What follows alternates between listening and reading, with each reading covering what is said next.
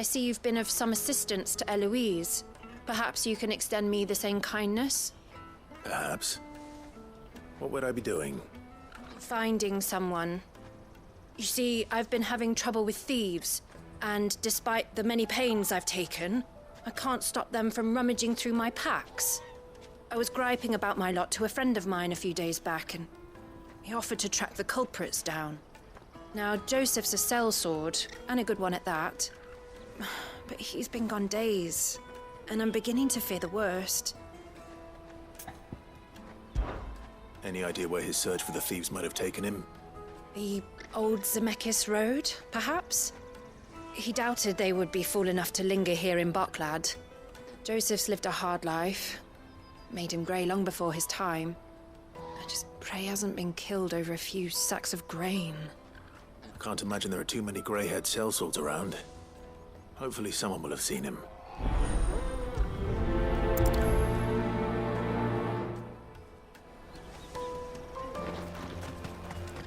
That's that then. Daddy! What do you want? I've no coin on me. Just information. Has a sellsword passed through here? Grey hair. Now you mention it, there was a young man with salt in his mane sneaking around out there a while back. Which way did he go? How am I supposed to know? Buggered off down the road, I expect. Now why don't you do the same and leave me be?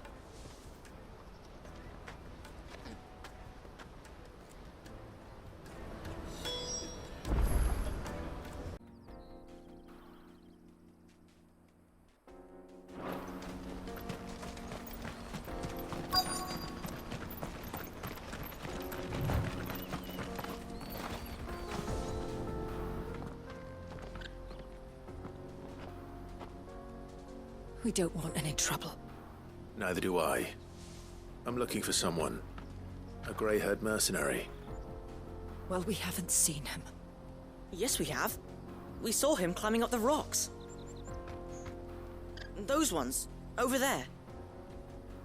Maybe he found his thieves. Mum won't let me near them. She said there's goblins up there, and that they eat little boys for dinner. Shush now. You've said quite enough already. I only told him what you said. I'd listen to your mother if I were you.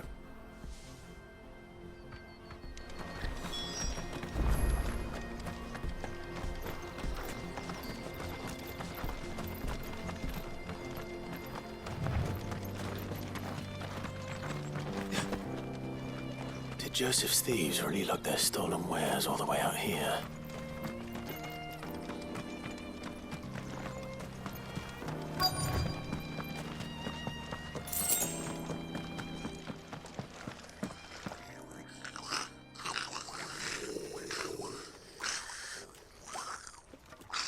I think we've found our thieves. They don't look happy to see me.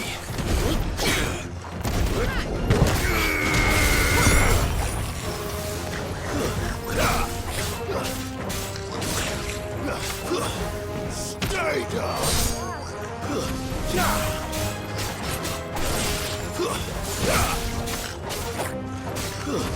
Titan!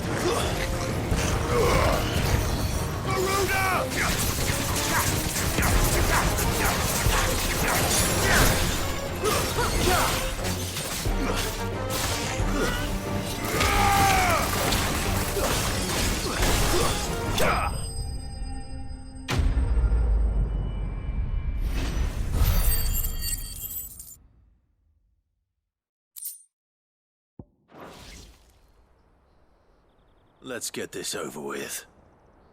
Stop! Don't kill him, he's just protecting his home. Joseph? So the boy was right. I don't know you. Your porter friend sent me to find you. She was worried you might have got yourself killed. Have I been gone that long? Wasn't hard finding the thieves. The problem was knowing what to do with them when I did.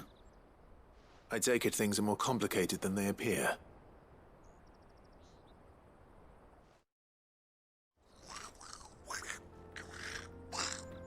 I'd all but ruled out bandits before I even left the market. You know what that is?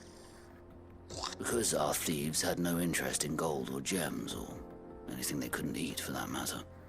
Add to that the rumors of goblins in the area, and the mystery practically solved itself. I soon found their cozy little homestead and all the missing food.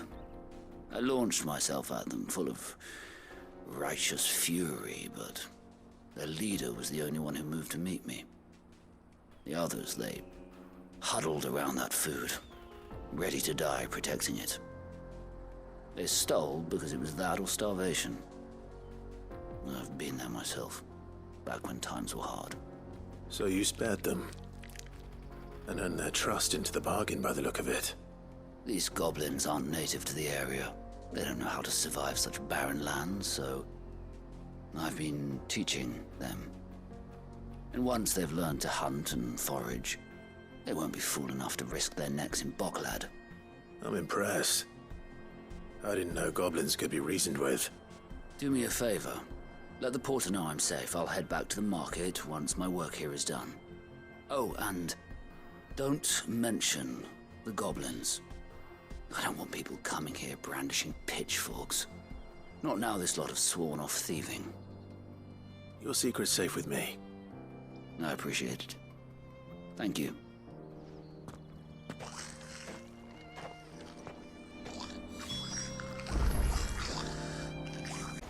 Porter for hire. Best service at the best... Joseph's fine. He'll be back once he's tied up a few loose ends. That's a weight off my shoulders. He certainly knows his business. He found your thieves all right. And I dare say they won't be coming back. A good man to have around, that Joseph. And if he says there'll be no more thieving, that's good enough for me. Thank you for putting my mind at ease. Here, for your troubles.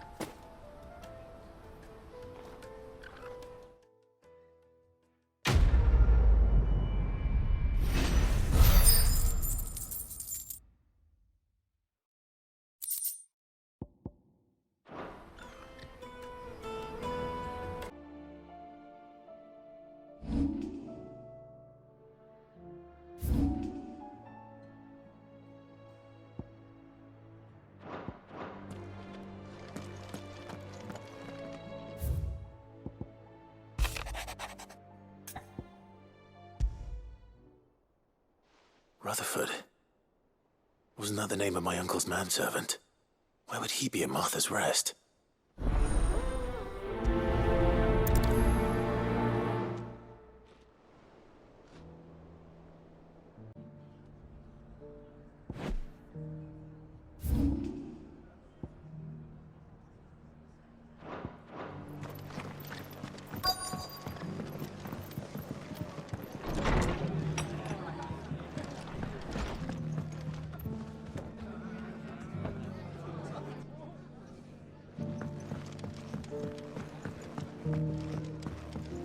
My lord Marquis, it is you.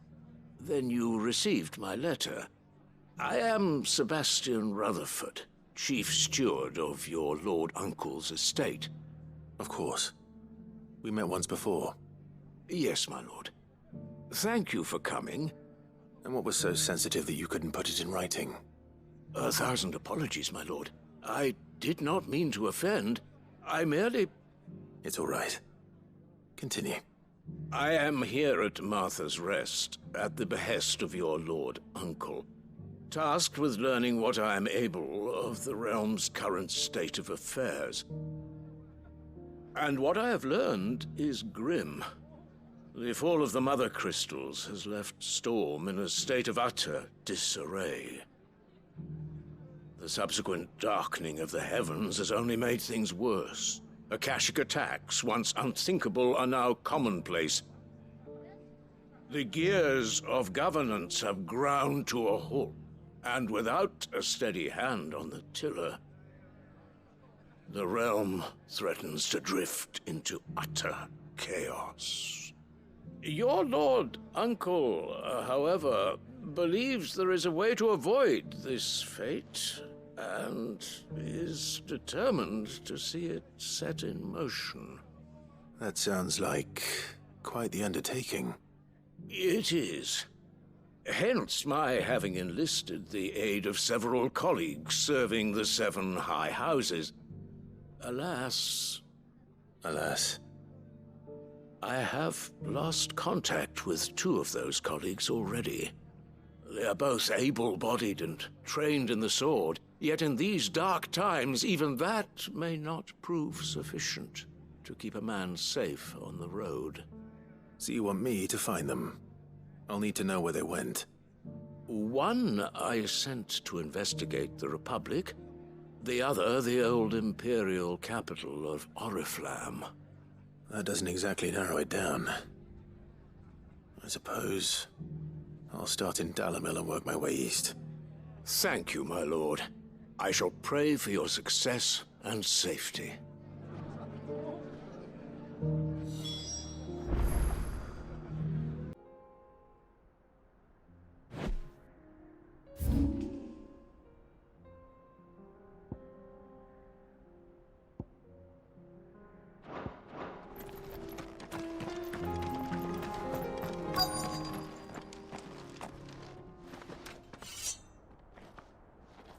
I don't see your master here, so you can start by giving us all the coppers in your purse. I already told you, I have nothing. Then maybe we'll take that pretty outfit and the steel you're wearing. Please! These men are trying to rob me! I'll deal with this. Thank you. You that one's master, then? If you'd kindly pay the coin he owes us, we can pretend you didn't draw your blade on Republican soldiers. Or you can go back to your garrison and I won't report you to your captain. Oh, you're more than welcome to. He hasn't had many visitors since we slit his throat.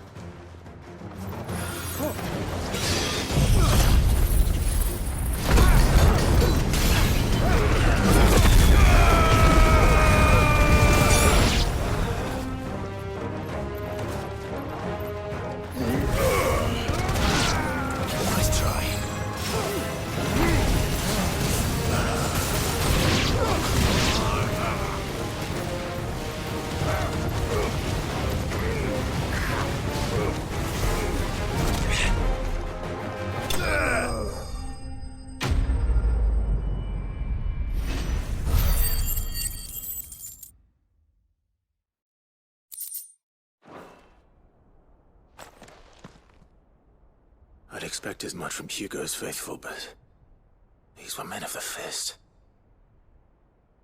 Much has changed in the Republican army since they lost their rock.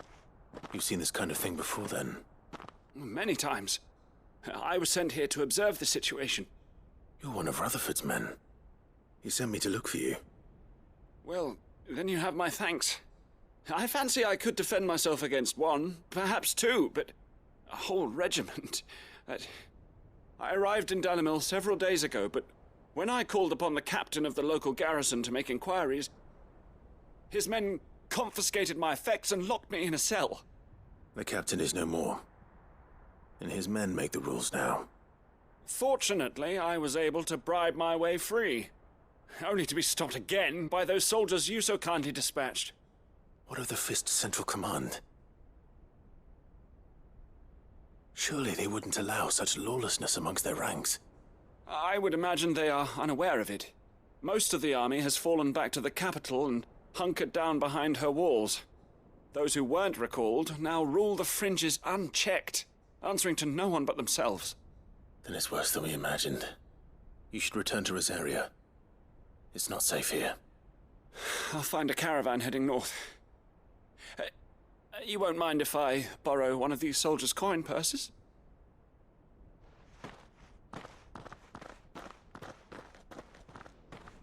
Not at all. Now, to find this second associate of Rutherford's. If he was bound for Oriflamme, I'll start at Northreach and see if I can pick up his trail.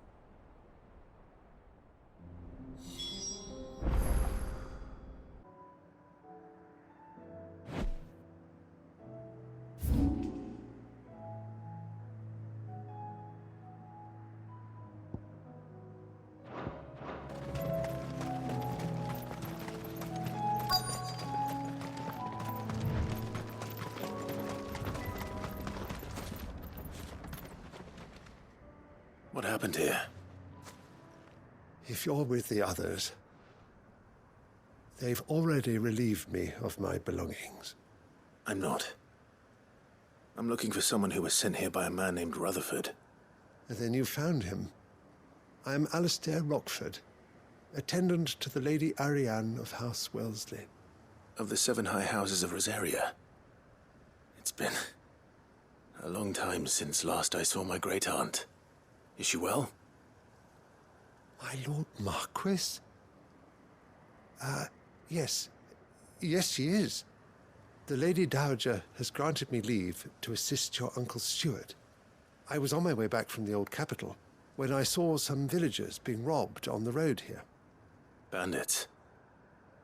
They looked more like field hands, but it didn't matter in the end. I did what I could to help the victims, but all it earned me was a pommel to the temple. Which way did they go? South, toward the gate. All right. I'll take care of them. Founder knows I've met enough of their kind. You head back to Northreach, visit the Vale, tell them I sent you. Thank you. I shall. Founder be your shield.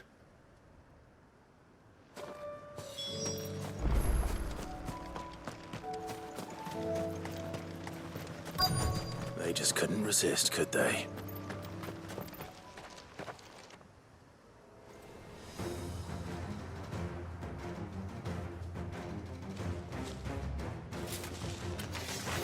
This one's ours, pretty boy.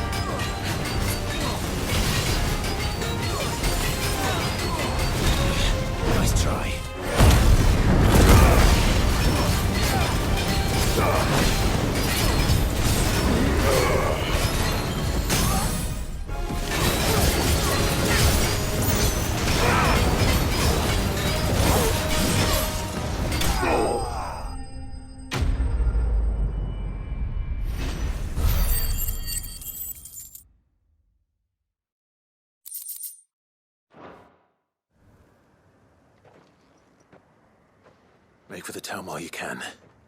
There may be more bandits nearby. You don't need to tell me twice. Many thanks, traveler. This looks to be all of them. I thought I told you to make for the Vale. And stand by as ill might befall the heir to the ducal throne. It's just Clive, and I'm fine. Which is more than can be said for you. I will survive.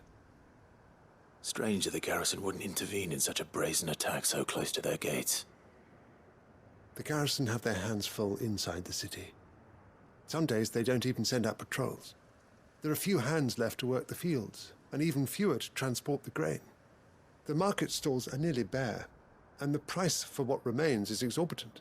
It's not uncommon to see a fight break out over a crust of bread. When I said the ones who attacked me didn't have the look of bandits, I meant it. They were probably just desperate. Rockford, listen to me. If you are to continue your investigation, you first need to seek the attention of a healer. Of course. I shall return to Northreach right away. But allow me to thank you first. Had you not happened along, Don't thank me. Thank Rutherford. It was he who sent me. I suppose he'll be wondering where I've got to. I shall send a Bistolus as soon as I'm able. Good day.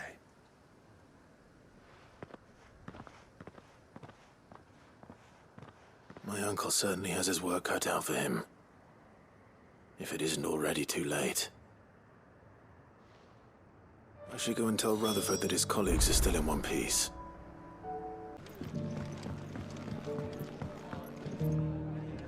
I see you're still here. The Rest's location affords a constant flow of traders, and with it, a constant flow of information. Speaking of which, I received word from both my associates. They have resumed their investigations, thanks to you. I only happened to be in the right place at the right time. They both seem to think the realm's prospects rather grim. I am afraid that grim would be putting it lightly. Storm is in crisis, and if we are to free her, we must work quickly. And we must work together. Such is your Lord Uncle's wish. As it is mine.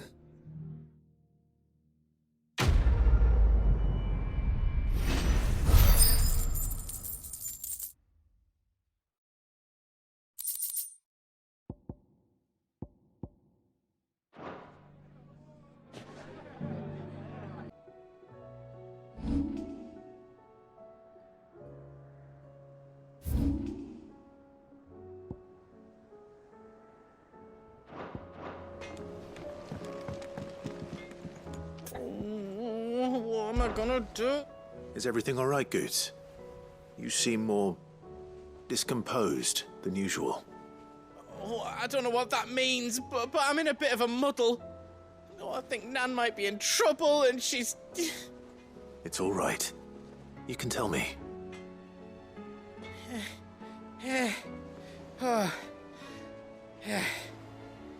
There was a trader came by. One of our usuals, like... Said he'd heard some rotten rumours about her down Dallimil Way.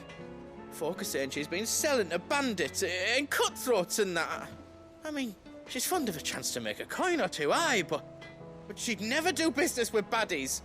Especially not the kind who go hurting people who haven't done out. I wanted to ask her about it myself, but I'm scared she'll give us a tongue lashing. She'd never give your tongue a lashing, though, would she? Don't worry. I'll speak to her. Oh, thanks, Clive. You'll let me know what she says, won't you? Of course. I'm sure it's all just a misunderstanding.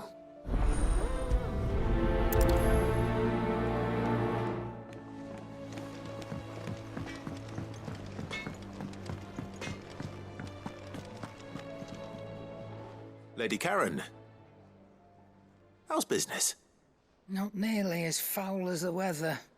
You're doing good trade, then? Both in and out of the hideaway? Can't complain. Wait. What exactly are you getting at? Not once in 5 long years do you pay my affairs half a care, but here you are today, raking me over the coals like a bloody popoto? Just asking. Out of interest. All right. I'm here because I was told that certain rumors have been circulating. About you selling weapons to brigands. Oh, are you? And who was it who knows me so well as to tell tales of my evil exploits? I didn't exactly hear firsthand.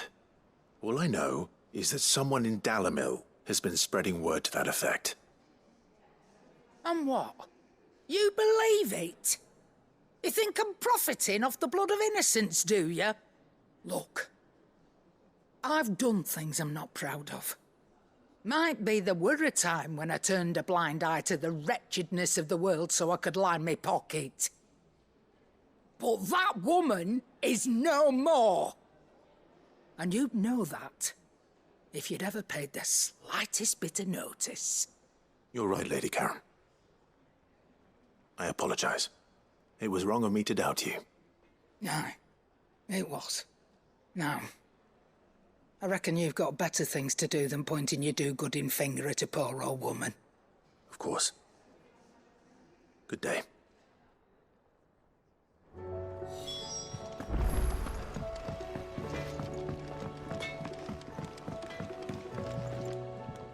I spoke with Lady Karen. What did she say? that the rumors were unfounded, and that I was a fool for thinking they might hold any truth, along with some other things that made her feelings clear. And while it sounds like she may have done things she regretted in her past, she says those days are behind her. Oh, well, that's good. I knew Nan wasn't caught up in out bad. But why would people say she was? What did she ever do to them? It's not right. No, it's not. But people do things for all sorts of reasons. Perhaps we'll never know. Well, I'm going to find out. That trader, he said they were all talking about her in Dalimil. So that's where I'm going. I'll find someone who'll tell me, you'll see. Are you sure that's wise? Whoever's spreading these rumors means Karen ill. Oh, right. But that's why you'll be coming with me, isn't it, Clive? I suppose it is.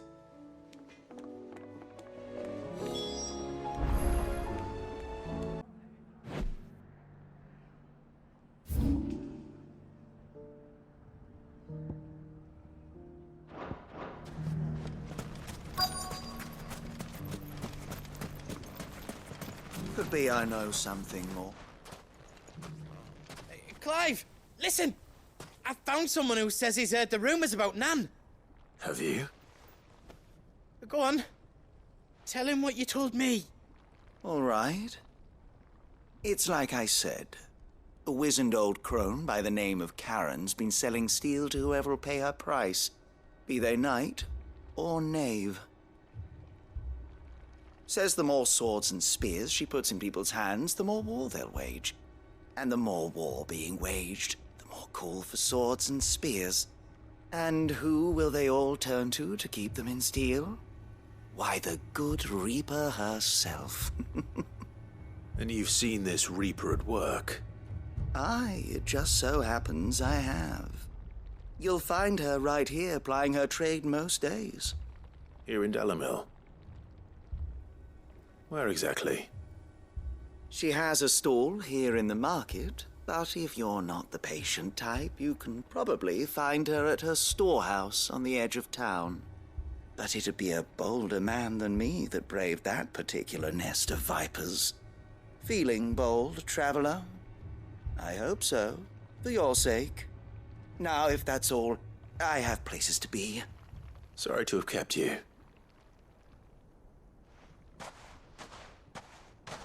You don't think Nan's the Reaper, do you? Not unless she's discovered the secret of how to be in two places at once. Eh? What do you mean? Lady Karen hasn't left the hideaway in weeks. So who has been running this stall he spoke of? Good question. I'll go and have a look. And I'll visit this storehouse on the edge of town. All right, but be careful, Clive. You too, Goots.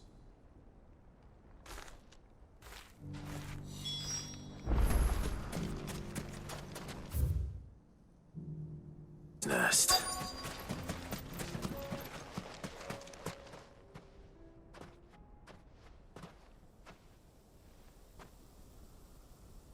Just you, is it? Thought I might have laid it on a bit thick. It was a fairly unconvincing tale. So, what now? That's up to you. Die a slow death, or a quick one. Boys, he's all yours. But that sword is mine.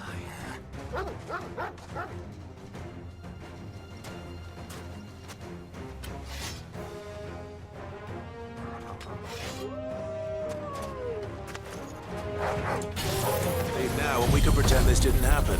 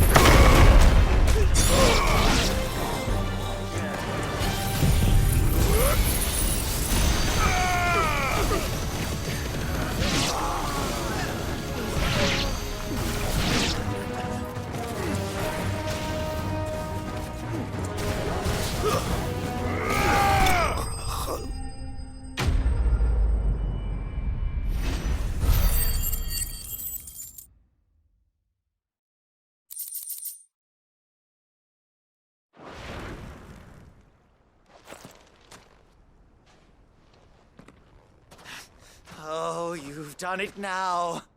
Go on. Tell me what I've done. When the Borgwyn finds out you've killed his men, he'll have your head. He only wanted that bull of a manservant, the dim one always clinging to Karen's skirts. You weren't even supposed to be here. Who the hell are you anyway? What were you going to do to him? The Borgwyn wanted him to get to Karen. I was only supposed to point the lump in the right direction once he arrived in Dalamil. But then you turned up. Well, go on then. If you're going to end me, end me. You're not worth the effort. Now be gone, before I change my mind. Fucking coward! I need to find Goots. Right now.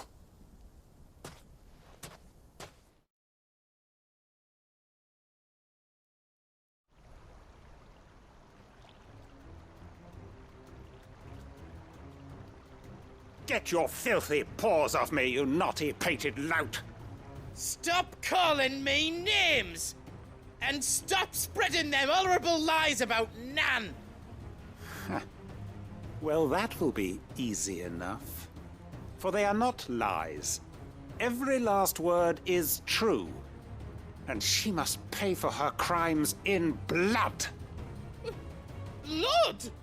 Goot, are you all right? He's gonna kill Nan! He said she had to pay in blood! After what she did, it is only right. She ruined my life and the lives of countless others. That loathsome harpy's very existence is a crime, and I will not allow it to continue. Goots, was it? I have no quarrel with you. Only with your employer. Run along now. You need not pay for her sins. No. No? I don't care what she did. I won't let you hurt Nan. Promise me you won't hurt her, or I'll kill you myself! Goot, no. Enough, all of you! Karen. But how did you? You're a sight less clever than you think you are, the pair of you. Did you think I wouldn't notice the two of you slinking off together? Well, the whole thing got me thinking, who in Dalamil might bear me a grudge?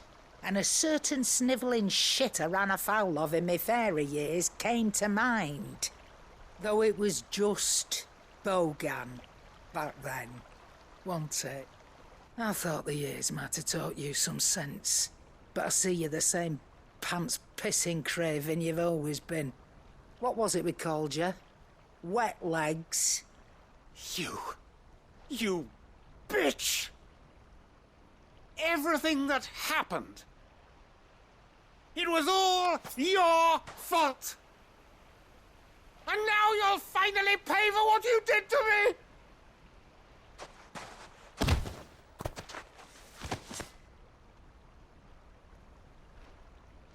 Goots, you... If you want a piece of Nan, you'll have to go through me. Fuck! You great galoot. Out of the way, I can handle this myself. So, wet legs, you remember what you told me when we last met? An eye for an eye. Wise words, Sam. Wise words. And now, it's time to collect.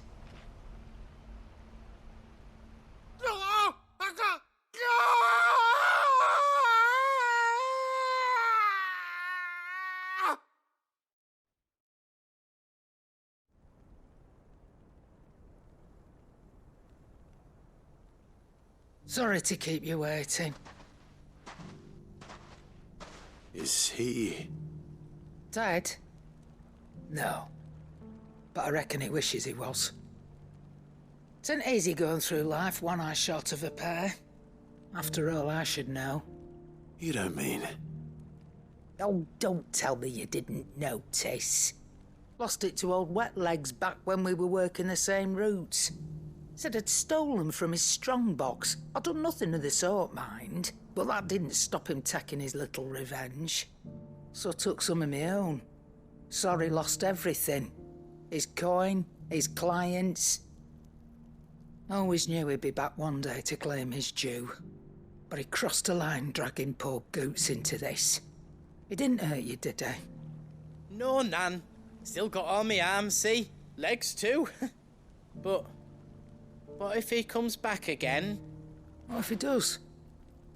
First we take the other eye, then we work our way down. He'll learn his lesson soon enough. But something tells me the Wet Legs has learned it already. Right. Let's get you back to the hideaway. You've attracted quite enough attention already. Ta-ra, Clive. Remind me never to cross you, Karen.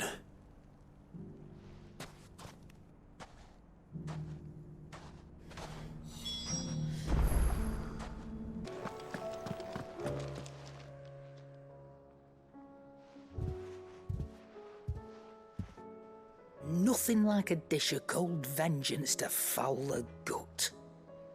I'm sorry, Nan. I didn't mean to make things worse. I just thought I had to protect you. Like you've protected me. Aye, well, someone had to. Your parents certainly didn't give a whit for your well-being. Reckon the both of us would be worse off if I'd not taken you on. You've always been me right eye, Goots.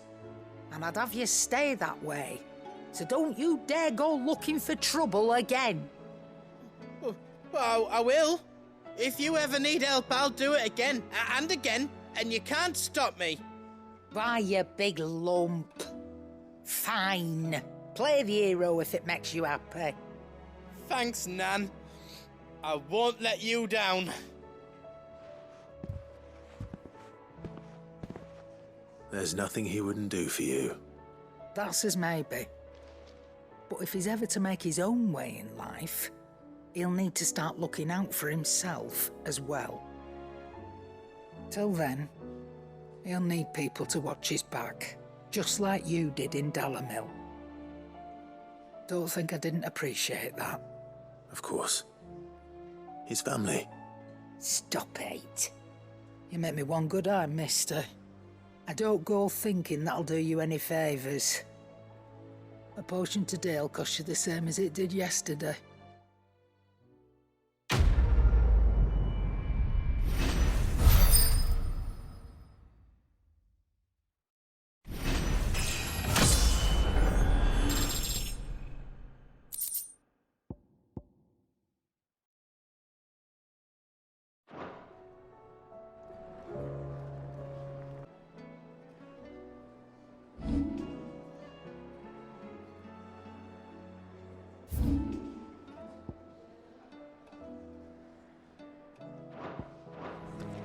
Seems the hideaway's lost its appetite.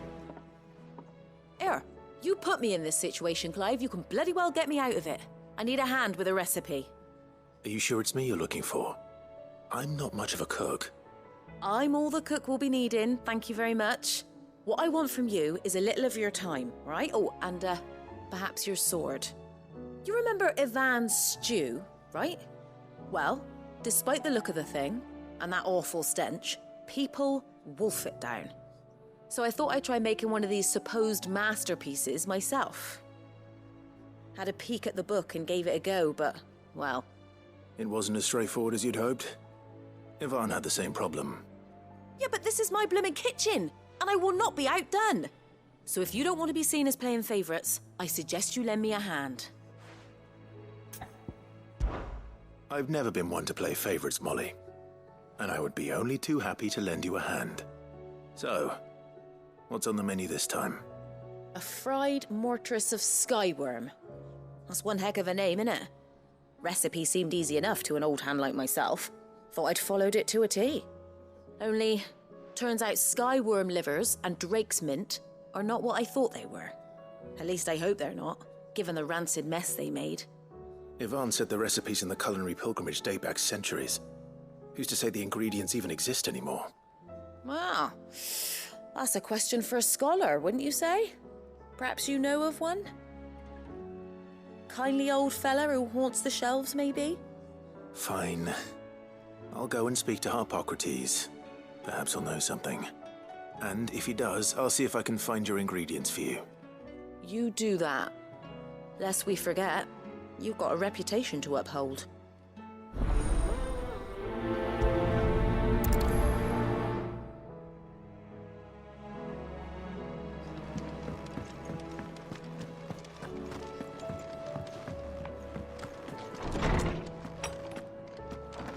Is a storm coming, Sid? Lawsman Harpocrates. I've come to pick your brain if you don't mind. It's about the book you lent Ivan. Ah, Valisthea, A Culinary Pilgrimage, a classic. One of my favorites, in fact. The young man did a wonderful job with the Chance's stew. I do hope we shall be able to sample more such marvels in due course. That's actually why I'm here. I don't suppose you know where I might find skyworm livers and drake's mint. Ah, so the fabled Sandbrequois delicacy is next on the menu. Delightful. The descriptions of fried mortress never fail to make my mouth water.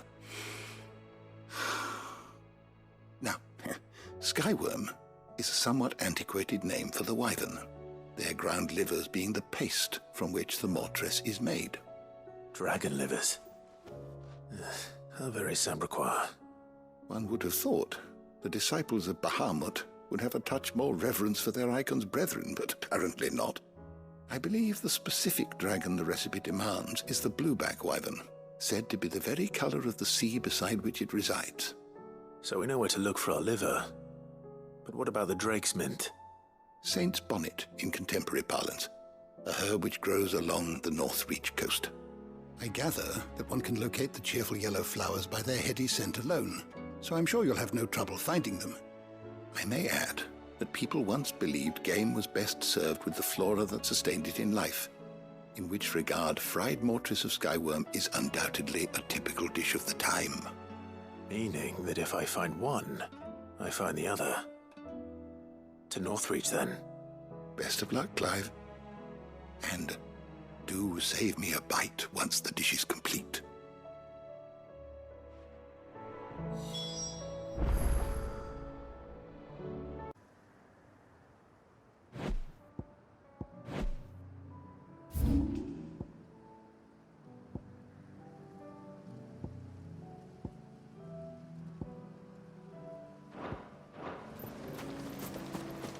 Harpocrates said I should be able to find what I'm looking for somewhere nearby. Bright blue dragons and bright yellow flowers. Should be easy enough to spot.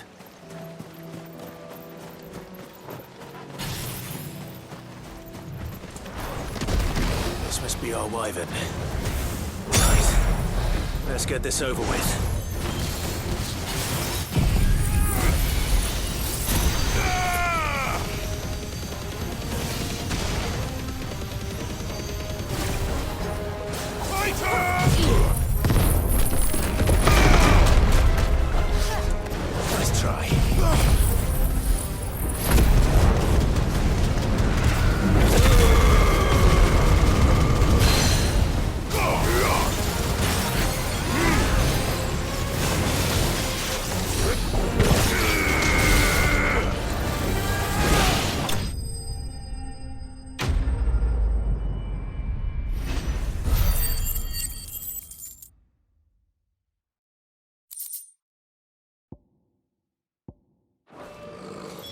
That's the wyvern's liver.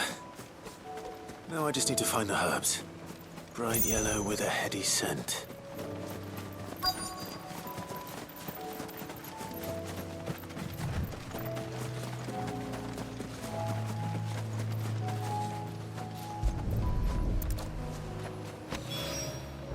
I think that's everything Molly needs to resurrect her recipe. Better head back. Seems the hideaway's lost its appetite. So, did you have that word with Tomes then? I did, and he was as helpful as ever. He told me exactly where to look, in fact.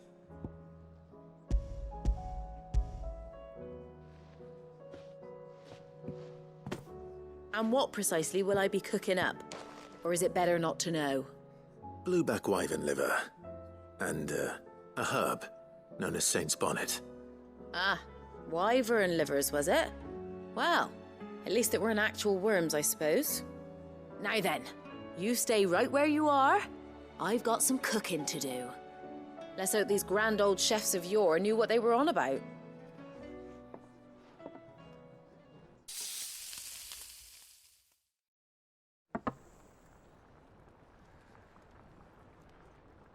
And here we have it. Fried mortress of skyworm. Ivan's offered to make sure it's fit for consumption. Well, I say offered. He as good as begged. And rightly so. Is there any higher honour than partaking in a slice of culinary history?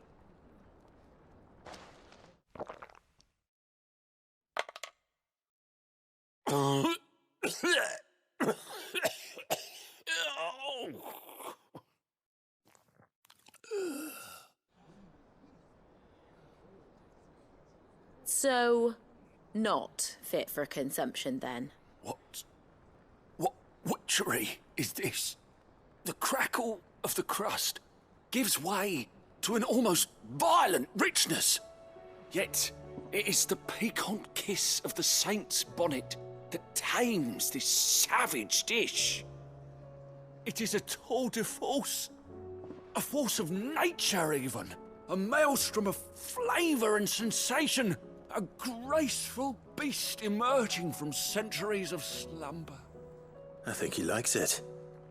Well, I can't quite tell with all that nonsense he's talking. But I reckon you might be right. It was decent then, I take it. Decent? It's remarkable. And I defy any man to say a word to the contrary. Sid, might I suggest that you command a party of your finest men and women to procure a dozen blueback wyverns forthwith? I'll give it some thought.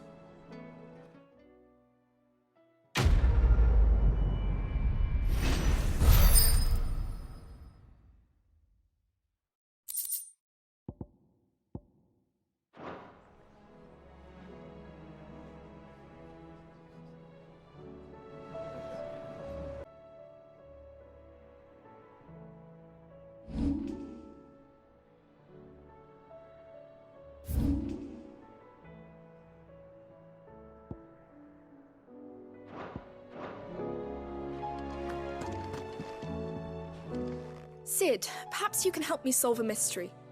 I can certainly try. Who's gone missing this time? It's not who, but what. Mid's scales, the ones she made for her workshop. I borrowed them to teach the little ones about weight, and shortly after the lesson, well, they vanished. My first thought was that they'd taken them off somewhere to play, but when I asked, they swore they had nothing to do with their having disappeared. Which almost certainly means they had everything to do with it. Perhaps a visit from Sid will jog their memories. I think it just might. Thank you.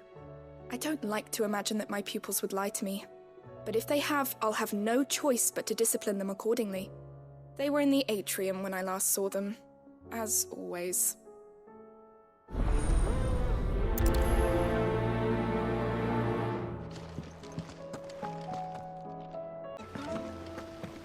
What do you reckon we should do? I say we should...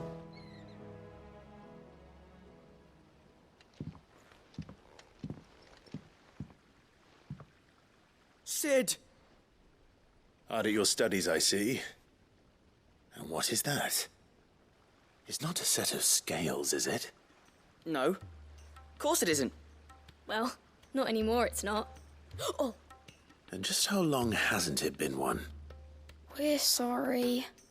But we didn't break them. We dismembered them. Just like Miss Mididol showed us. Miss Mididol? And why would she have you dismembering her creations? Because that's the only way to become a ninja-neer. Miss Mididol said, the best way to see how something works is to take it apart and put it back together again. Well then, your work is already half done.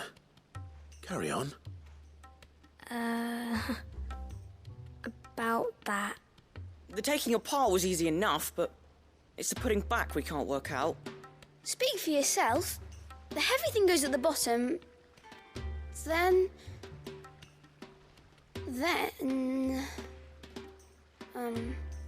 You three need to learn to take responsibility for your actions. So let's have a look at these parts with fresh eyes, shall we?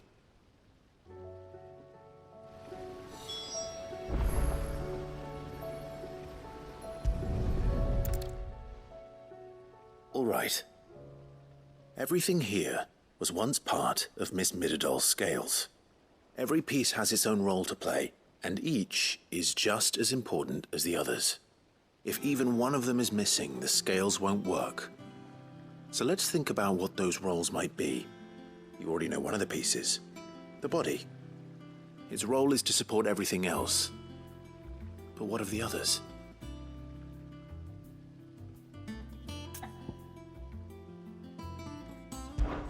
This is called the arm. Why do you suppose that is? It doesn't look much like an arm. You're right. It looks more like a wing. Like a chocobo wing! You've ridden a chocobo before, haven't you, Sid? Will you teach me to ride one day? I'll think about it. Now, what do arms do? Hold things. So wait, maybe this arm holds things too? Good thinking. You're on the right track.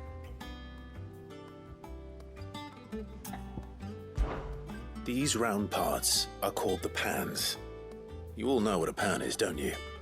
I do. Molly uses them in the kitchens to fry bangers. But these aren't for frying bangers, you idiot. They're for weighing stuff. But what if I wanted to weigh Goots? I don't think he'd fit on that little thing. Probably not. What are the chains for? Holding the pans up? Well spotted. Which means something must hold the chains up in turn. This tiny piece is what's called a cogwheel, or gear.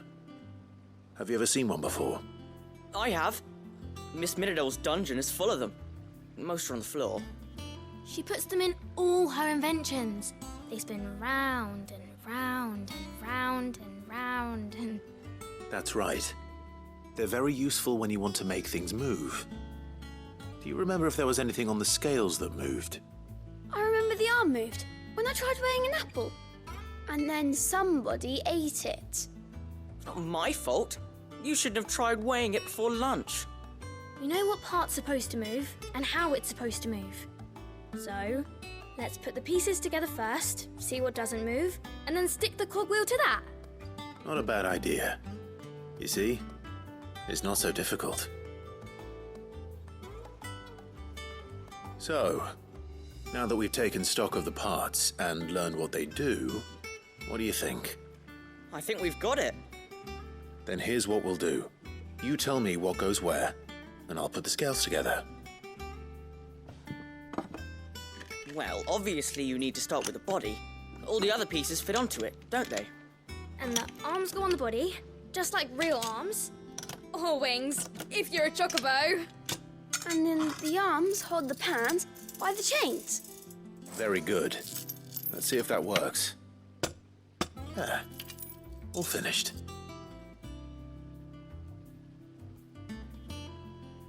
Yes! We did it! Well, with Sid's help. Oh, I just put the pieces together. It was you three engineers who showed me how. That's right. We're Miss Midadol's hares. Her hares? Yeah, hares for the future. She's showing us her secrets now, so we can help out the hideaway when we're older. What do you think, Sid? Are we almost ready? With a little more help from Miss Midadol and Miss Shirley, I'd say it won't be long at all. You hear that? It won't be long. Until then, though, do try to be honest with Miss Shirley.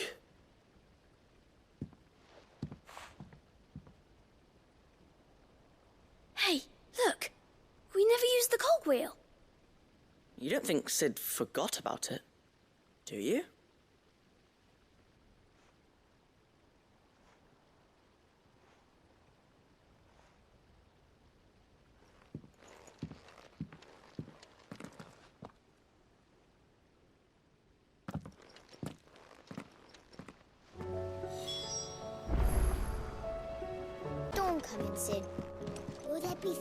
Well, did you solve the mystery?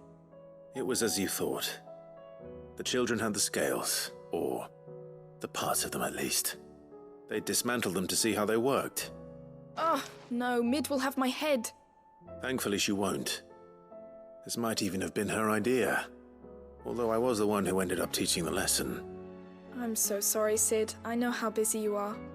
I shall see that the children are properly punished. Please, there's no need. Mid seems to have taken the three of them under her wing. She's even calling them her heirs. She'd have them follow in her footsteps. And her father's. I see. Sid, do you know why Mid has been spending so much time at the hideaway of late? She told me it was because her studies have been interrupted by events in Canva. Is that not true? No, it isn't. The university offered her a commission. In exchange for full tuition, room and board, they asked her to oversee the design of several new war engines. To anyone else it would be an opportunity, but to Mid, who lost both her parents to war, it was a bitter pill. One she was none too keen to swallow. But that should come as no surprise. She's only ever cared about bringing people hope. The very last thing war can be said to do. Which explains her heirs. She's working to give them a better life. And so should I. What's the odd engineering lesson? Oh, you've given them far more than that. And I'm sure they're very grateful.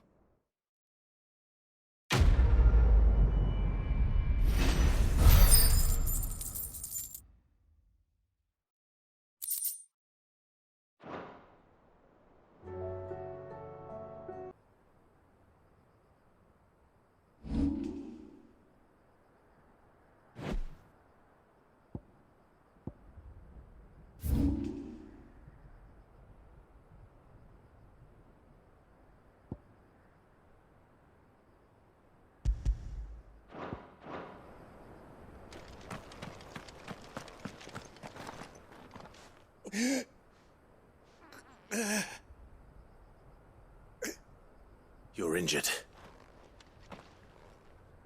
What happened here? Where are your comrades? The ether flood up ahead. It swallowed our camp while we slept. My own men did this. Turned every last one of them. There's a village not far from here. Tabor. The people were kind to us. It's only a matter of time before they won't stand a chance. We can't let those monsters reach the...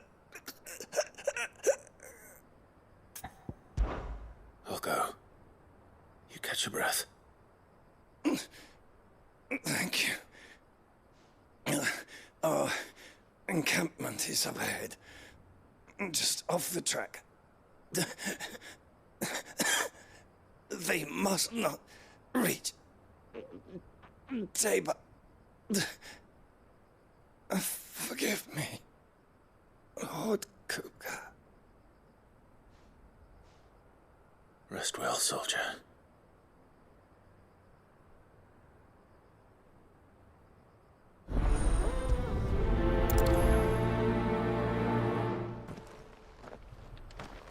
You said the encampment was close.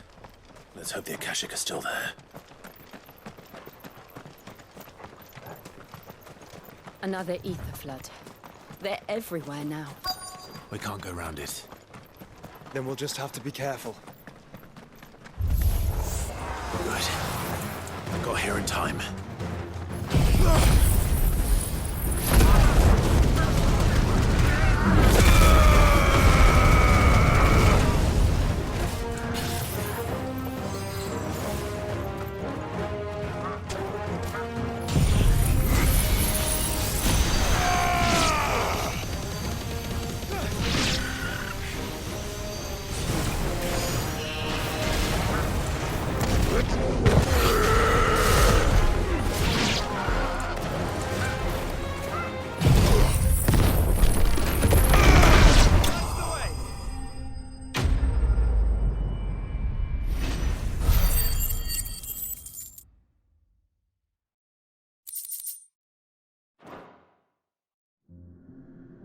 Someone there! Please, I can't move my leg! That doesn't sound like an Akashic.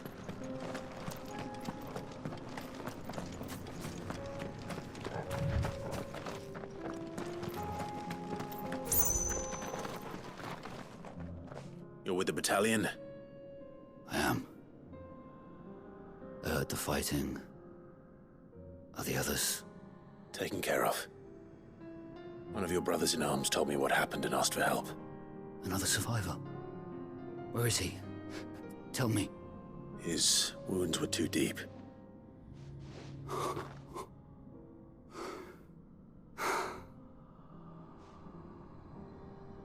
He was right to send you. Those things you slew are no longer my brothers. Tabor is safe thanks to you. Here, you've earned it.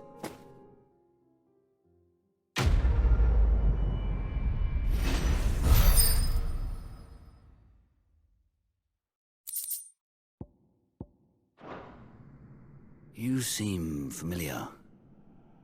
Have we met? You must have me confused with someone else. Wait. That scar.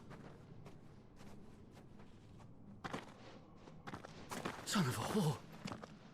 You're Sid. I was there in Cosnes when you killed my brothers. I was there in Rosalith when you killed my commander. My war with Hugo Kupka is over. I bear no ill will toward those who followed him. And what of my ill will? Coward! Draw your steel. Lord Kupka shall be avenged!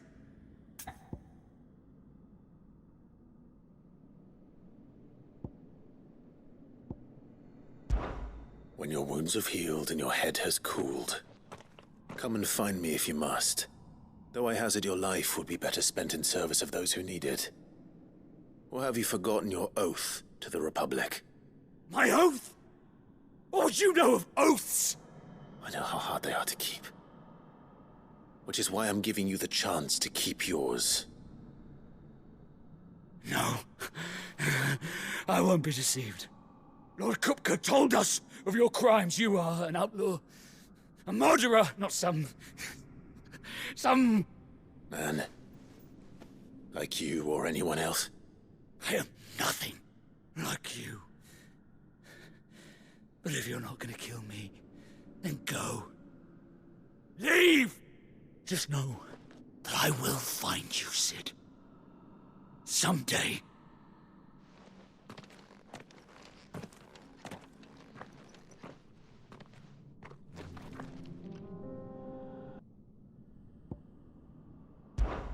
Fine. If you insist. For Tyson!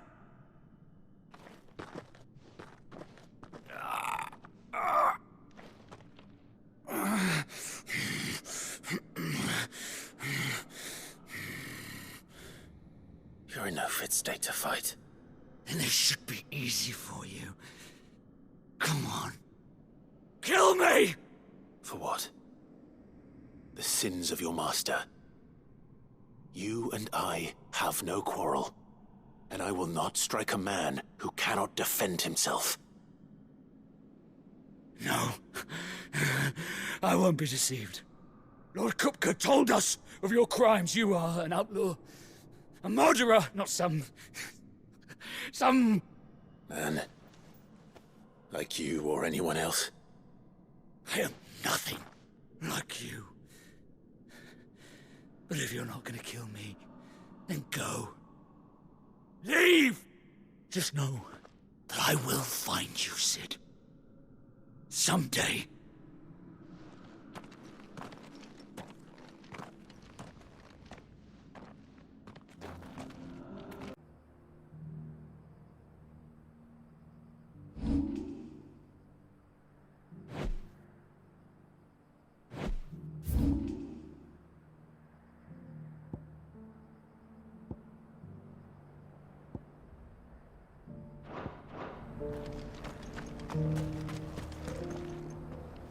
Is that blade for hire, perchance? Because I have a mind to make a killing. Figuratively, I hope. Well, yes and no. A passing caravan carried with it a rumor most fortuitous for one in my trade, that an elder Dread Evis had been sighted in the fields of Korava. Dread Evis are aggressive beasts. Compelled as they are to acts of violence, few survive to maturity, but those that do develop a hide of phenomenal value. A hide you want to sell? Eventually, yes. Though I would have it tanned first that it might be crafted into marvels the likes of which the world has never seen. Dread Evis skin is a rare thing indeed. But the worked hide of a well-aged beast, now that would fetch such coin that Gilbert himself might weep with envy. Bring me that beast's skin, and I will share with you the bounty of our combined labors. All right. I'll hunt your Evis. Of course you will. When one lives in such troubled times, it is a fool who lets opportunity slip his grasp. Leave Tabor through the east gate, but take the path that branches west. Once you reach the checkpoint at Tovani, you are a mere stone's throw from the fields of Korava.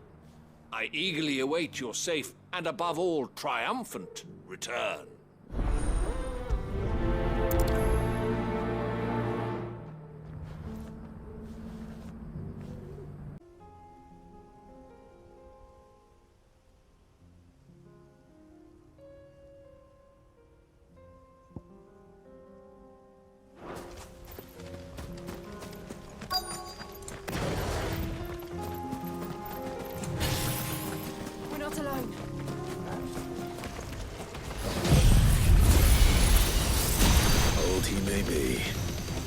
Looks like there's still plenty of fight in him yet.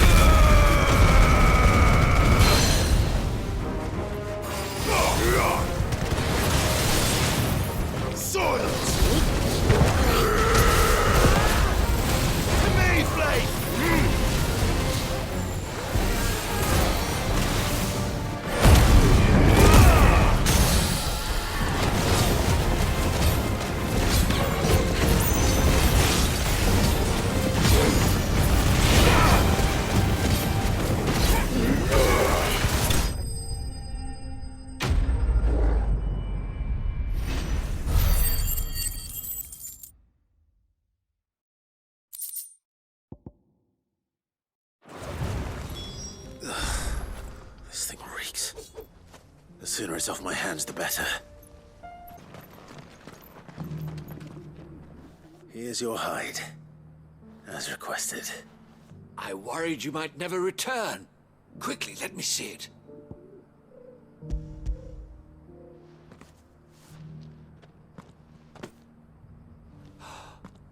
Oh, as supple as a maiden's cheek, yet as adamant as her virtue.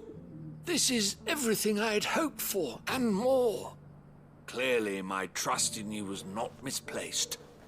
You must be a hunter of considerable talent to have bested the beast with nary a scratch. Join me as my honored partner. With my means and your might, we shall be as wealthy as the merchant kings of Zemeckis. I don't plan on making a habit of this. I'm busy enough as it is. Very well. Though I believe fate had a hand in our meeting, it would be unbecoming of me to beg. Do not allow me to keep you from being about your business. Here, for the hide.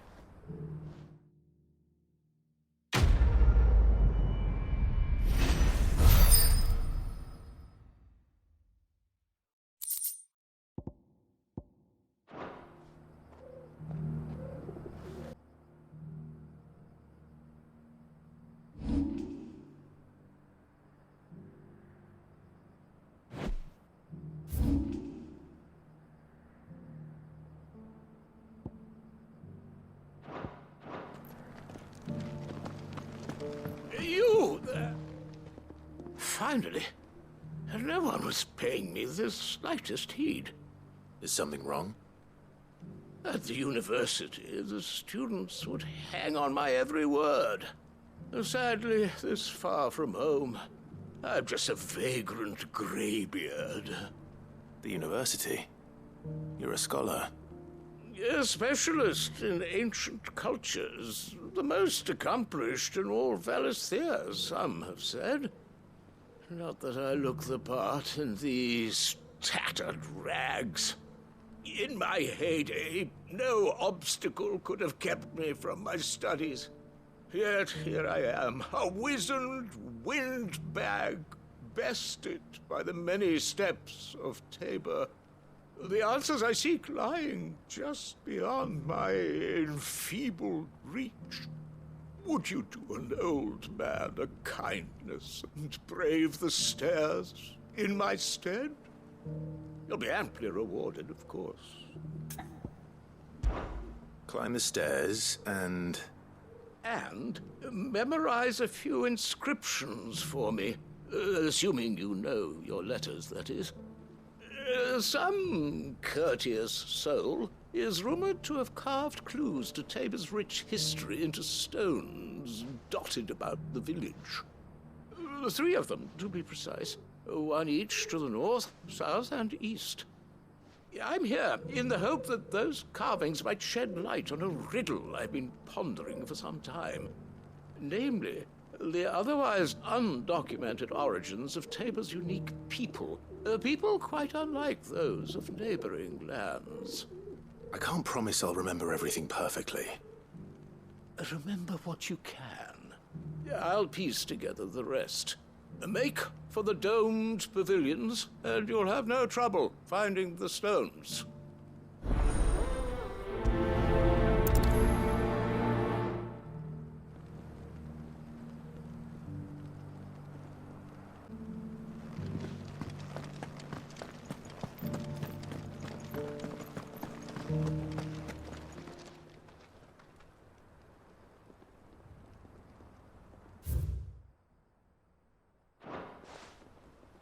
Farmers must have settled here in Tabor.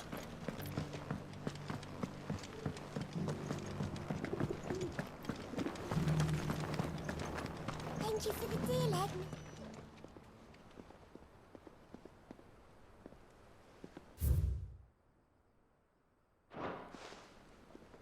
What golden plains might the wanderers have called home, I wonder?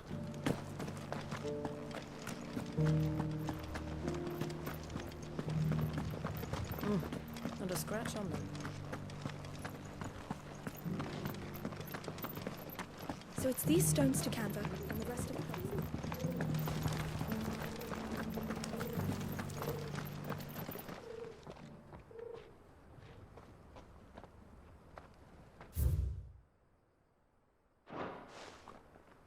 No history would be complete without mention of the mother crystals. I should speak to the old scholar before I forget everything I've read. How are those new boots treating you? The engravings were in good repair, considering their age. Oh, would that I could have seen them for myself. Come, don't tease me now. What did you learn of this place and its people? Let's start with the engraving to the south, shall we? What did it say? Guardians of the Crystal, the first stones of Tabor, sacred hold thy noble blood, till ends the mother's labor. I'm pretty sure that was it. Fascinating. It would seem the founders of this city were descendants of those fallen charged with protecting the mother crystals. But whatever could have driven the Guardians so far from their sacred charges, I wonder? The engraving to the north is next, I think. Wanderers of the Golden Plains, lay your roots in stone. With pride recall thy noble past, and make these rocks a home. Or, I think that was it, at least. No doubt you're right. There are vestiges of nomadic customs in Tabor its guardian roots could never account for. This is proving most enlightening. Now, for the final stone.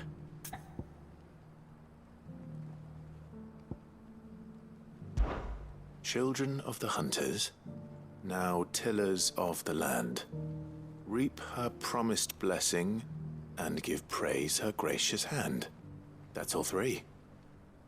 And so, we add primitive farmers to Tabor's founding peoples, the final piece of the puzzle. 3 engravings, 1 for each of the 3 peoples to have settled Tabor in ancient times. Guardians of the Mother Crystal, wanderers from across the plains, and last but certainly not least, hunters turned farmers. Little wonder it was so difficult to trace the roots of Tabor's culture. Those roots reach down through 3 distinct traditions. Nonetheless, one cannot help but wonder why this fact is not better known among scholars, given that the stones stand here for all to see. Too many stairs, perhaps. Ha! Too many by far. Here, and thank you.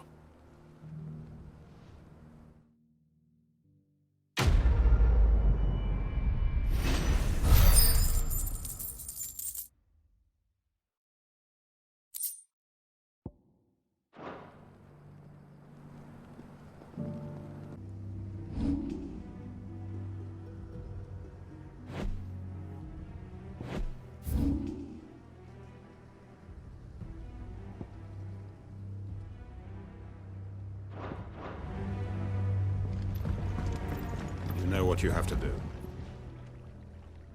Clive, I fear that I must bid you farewell.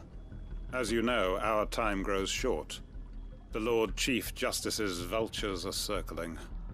We must strike now. Before we part, I want you to know that, though I may not always have been your most vocal ally, I trust you, as I trusted your predecessor. Thank you. I appreciate the sentiment, and I understand more than anyone how you feel. But is revenge really the answer? It is the one I found, and it is all that I have lived for since that day. But what of Lostwing? Everything you've built. I built Lostwing to achieve this aim. Once it is done, the village will have served its purpose. My comrades and I are sure of our cause, and we shall fight to the last, come what may. But there are those among us who cannot fight. Children, the elderly, bearers afflicted by the curse. I would place Lostwing in their hands, if I thought it would do them any good. But a village home only to the frail and the infirm is not likely to stay a safe haven for long. And so, Clive, I find myself turning to you once more. Will you take them to your hideaway, that they might live even should Lostwing die? I will. Thank you. I will not have it said that I did not see to the well-being of those who rallied to my cause. The people I speak of have withdrawn to Gotan's Bales, away from danger in case the Black Shields strike. Understood.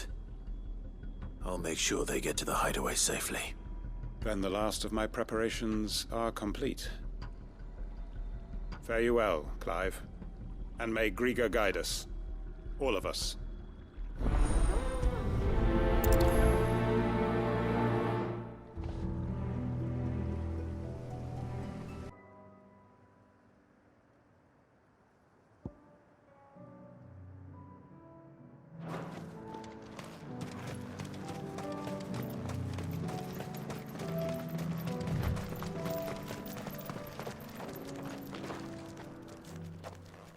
Everyone, Quinton has asked that you come with me.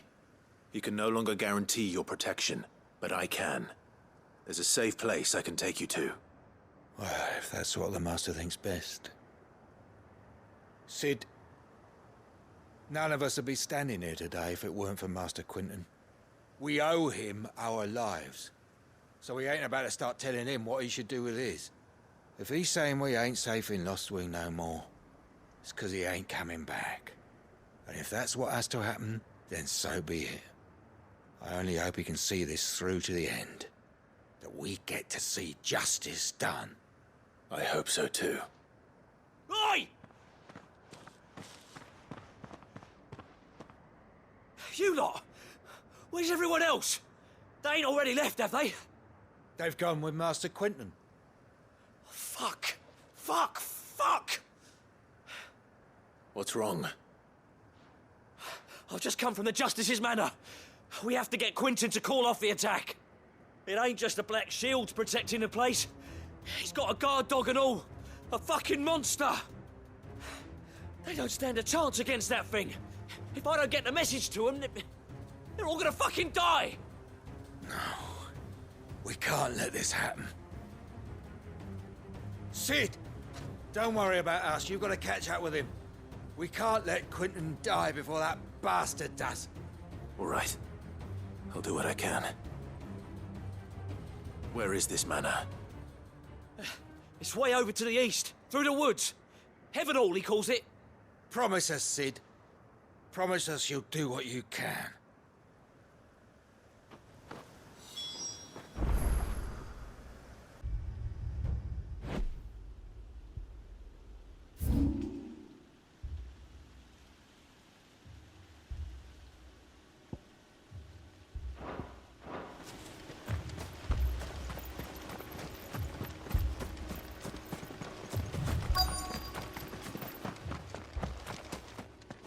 Quinton, are you all right? No. But I am alive. Which is more than I can say for my comrades. They followed me without question all the way here. And they died. For nothing.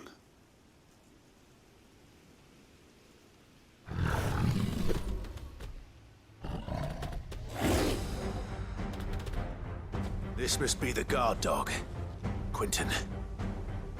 I'll hold it off. You go. But...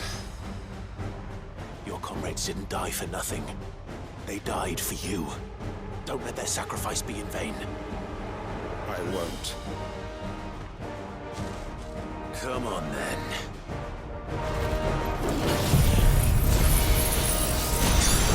That is no mere guard dog.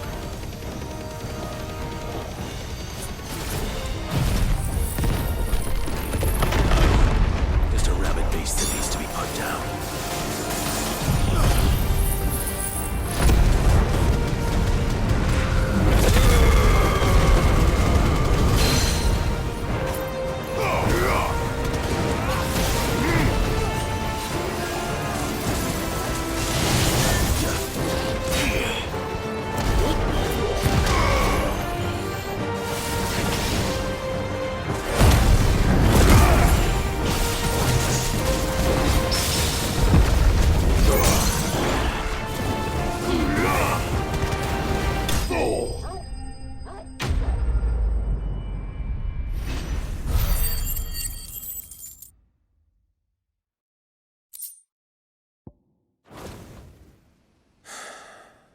If only we'd arrived earlier.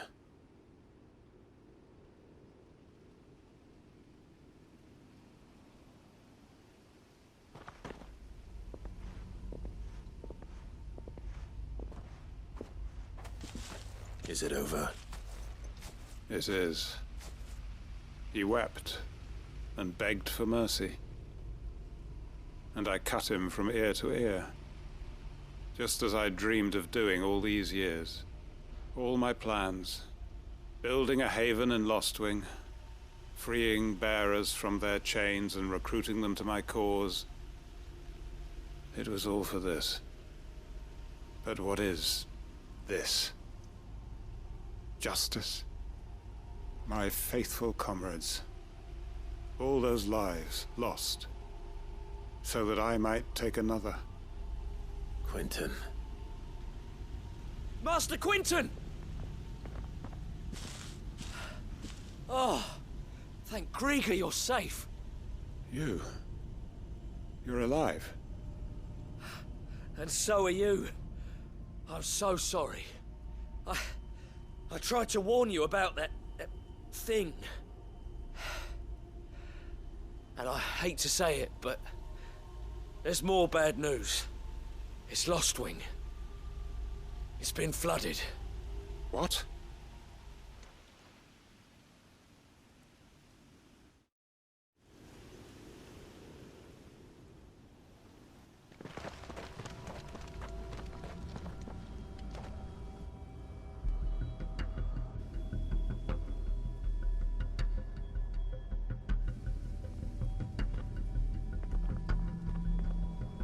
Lost wing. My lost wing. And look who's here. They must have stolen in after we left, just before the flood struck. What if there are still people in there? Don't be a fool!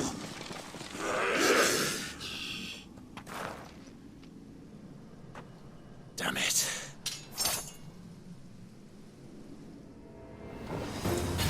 Quinton's not going to last long in there. Then we finish this quickly.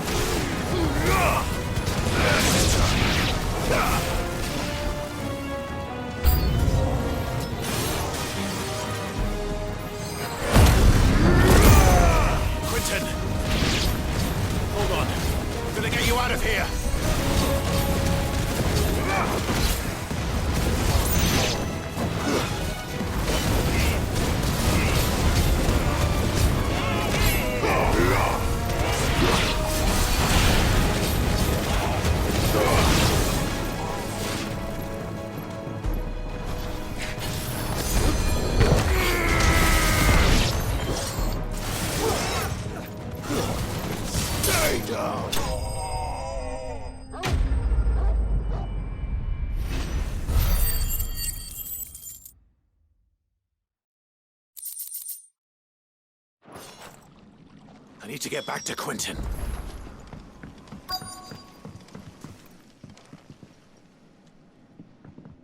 Quinton! Quinton! Look at me! Thank the Founder. He hasn't turned. I'm going to get you out of here.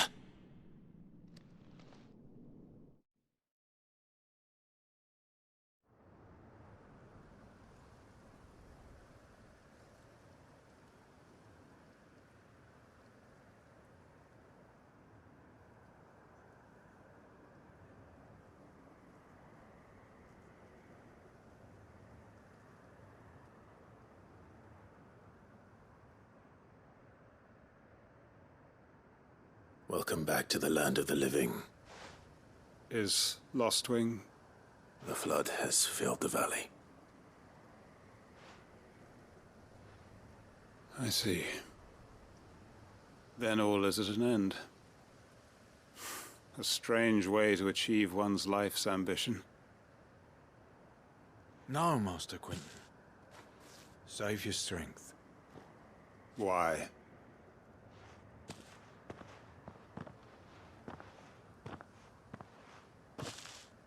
All that I strove for is gone.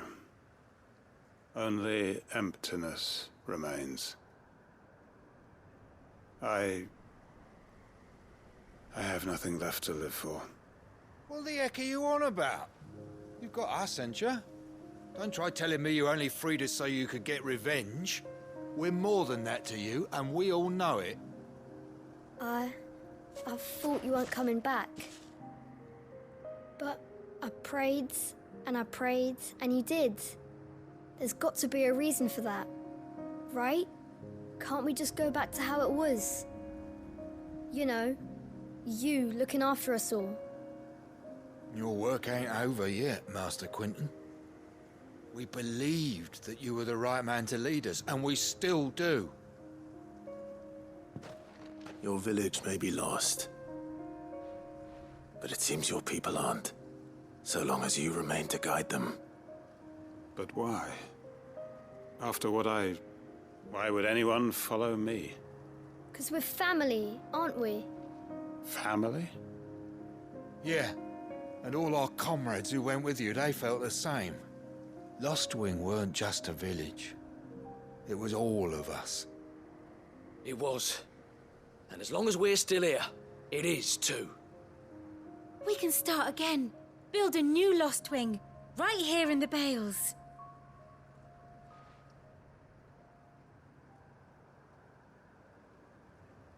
A fresh start. One life ends, and another begins. Why just a village? We could build towns. A nation, even. What's to stop us? That's the Master Quinton we know. Please. I am nobody's master. Quinton will suffice. After all, we are family.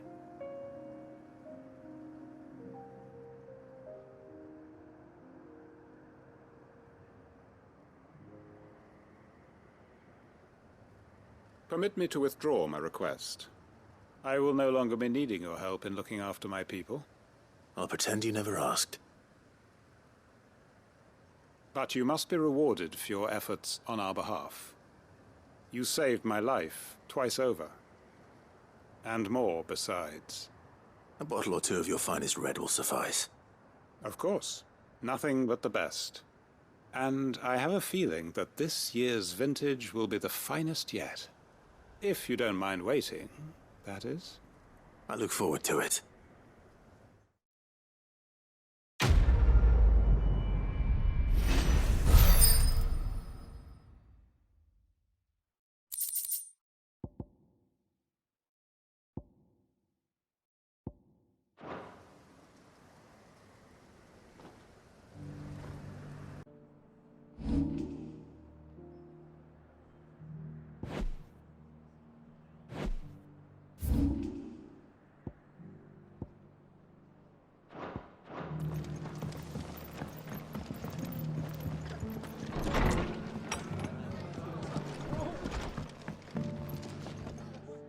Clive, just the man I was hoping to see. Oh? And why is that? You remember how some of Sir Wade's guardians took up residence here after the Akashic attacked? Well, now the rest have come to join him. Seems their barracks in the Lazarus have been lost to an ether flood. Now, I don't mind having a few more brave boys around to keep them animals at bay. I ain't daft after all. But we ain't got nowhere for 'em to bed down. Poor buggers are having to make do with haylofts and chocobo pens. I'd build 'em a new barracks here if I could. But where would I put 'em? There just ain't enough room up here on the rock. Which leaves us in a bit of a pickle. The people we're counting on to keep us safe are living like beggars. I see. And it isn't just that lot. There's bears to think about too. There's been more and more of them turning up lately, coming from all over looking for safe haven. But there's only so many we can shelter with the room we've got. We can't keep cramming more and more people into less and less space. What we need is a new home for our new arrivals. And that's what I was hoping you might help me with. If it ain't too much of a burden, of course. It's no burden. Thank you, Clive. So, where were you thinking of making this new home? Well, I reckon we could do a lot worse than Eastpool. Eastpool. It's been a long time since I thought about that place. It was a tragedy, what happened. And if any of us could have done anything to stop it, we would have. But what's done is done. And those who lived there wouldn't have wanted the village they loved to be left in ruins. I suppose you're right. The blight might be pressing in, but I reckon it's got a good few years left in it yet. There's just one problem. A band of cutthroats have made it their den. And they don't seem like they'll be moving on in a hurry. Nasty bastards they are too. I've lost some good men to their raids. Would have sent someone to clear 'em out sooner, if my boys didn't already have their hands full fending off the Akashic. But now we've got a few more guardians of the flame to call on. I reckon it's time we made our move. What do you say? Fancy leading a raiding party? I do. Eastpool was once home to people I loved. I won't have bandits sully those memories. I'll gladly drive them out of there. And I know the men will gladly follow you. I've already shared a few thoughts with Sir Wade about how we might be able to win the place back. And I dare say he's got some ideas of his own too. Why don't you go and talk to him? Of course.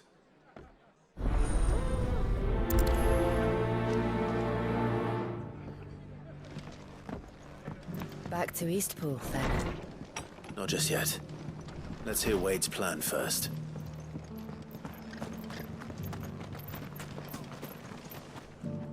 So, Wade, it's good to see you well. And you, Lord Rossfield. And you. I spoke with Martha. She tells me you have plans to free Eastpool and make it your own. That's right, though it was mostly her idea. I rather fear my men have been treading on her toes somewhat since joining us, not to mention each other's.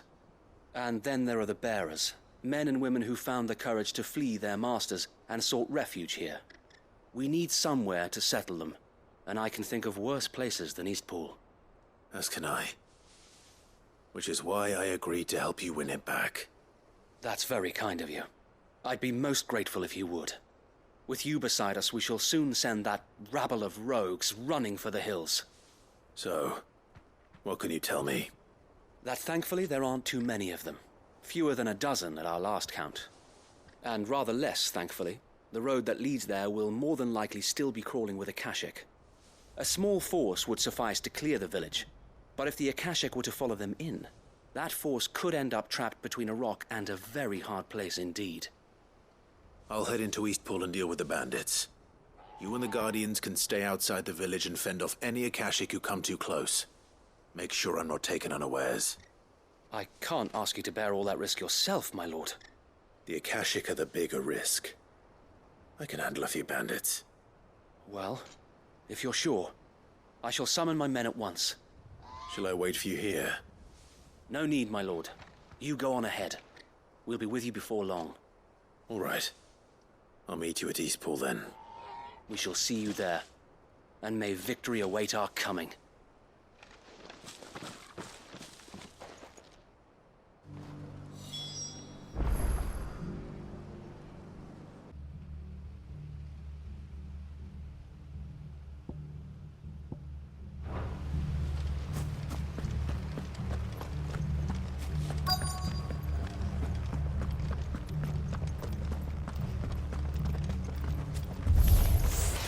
Who the hell are you?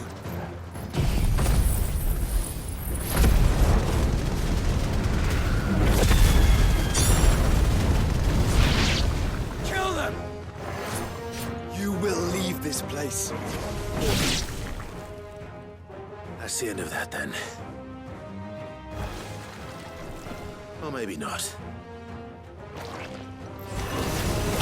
What's that thing doing here? Doesn't matter. It goes too.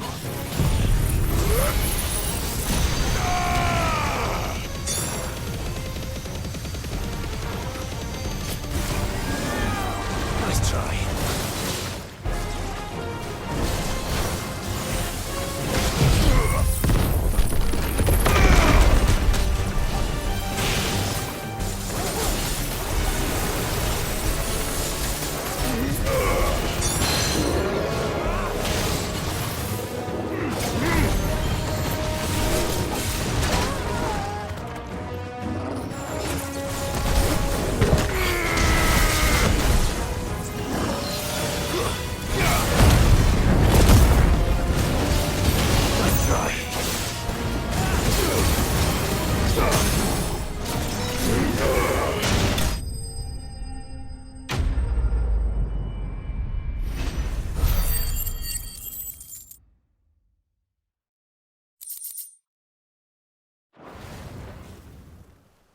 Any more surprises?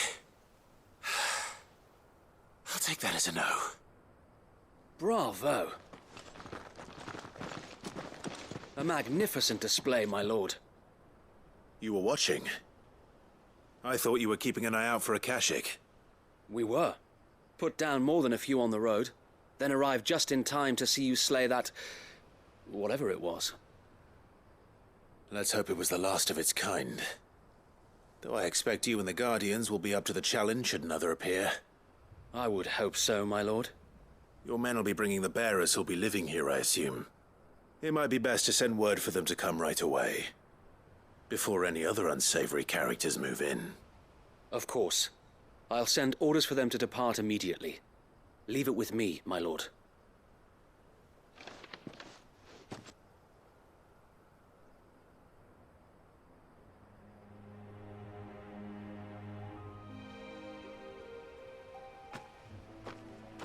Home. Without masters. No. We're the masters now. Our lives are our own at last. That's all of them, and not a single Akashek in sight. Now to begin the important work of rebuilding the place. It won't be easy, especially not after 5 years of beasts and blackguards having their wicked way with the place. The masonry might still be sturdy enough, but half the beams are rotted. Those that weren't lost in the fire or burned by the bandits, that is.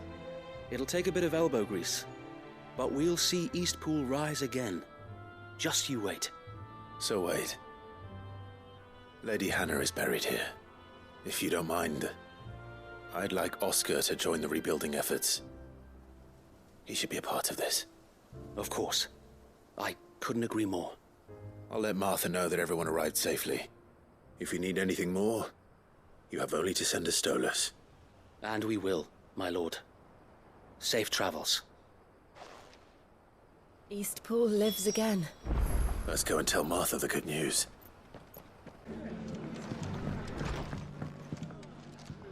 Ah, there you are. All went well then. Sir Wade told me you got rid of the bandits while his lot kept an eye out. Nicely done. And what's all this about some shape-shifting nightmare showing up? On second thoughts, don't tell me. It'll only give me nightmares of me own. What matters is you did it. And now we can build our new village. I suppose it will be. What will you call it? What else? Eastpool. Sir Wade said it best. There's plenty bad happened to that place, but that don't undo the good that happened there.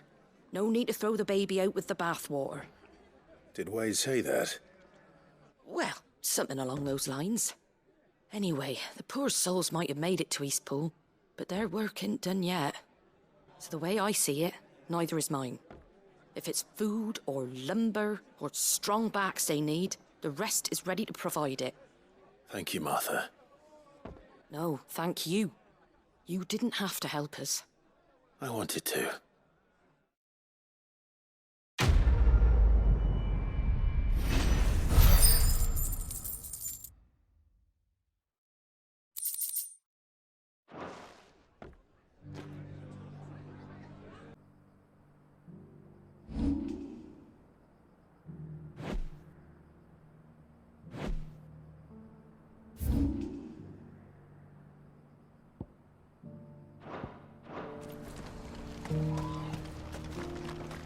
If we're going to do this, we'll need help. Clive, your timing is impeccable. It just so happens that right at this very moment, we're in need of someone with your talents. And what talents would those be? Why, your fearlessness and your skill with the blade. I'm listening. Well, as I'm sure you're aware, when these dark skies swept over the Republic, so too did a wave of chaos and confusion. Randalar has been particularly badly affected. Many of the capital's bearers have lost their masters, or taken the opportunity to flee them. None remain free for long, of course. Most find themselves under the protection of the Fist before they get far. But the army too is in disarray, and finds itself unable to provide for its new charges, which means it has been looking to sell. And you've been looking to buy, to make sure these masterless bearers remain that way. Precisely. It's the perfect opportunity to free dozens more, and for an attractive price, no less. So where does my skill with the blade come in? Though we may have the funds to buy these bearers, we have nowhere to house them. So we've been searching for a place where they can be resettled. Somewhere far from the prying eyes of those who would see them enslaved once more. And we believe we have found one. Cashlock. A small hamlet hidden in a canyon. The place was abandoned a long time ago, but when the men moved out, the beasts moved in. And so we seek the aid of a fearless swordsman to encourage them to look elsewhere. You'll help, won't you? How could I refuse? Excellent. Theo, if you wouldn't mind making arrangements for the transportation of our guests, as we discussed. Of course. Leave everything with me. Sounds like you'll have your work cut out for you. I will. We have an entire village to stock and furnish. Residents and all. Even if I begin right now, I'll be working day and night. So I'd better get started. Try to clear the place out before the wagons roll in, won't you? I'll do my best. You will find a village in Chairdra's Thread, past Lateney's Cleft. My man there will open the gate for you. All right. Wish me luck. I'm sure you won't need it.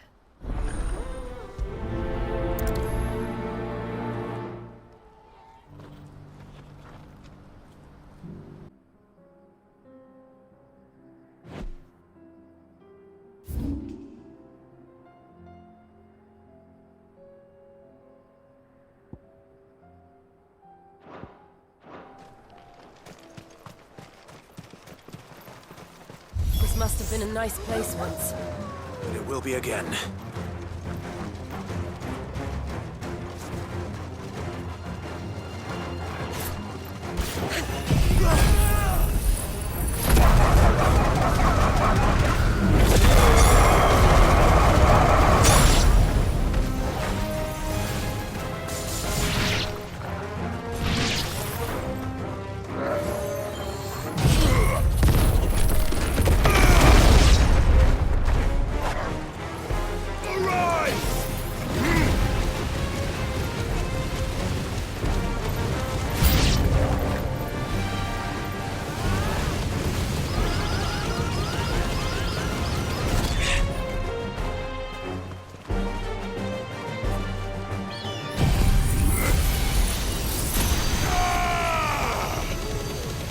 Finished.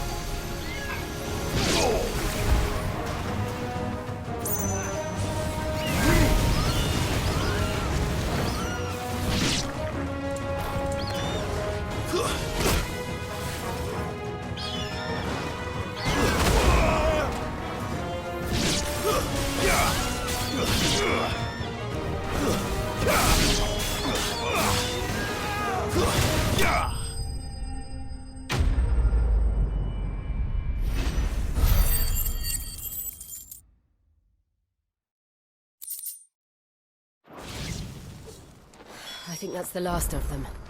I think you're right. Let's head back to Boklat.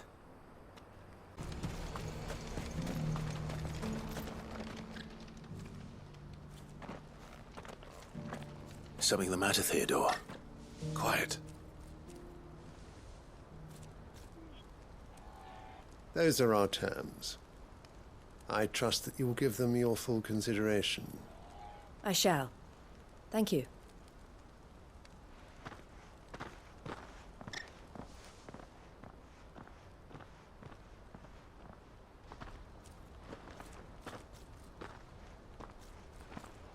Him again.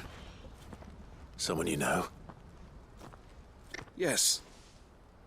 And, no. But enough about him. How did you fare down in Cashlock? It's done. The village is safe now. You made quick work of it, as always. I should go and let Eloise know. Don't let me keep you. But Clive, don't tell her I was watching her, will you?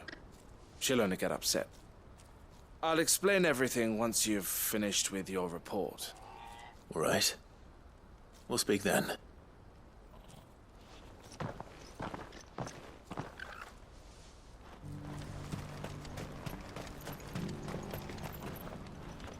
Eloise, I just got back from Cashlock. The village should be safe now. Thank you, Clive. Here, something for your trouble. Well then, Now that you have laid the groundwork for our little project, I suppose we'd better finish the job. The first thing we'll need to do is make sure our offer for the bearers is accepted. You're still in negotiations? We are. A trusted colleague has been dealing with the Fist on our behalf, but things have been trickier than we anticipated. I suppose it's to be expected.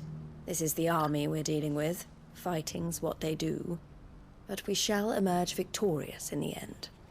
Well, if you need any help, you know where to find me. I'm not sure I do. But thank you, all the same.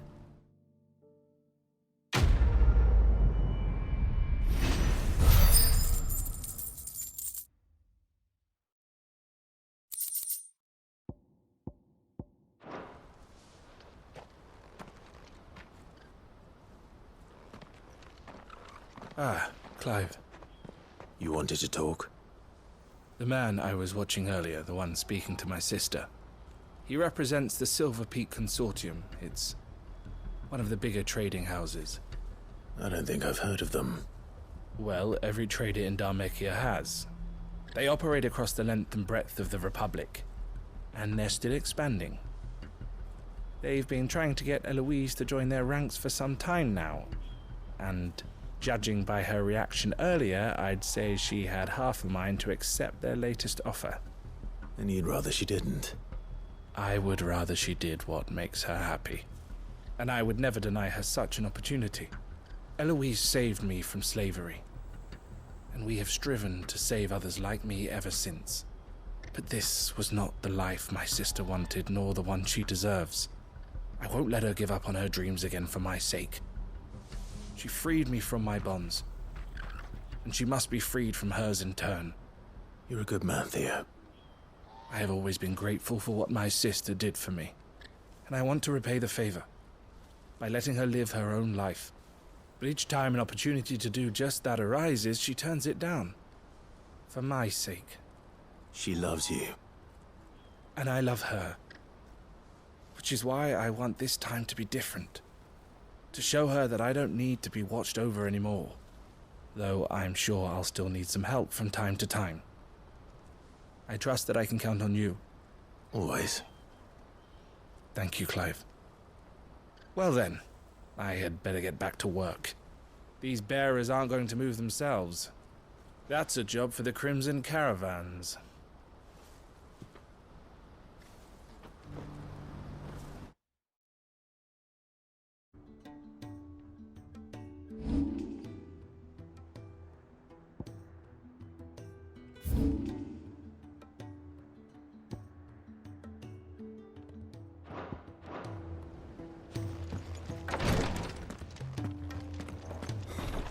She can't kick this up much longer.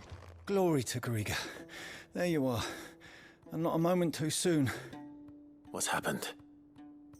Taya's busy working herself into an early grave. Since the arrival of her latest patient, she's refused to stop, even for a moment. I've tried offering to see to him in her stead, but she won't hear of it. Clive, she hasn't left the infirmary in days. She's pushing herself too hard. And if she doesn't rest soon, will you talk to her? Order her to her chambers if that's what it takes. Because if she keeps this up, I fear the hideaway will be without its best physica before too long. I know better than to order Taya to do anything. But I'll speak to her. Oh, thank you. I pray you have better luck than I did.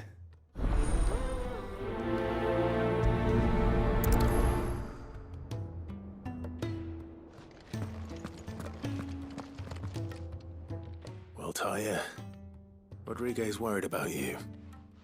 And if what he says is true, then so am I. We all admire your dedication, but you do need to rest. I will, when it's time. Until then, I'm staying put. We owe him that much. Who is he? Someone from my past. Someone who doesn't deserve to die alone. It won't be much longer. The crystal's curse has almost finished its work. If I had the tears, I could ease his passing. But without them, We've nothing that will touch the agony of those last few hours. How would tears help this man? Not my tears. Tears of mercy. Alicia, it's the only thing strong enough. You wouldn't, Taya. Surely. There must be something we can do for him. Sometimes an easy death is the greatest kindness we can offer. You do well to remember that, Rodrigue. I will. We have all the ingredients we need for Alicia Balwam. It needs to be fresh, though, so we rarely have much to hand. I can make the draft if you can bring me what we're missing. Just tell me what you need. There is a species of venom-weeping spider that lives in the forests of Norvent, near Lorbert's Pass. Bring me one of their eyes. Preserve it as best you can, but avoid contact with the tears. I'll make sure the other ingredients are ready before you return.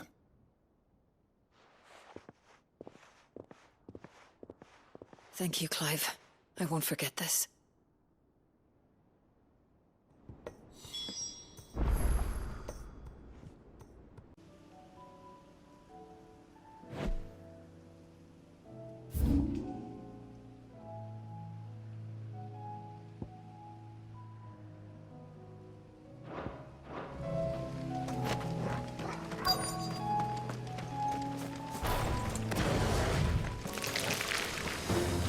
Rodrigue could have mentioned his spiders would be the size of curls.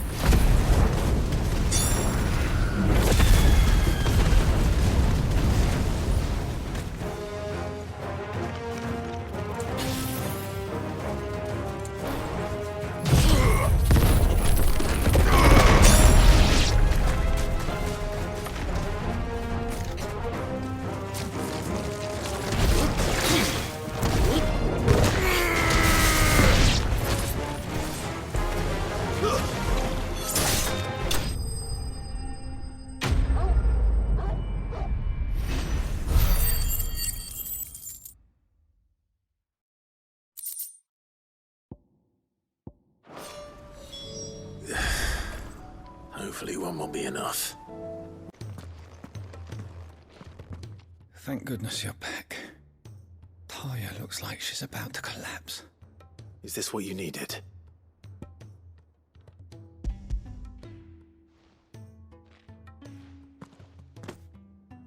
Yes, it is. Thank you, Clive. I'm loath to give a patient Alicia, but Taya's right. Sometimes it's all we can do.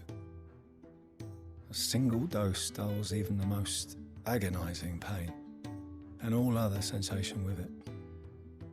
It may be a gentle way to die, but it is death nonetheless. I wish there was another way.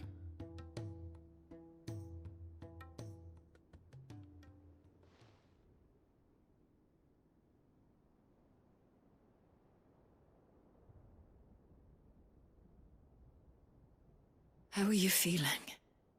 Light, mid-here. Drifting on waves. Good.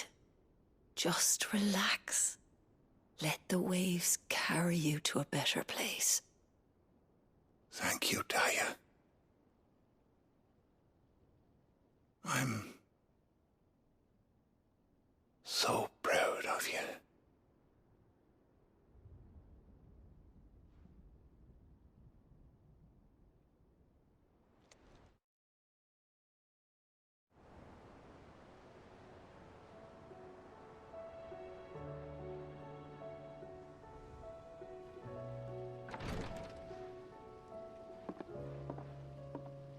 He's gone.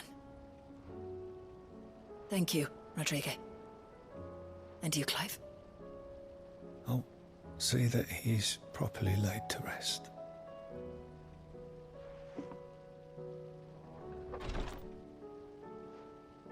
The man you helped today was my mentor, back in the Southern Isles, on the front lines of some meaningless war. I was still a child when they shipped me to their triage tents, to treat the wounded with my gift. But in such blighted lands, I was next to useless. Until he taught me the true physicker's art, that is. An art we would be lost without. Tears of mercy were his gift to the bearers of the world. A respite from the agony of the curse's end. And a kindness Sid would have approved of. You know as well as I what life is like for a bearer soldier. Marched from one battle to the next, never knowing which might be your last. A commander may care nothing for the bearer spent in his service. But my mentor's gift gave the dying one fleeting moment of tranquility before the end. I've no tears left, Clive. I've seen too many of my friends taken. Something needs to change. And we need to be the ones to change it. And we will. I promise. I hope so.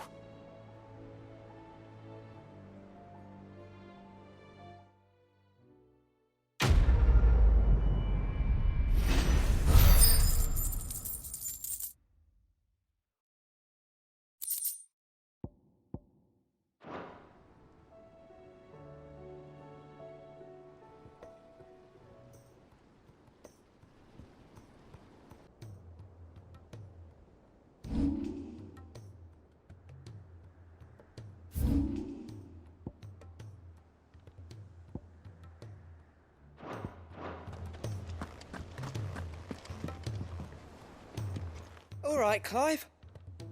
Blackthorn told me you helped him out again. Tough for that. Speaking of which, I'm actually a bit, Worried about him. And you want my advice? afraid so. It's a bit of a funny one, this, but I saved this posh knob while I was out on a mission, and he gave me this flashy ring to say thank you.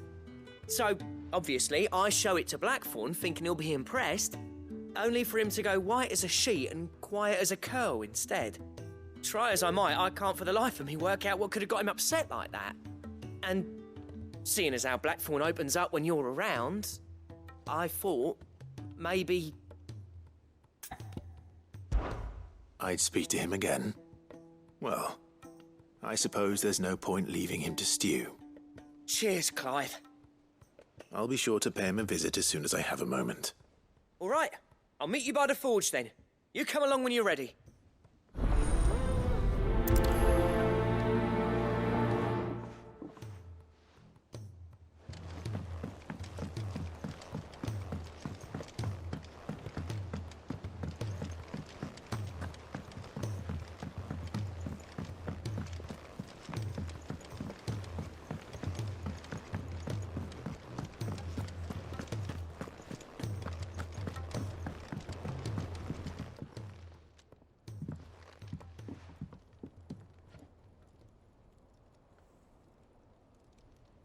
Bloody hell, Clive. Not this again. Oh, ain't you got better things to do with your time? That remains to be seen. August tells me he showed you a ring, and that the sight of it clearly upset you. Would you mind telling us why? Come on, mate. Bottling it up ain't gonna help no one. If it weren't the ring, and it was something I said, then I'm sorry. It was the ring, right? It brought back some unhappy memories, that's all. Memories better left forgotten.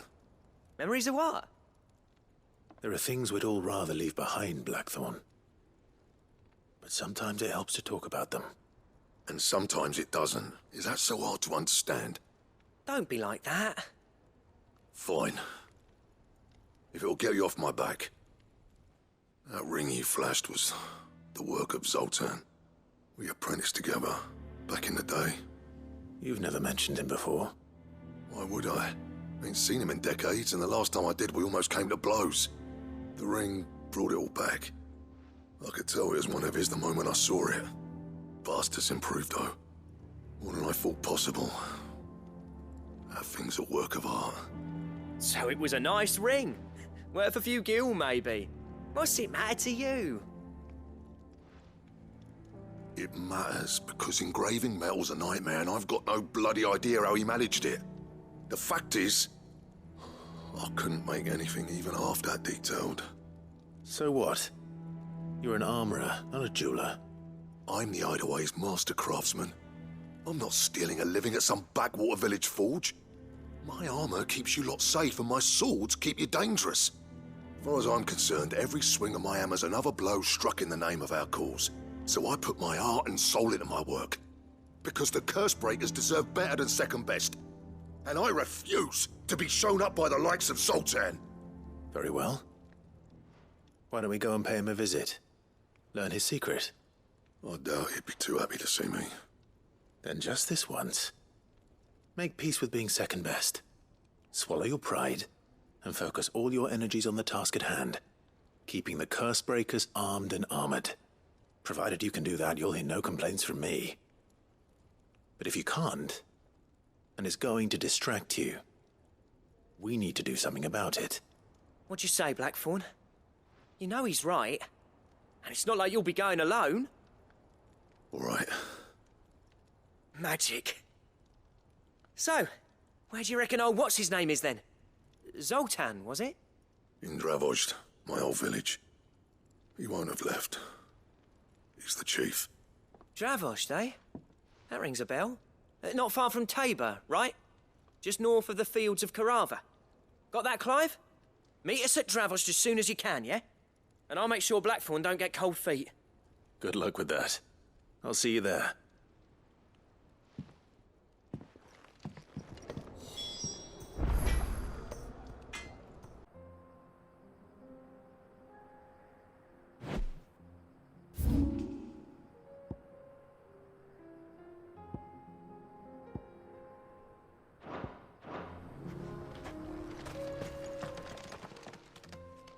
Kicked out already? No. This charmer ain't letting anyone through. Why are the gates closed? Chief's orders. No one's allowed in without his say-so. Not that I'd have let you in anyway. You look like trouble.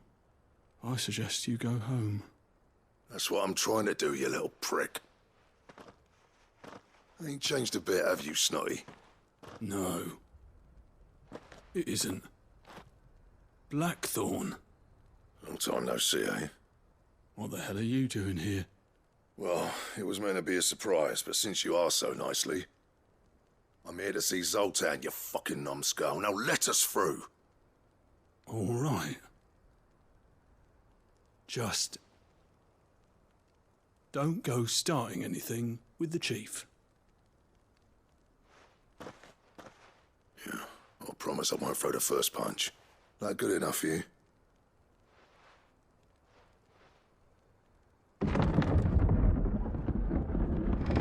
Go on then. Much obliged.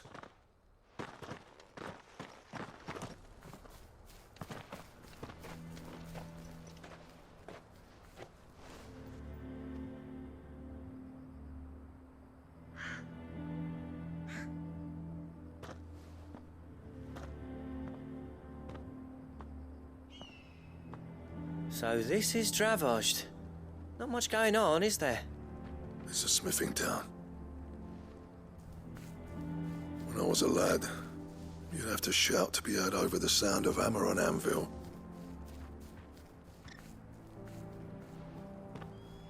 Clive, you're good with people. You speak to Zoltan. Hey, you ain't backing out now, are you? There's a river of bad blood between me and the chief. But if someone can build me a bridge, then I'll cross it. All right. I'll see what I can do. I appreciate it. He'll be near the forge on the hill. It was our master's. He'd have inherited it when I left. The forge on the hill? Good luck. You'll be needing it.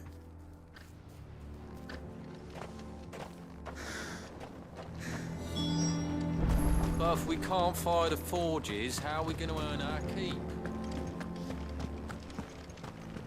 Mama?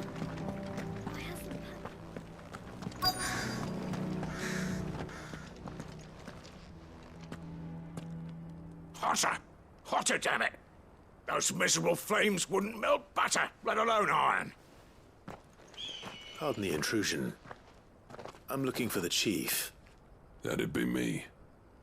It's a pleasure to meet you. I'll bet it is. Keep the gates closed, I tell him. Well done, Snotty. You're not welcome here. Get out. Before things turn nasty. Blackthorn's here. What did you say? He's traveled a long way to see you. Yes, has he? He's waiting. Down by the gates. Then I suggest you take him with you when you leave. Didn't you apprentice together? So what if we did? Fuck!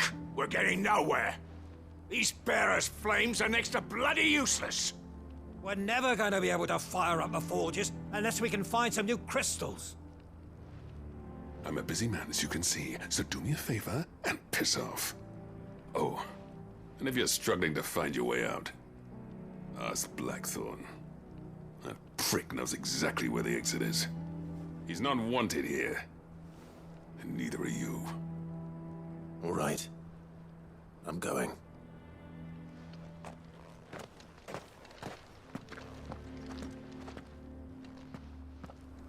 Please, Chief, you've got to do something.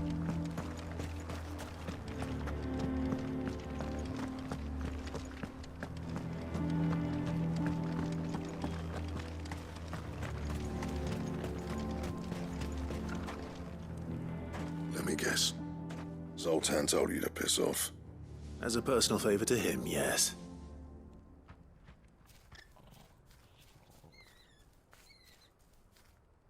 Well, at least he didn't beat about the bush. There'll be no talking him round. Not after what I did. Which is what exactly? If we're to help, we need to know. What turned the village against you? I left. Dravozd. Zoltan. The burden of leadership our dying master dropped in our laps. All of it. There are two kinds of smiths in this world, you see. My kind, who are in it for the love of the craft, who labour on a single piece from dawn to dusk to get it just right. And the other kind, who are in it for different reasons. People like Zoltan, whose work is quick and cheap. The kind of smiths who shit out a few hundred blades, reap the profit, and divvy it out among themselves. There wasn't a single day we weren't at each other's throats. And bit by bit, people started taking sides. You would have torn Dravozd in half had it gone on. So, I left. You didn't have to do that. Zoltan's a better chief than I would have been. His way of doing things kept food on people's tables. Dravozd prospered without me and my lofty ideals getting in the road. Until the crystals run out at any rate. Without magic to fire the furnaces, this place is as good as dead. It depends on how you look at it, though. There's got to be other ways of making fire. We manage it in the Deadlands. Thanks to Sid's ingenuity, yeah. He saw all of this coming. Knew crystals were the problem, not the solution. And spent years coming up with ways of doing without. You know what I mean, though, right? Where there's a will, there's a way. What I'm trying to say is that it's not your fault. You couldn't have predicted this. It doesn't matter whose fault it is. I don't want to be the greatest smith alive just because I happen to be the last. Clive. Dravozd won't last long without its furnaces. So, do you think it's time we shared Sid's bellows with the world? The way I see it, it's your decision to make. Hold on, Blackthorn. Sid made those things for us. They give us an edge over the rest.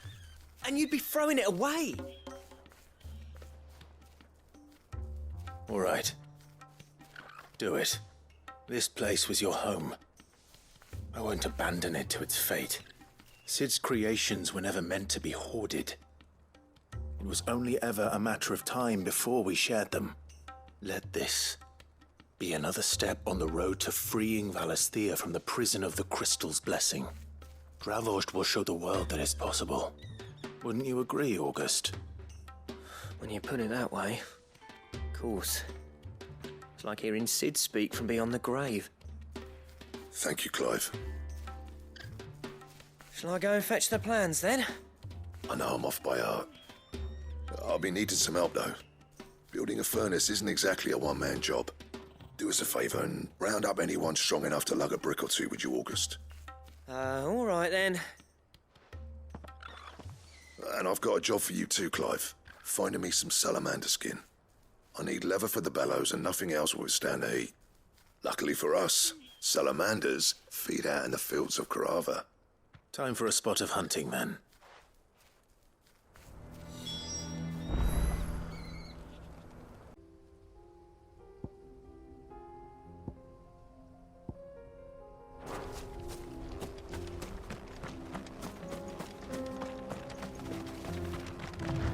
Let's make this quick, shall we?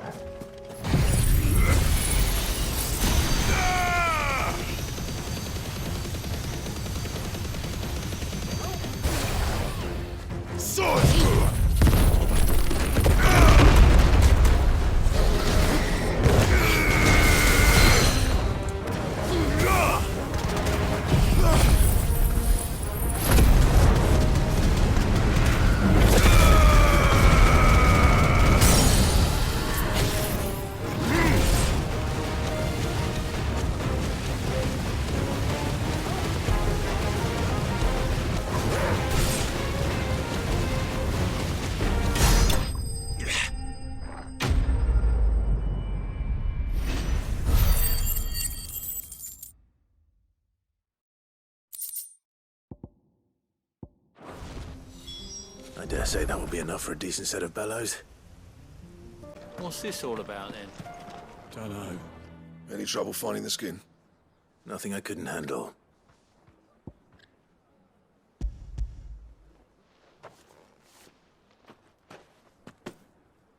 There should be plenty. Right then, time to put these louds to work. If everyone pulls their weight, we'll be finished in no time.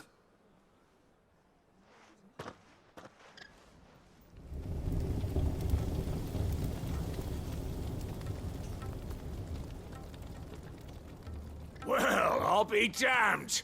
I honestly didn't think it'd work. But it's hot enough, all right. And without a single crystal in sight. You know what this means, don't you?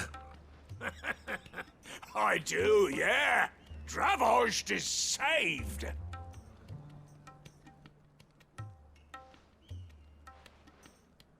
Sorry about earlier.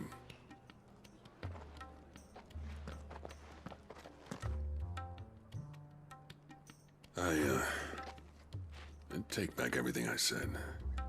That thing you built us is an honest-to-God's marvel. You've saved our village. It's Blackthorn you should be thanking. He oversaw the construction. Give this to him, would you? What is it? Pet coal cinders. After he left, I spent years trying to eke the most out of our forges. That there was my answer. Chuck it in the fire, and your forge will burn hotter for longer, which will do wonders for your steel. Our secret for yours. Only fair. I've always envied Blackthorn. Since the day I became chief, I spent every spare moment trying to match up to the bastard. No amount of sleepless nights at the anvil will ever bridge that gap, though. He's a genius. Plain and simple. The man Dravost needed. But he took all his talent and left. Gifted and free. Is it any wonder I hate his guts? The cinders would mean more coming from you. I need to forgive him first. And that's not gonna happen.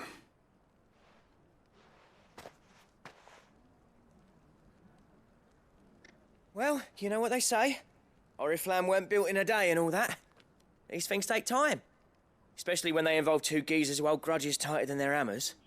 But what matters is, Blackthorn's got that twinkle back in his eye. And I'd call that a job well done. So would I. I reckon he's going to be at it a while yet, though, so why don't you head off without us? I'll see that the old git gets home safe and sound. See that you both do. I'll save the cinders till then. All right. It'll be a nice little surprise for him.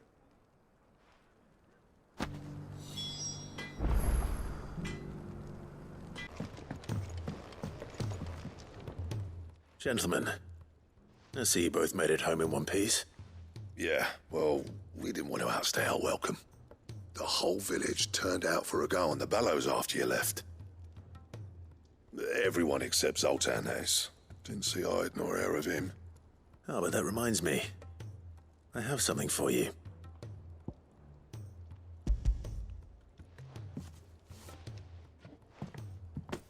Pico Cinder. How'd you come by this?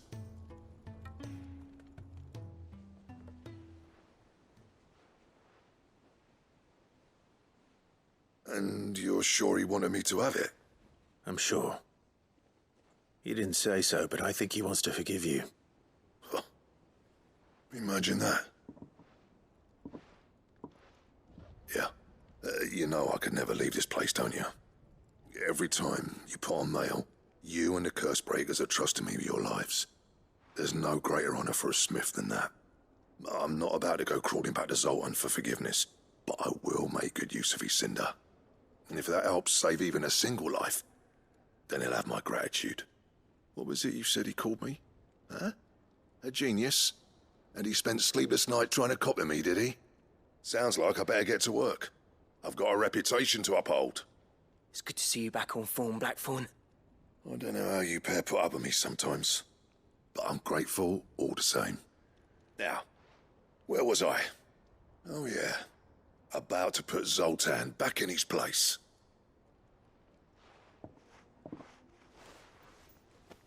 Ain't got the art to tell him how similar they are. Stubborn bastards. A little healthy competition should be good for him. You're not wrong. Still, it's a shame him and Zoltan couldn't let bygones be bygones. No use grumbling about it now, though. Blackthorn's happy. Or as near to happy as he gets. And that's good enough for me.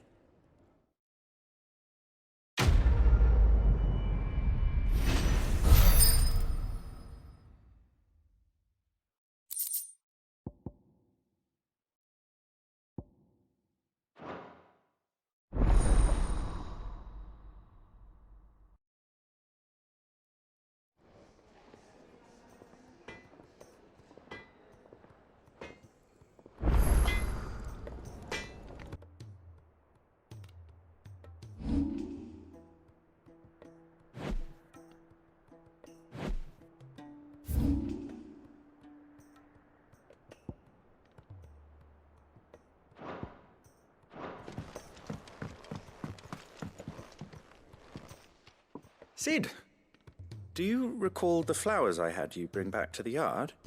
Vaguely. Is something wrong? I'm afraid so.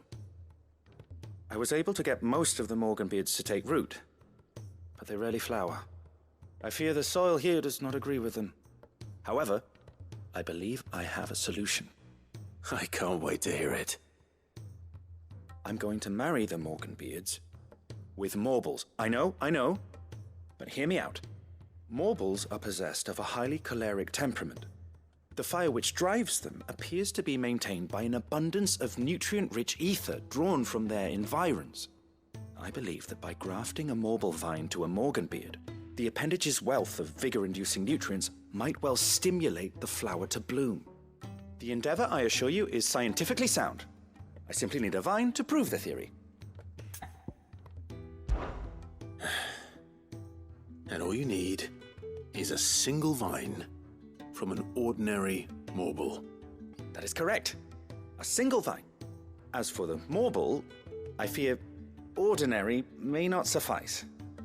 But, as luck would have it, a most extraordinary specimen is rumored to haunt the swamps of Rosaria. Why, a notice concerning this very creature was only recently posted on the hunt board. How timely.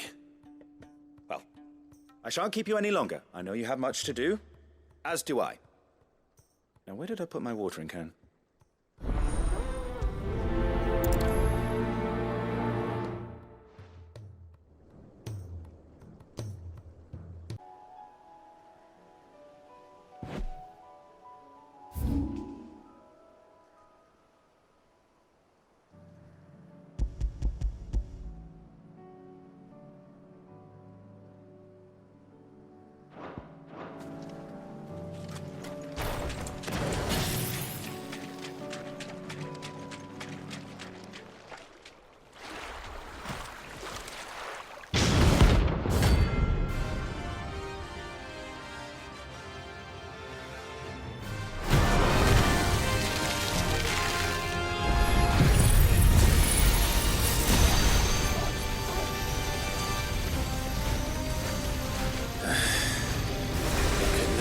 used any Morbo, could it? All right then.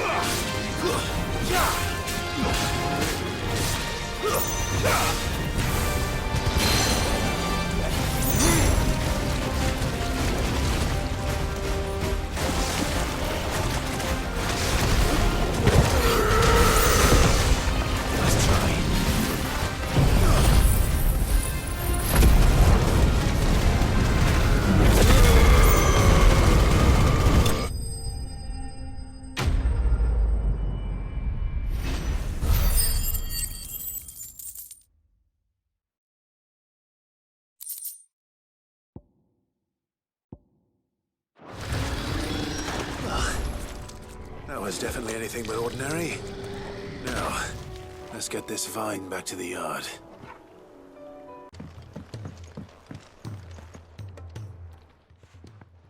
Sid, I can't help but notice that your satchel is twitching in a most violent manner. Here. It's your problem now. What an amazing specimen. The flesh positively throbs with vitality. If I can successfully graft this to the Morganbeards... When I successfully graft this to the Morganbeards, I suspect the results will be immediate. I shall begin at once.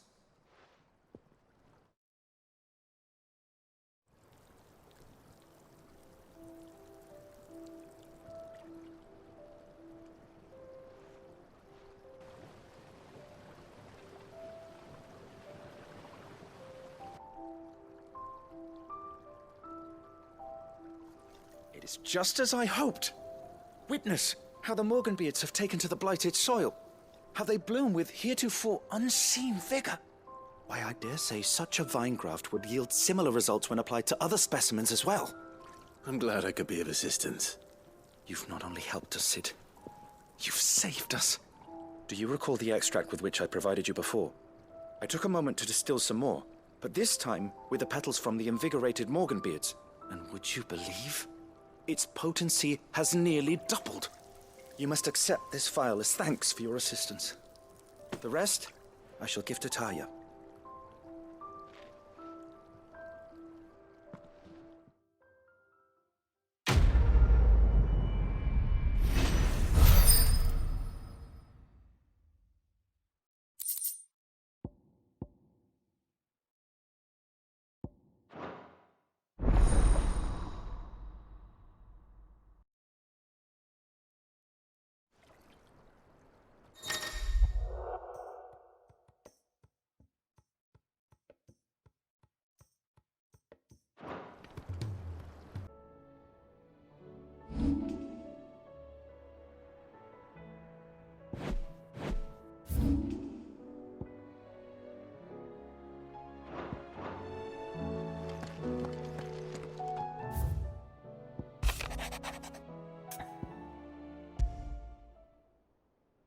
There's no way of knowing if Doris will confide in me, but I can speak to her at least.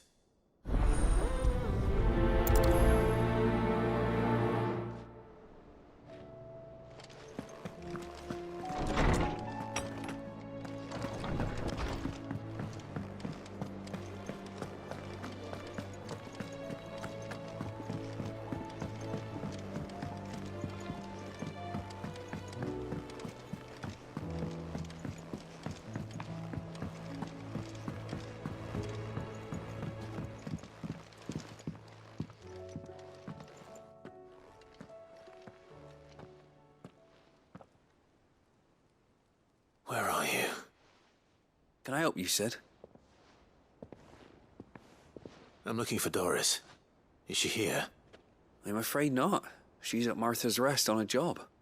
My job, actually. When she heard what the mission was, she insisted on going herself. Alone. Did she? What was the mission? Following up on some new information. Once they'd settled in, the bearers you helped liberate in the Dragon's Eyrie were keen to talk about their imprisonment. And about their captor. The slaver Cole's team were tracking when they were attacked by the Beastmen. I'll go and find her. She's at Martha's Rest, you say? If she's not moved on already, yes. I hope everything's all right. Why would Doris insist on going alone? Maybe Cole was...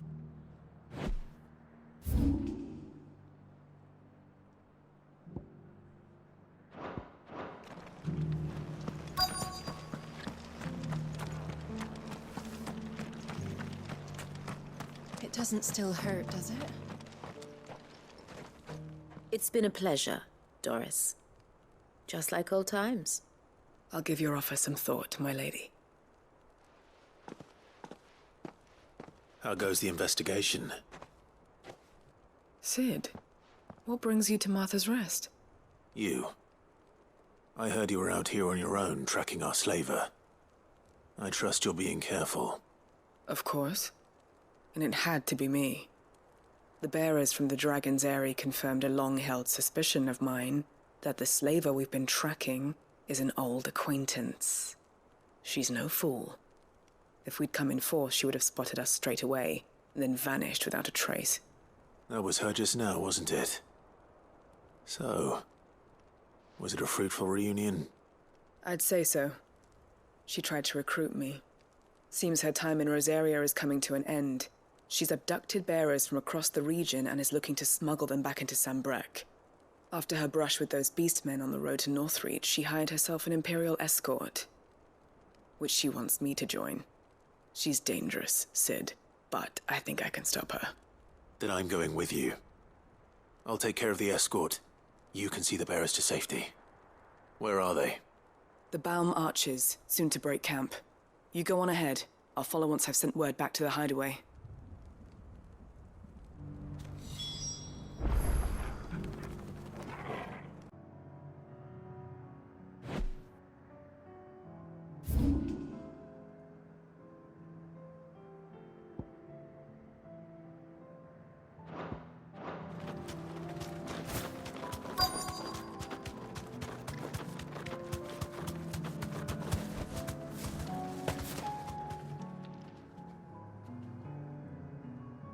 Good. They haven't broken camp yet. How did Doris come to know a slaver, I wonder?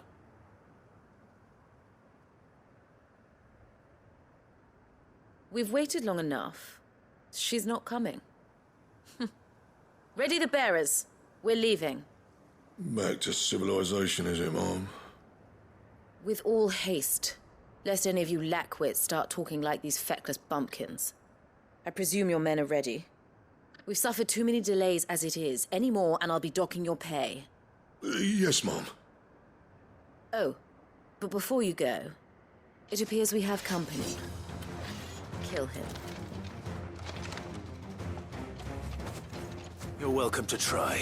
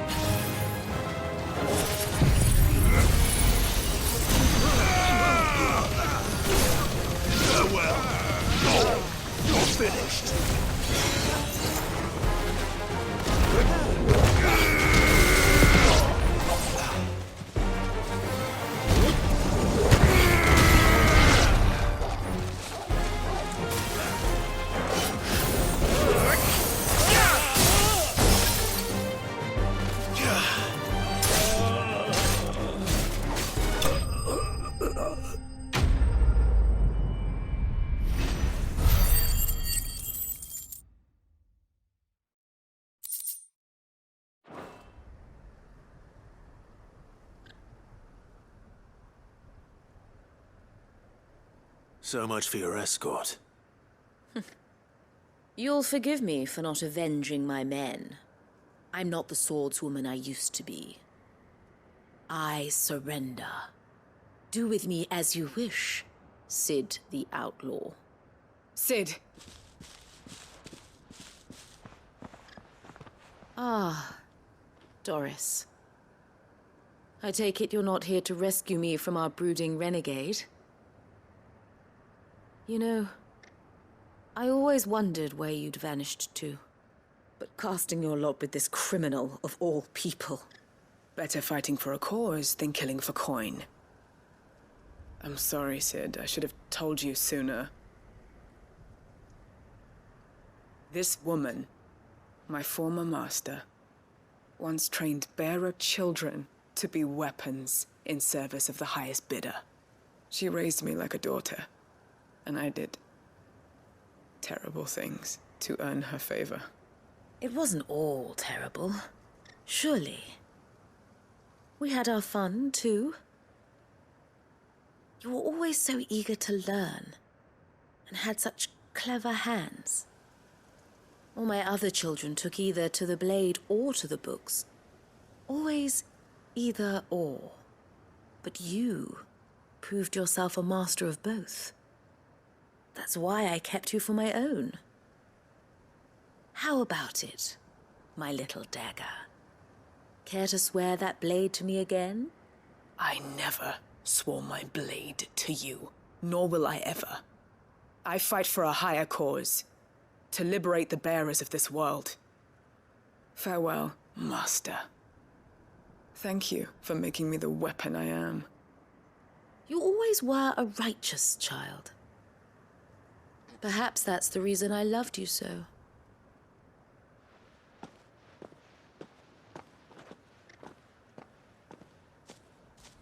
What do you want to do with her? I am not the killer she wanted me to be. Not anymore. And she no longer has friends in high places. The Dame does, though. Her connections at the Imperial Court will see that justice is done. All right. If you're certain. I am. And thank you for everything. Now, I better let these bearers know that they're safe.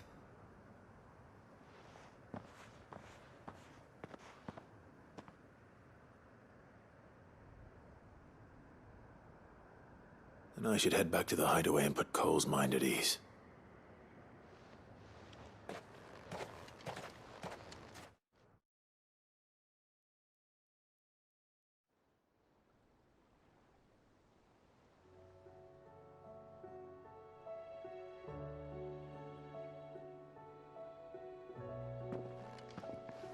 Welcome back, Sid.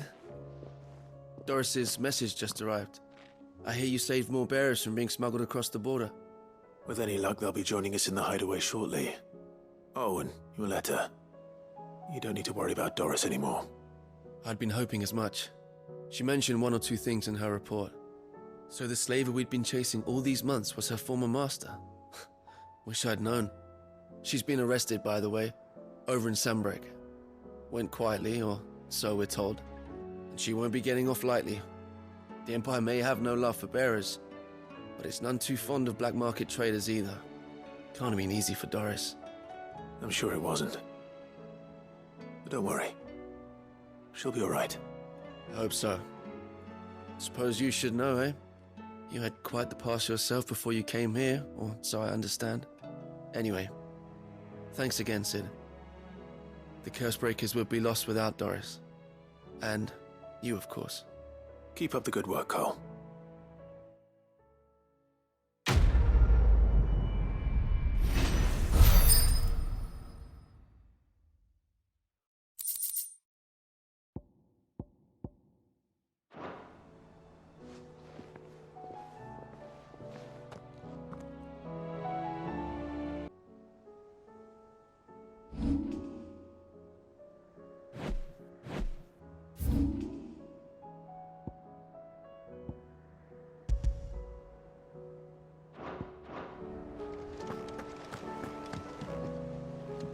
Heard the bad news then, did you? What bad news? About Dravost. Blackthorn's old haunt. With the forge and all that. Well, anyway, the mines just down the road from there are spewing out ether like no one's business. And the village? Safe from the flood for now, but they've got other problems. Akashic. Every creature in the area is either turned or on the way to turning, apparently. Zoltan and the others are living on borrowed time. They need help, and quick. Doris sent a few curse breakers to keep an eye on things, but there's only so much a couple of scouts can do. Except get eaten. If something ain't done soon, the whole place will be overrun.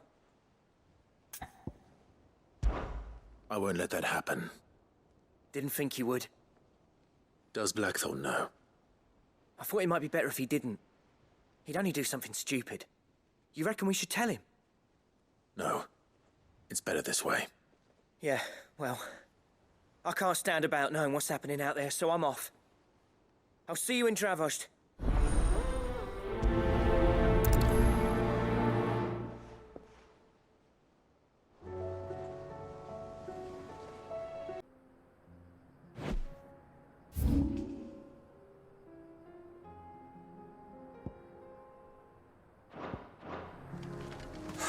So Dravost is still standing. For now, at least. If you can swing a hammer...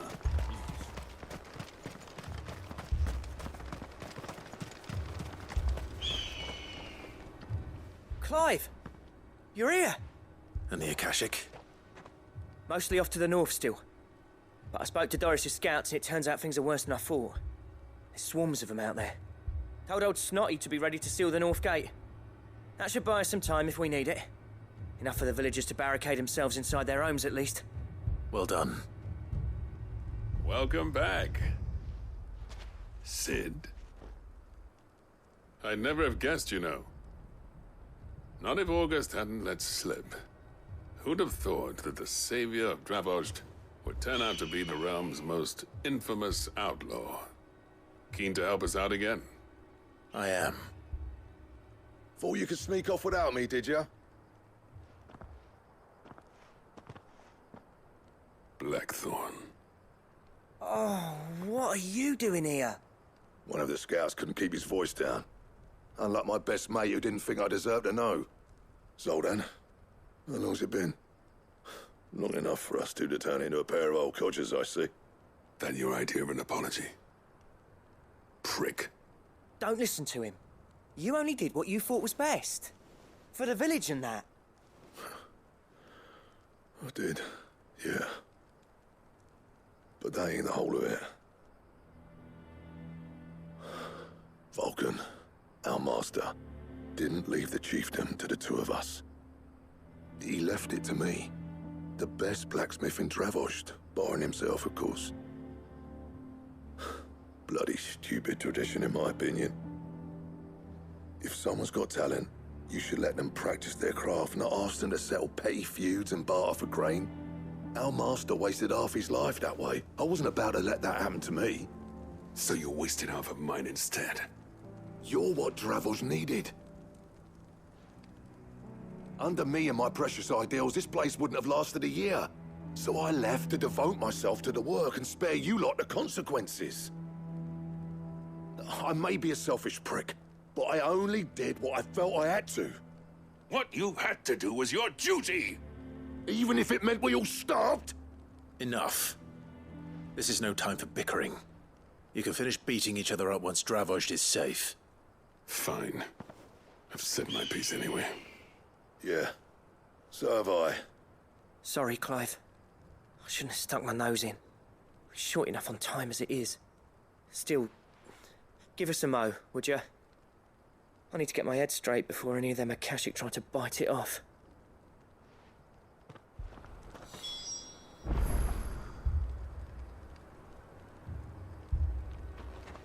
You, ready for the off, then?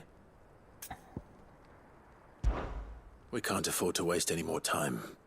Right you are. Might be worth having one last word with the scouts, though. Don't want any nasty surprises, do we? Oh, and Blackthorn, you and Zoltan might be better off staying inside the... Akashic on the move. How close are they? Within sight of the walls, and there are more coming up from the mines. What was I saying about nasty surprises?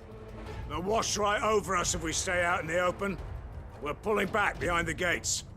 Good idea. Get yourselves inside, but keep your weapons handy. Understood.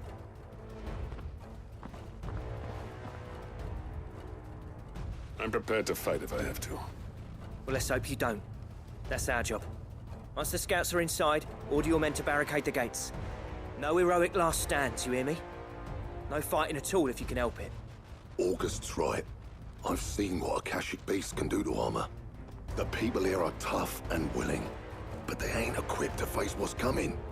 I'm going out there. Start work on the gate as soon as I've left.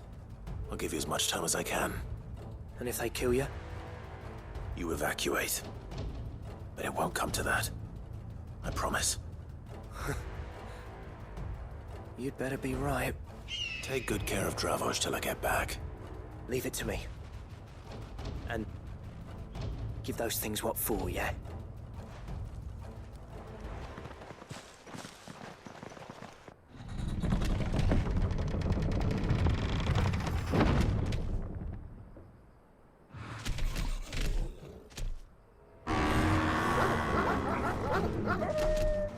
All right. Which one of you's first? Muhammad!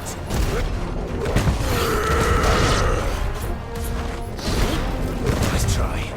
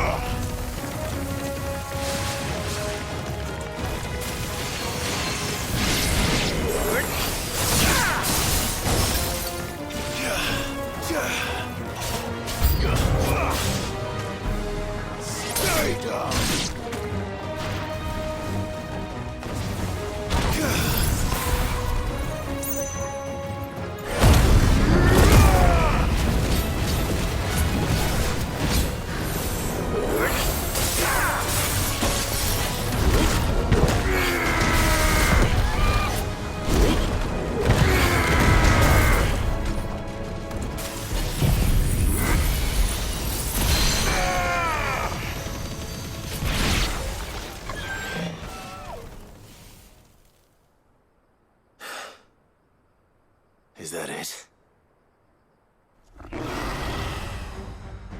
Apparently not.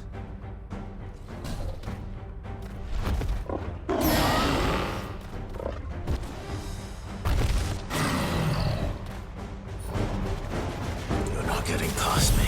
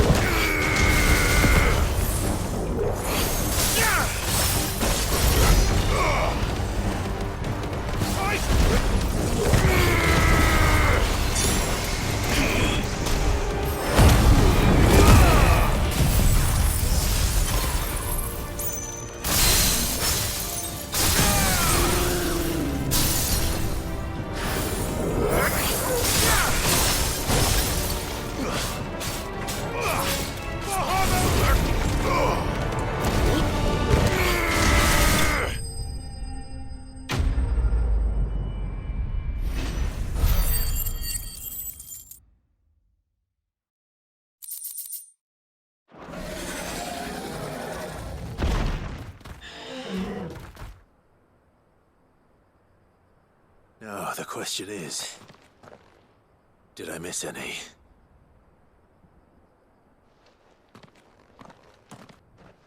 Man alive! You're still in one piece! I slew as many as I could.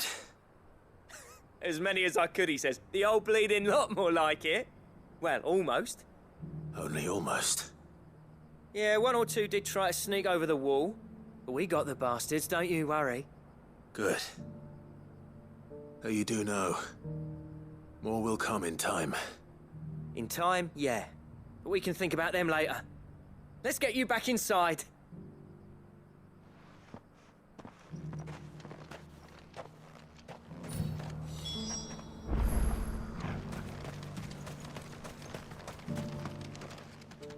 Sid! You're even more fearsome than your reputation. Enough to give those Akashic monsters nightmares. I almost felt sorry for the wretched things. But mostly, I felt grateful. Dravoged won't forget what you did today.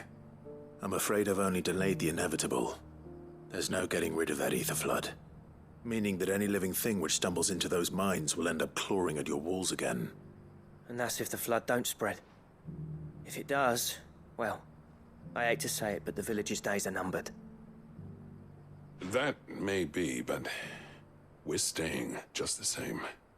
With ether floods springing up all over, it's no less safe than anywhere, and more importantly, it's our home.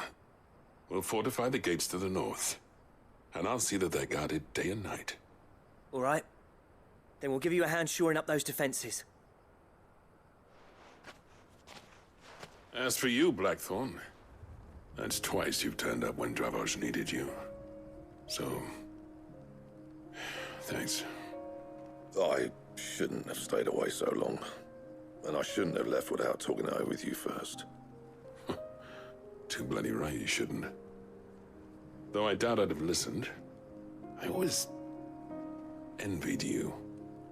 How you made everything look so easy when, for me, it was anything but. You leaving gave me the perfect excuse to hate you. And from that day on, I never once stopped to wonder what it would have been like if you'd stayed. But what you said earlier, it was true. You'd have been the death of this place. Finally, something we can agree on. I hope you see the sense of it eventually. You kept this place alive. Alive, perhaps. Wealthy even, but Dravos isn't what it once was. Our work used to be the pride of Dalmekia. Now, we churn out the same rubbish day after day because it's easy and turns a profit. It's not about the craft anymore. I wouldn't send my sons to war wearing the shit most of our smiths are making. I've kept working, honing my skills, trying to lead by example, but no one sees the point. The average castle apprentice has as much passion for the craft as our current lot. Come back to us, Blackthorn. Remind Dravoged what a true master blacksmith looks like. I'll even man those bellows of yours if it means we can work at the same forge again. That's a kind offer. Kinder than I deserve. And I wish I could accept, but I'm needed elsewhere. There's people who trust their lives to my steel, and I daren't let them down. Fair enough. But that doesn't mean I couldn't visit from time to time. Let's see if we can't rekindle this town's passion for the craft, shall we? I'd like that. Just be sure to tell Snotty to let me in the next time I come calling, yeah? Knowing him, he'd let you in anyway. Blackthorn. The Master Smith turned outlaw, back in my good graces. I never thought I'd see the day.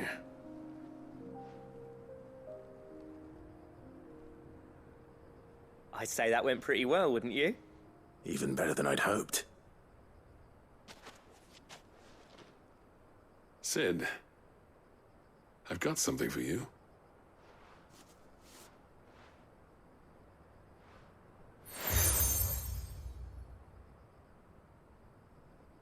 And this is? A token of our lasting gratitude. But I'm of a mind to make you a far grander gift. Designs for a certain sword have been passed down from chief to chief for generations. Now hold on, Zoltan. There's a reason no one's made that blade in centuries. There's not been a craftsman equal to the task. I'll admit your cinders make impressive steel, and I've learned to own an edge Odin will be proud of. But the engravings on that thing are enough to make a jeweler cry. And they're not just for show, either. Have you forgotten what brought you back to Dravozd in the first place? A certain ring? I knew I'd never surpass you with the hammer and tongs. So I turned my hand to a different kind of metalwork. Between the two of us, I'd say we're the equal of any master craftsman ever to have graced a forge.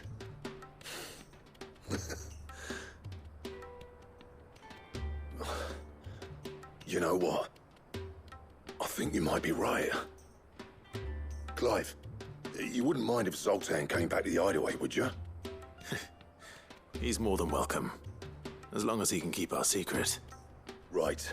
Zoltan, get your tools. We've got a legend to forge.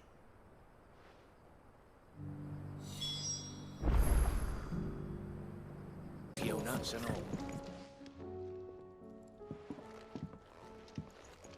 Ah, the man himself. We were just about to make a start on that sword I promised you. It's funny, but none of this would have been possible without your help. You remember Camille? We'll be using his leather work for the grip. The steel, meanwhile, will be tempered in a fire, burning the cinders you charmed out of old Zoltan here. And that whetstone from the Outer Isles, that'll be what gives the blade its edge. And the final flourish will be my talented colleagues' engraving. A team effort led by the greatest blacksmith alive. Now, save that talk till the thing's finished, yeah? Right. I'm ready if you are. To the bellows it is, then.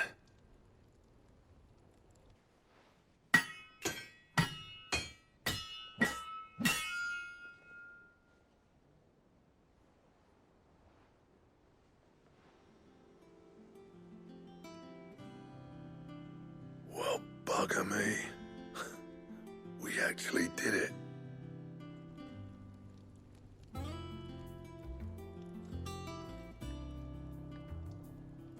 The sword to end all swords. Ragnarok. It's quite something. I trust you'll take good care of it. Thank you. Both of you. So, does this make you pair the greatest craftsman alive, then? This? Nah. This was just following the footsteps of the greats of old. It'll take more than that to earn us our place in history. But we're up for the challenge. Here. A list of materials. Zoltan and I got talking on the long road back from Dravozd. We reckon with those items there, we could craft something even better than the Ragnarok. Something worthy of a legendary outlaw like yourself. That's a weapon I'd like to see. You leave this list with me. I was hoping you'd say that.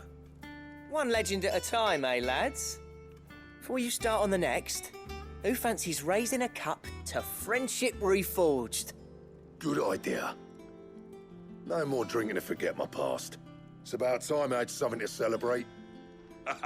Then tap the kegs! Vulcan's boys are on their way!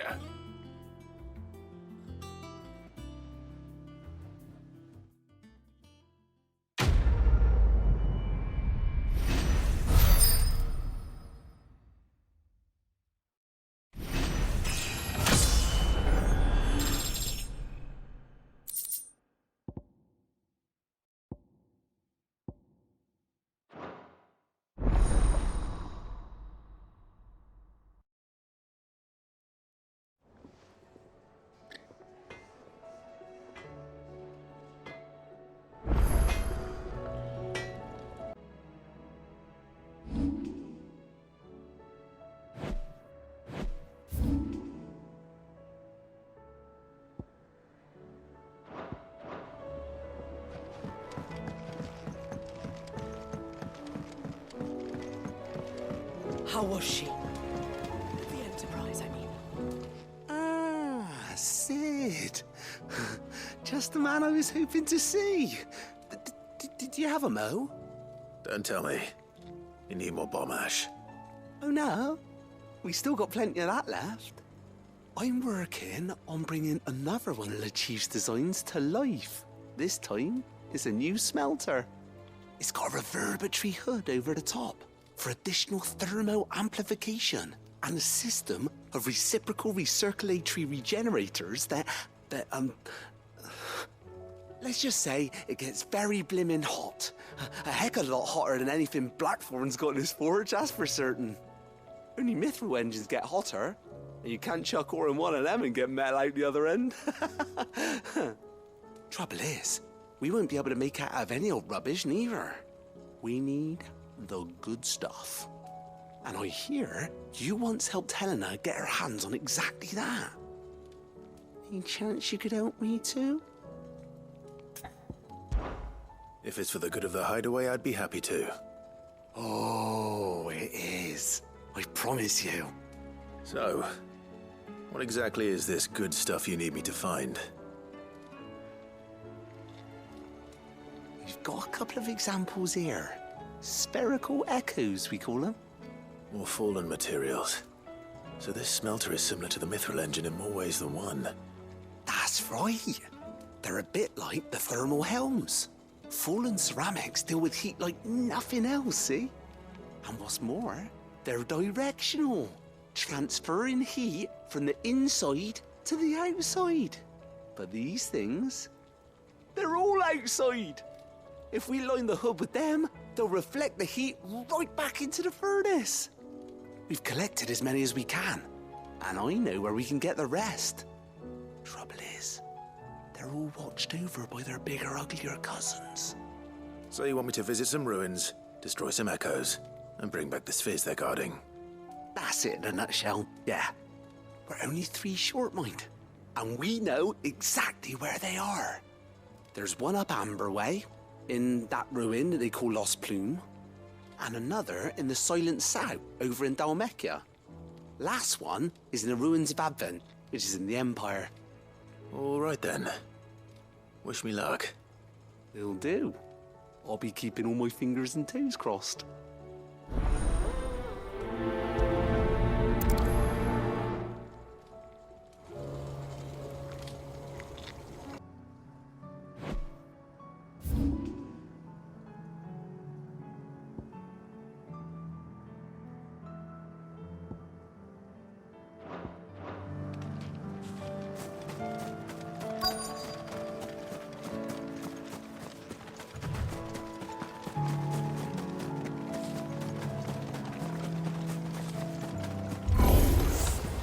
I'll need to deal with these ones first.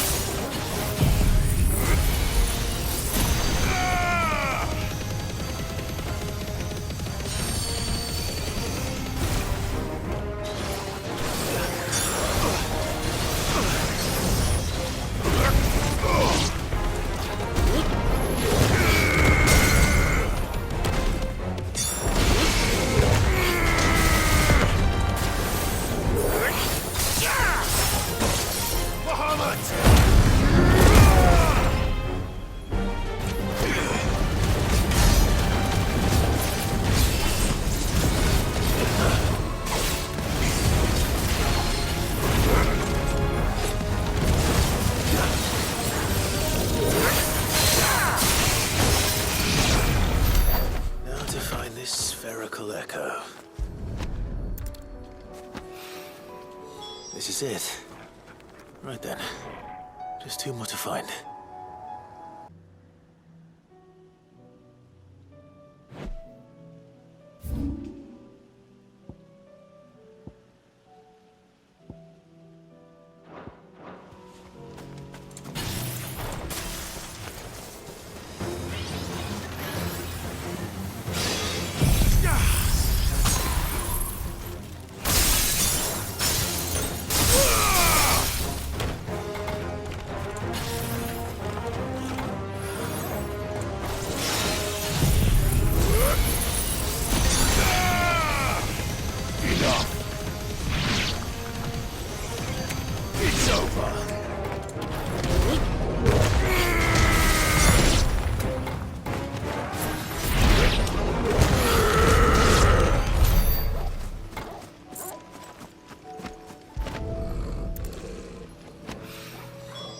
down. 1 to go.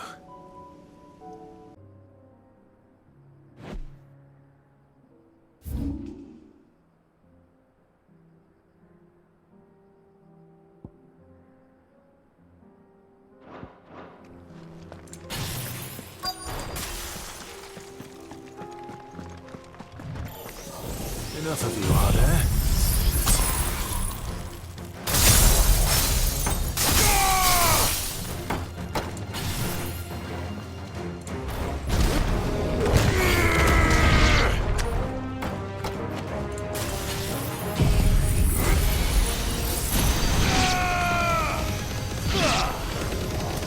You're finished.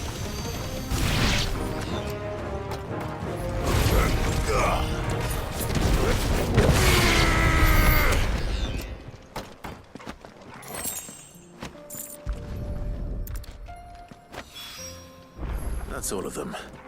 Owain can uncross his toes now. The Enterprise, I mean. Ah, Sid. Wasn't expecting you back so soon.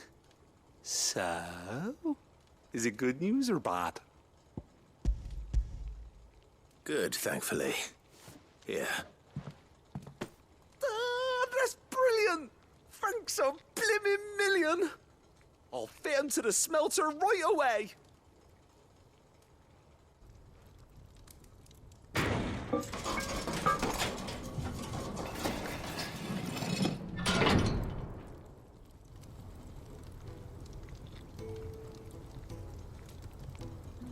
May I present to you the Telemon Furnace! Ain't bad, is she? She's a beauty. You saved my bacon again, Sid, and I ain't about to let your good deed go unrewarded. It's fine, really. My bag's flexible enough already. Oh, don't say that. I'm sure I can make a few improvements to it yet. You could just buy me a bigger... How about that clasp? Looks a bit stiff. Reckon you could loosen it up and make some more room? And I reckon I know how. With a new alloy we've been working on. The Telemon Furnace was just what we needed to perfect it. It's a metal, see? So it's lovely and strong, but it's also, well, stretchy, if you can believe it. Stretchy metal. Well, if you insist. That is the spirit. You'll love it, I promise.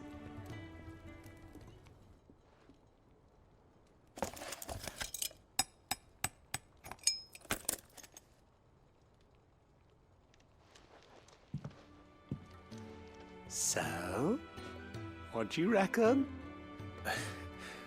It's actually quite ingenious. Thank you, Owain. Shh, don't mention it. You earned it. And I wanted to get some practice in using that metal anyway. Reckon we'll have all kinds of uses for it around the hideaway. Can't think of any right now, but that's our job, innit? Dreaming up new ways to make life easier around here. Maybe even out there, too. One day, the whole world's gonna know about the inventions you've helped us put together. That bag of yours will be the first of many. You mark my words. They'll hardly believe their eyes, I'm sure.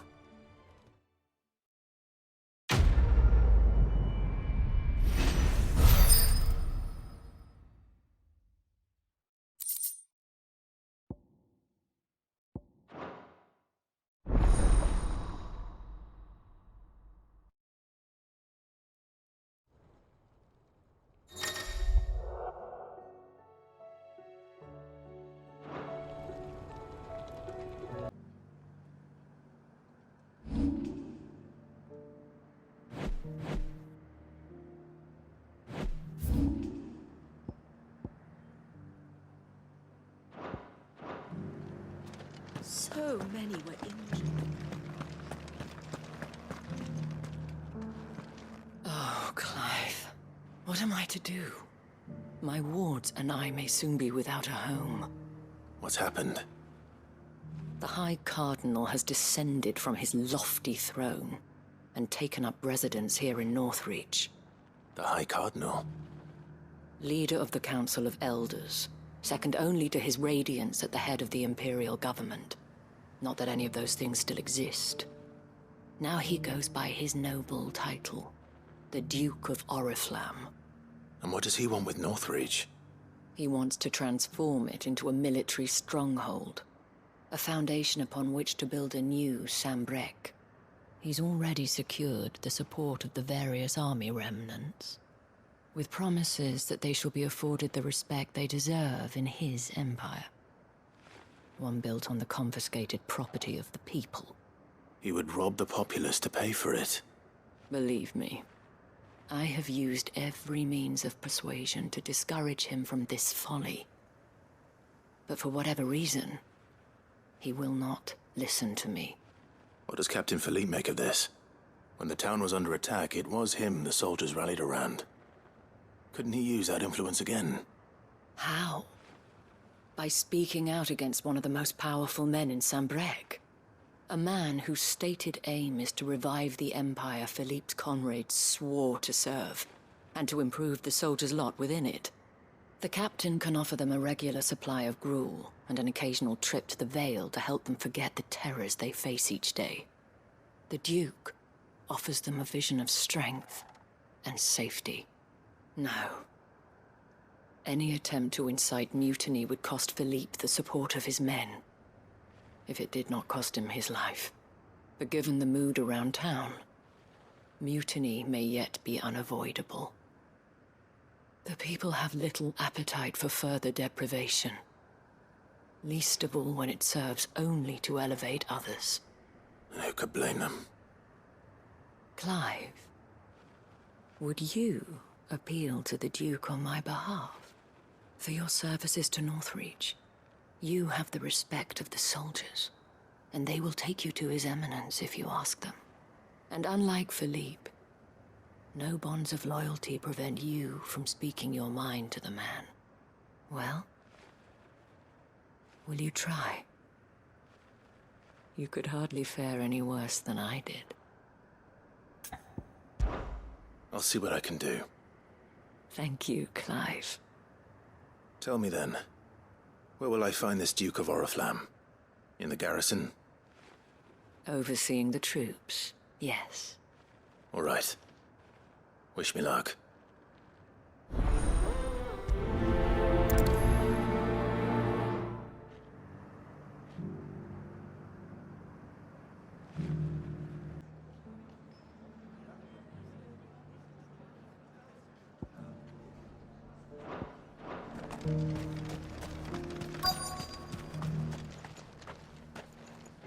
Halt! Oh, sorry about that. You're the dame's man, aren't you? You got some business with the captain? No, actually. With the Duke. I was hoping I might be able to speak with him. We're under orders not to let any civilians pass. But you should be all right. His Eminence has heard all about you and your heroics. Wait here. I'll go and ask.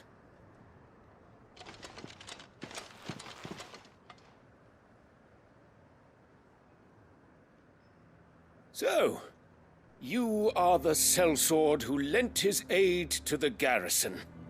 The Empire owes you a debt, and I shall see it repaid.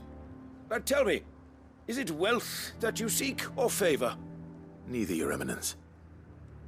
I thought only to inquire about your plan to turn Northreach into a stronghold. Ah, I see. You are worried the expanded garrison will render your services redundant. Yet you needn't be. A proud fighting man like yourself shall always have a place here. Pride of place, in fact. For too long has the contribution of the noble soldier been under-reckoned. But no more. For it is they who shall see the Holy Empire rebuilt, beginning right here in Northreach. Why here, Your Eminence? The town has been fortunate enough to escape largely unscathed from the recent troubles. Her defenses are sound, and her garrison well prepared. Which is more than can be said for Oriflamme or Twinside. The Empire wants for a capital, and I believe Northreach to be the perfect place. With Caer Norvent as her citadel. Once we have seen to the refortification of both the town and the castle, we need only build a wall around both to create a city that would be the envy of the twins. Plans are already underway for the construction. Soon enough, these thralls shall learn that they are no match for the might of Sanbreque. I fear you underestimate how dangerous these creatures are, Your Eminence. Should they return in force, you will need all the people of Northreach to come together in defense of the town. Something they may be loath to do if they've been deprived of their worldly goods. The people will do as their leaders command. If Sanbreque is to be rebuilt, she will require a functioning government. One whose authority is beyond question. That is why this levy is necessary. So that any man who wishes to join the army might do so and be fed, outfitted, and paid as befits a defender of the Empire. And yet there are those who persist in peddling the treasonous lie that I seek to steal from the people and drive them from their homes. I suspect they're afraid of losing what little they have left. Precisely. The common folk have little and less, and you mean to deprive them of even that. You would sow the seeds of your new empire in your own salted earth. Sabine, we have discussed this. Yes, and I told you then how putting the empire before her citizens would lead only to revolt. Without an empire, there are no citizens. And in yours, there will be only beggars. Is that what Griga wills for her people? Do not take her name in vain, Sabine. I'll come back later. The citizens revolt. I wonder what the people really think of the Duke's plan. It wouldn't hurt to ask them, I suppose. Let's begin with those on the other side of the wall.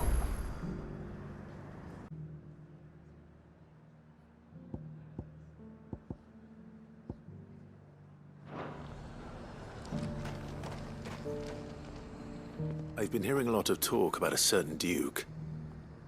Nothing good, I'll wager. Going around acting like he owns the place.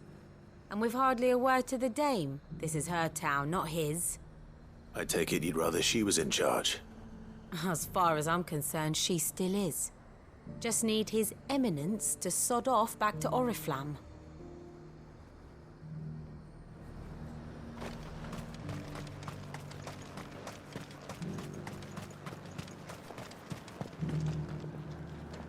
All right there.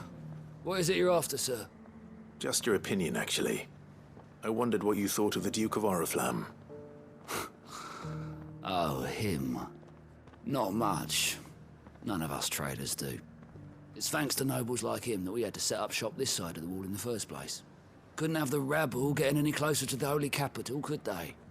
And now he's trying to drive us out completely, threatening to take everything we got from us if we don't clear off. If the dame said she wanted him run out of town, I'd be straight through that checkpoint, tar bucket in hand.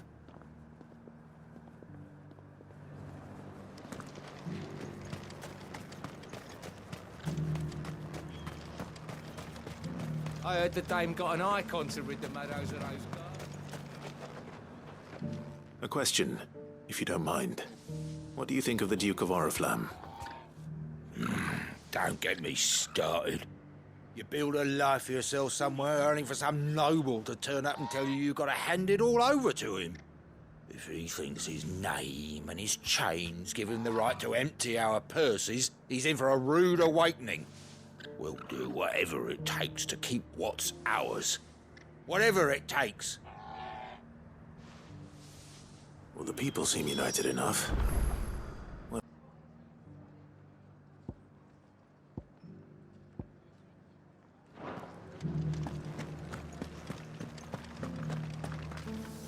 Excuse me, do you have a moment? I wondered if you'd mind sharing your thoughts on the Duke of Oriflamme. Well, He's made a lot of enemies coming in the way he did. I mean, look around us. You can see the state the realm's in. The traders might not like having the screws put on them, but if they volunteered a few more of their hard-earned gil before things got bad, maybe they wouldn't have to. I think the Duke's got a point when he says rebuilding the Empire's the best way of making sure we're all protected. And if that means people who don't know one end of a sword from another have to make way for those who do, well, that's just how it goes.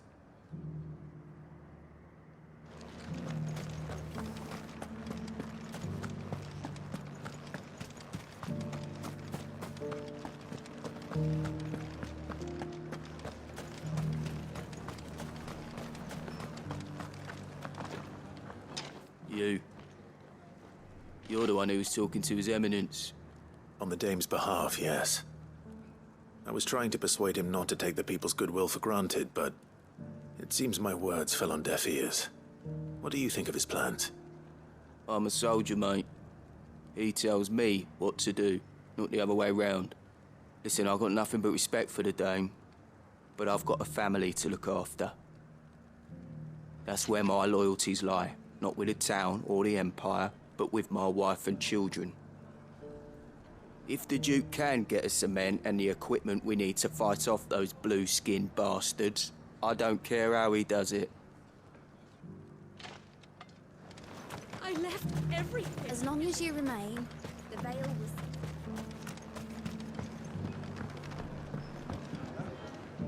I hear the Duke of Oriflamme plans to turn this town into some sort of fortress. Do you think that's a good idea? It's not for me to say. All I know is that unless the Emperor orders me otherwise, His Eminence's word is law. Look, no one likes all these taxes and tariffs, but empires don't come for free. And once Sanbreque is back on her feet, we'll all reap the benefits. Let's see what Philippe makes of all this. Sabine, you are embarrassing me.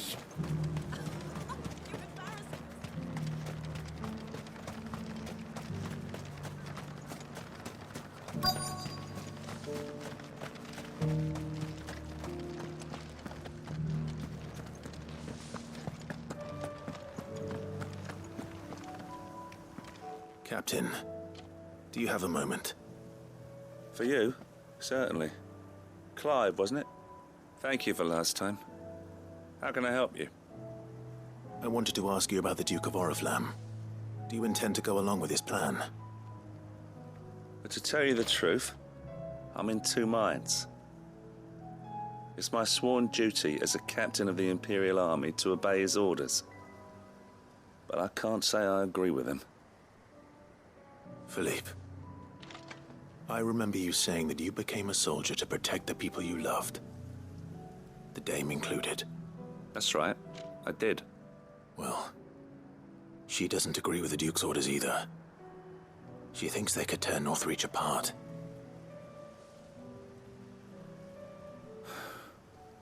And she's probably right.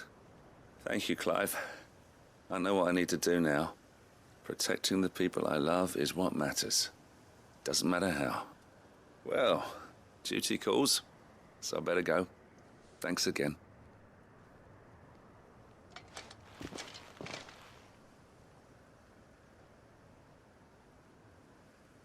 It seems Philippe wants to do the right thing at least. I expect Isabel will be pleased to hear that, if nothing else.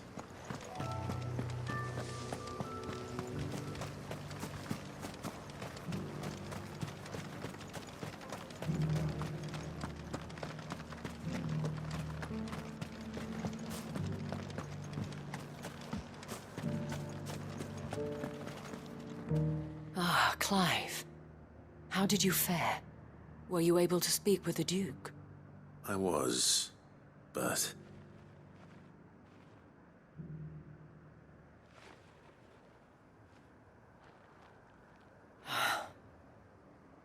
So Northreach is to be a fortress after all. Well, it will certainly help to hold back the thralls. There's no denying that. Though I doubt it will come as much consolation to the townspeople whose worldly goods are confiscated to pay for it. They deserve to be heard, Clive. To have a say in this new empire the Duke means to build.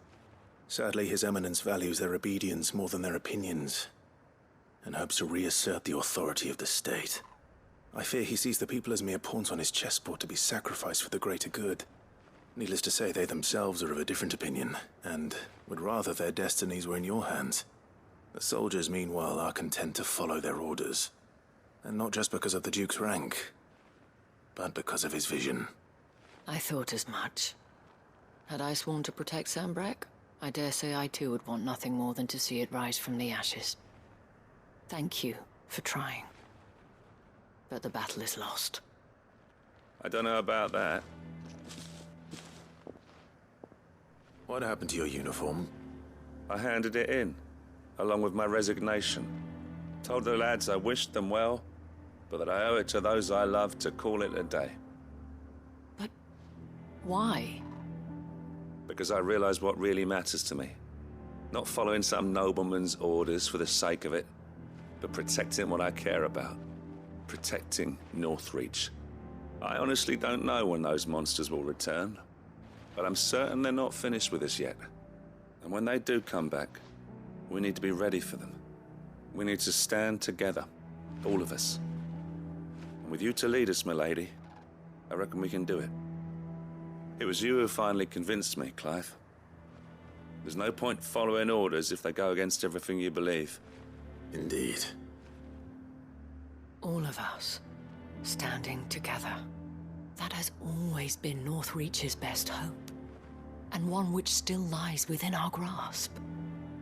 We have only to turn our attentions to the true enemy. Thank you, Philippe, for showing me what I must do. Anything for you, milady. Speaking of standing together, would you mind if I borrowed a few of the lads from the Vale to help keep watch around the town? I fear His Eminence has loftier tasks in mind for the guard. Not at all. Be my guest. Wouldn't be the first time.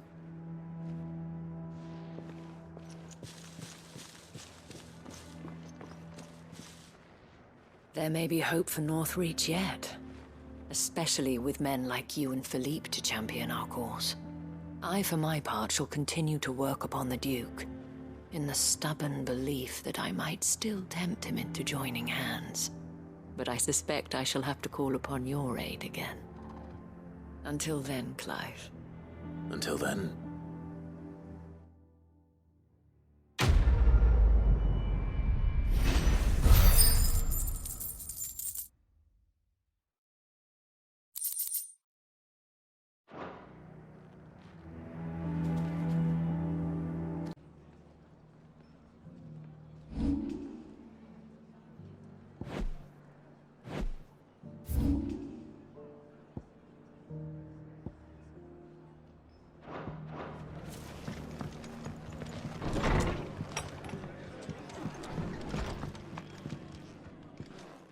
Clive, I was just about to send for you.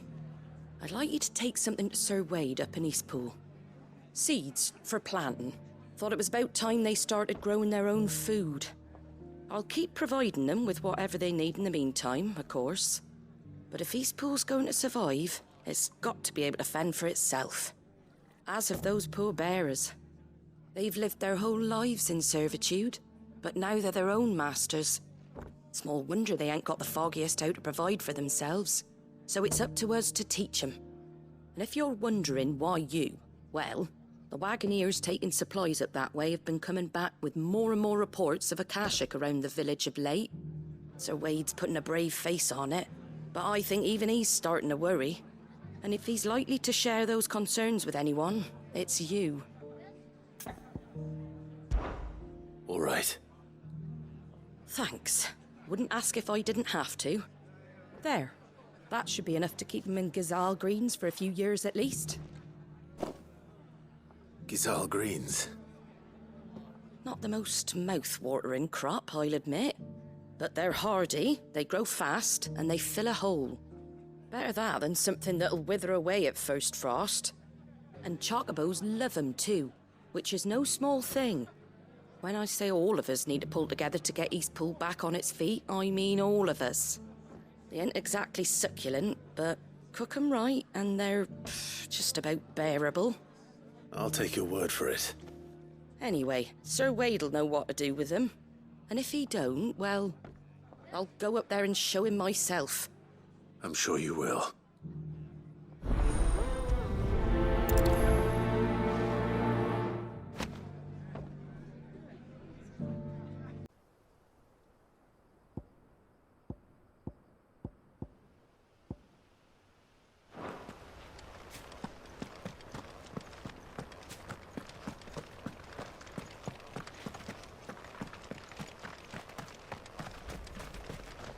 Ah, Lord Rossfield.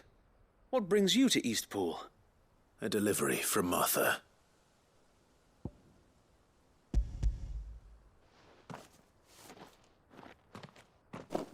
These are Gizal green seeds. Martha's keen to cut the apron strings, then, is she? I jest, of course. You see, I had thought we might be able to revive the old wheat fields, but they'd long since gone to seed. Only without the seeds. Martha was hoping he might be able to show the bearers how to plant and tend these, so that they'll be able to fend for themselves. That's not a bad idea. These bearers had only recently escaped their bonds before we brought them here. They know little of freedom, of providing for themselves and their loved ones. Unless we teach them how to live like free men, I fear that all we have achieved in bringing them here is to exchange one master for another. Not that myself and the Guardians have been the best example to them so far, subsisting almost entirely on Martha's charity as we do.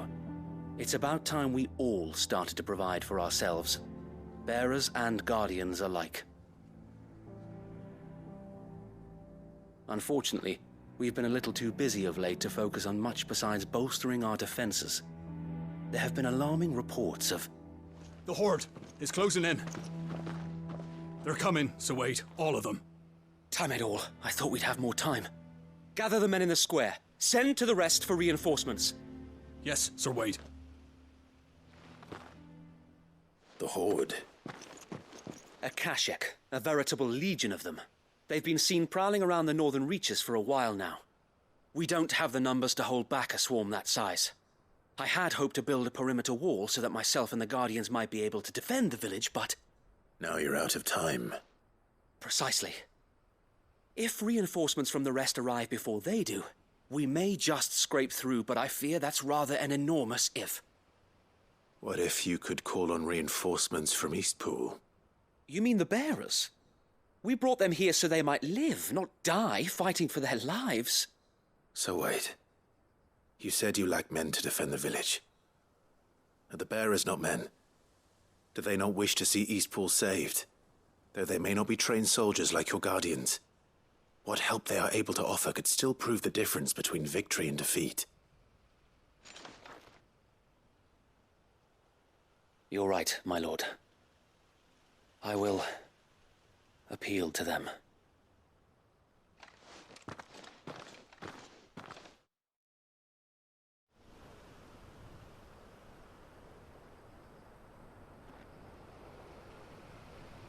My friends, I humbly beg your aid.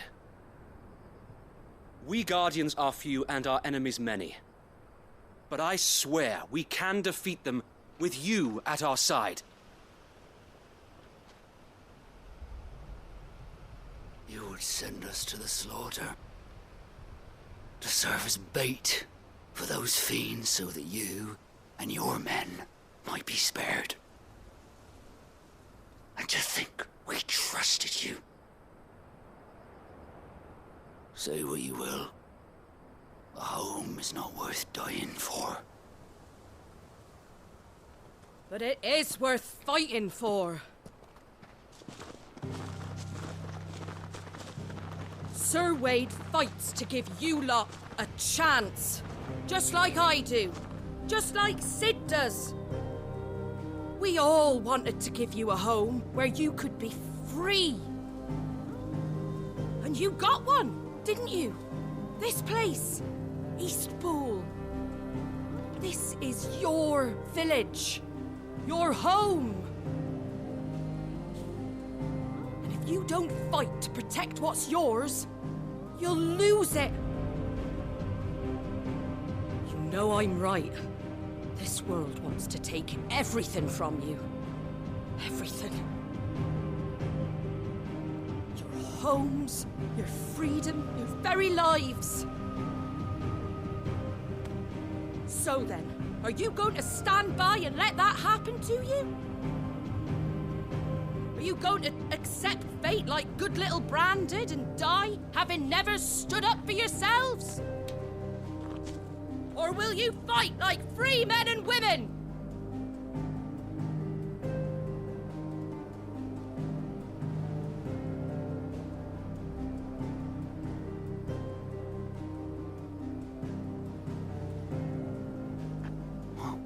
What are you doing? All right. Give me a sword. I never dreamt I'd have a home of my own.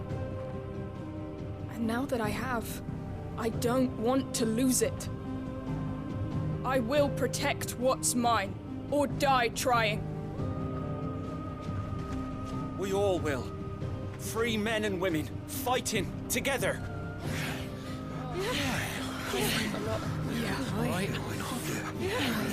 For Eastpool! For Eastpool! Let's go.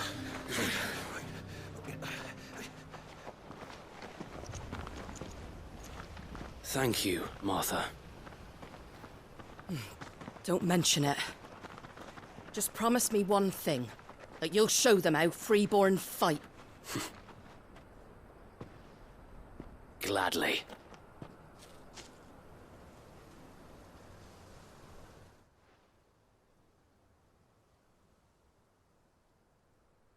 Well, if it was numbers you were lacking, you certainly won't be now. Thanks to you. Me? Oh, I just love the sound of my own voice. Lord Rossfield, my lady, we're ready. So what's the plan of action? We'll divide our forces into several small detachments, each made up of guardians, bearers, and guards from the rest. These will position themselves at strategic points around the village. Upon engaging with the Akashic, each detachment will keep the creatures occupied as best they can, steadily retreating all the while. You're going to lure them into the village? I am. We will have neither the time nor the resources to treat the wounded, so injuries must be avoided at all costs. Instead, we will focus purely on defense at first. By coordinating our withdrawal through the use of messengers drawn from among the bearers, we will aim to have the swarm converge at a point of our choosing. With luck, that point will be the village square, the perfect place for our most able warriors to surround them and fall upon them, and for you and I to finish them off. A sound plan, but one that'll require a leader with a cool head and strong nerves to coordinate the retreat. I'd say you have both in abundance, Sir Wade, but you'll be needed. Please, leave the last of the fighting to me. Ha! And let you have all the glory. Sir Wade! They're here! Then you know what you must do. We work together, everyone playing their part, each shielding the other that no man might fall, that Eastpool might live on. For Rosaria! For Rosaria! We've no time to argue, my lord. I'll do as you ask. And I will do as you ask. Suppose we'd better do our bit too then, eh?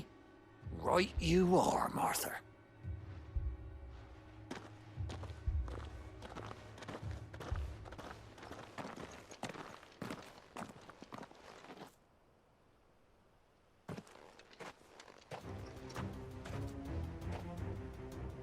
The calm before the storm.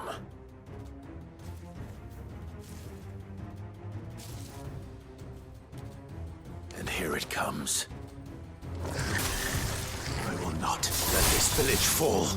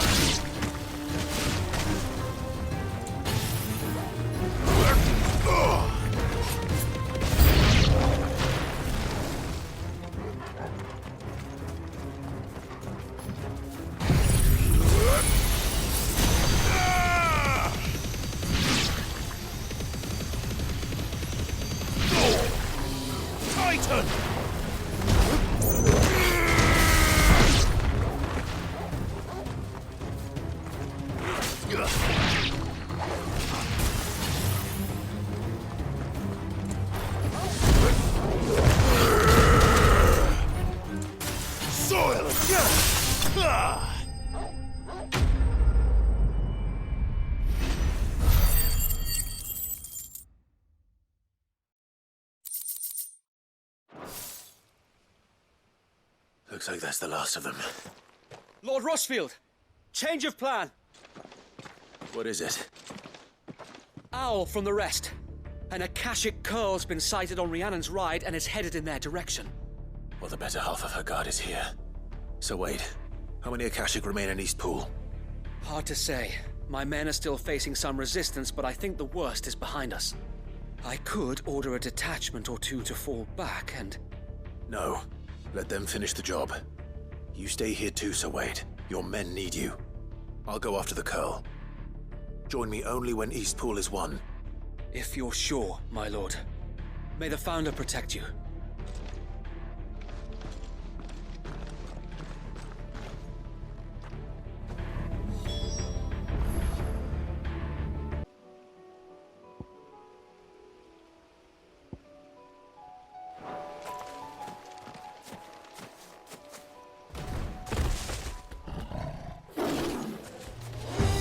There it is. With me, Torgal.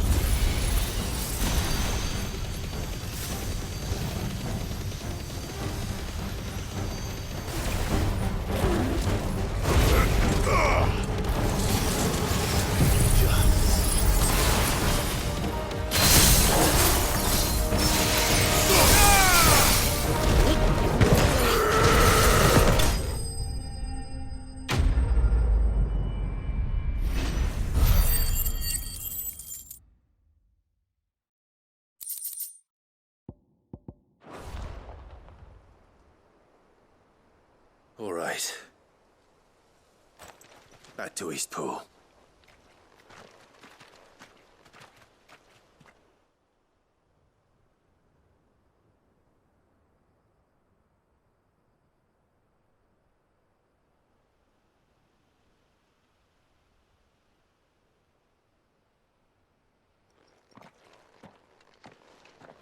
Lord Rossfield, the Curl, is it? It's dead. Thank the Founder for that. And for you, my lord. We were able to eradicate the rest of the Horde. I have guardians posted around the village to keep watch for further attacks, but all seems quiet for now. I hesitate to say it, but I think it might be over. I think it might.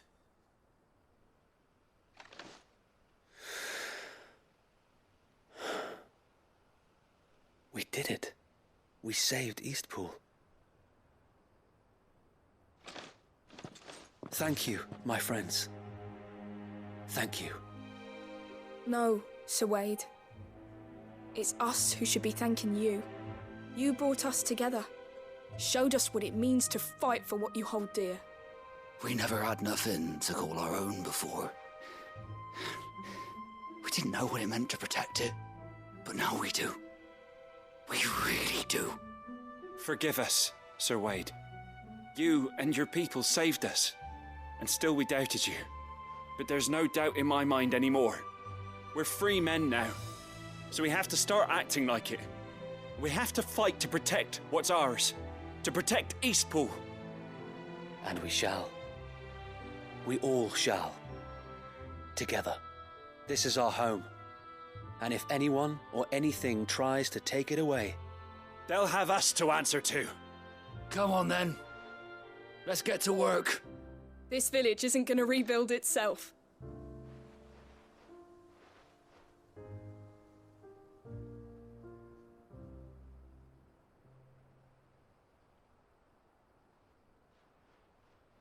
They're not slaves anymore. no. They're Rosarians. Your father took pity on the bearer's plight, and I believe if he were still with us today, this is what he would have wanted. I believe you might be right. I shall remain here, my lord, and do what I can to help rebuild the village. After all, this is my home now too. And I could hardly call myself an East Poolian if I didn't pull my weight. I think you'll find it's East Pudlian, Sir Wade. But you should be proud all the same. I'll have to pull my weight too. Can't have the rest getting outclassed. Speaking of which, I ought to be getting back. Can we continue to count on your support, Martha? Of course, and I'll be counting on yours too. Us Rosarians have got to stick together, haven't we? Indeed we have. And Clive, come by the Golden Stables when you get the chance. I ain't paid you for delivering them seeds yet. All right. I will.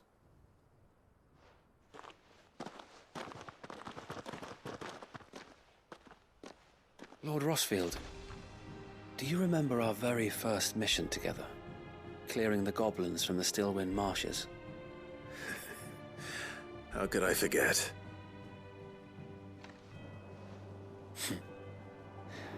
There's one sight that I shall never forget. You, facing off against that giant Morbo. Not a trace of fear on your face. Since that day, there have been more than a few times when I felt like giving up. When the odds seemed so stacked in the enemy's favor, I thought I may as well just lay down my sword and surrender. But every time I would think back to the look in your eyes that day and remember what it means to be a shield. Know that whatever trials Eastpool may face, I shall never lose courage. Thanks to you. So Wade, you have always been a true shield. I know that Eastpool, and indeed all of Rosaria, will be safe in your hands. Thank you, my lord. I know the rest of the world will be safe in yours. I'll do my best.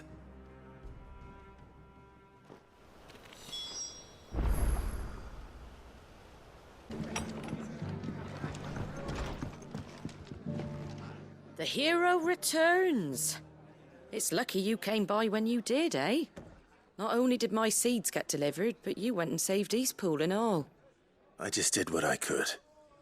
And it's only right that you get rewarded for it. Take it before I change my mind. Thank you, Martha. So, Eastpool's finally back on its feet again. And a home to free bearers. Who'd have thought we'd see the day, eh? Well, it was your idea.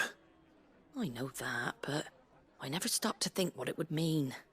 Bearers in charge of themselves, thinking for themselves, working for themselves. Not your hideaway, but not even hidden away. Though I suppose the rest ain't much different nowadays. You know,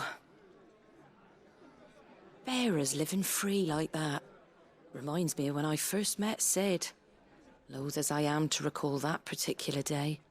I take it you didn't always see eye to eye. What happened? Well, if you really want to know, I started doing what I do long before I met Sid. In fact, that's how I met him. Or at least how he came to meet me. He showed up at the stables one day, asking questions about who'd been buying up bearers. Founder knows what he thought I was doing with them. Running a hunt, poking around in their innards. Something awful anyway. Me, I thought he was a new constable.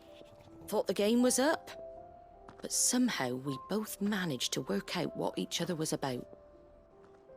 And before I knew it, the cheeky arse was rattling on at me about how I was doing it all wrong. After all my hard work. Told me I was giving them relief, but not freedom.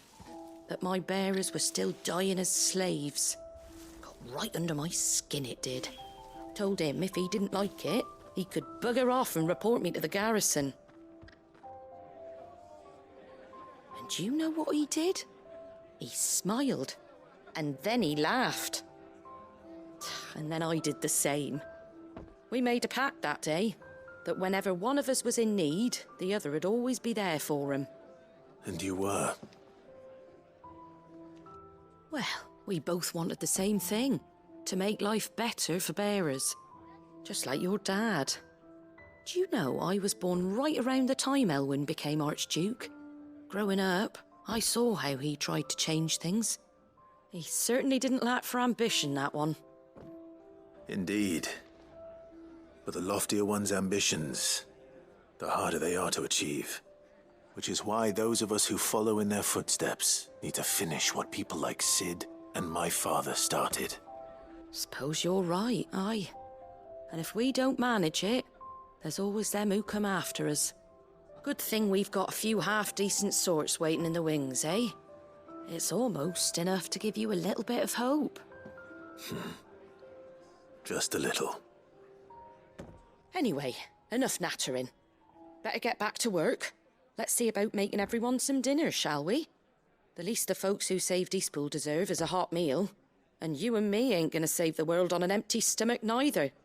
That sounds like a wonderful idea.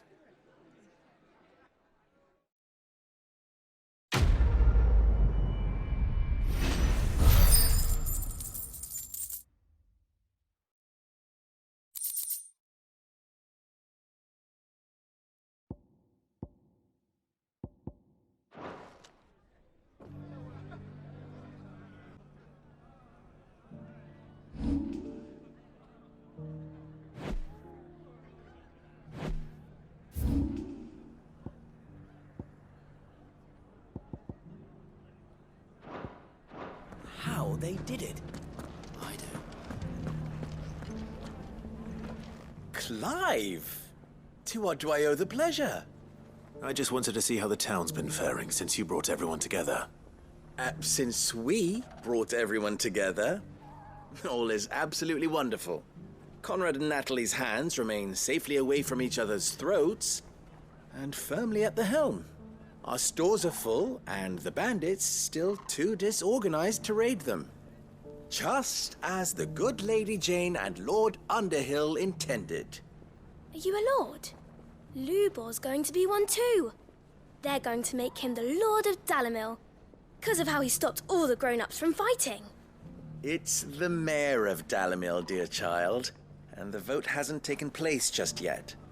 But if the people wish me to lead them, I shall.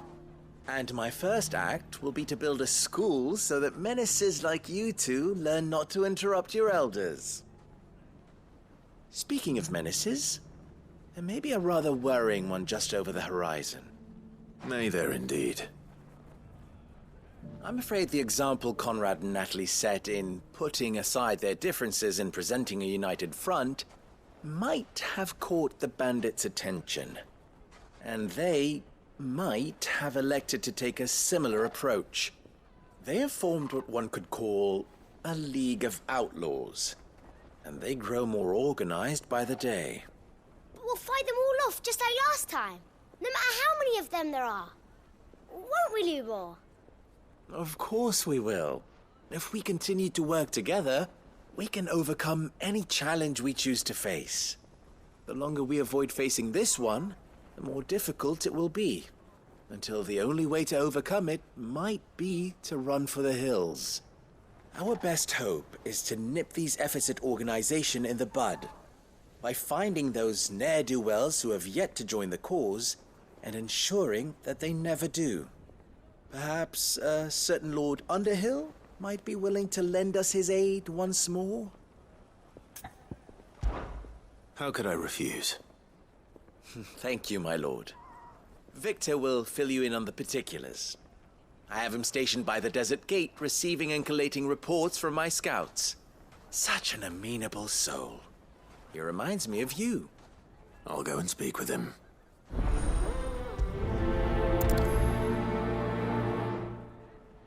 What's the difference between a lord and a mayor? A League of Outlaws.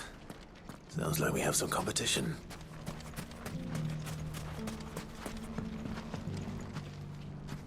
Still in Dalimil, Victor? Ah, Sid. I thought you'd have returned to Cosnis by now. I did. Then I came back. I've developed something of a fondness for the place. And having worked so hard to see it saved from one fate, it would seem remiss to abandon it to another. A sentiment Master Lubor certainly isn't shy about exploiting. Hence my doing his bidding yet again. You're not the only one. What does he want you to do? He asked for my aid in putting down the bandits. And he said that you might be able to help me find them. Then you've come at just the right time. I was on my way to speak with Conrad about how to organize our forces. There are more camps in the vicinity than we can safely strike at once. But we must strike together, and we must strike soon at as many camps as we can. We can't give this league of theirs time to rally its forces. All right. Which camp shall I take? There's one upriver. Just out there, across the dunes. Leave it with me.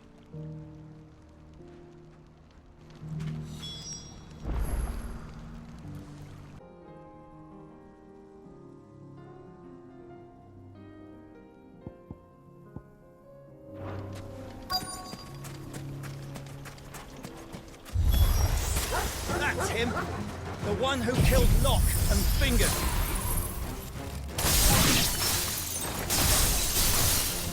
Take his head off!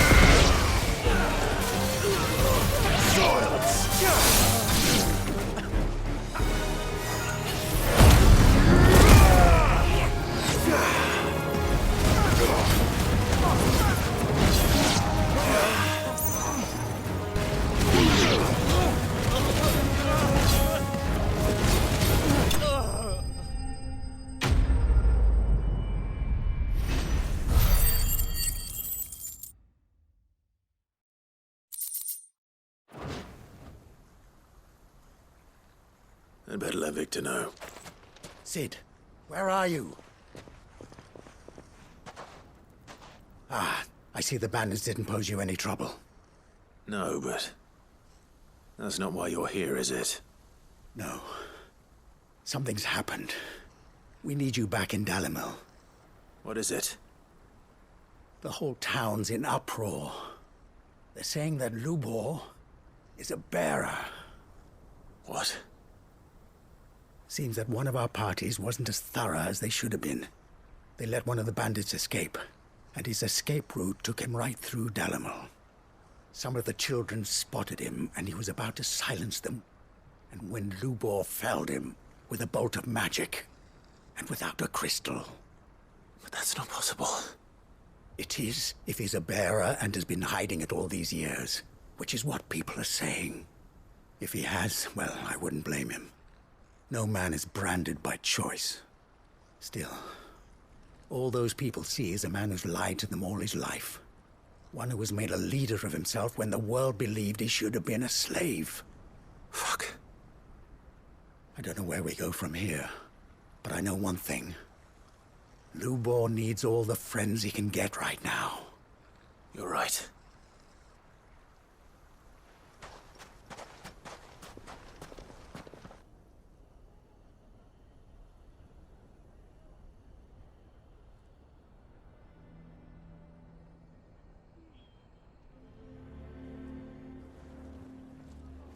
And now everyone knows. I made it a habit to keep a crystal close at hand for just such an occasion. And when that occasion arose, I forgot to reach for it. Well, it was bound to come out sooner or later. We're sorry, Lubor. We tried to keep running, but we just couldn't anymore. There's nothing to be sorry for. I rather enjoyed playing the hero for once. All that matters to me is that you two are safe. Look at him talking to his betters like it's nothing. All lies, I'll wager. Just like the ones he fed us all these years. Once people make up their minds, it's hard to change them. We need to do something, and quickly. Convince the people not to let their prejudices blind them. Convince them that nothing has changed. That their enemy lies outside these walls, not within them. You're right. We should speak to everyone. I'm glad you agree. I'll handle the townsfolk. I'm a Dalmec born and bred. They listen to me. You head to the tavern. Make Conrad and Natalie remember who Lubor really is. They know that Lubor and I are friends. I might not make for the most impartial of interlocutors.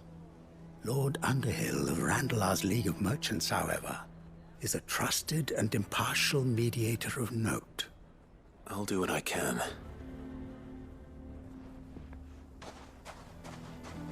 Lubor, stay here with the children.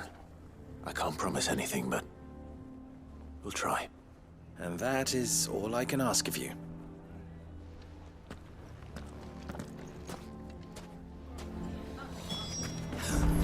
Why are you taking the bearers? Why do they always have to make such a fuss? I knew all along that he was...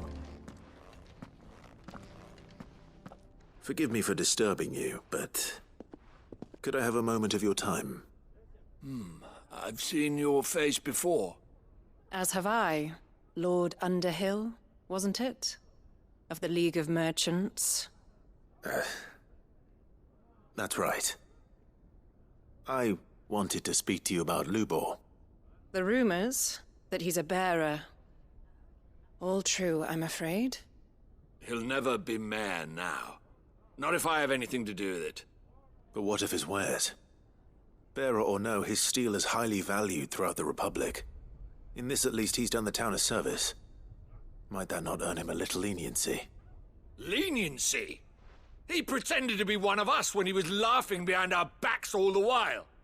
I'm sorry, my lord, but he lied to us. He lied to you. He cannot be trusted. So what do you propose? Will you drive him from his home? Close his forge? Perhaps. That is a question for the people of Dalimil, and they will thank you not to get involved.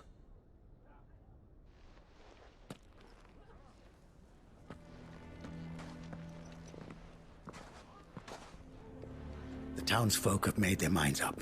There was nothing I could do. Nor I. Conrad and Natalie refused to consider anything but their own wounded pride. You never know. Once their anger is cooled, they might see things differently. For now, we should report back to Lubor. All right.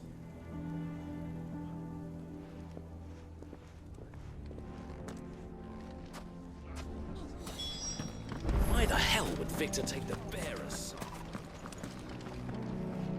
I assume the situation is hopeless? There's still hope. But...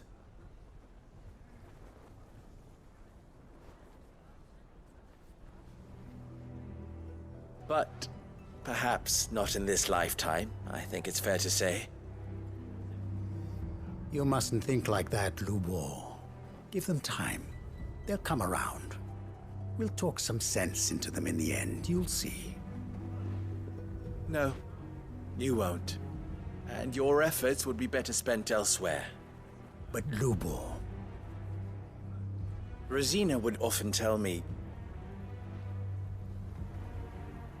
that steel does not lie, that a blade is a reflection of the smith who forged it. To yourself be true, that was her point. Rather an ironic one when you consider that her life was taken with a blade of her own making. But I do not doubt that she was always true to herself and what she believed in, right to the end. And so must I be. I must do what I know to be right, no matter what others might think of me. And now, I know what that is. I must embrace my new role of villain so that the people of Dalimil have something to unite against. For only united can they hope to stand against the threat that awaits them. I'll need to make a suitably dramatic exit, of course. Don't go, Lubor. You're the only one who was ever kind to us. We'll be all alone. Again. Trust me, little ones. It is for the best that I go. Not only for the town, but for you, too. How could it possibly be for the best? These children need you. The least you can do is give the townspeople a chance to change their minds. I would not take it, Victor. It's over. Over, you say? And so just like that, you're going to throw this town and these children to the wolves? I thought you were better than this. But it seems you had me fooled as well. Victor. Forget it. Do what you will. You sure you're making the right choice, Lubor? Of those available to me, I believe it's the best one. Yes. Ah, but where are my manners? Here. A reward for clearing out that bandit camp. Right then. I have packing to do. If there's anything I can do. Anything. I'll bear it in mind. Thank you.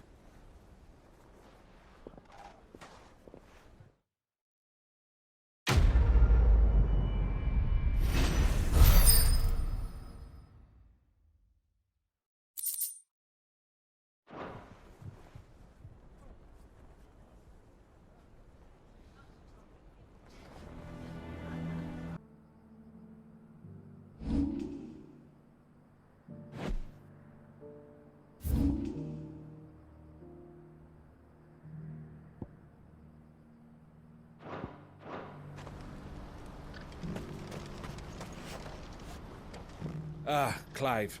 You'll be pleased to know that the negotiations are progressing well. That is good news. Yes. Our comrade in Randalar has just sent word that the contract should be signed very soon. But I still have much and more to prepare. It's a huge undertaking moving this many bearers at once.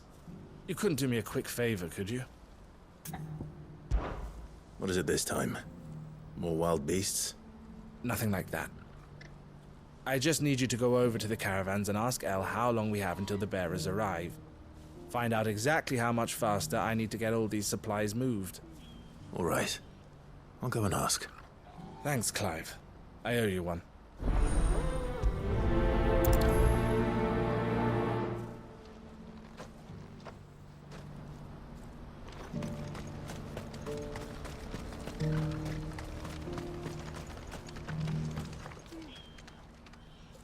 Don't blame yourself, El. This is their fault, not yours. I know, but... No buts about it, all right?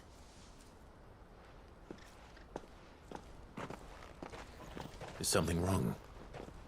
Vonnie came to give me a message from our intermediary. The talks with the Republican army have fallen through. They've reached an agreement with the Silver Peak Consortium instead. Though prices have fallen of late, we deliberately offered above the going rate to try and deter other bidders. But the Consortium offered double what we did, and the army jumped at the chance. And you had no opportunity to make a counteroffer? None at all. And we were so close. El? What's happened? I saw Vonnie leaving. She didn't look happy. And with good reason.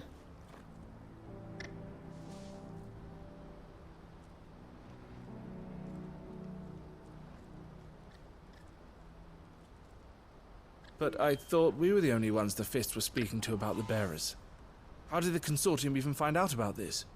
It's not so surprising. They have ears all over the Republic. This isn't over.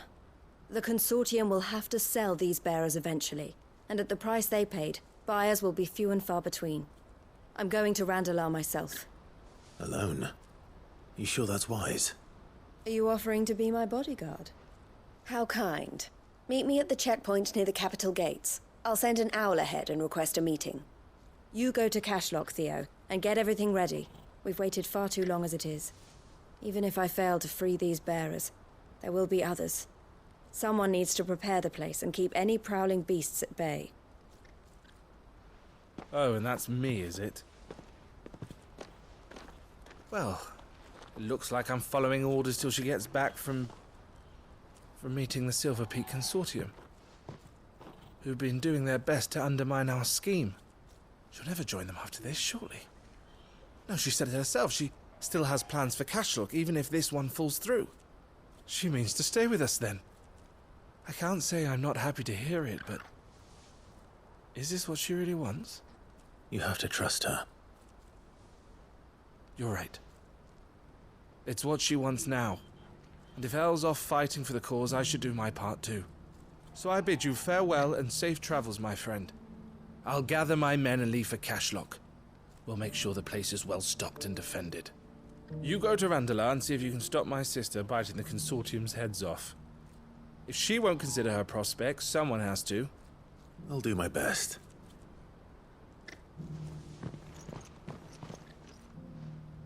All right. To Randalar, then. And better not keep Eloise waiting.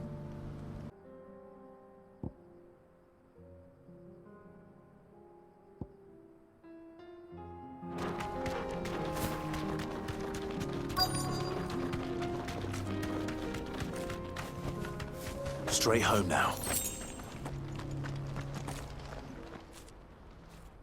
I hope I didn't keep you waiting.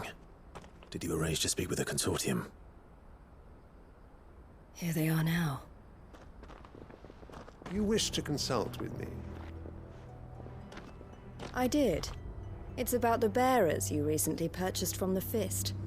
We had all but finished making arrangements to buy them ourselves, and then you stepped into the fray. You misunderstand. The consortium had an interest in purchasing them from the very first. It was only our regard for you that kept us from bidding. But your hesitancy in accepting our offer to you suggested that the regard was not mutual. And so we resumed our business. I did not hesitate.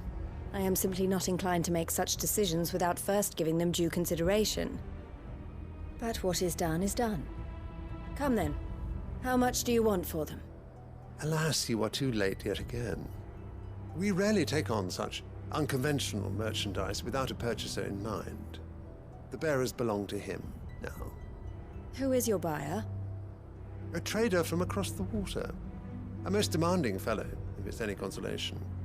He insisted the bearers be fed, dressed, even given their own bunks for the voyage over. That's what you get when you deal with continental types.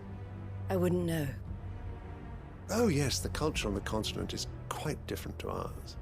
They pay good money for bearers not fit for the knacker's yard, and treat them like kings. But as long as they pay... That does sound unusual. No matter then. If they've already left our shores, there's little that can be done. Allow me to withdraw my interest. And with it, my interest in joining your organization. My associates will be sorry to hear that.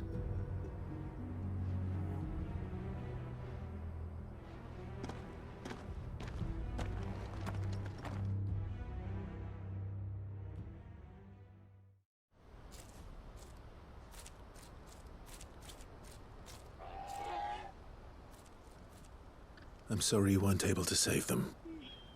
As am I. But I only have myself to blame. He was right, you see. The Silver Peak Consortium did intend to buy those bearers before I did. Their representative hinted at a possible purchase when he came to recruit me. I feigned interest in joining them in the hope he might be encouraged to tell me more. And he did just that.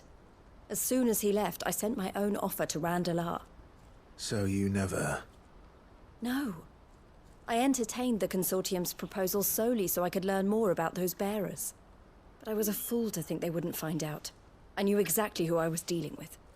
You tried. I did. And if what he said was true, the bearers are to be well treated. Which is something, at least. But they deserved more.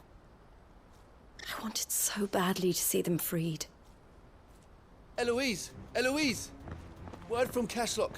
The village is under attack. A pack of beasts have come down from the mountains, and there's a dragon at its head. Theo and the others are trying to hold them off as best they can, but the odds are against them. They need help, and fast. Theo! I'll go on ahead. Thank you, Clive. I'll gather some men and join you there. Just... make sure he's safe.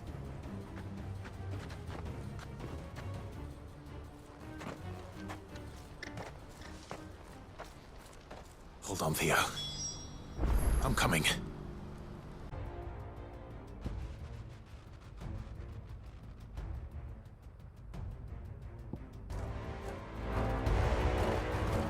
What's the situation?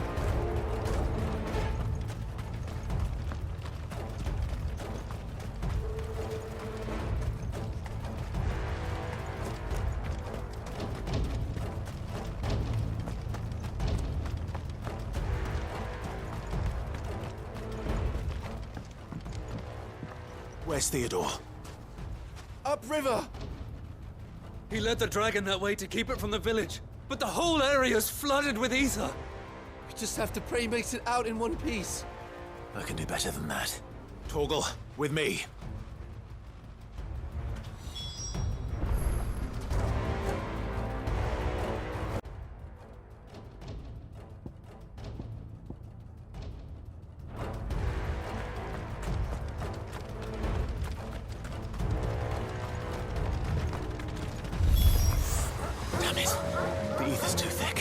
these creatures have already turned.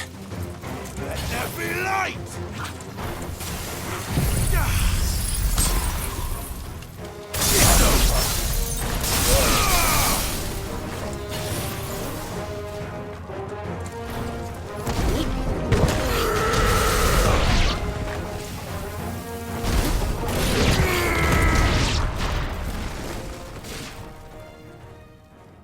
I can't waste any more time. I need to find Theodore before that dragon does.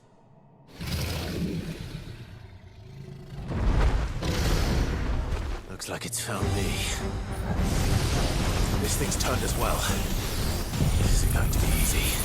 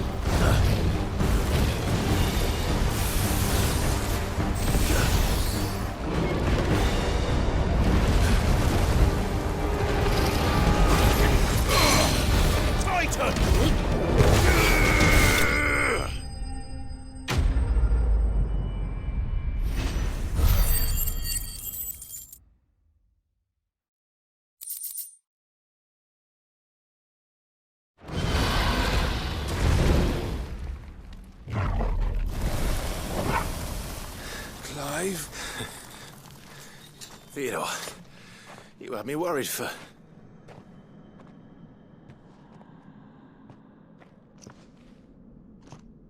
We have to get you out of here.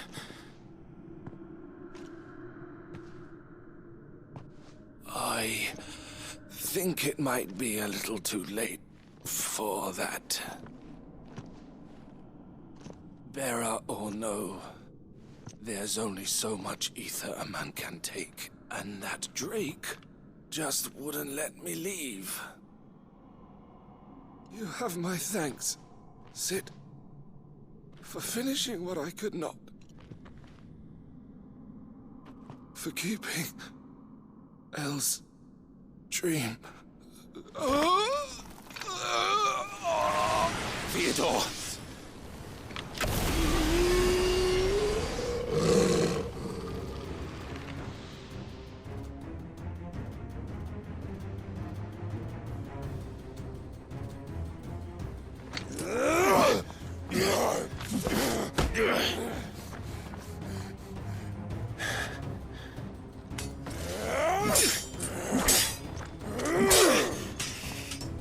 Don't make me do this.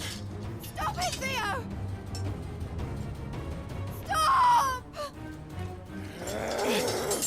Stay back, Eloise! He's turned. And so will you!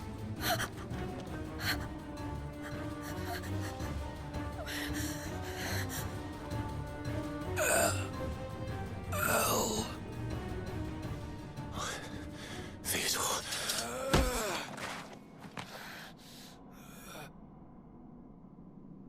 Take care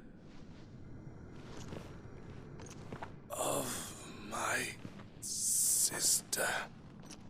Theodore, wait. Goodbye, Elle.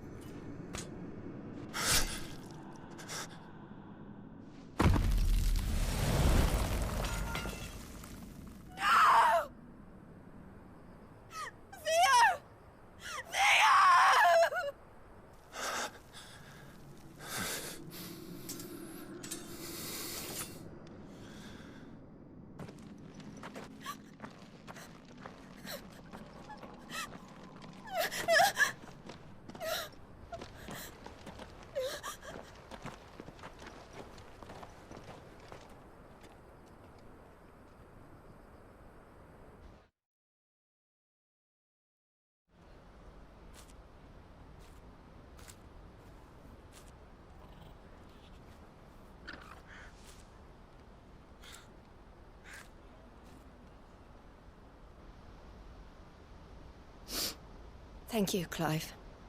I think I'll be all right now. That was true bravery he showed. Leading the dragon away from the village like that. His first instinct was always to protect people. To put others' well-being before his own. And now he's gone. Because I sent him to that place, against his will. It wasn't against his will. He was ready to do whatever it took to show you he could stand on his own. So that you would finally be free to live your own life. To live my own life. He never could come to terms with the choice I made. What exactly happened? You once told me Theo was the first bearer you ever helped.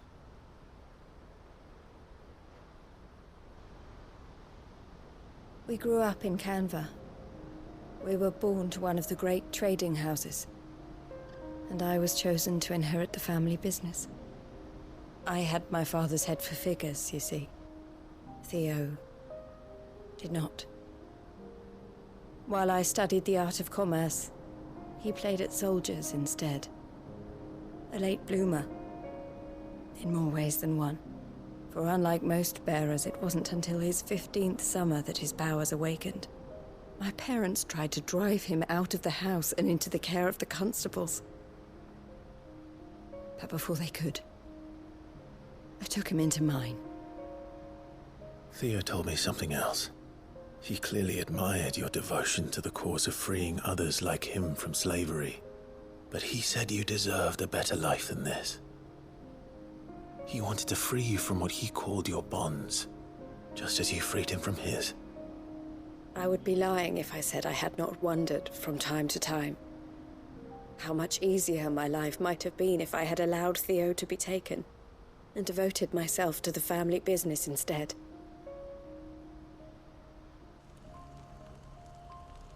But I have never regretted the decision I made. Being with my brother meant more to me than tradition or reputation. I only had to look at him to remind myself of that night and the choice I made and the fact that I would make the same choice again in a heartbeat.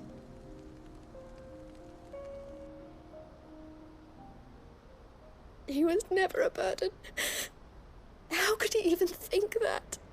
If anything, I was the one who weighed him down. You weren't, Eloise. He said it himself, that he had always been grateful to you for saving him, and that he wanted to repay you by letting you live the life you were denied. Neither you nor Theo weighed each other down. You loved one another. You did whatever was necessary to continue living your lives together, and you always would have. You're right. All I ever wanted, all I ever did, it was so we could be together. Oh, Theo, why did you have to...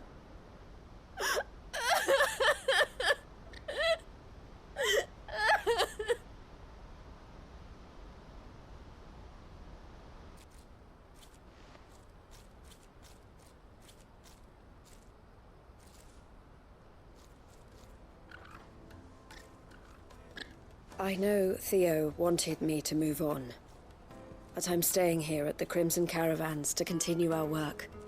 We can make a difference here. We can help people, save them. I need nothing more from life than that.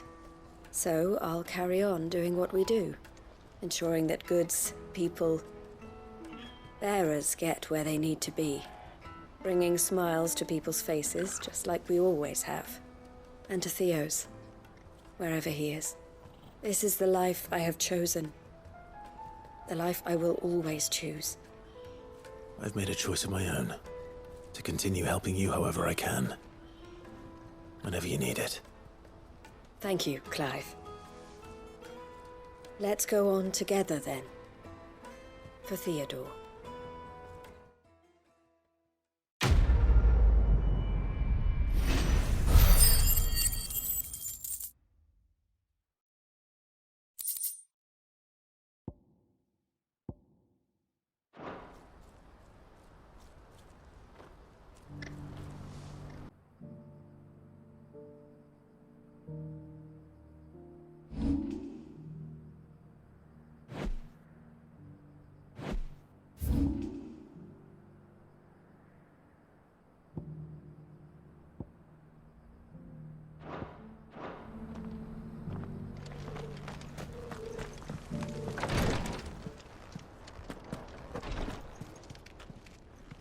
Lord Rosfield, is there aught the Undying might assist you with this day? Perhaps. My brother said that your order was helping him with his quest to uncover Ultima's origins. Have you learned anything of note since last we spoke? Little and less, I regret to report. I see.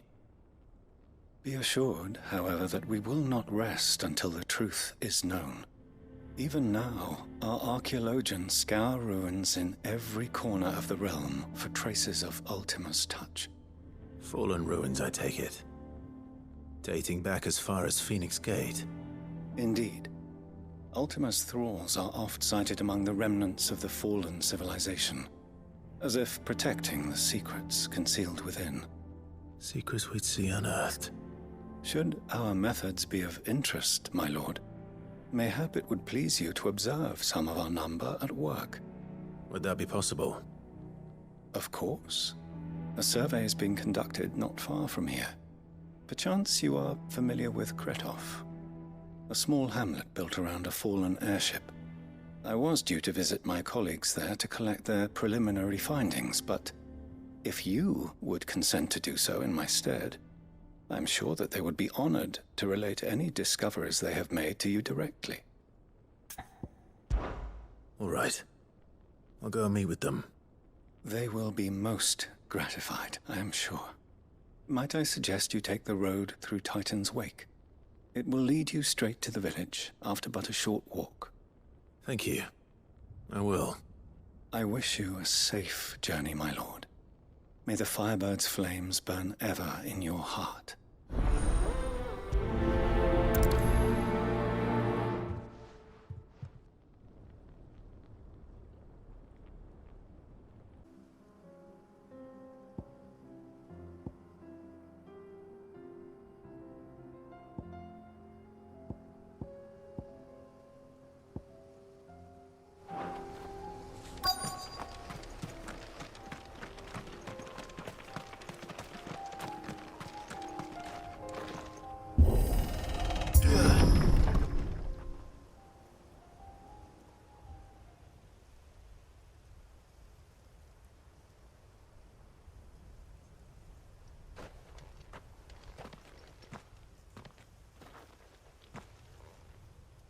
Oh no.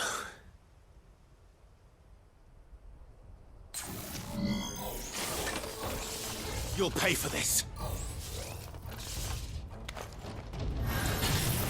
There may still be survivors.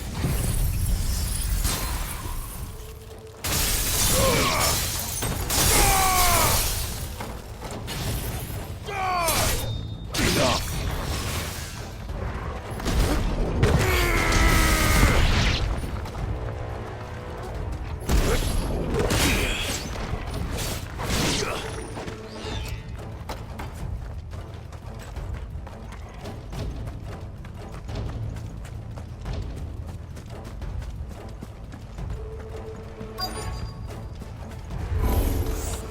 Whatever that thing is, say it's their leader.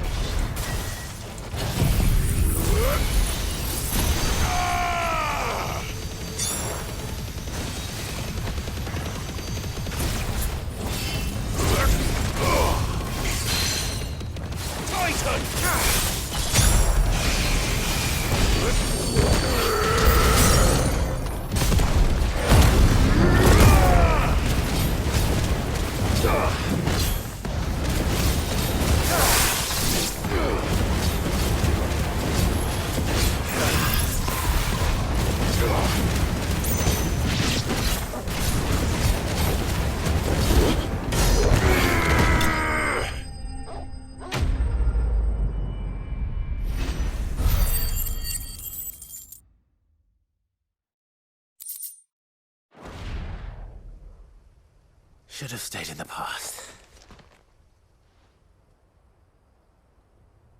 These must be Cyril's colleagues. You have our thanks, stranger. Who are you? Ah, forgive me, my lord. I did not recognize you. You are Lord Rosfield, are you not? We are archaeologians tasked with surveying this site. When the echoes appeared, our brothers here occupied their attentions. Thanks to them, and to you, we were, for a mercy, able to see our duty to its conclusion. You call that a mercy? Your brothers might still be alive if you put their safety before your duty. Surely this survey wasn't worth dying for. We are charged with uncovering Ultima's origins, a duty of the highest import, as I'm sure you will agree. And you think your dead brothers would agree with you too? I know they would. They gave their lives for the cause, an honor to which all Undying aspire. Now, to what do we owe the honor of your presence, Lord Marquis? Cyril told me of your work here, and I agree to collect your findings in his stead. I see. That is most kind. Pray, take them then, with our humble thanks.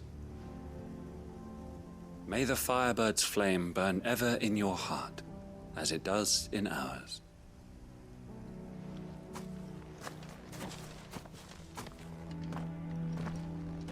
It's one thing to lay down your life for another, but for a survey... I suppose I'd better get this back to Cyril. Ah, you are returned, my lord. I collected your colleagues' preliminary findings. Here, take them.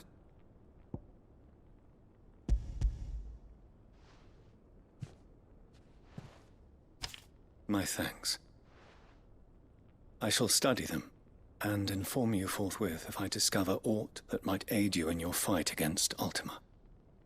Cyril, your survey party suffered several losses in Kratov. Losses which could have been avoided, had the others not chosen to complete their work, instead of saving their friends. Were these your orders? No. This was their choice. Every Undying devotes his life to the service of the Phoenix. It is our sole duty, and should we die in discharging it, so be it. Even when death is avoidable. My lord, I fear that this is not a point over which it would be fruitful to argue. The Undying have served the Phoenix for countless generations, and your opinion of our methods, however earnest, is not like to change them. We live to serve the Phoenix. Our very order exists for that purpose, and that purpose alone. Cyril, I know that you and your brethren answer only to Joshua, but allow me to offer you a word of advice. It does not further the cause of the Phoenix to have his loyal followers surrender their lives without good reason. Provide your survey parties with an escort, that they might live to do their duty for years to come. Think not only of how you can serve the Phoenix, but how Joshua would want you to serve him. Please. For all our sakes. I thank you for your advice, my lord. If you will permit me to respond, our faith in his grace, Joshua Rossfield, is absolute. And we of the Undying will do what we believe is right to fulfill our duty unto him. As first shield to the Phoenix, I am sure you understand what it means to do one's duty. I do. Then we are of the same mind. And it is my hope that we may continue to do our duty together.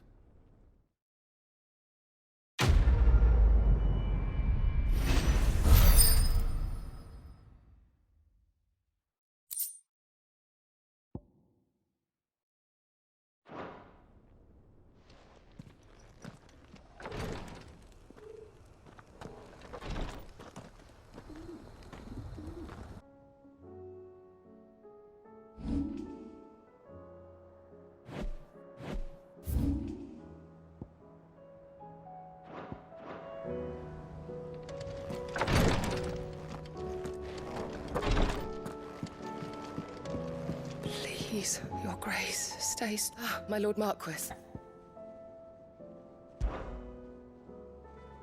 Yote, is anything the matter? You seem troubled. Perhaps I might be able to help. My lord. Yes. Perhaps you might. It's your brother. His condition continues to worsen, though he does his best to hide it. The lesion on his chest pains him more with each passing day. I had feared as much. There are certain elixirs which can ease the suffering of those afflicted by the curse, but... But His Grace's case is severe. The drafts I have been able to prepare for him thus far have ceased to have any real effect. So I consulted with Talia and certain of my comrades among the Undying about the possibility of finding something stronger. And thankfully, a recipe was found. The only problem being that the critical ingredient is exceptionally hard to come by, and our supplies are almost exhausted. Unless we can secure more soon, your brother's anguish will likely become unbearable.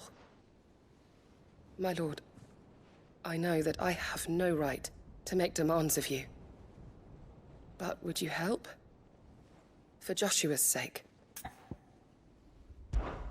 For Joshua? Anything. Thank you, my lord. So, what is this critical ingredient? A rare herb by the name of stonerwort.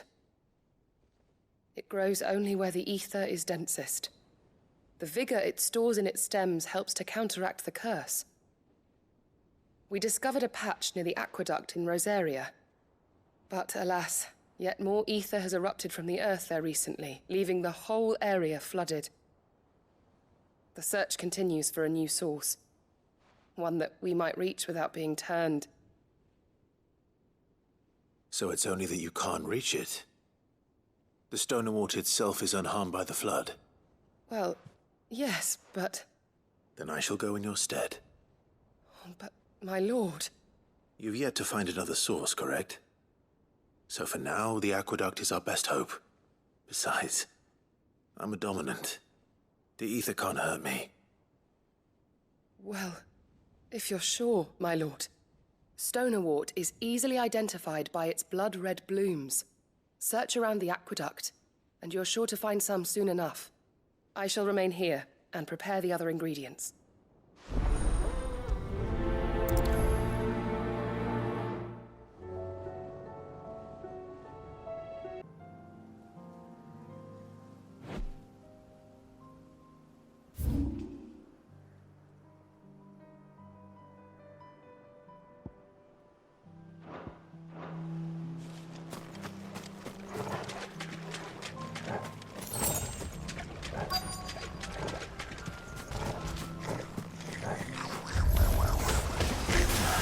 Just my luck.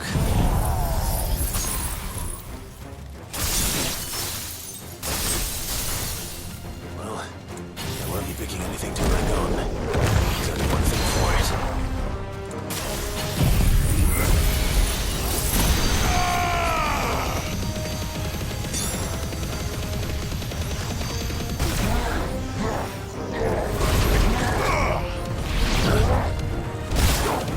Nice try. Titan! Muhammad!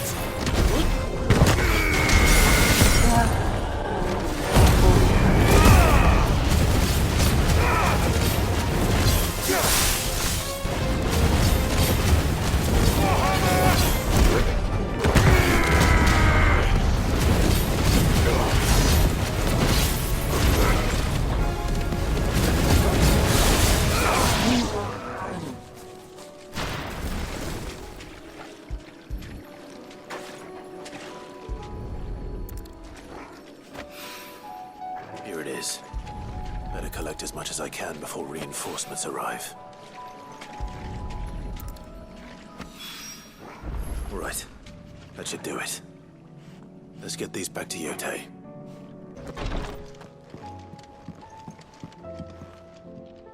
Yote, I brought back all the stonerwort I could find.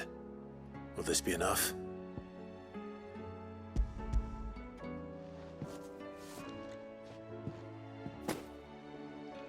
Yes, my lord. Thank you. I'm sure it will serve us until we can find another source. I'm very glad to hear it.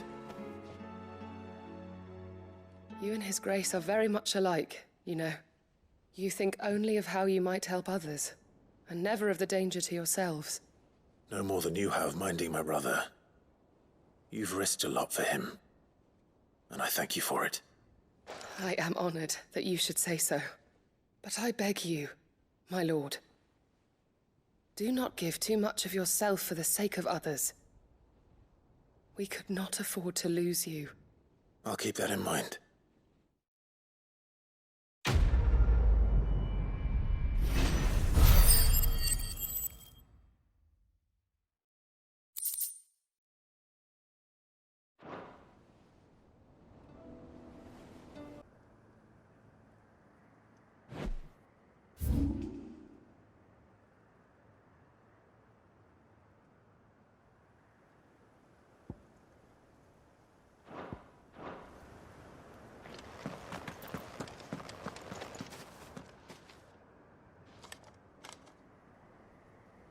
Is there no peace for a dying man? What happened here? The ether floods made savage beasts of my companions. And those faithless orcs, I knew they weren't to be trusted. We were told that they would stay loyal to our cause. Something commanded their loyalty, but it was not us. It's a wonder they stayed faithful for so long. Perhaps they sensed our downfall. The king is gone, our nation in ruins. What becomes of us loyal pawns now? Sworn to a shattered throne. Fuck Walud. Fuck the dead king and his god. Fuck this withered shithole. The floods do not affect you. You are a bearer, albeit one who's lost his brand. Pray, hear me, brother. Will you grant this pawn his final wish? Will you lay my dying soul to rest? Of course. What do you need? Finally, some luck. Beyond the castle walls, towards Stone here, there is a forest. Never turn. My parents are buried upon a bluff, nestled amongst the trees. Theirs was the only love I ever knew. I was torn from them in life, but perhaps I can return to them in death. Take my ring. See that it rests beside their bones.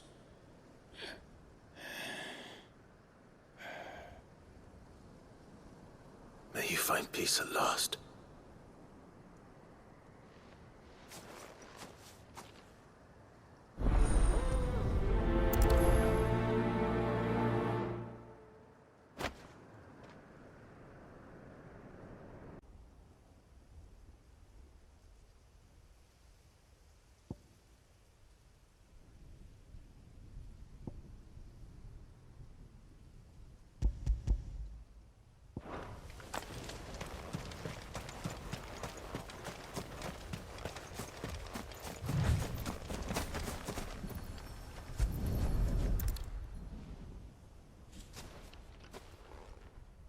He'll be able to see all the way to Stone here.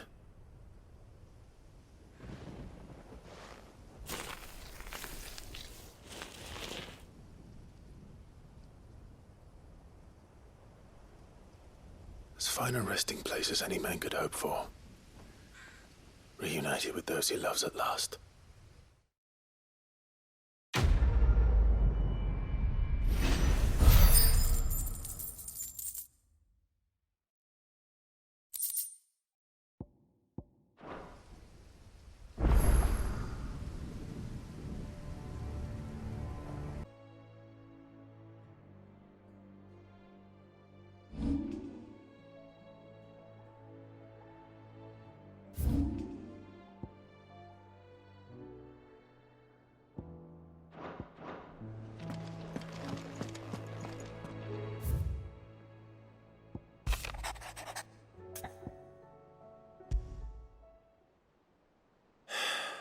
What is it this time, Torgal?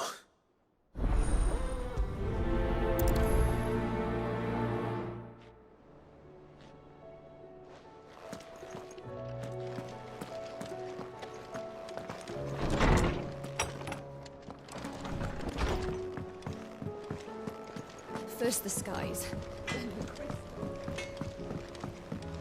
Say what you will, Lady Karen has seen us.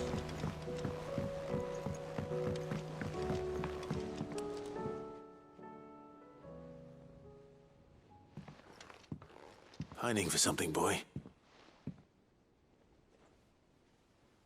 What is it? What do you see out there?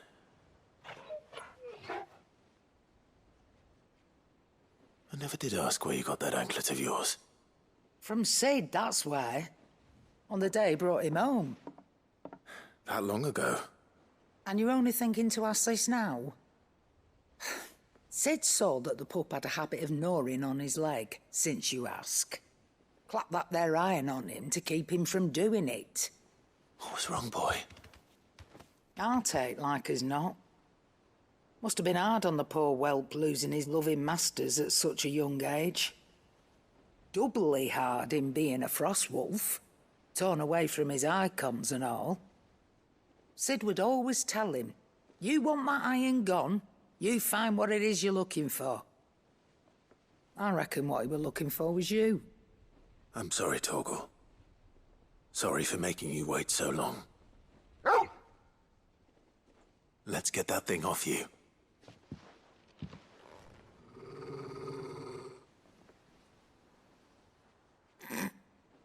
Doesn't sound like he wants it off. Indeed.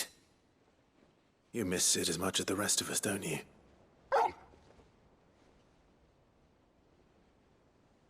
You want me to go with you somewhere?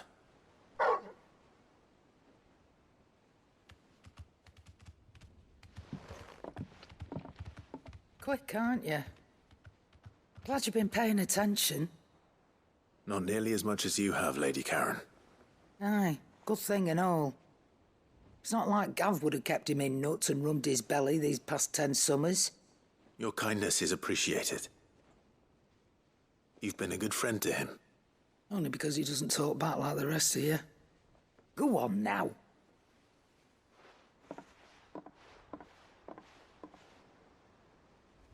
Where to then, Torgal?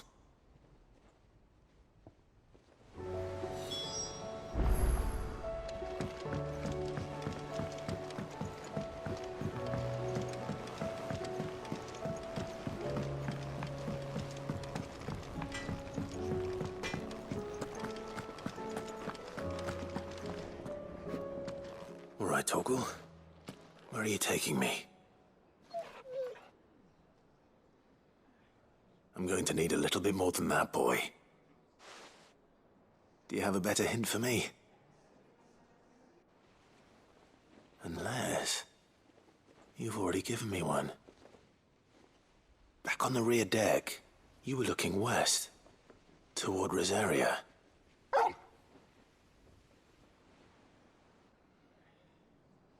Why don't we try the rookery?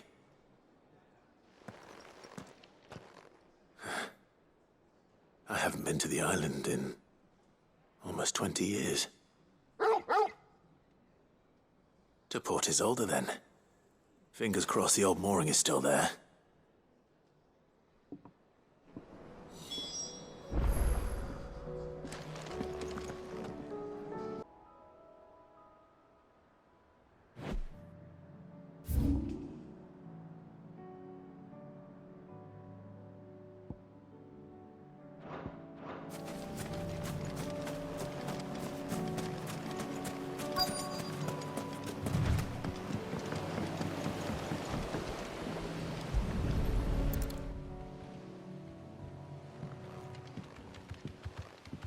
It's still here. After all these years. A lot smaller than I remember. And you're a lot bigger. You might have to swim, boy.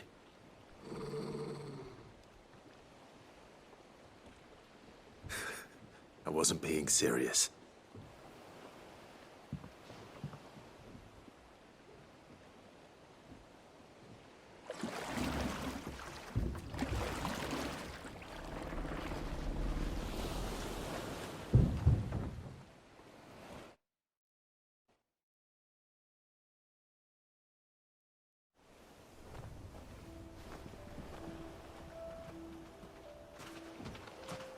This place hasn't changed at all.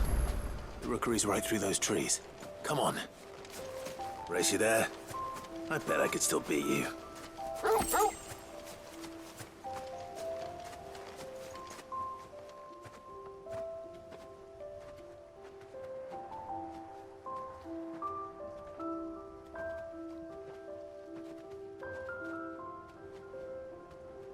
Here we are. This was our hideaway. Wasn't it, Torgal?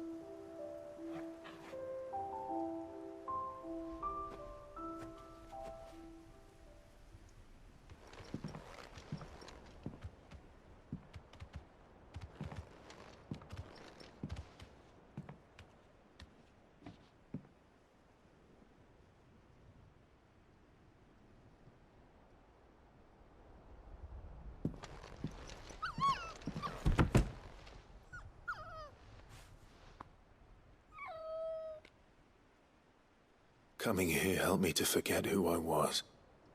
Or wasn't. Prince, shield. Son his mother could love.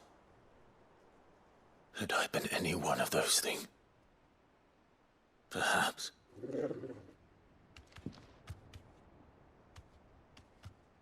What is it, boy?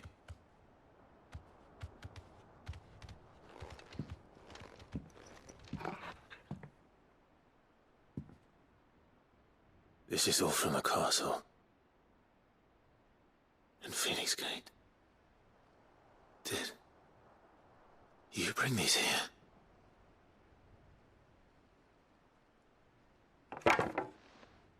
My sparring sword.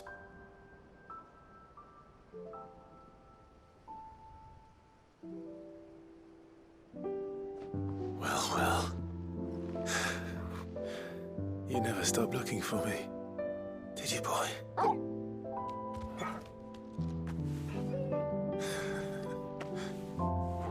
Thank you, Torgal. For never giving up. For never forgetting.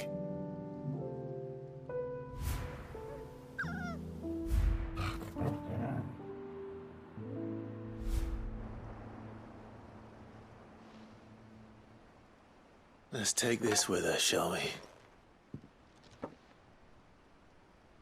So I don't forget either.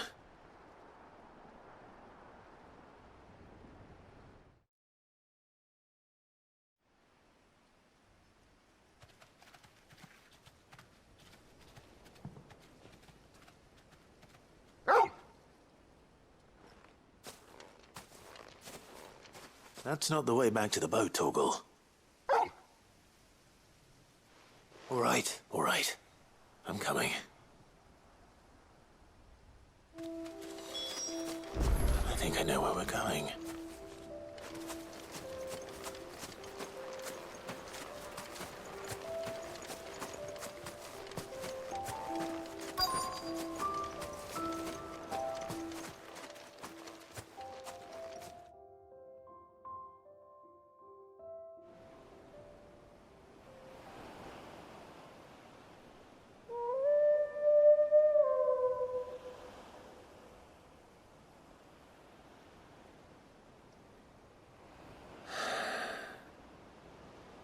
People always talk about the importance of putting the past behind you. But without it, we wouldn't be who we are today. And we certainly couldn't steer our way to a better tomorrow. Come on, Torgal. Let's go home.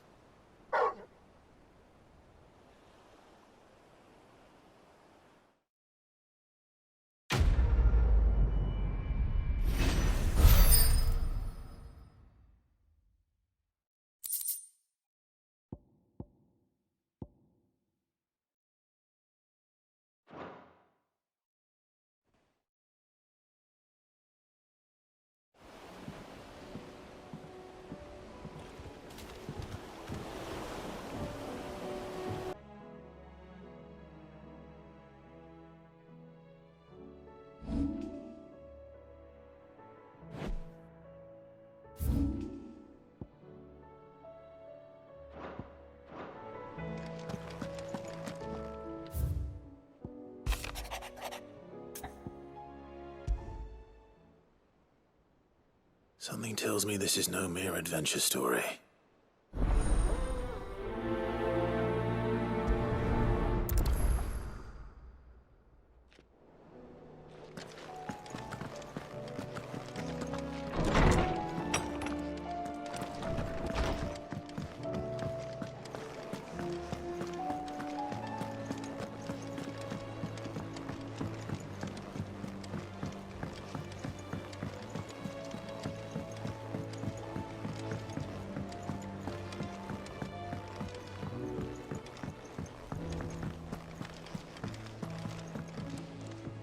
Vivian, I read your note, and I'd be happy to help you find the book you're looking for. Thank you, Clive. But tracking it down will not be easy. Are you sure? Please. You have always granted me your wisdom and insight whenever I asked. It's only right that I return the favor. Or at least attempt to. You are too kind.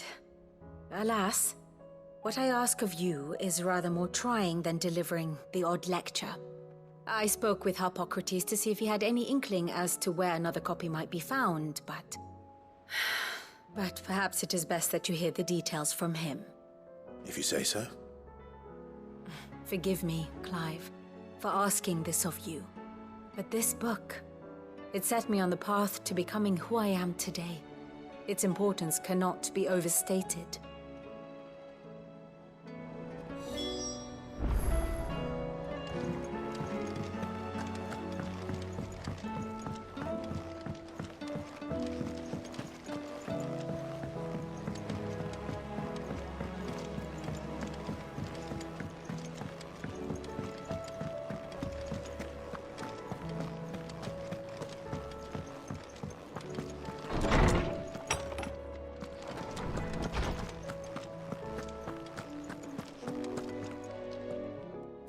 Clive, my boy. What a pleasure it is to see you. Harpocrates. There's something I need to ask you. I've been charged with locating a book called From a Distance. Then you seek a rare gem indeed. One whose name I had not thought to hear from your lips. You've been talking to Vivian. Right as always. But she didn't seem keen to tell me very much. I take it she didn't like what you had to say. And yet I gather it did naught to dissuade her. Clive, if the young professor has tasked you with obtaining a copy, I fear she asks the impossible. The executors would not allow it. The executors? Coveters of Secrets. A clandestine organization committed to the collection and intenebration of forbidden texts and technologies. One such text being the tome Vivian seeks, chronicling as it does the true history of the enslavement of bearers. A tale which could overturn the established order were it ever to become widely known. Or, so rumor has it. I've never actually read the thing, or even set eyes on it for that matter. How is it that I haven't heard of this organization? Why, secrecy is the executor's watchword. They lurk in the shadows, emerging only to seize that which must be seized, be it books, inventions, or people, before disappearing again, leaving nary a trace.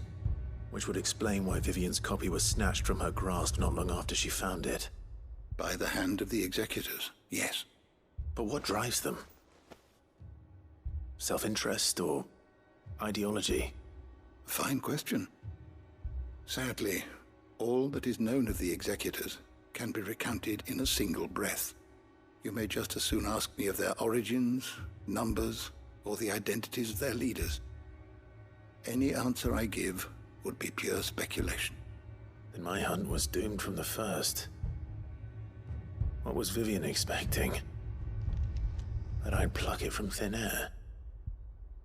Not from thin air, no. From ash.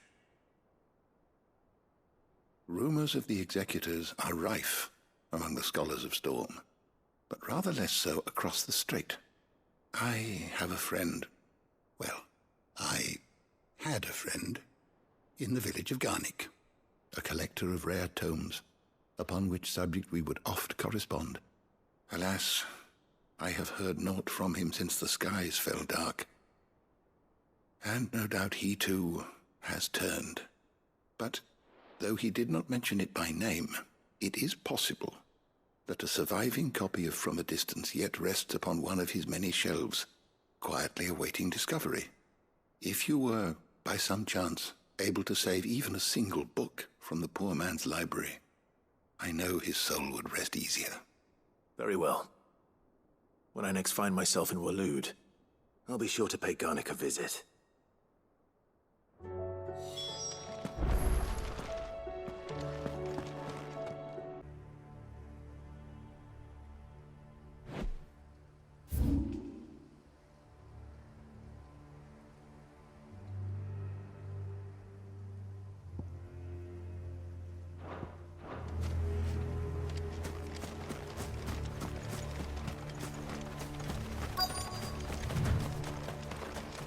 The entire village looks abandoned.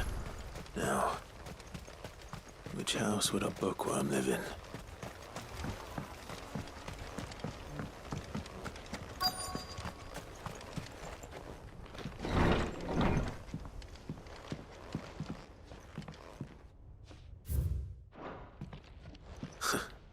His interests were certainly varied. This is a Royal Army logbook. Did he take this from the local barracks? This is it. But if what it says is true, I need to get this back to the hideaway.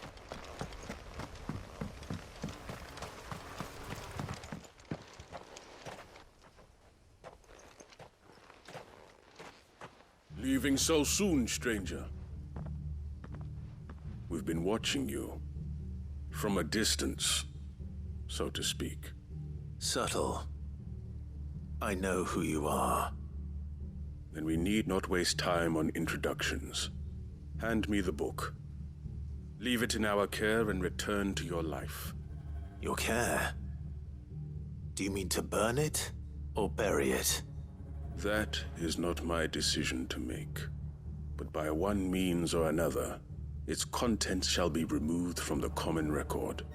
Then I'll have to politely refuse. I won't let you erase our history. Then we find ourselves at an impasse. Very well. The book can just as easily be pried from your dead hand.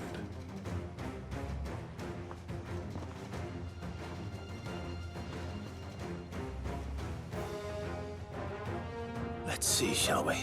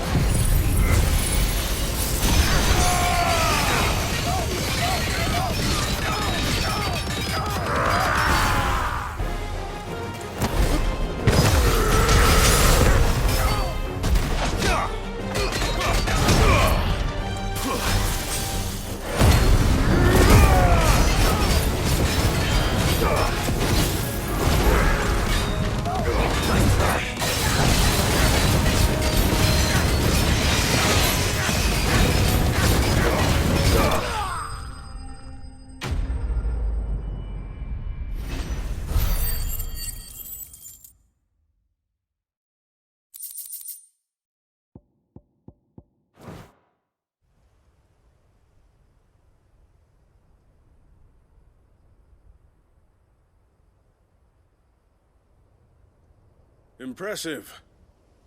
But we have other means. We shall claim the book yet. Why do you want it so badly anyway? It lays out in no uncertain terms the vanity and avarice of mankind. It tells the shameful history of the persecution and oppression of a gifted few by a giftless many. Would you say that this interpretation was correct? I don't know.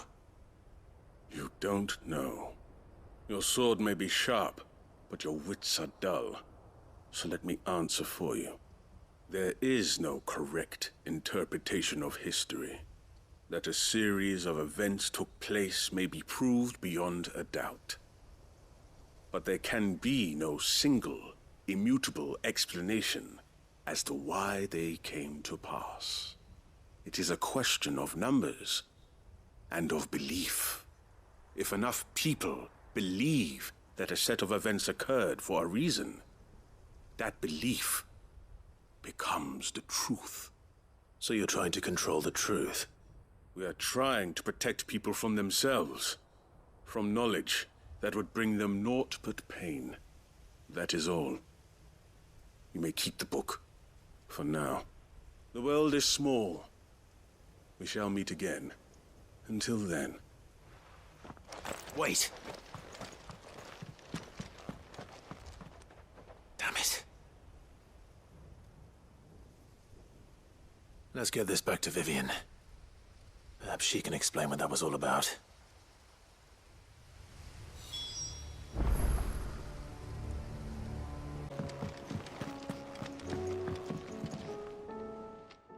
Vivian. I found it. The book you lost.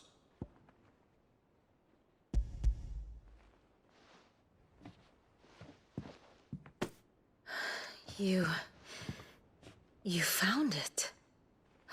Thank you, Clive. Even though I asked this of you, I was not entirely sure it would be possible.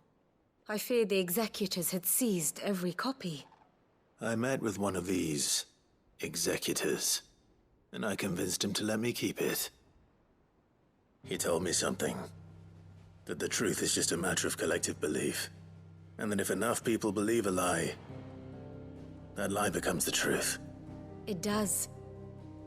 But it also means that the truth is not immutable. That it can be changed. Provided that those who wish to change it can convince enough people that their perspective is the correct one. As the sad history of the Bearers proves. You said that the book inspired you to become a scholar. It did. Or its author, rather. She was a heretic, you see. A firebrand and a dissenter. A gallows stood ready for her in every corner of the realm. And by shunning society, or perhaps being shunned by it, she stumbled upon a truth so potent that an entire realm trembled at the prospect of its utterance. I, too, have always felt somehow set apart from the world of men. A stranger to my own species. She taught me that my solitude was not a curse, but a gift. And that, though my journey to the truth might be a lonely one, what I found at my destination would be more than worth the cost. Do you still feel that way? That you're not one of us? Honestly, I'm not entirely sure anymore.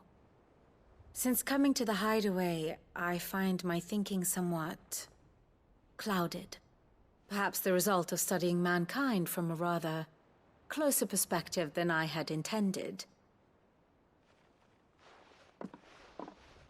But the more I study, the more I find value in this perspective. In looking not from the outside, but from within. So if you'll permit me, I'd like to continue my work here. Remember, Clive, when enough people believe, belief begets truth. Give the men and women of this benighted world the gift of truth. Make them believe in you, as I do.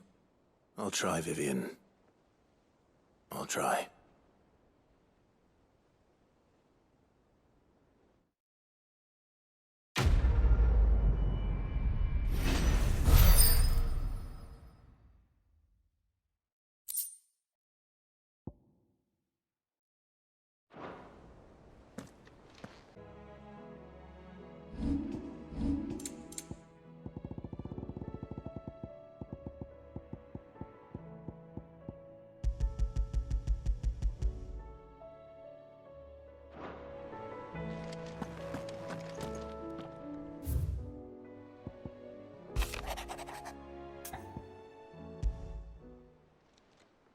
It's usually me making demands of Hippocrates. I wonder what this is about.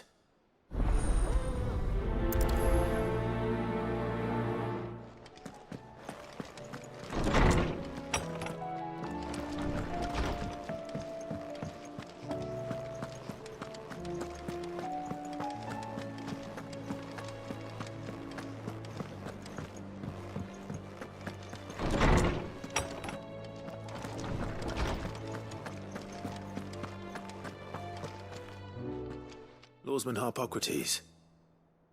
I received your note. Ah, yes. I expect you're wondering what this is all about. You spoke of making amends with Dion, but I can't imagine what for. Then I should begin by telling you that I was once his tutor. This was some years ago, of course, before I joined Cid in his hideaway.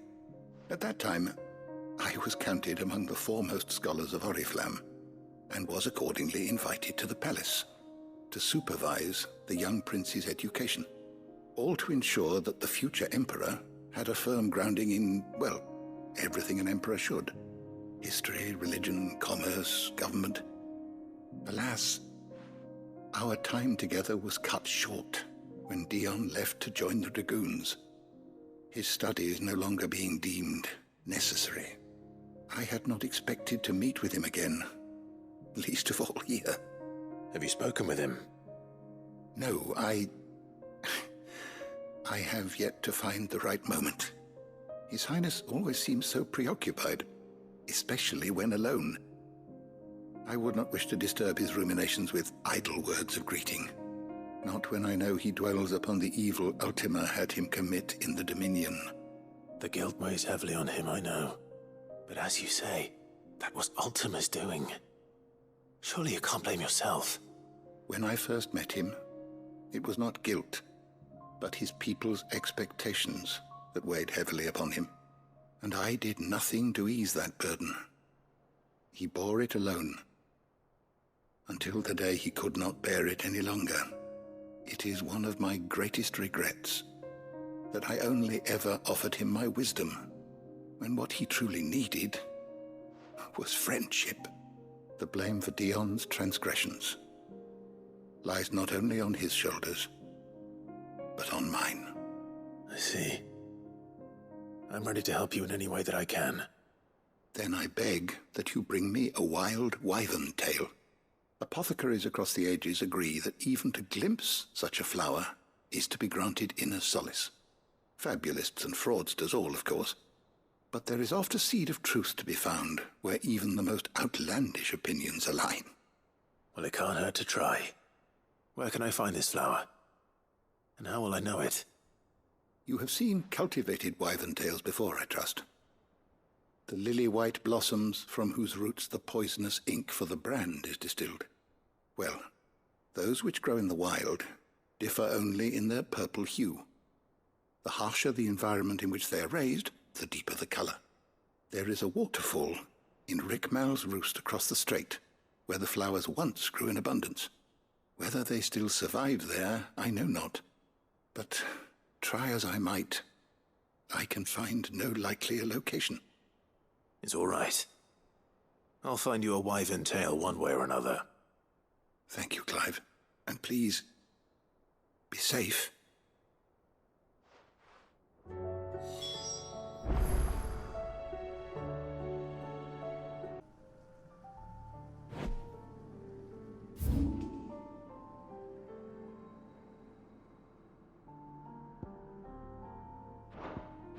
Next to a waterfall. Shouldn't be too hard to find.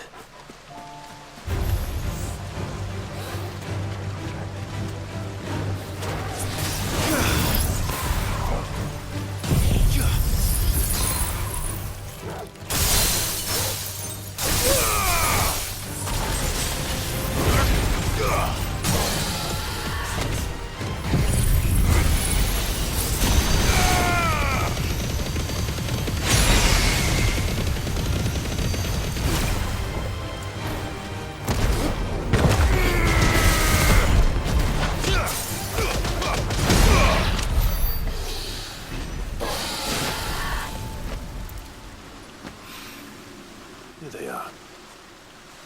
Might as well pick enough for a bunch, I suppose. Oarsman, I found the flowers you were looking for. You did? I think I did.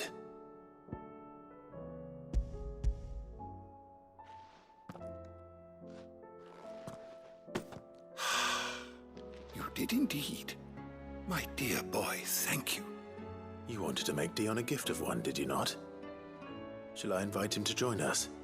Oh, I don't... It's no trouble. I'll go and fetch him.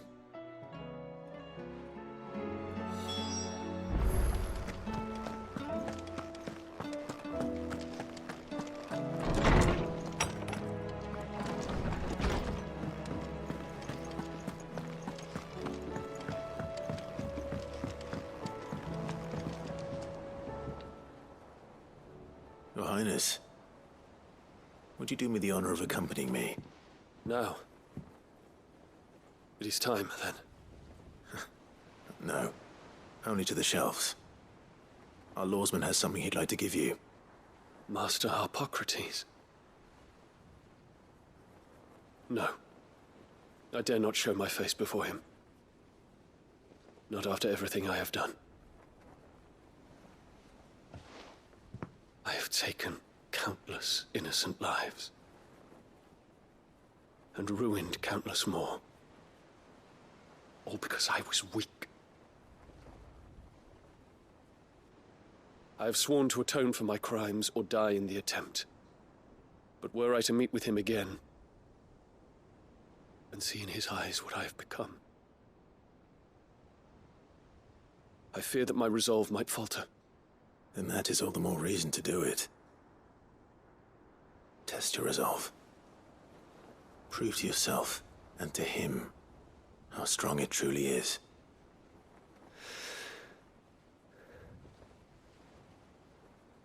You are right. I must, at the very least, offer him my gratitude. Very well, then. Take me to him. Follow me.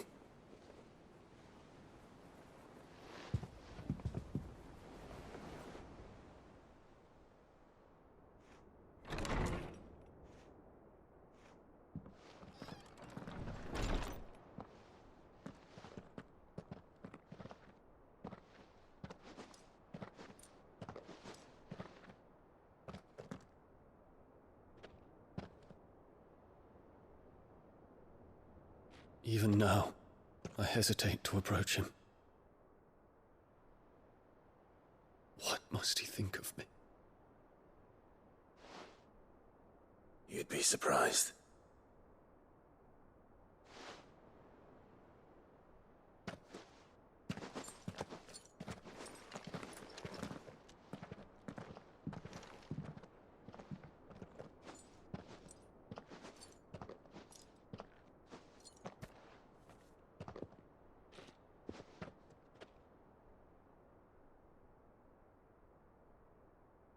Master Harpocrates, pray, accept my apologies for leaving your tutelage before my studies were complete. Your lessons opened my mind to a world quite unlike the one I had imagined from within the gilded confines of the palace. And I shall be forever grateful for the efforts you made to enlighten me. Lift up your head, Your Highness. The deeds of youth require no apology.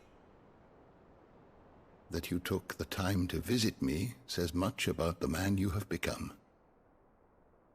Now, there is something I would like to show you.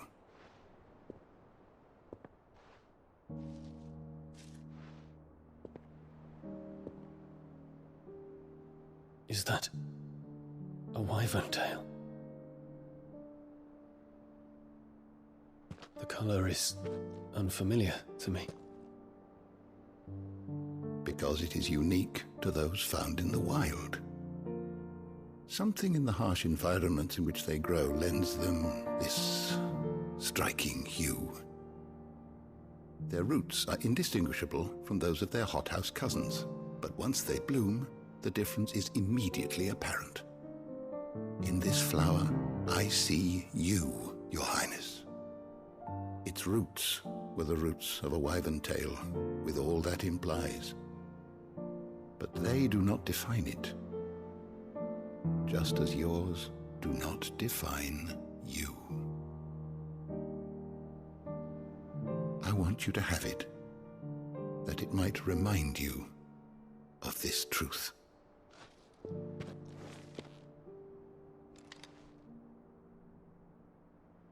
Master Harpocrates, I would ask of you a service. Keep your gift until I have fulfilled my duty to the realm, for only then shall I be deserving of it.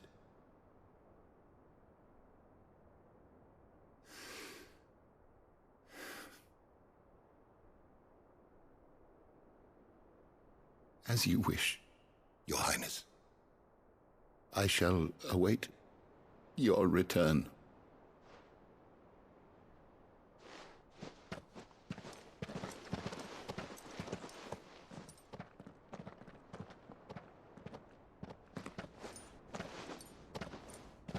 Our roots do not define us. No wonder my stepmother didn't like him. For reuniting me with memories I had thought long lost.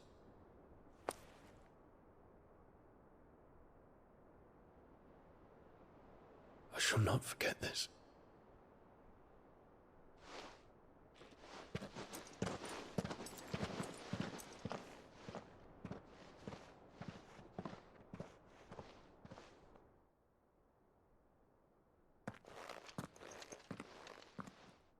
Thank you, Clive. Were it not for you, I fear I might never have found the right moment to speak with him. Not to mention the wyvern tales. I shall plant their seeds, that I might not disappoint His Highness upon his return. I hope the soil in the hideaway is to their liking. Why, these flowers bloomed in the bleak, black wastes of Waloed. I'm sure Nigel's yard will suit them to a T.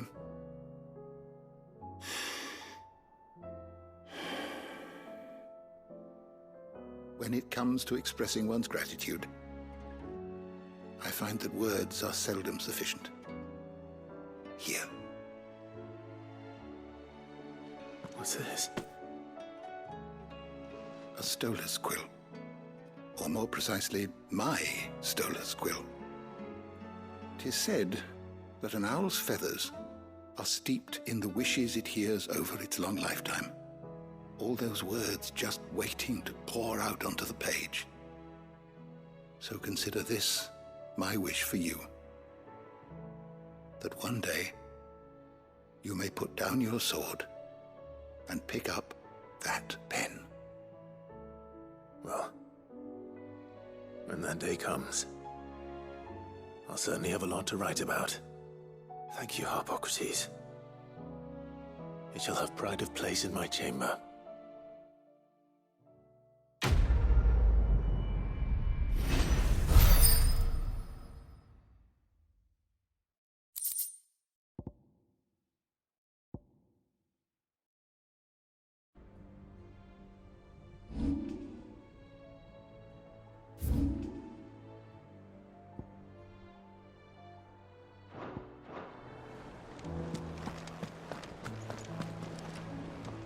Sid, may I have a moment?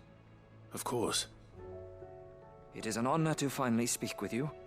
My name is Herman. I've been with the Cursebreakers for some time now, and I wish to be deployed to Ash. Any assignment will do. No. The lands across the Narrow are too dangerous. I will not send good men and women to risk their lives needlessly. Why would you want to go back? I need to retrieve something. Something important. I was raised in an orphanage. The Badbach Conservatory. Or rather, I was held captive there. It was not a place of nurture. It existed solely to turn bearer children into mindless weapons. We were tortured until we feared no pain. Tormented until our hearts turned to stone, and few ever survived long enough to become tools of the last king. I can't imagine. I lost so many. I can't even remember all their names, but they must be remembered. They cannot fade away, faceless and forgotten. The Institute was run with military precision. Every child measured, every name recorded, every death logged with meticulous care. Cid, allow me to travel to Ash and recover the registry so that my brothers and sisters might live on. You were a good friend, Herman. But the fact remains that Ash is simply too dangerous. Cid, please. Even should it cost me my life. Too dangerous for you, Herman. But not for me. I'll go to Bad Bach and find the registry. You will? I won't let you risk your life. I don't know how to thank you. You can start by telling me where I'll find this orphanage. Vie de Grace. Hidden in a forest, overlooking the plains. All right. I'll see what I can find there. May the mothers guide you.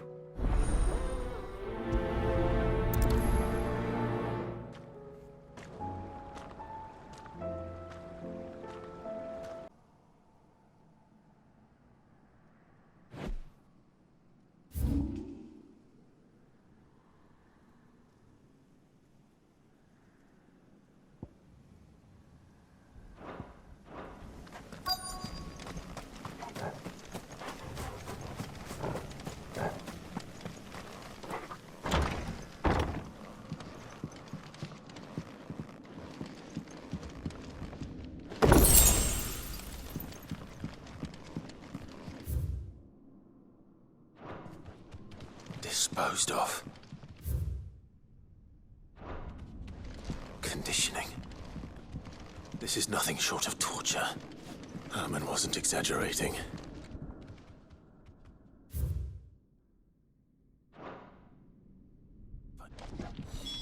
This reads like a suicide note. Did the director go through with his plan? There's only one way to find out.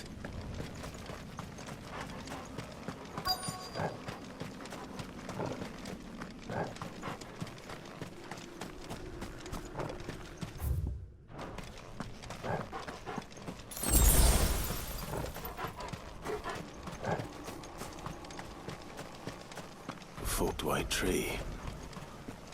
This must be the place.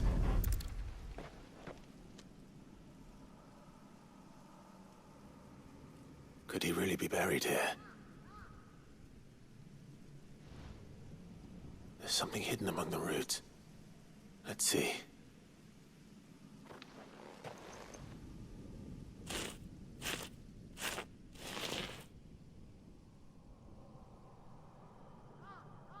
This must be the registry.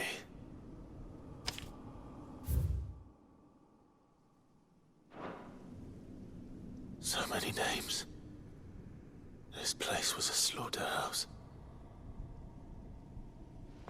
And where is the architect of all this misery?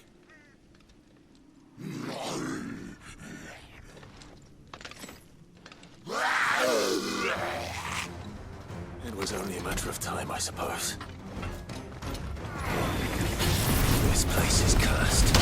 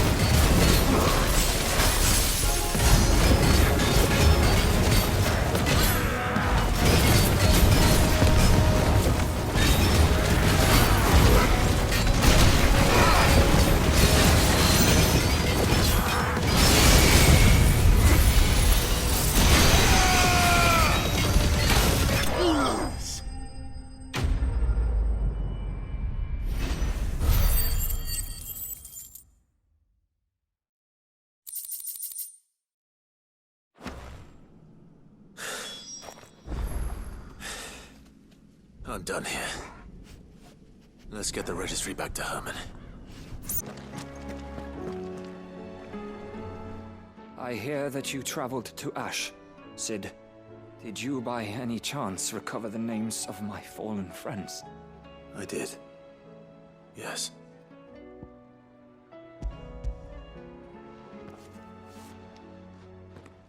If I may, the bearer registry.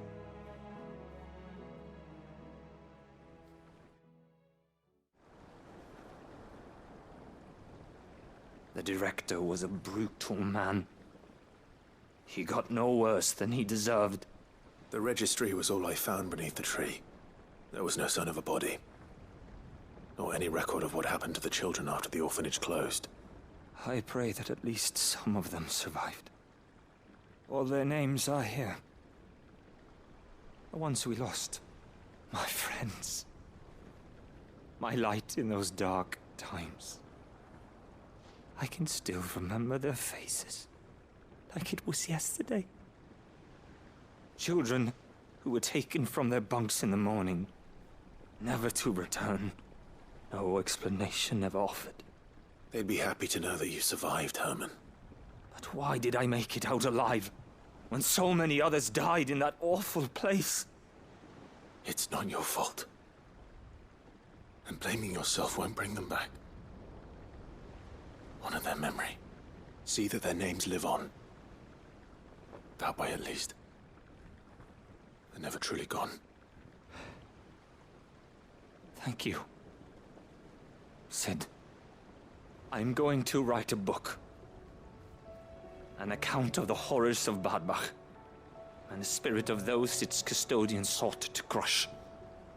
All of Valisthea will know of our suffering. And in the name of those I lost, I will not let it happen again. Neither will I.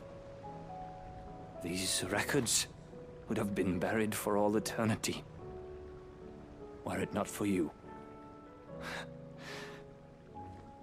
Thank you.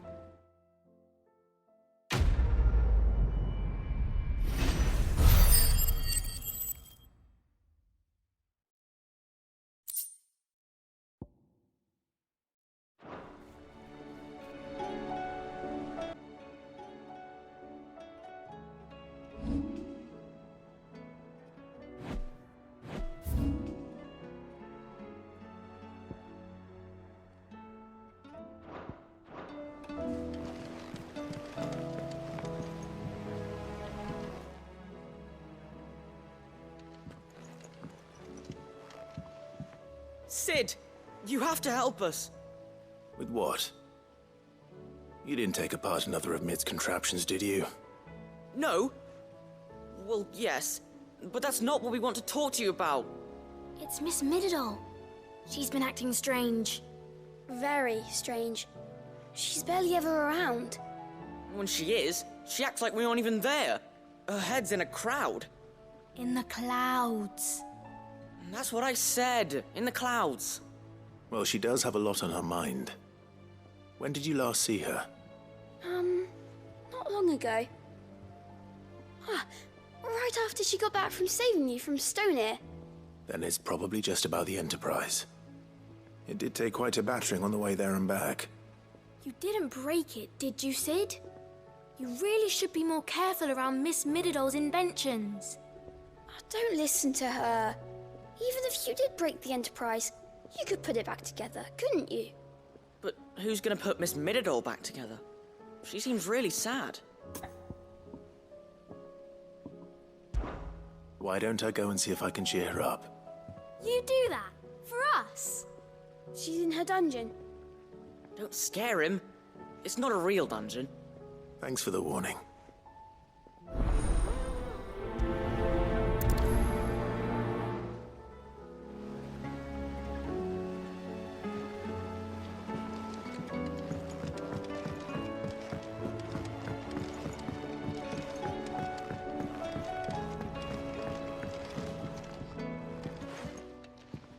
Mid, if you have a...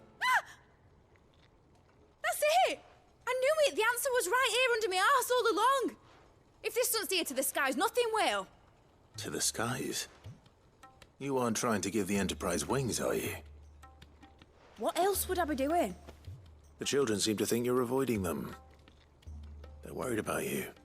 Is this really so important that you need to shut yourself away from everyone? The Enterprise is already the fastest ship in the realm, and that's with the sea beneath her. But what if she weren't bound to the waves? What if she weren't bound to anything at all? It's not fair. The gods get the skies all to themselves, so I'm gonna do something about it. The Fallen had their chance, but they relied too much on magic. And see where that got them? But not me. I've discovered how to do it without. Well, almost. First I need to make a prototype. And is that a one-woman job? Are you volunteering? I'll have you know the Enterprise is my baby. But if a godfather's offering to lend a hand, I'd be happy to take it. First, I'll need oil, and not just some old drippings from Miss Molly's spits in the Tub and Crown. Refined stuff, like they make in Ordil. Then I'll need some bone, or shell. Light, strong, preferably no longer attached to the beast it belongs to. If it's beast bones you're after, I'm sure the curse breakers will know where you might find some. No, they'll know where you might find some. You're the one who offered to help, remember? I should speak with one of the curse breakers before I set off for Old Hill. See if I can't find this bone while I'm there as well.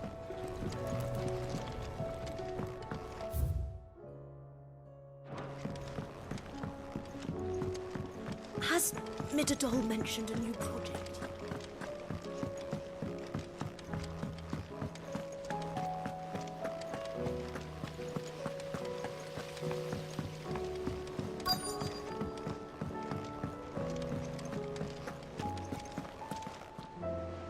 All right, Sid. Come to buy us around, have you? Only if you earn it. Mid needs a piece of light but durable bone for her next project. You've encountered your share of beasts on your travels across the realm. Any ideas? Most bones are the same. Whack 'em hard enough and they'll break. If it's durability you're looking for, shell will serve you better. You know what an adamantus is? I do. And I know to give them a wide berth.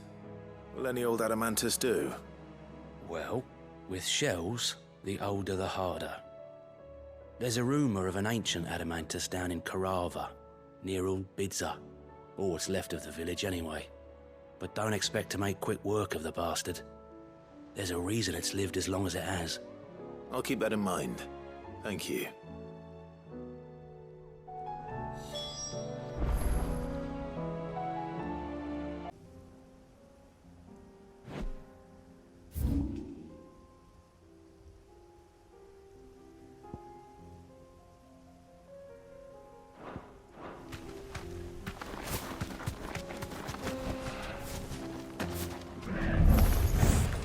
Looks like we found it.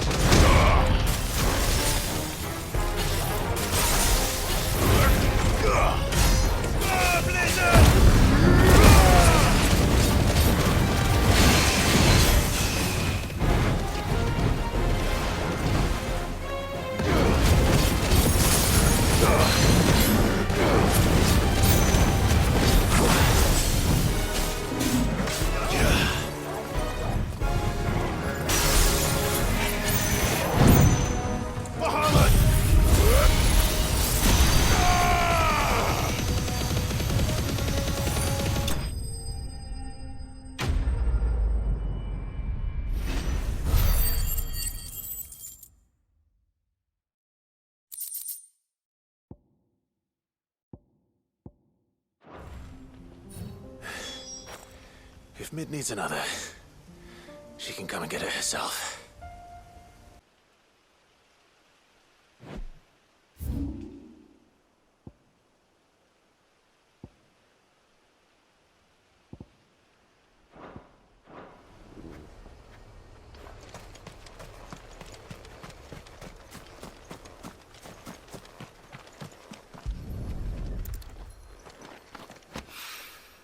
Mid's oil.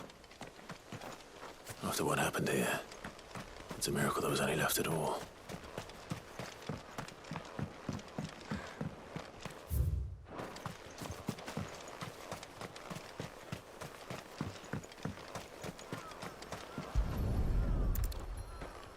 I better get these materials to Mid so she can finish her prototype.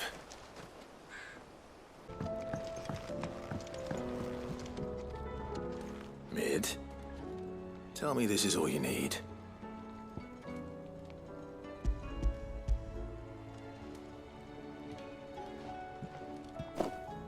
Aw, you make it sound like I asked you to save the world or something. Tell me this is all you need. It's most of what I need. After you left, I went over the figures again, and I realised I'd forgotten a 1 and a 0. And a cogwheel. Just a tiny one. Though, that's the problem.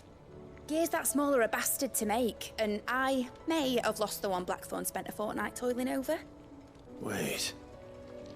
The children. When they took apart your scales, there was a tiny brass gear. Now that I think about it, they didn't use it when we put the scales back together. The young'uns? But why would the... You know what? I don't want to know. I'll keep working on the model. You go and find that cog.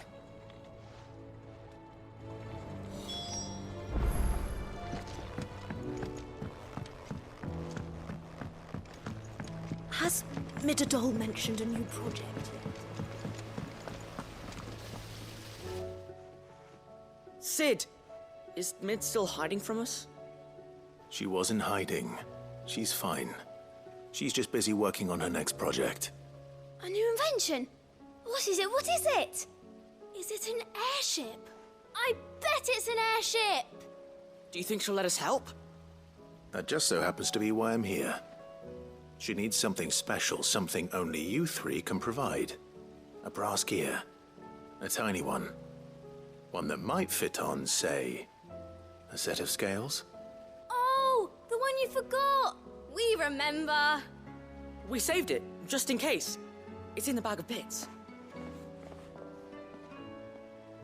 Since your lesson, we've been disassembling, then reassembling everything we can find.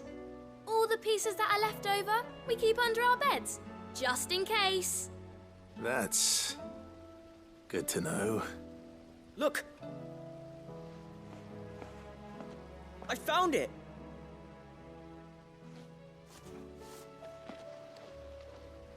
Is that all? Just the gear? We have more parts if Mid needs them. That's all for now. But I'll let Mid know about your hoard. Just in case. Thanks, Sid.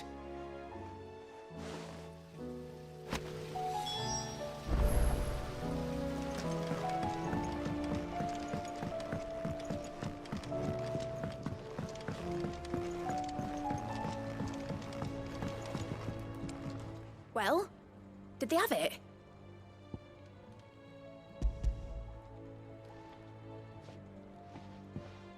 They did. And they kept it somewhere nice and safe. Will it work? Will it work? It's perfect! You're a genius, Clive. What exactly are you going to use it for? Only the most important job of all. The wings aren't going to move on their own. But with the right cog in the right place... Well, you just wait and see.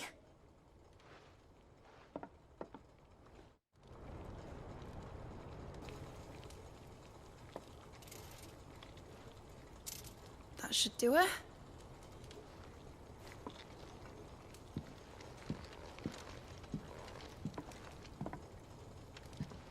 Here goes nothing.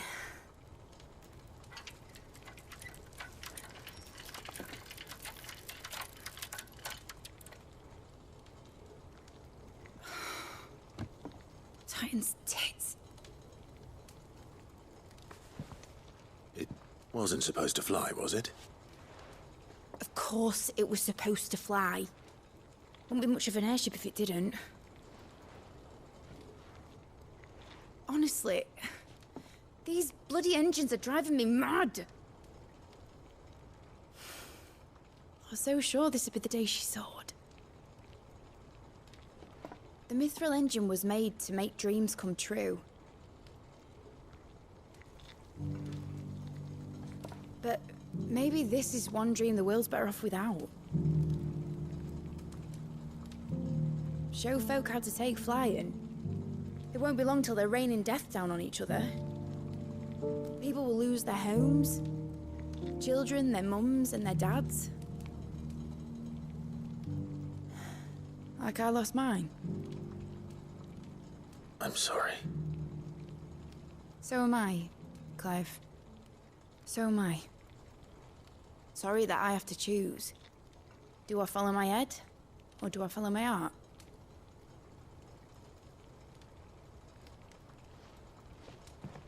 Good question. The first time I stood on the deck of your ship, felt the wind in my hair. It was like I was flying. But imagine how it would feel to actually do it. My dad always said there were two ways of living life. Chasing a dream or shuffling to your grave. And he were right. Right about a lot of things. Not that I like to admit it. People need dreams to chase. Especially in a world like this.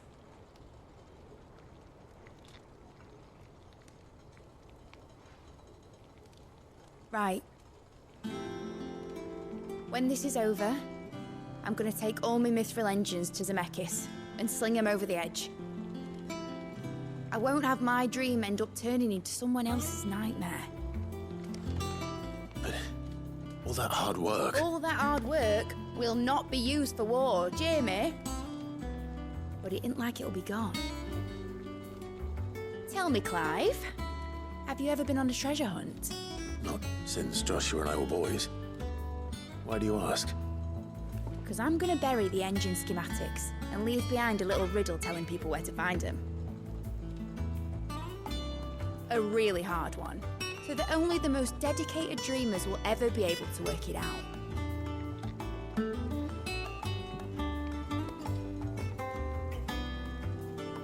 Ooh, I can picture it now.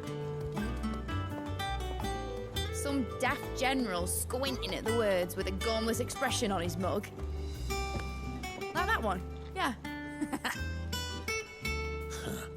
Right.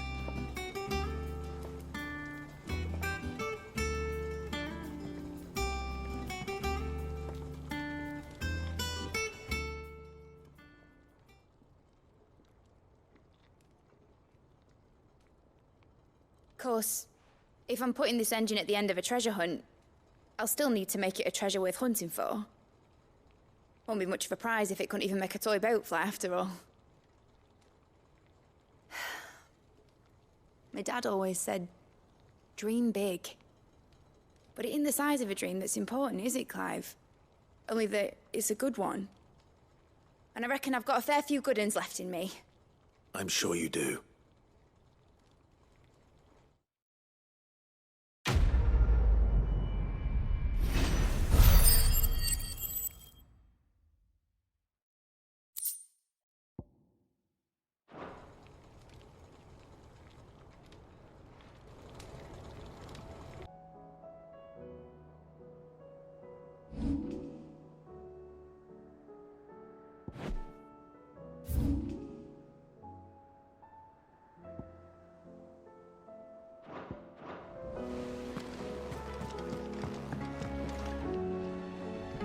Sid, I was wondering if you could help me.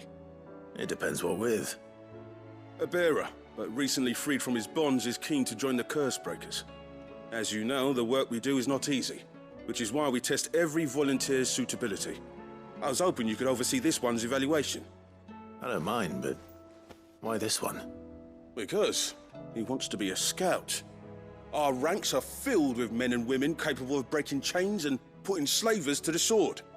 But scouting, we're few with the nose for that, which is why we still rely so heavily on Gav. And since he accompanies you on so many of your missions, I thought you might be better placed to recognize the traits in him that we should look for in those who'd fill his boots. Sounds reasonable. So you happy to oversee the boys' test, then?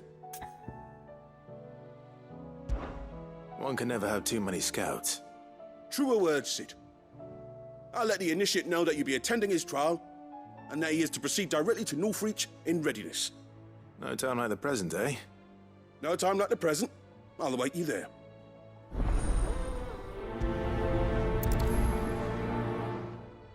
Northreach. I don't suppose they could have chosen somewhere closer.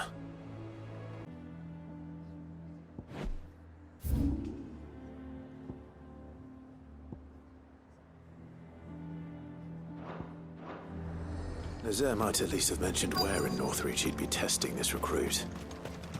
I'm nervous. Well met, Cid. This is the initiate. Ember, present yourself. At your service, Master. Please, just Cid. There are no masters here. Your life is your own. Oh, of course. Thank you, Cid. The sergeant says you'll be evaluating me at my trial. To become a scout, yes. You are aware of the dangers inherent in that role. I am. But I swore I'd face them. Just like the man who saved my life. And who would that be? Gav. It was him who found me and freed me. No magic, no support, just one man and his nose. Came and sniffed me out. It taught me what one man can do if he puts his mind to it. And I've been training ever since, so that one day I can be someone's saviour, just like Gav was mine. I'm sure he'd be flattered. You clearly have good intentions, Ember. And it sounds like you're under no illusions. Stick to this path and you'll make a fine cursebreaker. So, what? Have I passed? You haven't even started yet. Now listen.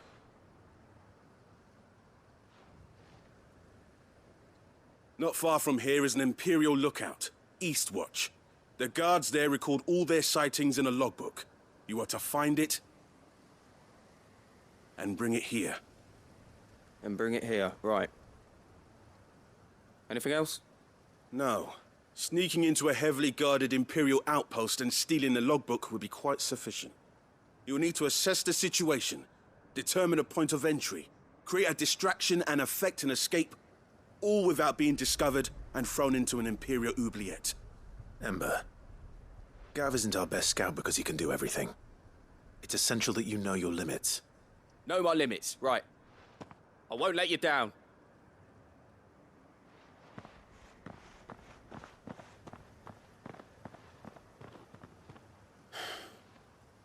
It shouldn't be as dangerous as I made out.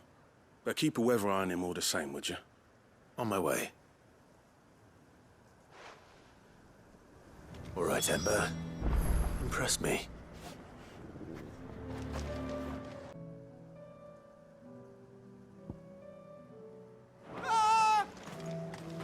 Or maybe not.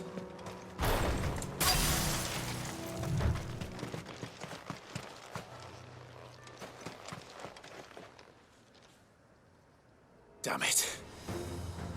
Ember, draw your sword! I can't! Then run! If you want him, you'll have to go through me.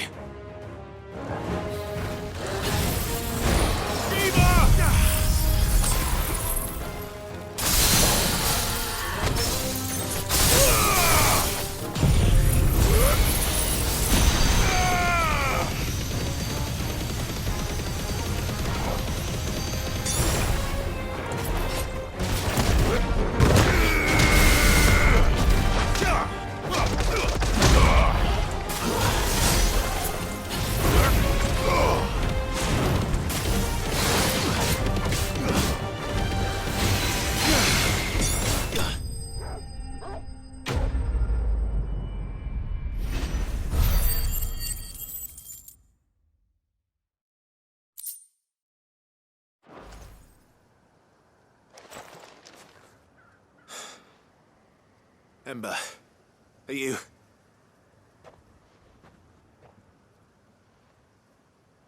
Gone. Of course. Scouts really are a rare breed. Back to Northreach it is, then.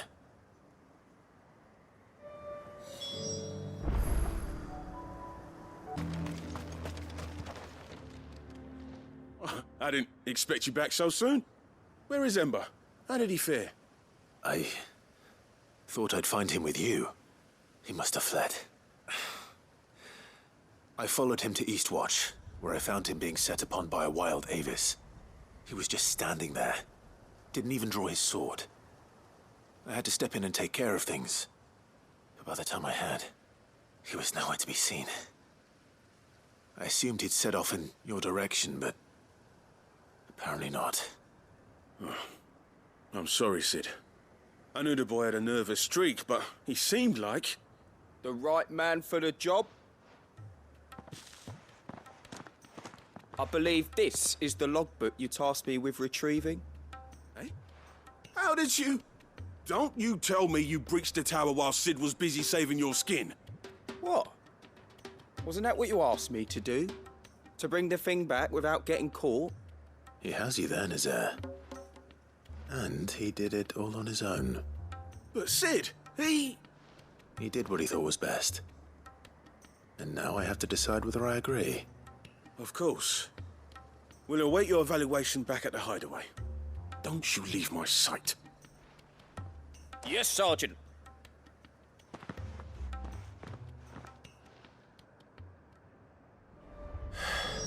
This won't be an easy decision. You should have seen...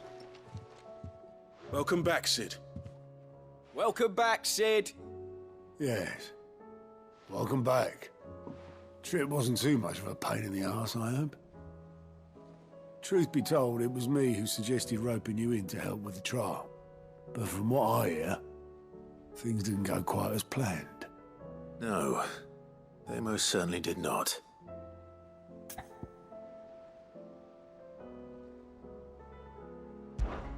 Ember lost his nerve in the face of a beast of prey, but he didn't lose heart. He pressed on, and he achieved his aim. And is that not what we ask of our scouts? Indeed it is. Thank you for your honest appraisal, Sid. The fact remains, however, that Ember will not always have a battle-hardened warrior on hand to pluck him from the jaws of peril. All I have gleaned from this trial is that without someone watching his back, Ember is little more than a liability. Wait, Sergeant. Ember still has much to learn, it's true. And this time he was found wanting. But I'd say he's due a second chance, nonetheless. After all, he did do as you asked. With a bit of hard work, any hand can be made to hold a blade, and any mind can conquer its fears. But a scout's nose is different. You've either got one, or you ain't. And by sniffing out that log, young Ember here has shown he has a conch and a half. Wouldn't do to waste it now, would it? Fine. One more chance. I'll do whatever you ask. I'll spend my days and nights in the pit if I have to. I'll show you. Just you wait. Daft as a brush, that one. But his heart's in the right place. Just like someone else we know. And if you ask me, we've been leaning on him for far too long. That time the curse breakers took some of the weight off his shoulders, I reckon. It couldn't hurt. Just don't tell Gav I said so, will you? I won't have him thinking he's been hard done by. Next thing you know, he'll be asking for a day off. Chance would be a fine thing. Back to work. Forgive me, Sid. This did not play out as I expected. Things rarely do these days. But that's why we need men like Ember more than ever. Men who can make the best out of a bad situation. Remember that. I will, Sid. Thank you.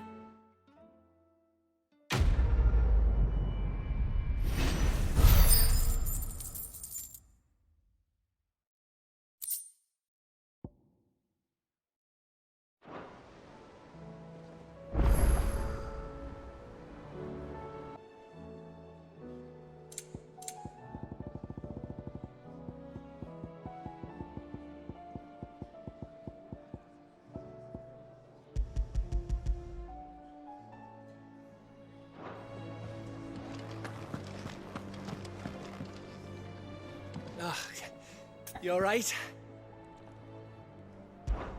Something troubling you? No more than usual. It's just... Etta's baby will be coming soon, and I wanted to make something for it.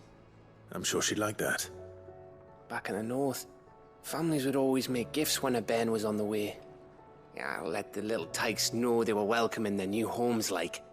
So, what's the problem? The problem is that Etta's due any day now, and I don't know if I'll be ready in time. Is there anything I can do to help? You know, there just might be. All right then. What exactly are we making? A good luck charm. But not just any good luck charm. Not just any.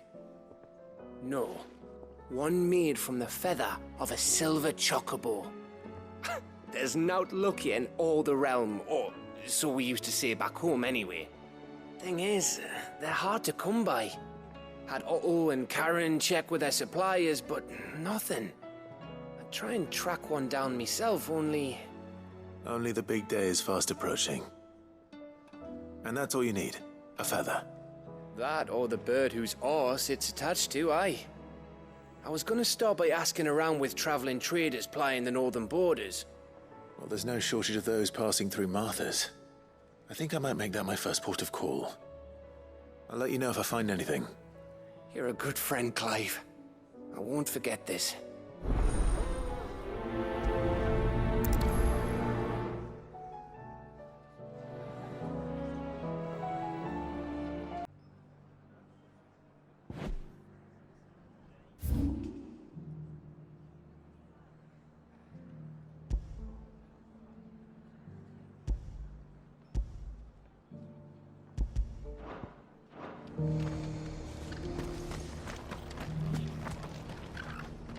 Excuse me.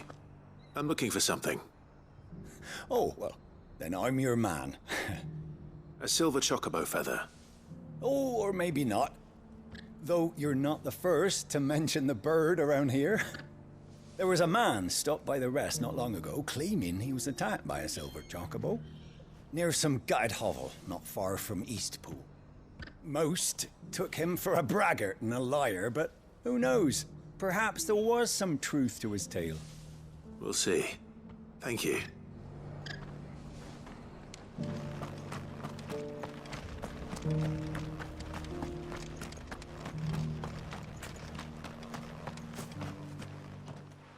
Can I help you with something?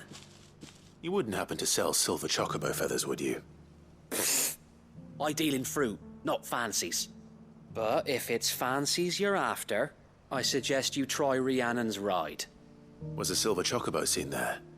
Oh, yes. If you believe the ravings of a madman. It wouldn't be the first time.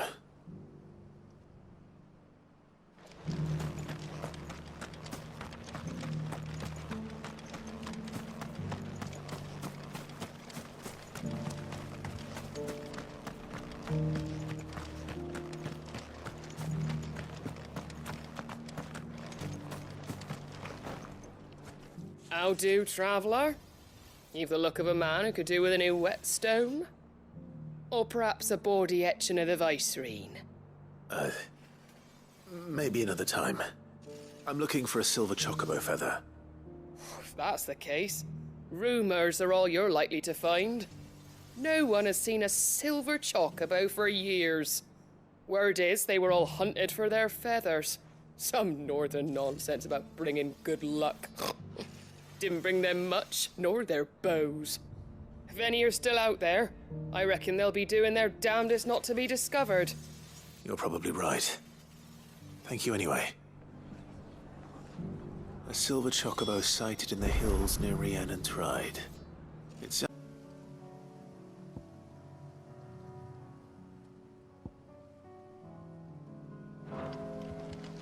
Tracks. They're not left by bandits for a change.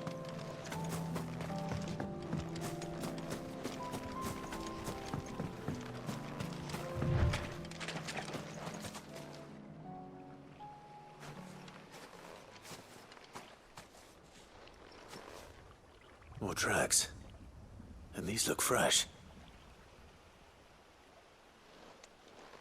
A chocobo was here. And recently.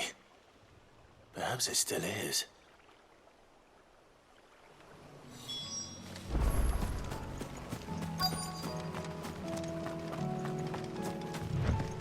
I don't hear anything.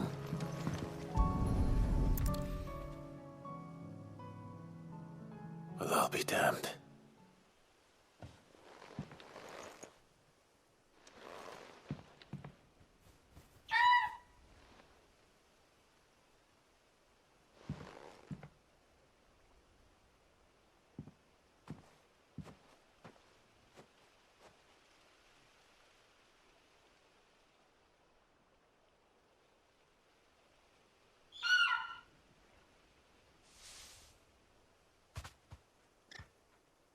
It's all right.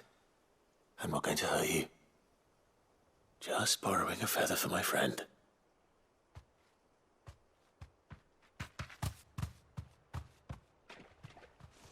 Thank you.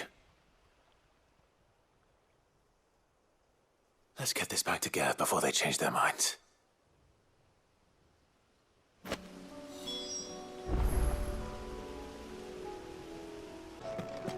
It was no trouble. Clive, you're back. How'd you get on? Any luck? Any luck, you say?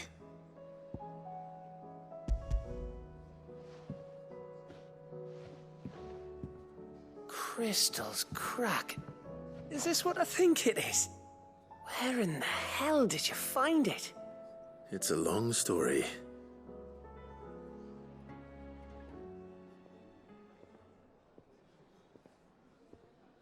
Right there on the road to Eastpool. Who'd have thought it? Everything up there's been abandoned for years. The empty cabin made for the perfect shelter.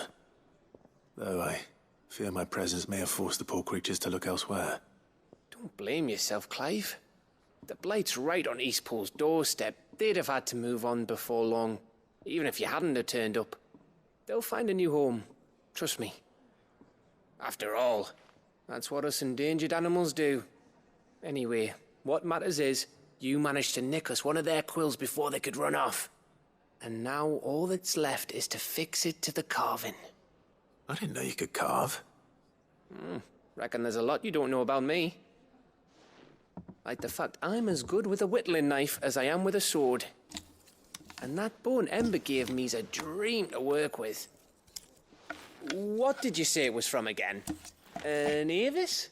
But it weren't your Avis, Sid. I slew one of my own at last. So all those long nights in the pit finally bore fruit. I'm proud of you, Ember. Don't speak too soon. I ain't done my trial yet. There we go.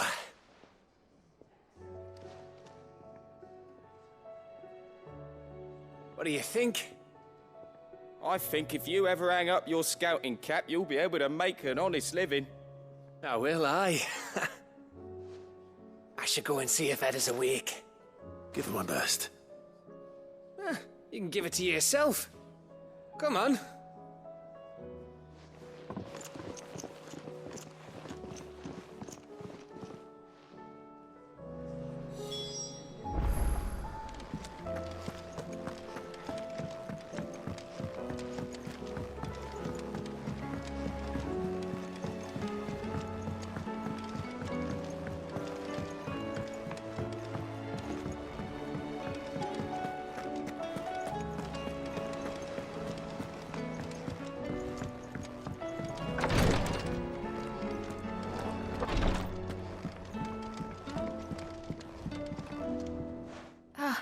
Me lords.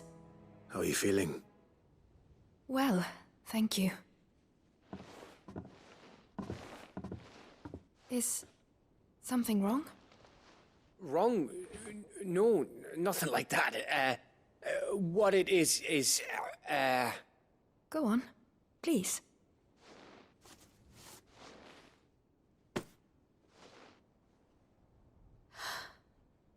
It's beautiful.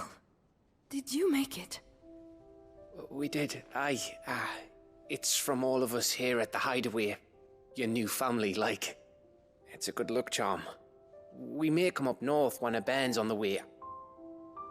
I mean a baby. To let him know that they're part of the family too. Oh, I hope you like it. I don't know what to say. I thank you, my lords, for everything. If there's anything you need, just let us know. I will. Ah, Clive. Fancy a swift off? I'm thirsty. I could be convinced.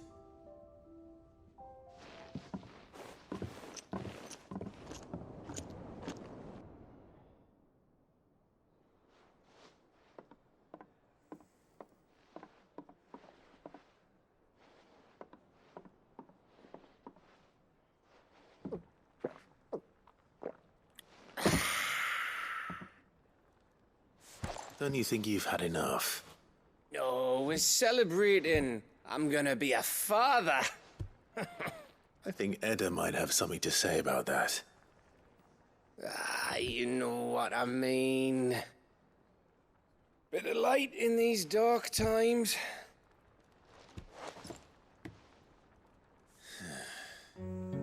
Wasn't long after me 10th name day. My mum told us she was with child again. I was over the fucking moon. I was looking forward to having a little one to lord it over, what with me being the runt of the litter. Thought I'd finally have a chance to prove to the world that I could be a big brother. Imperials came the day she went into labour. Had myself a baby sister, and then I didn't. Me whole family gone in a blink, while I hid in the cellar like the spineless little arsehole I was. Great brother I turned out to be.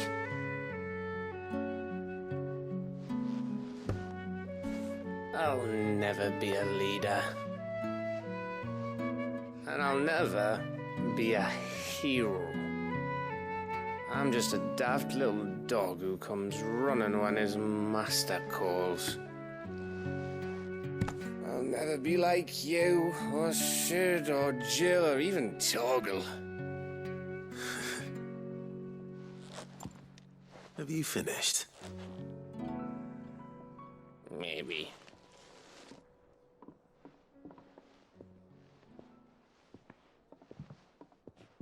Do you know why you're our best scout? Yeah. Because you don't need anyone to hold your hand. Without your resourcefulness, your courage, your determination, I don't know where we'd be. Maybe hanging off a cliff like, That was only the once. Exactly. You learned from it. And here you are after Founder knows how many missions, stronger for everyone. And let's not forget Rosalith. Who was it who freed me from the dungeon? Who was it who ran to Jill's rescue? That would be me. Because you're our brother, Gav. My brother.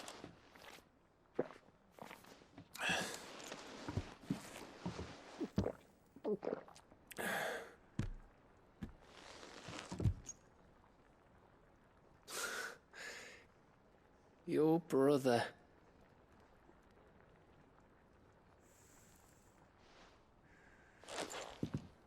Which means that when the time comes,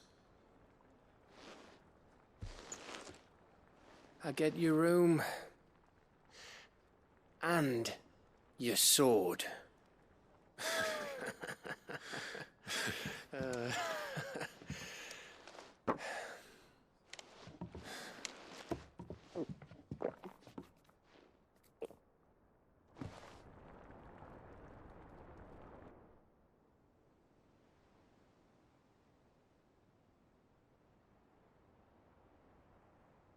I may have had one too many.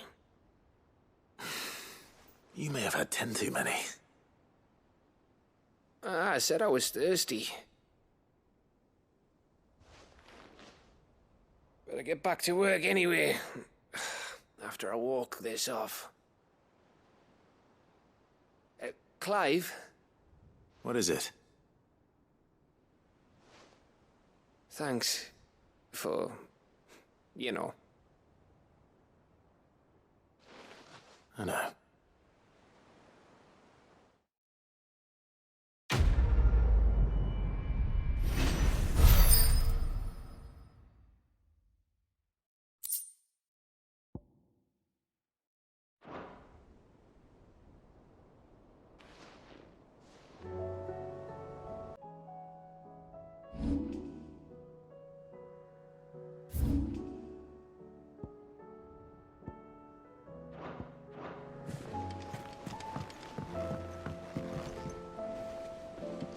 Sid, do you have a moment? By all means. It's my old master. Seems there's no escaping her. She found some way to send me a letter. And something else. Records from a Waluda prison. Seems they were keeping a lot of bearers there. How did she come by such a thing? Finding bearers always was her strong point. And it seems the cells of Balmung Dark are full of them. Foreign captives, the masterless. Bearers no one would miss. And even better for her, bearers with no one to look after them. When ether started lapping at the walls, the jailers fled. Leaving the bearers to be liberated by whoever happened to come along next. Sid, I'd like to believe that I've earned your trust by now. And while I'm well aware that you've forbidden Cursebreakers from traveling to Walud, I can't let those bearers die in their cells. I'd rather risk shipwreck on the Shadow Coast than leave them to starve. We'll be needing the Enterprise if we're going to navigate the Narrow. Does that mean... I'm making an exception, but we travel together. And we stay no longer than we have to. Ash is an inhospitable place at the best of times. We save as many as we can, and we leave. Thank you, Sid. There was a name in the prison register.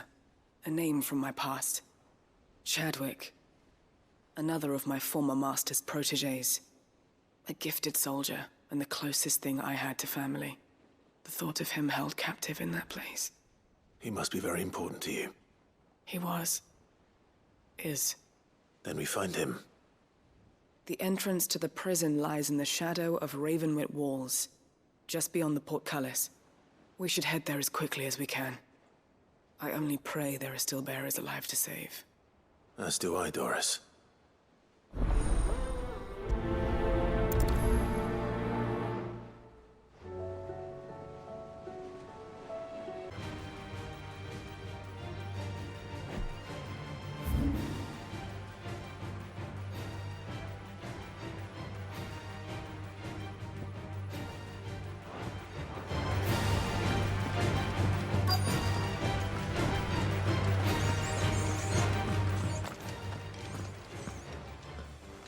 There were no guards, I take it.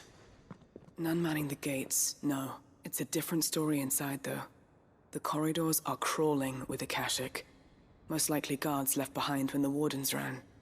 If Chadwick was being held here, I worry that he may already be. Don't give up hope just yet, but let's move quickly. Let me check the ground floor. The ether's thickest there. Then I'll search the upper level.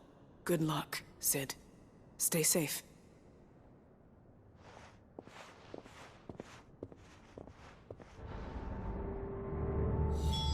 Just how bad are the floods inside the walls?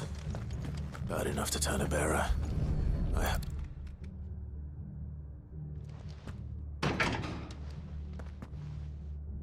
Locked up tight.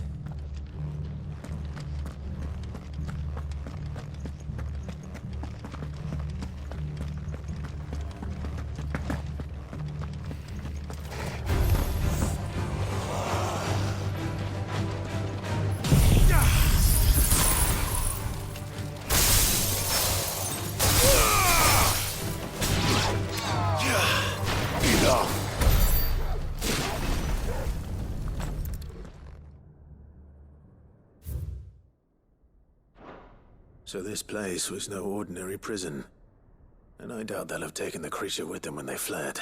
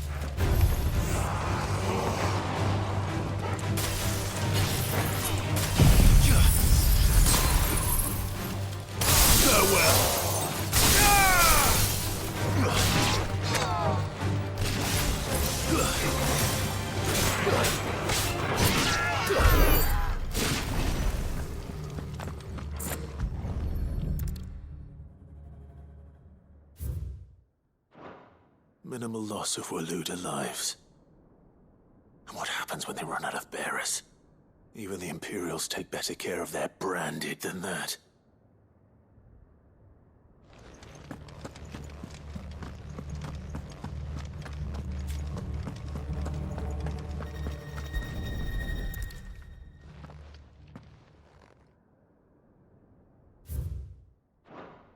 They were feeding bearers to it. This is even worse than I'd feared. Nothing but a Kashyyyk down here. Hopefully things are looking better upstairs. I should go and see how Doris is getting on.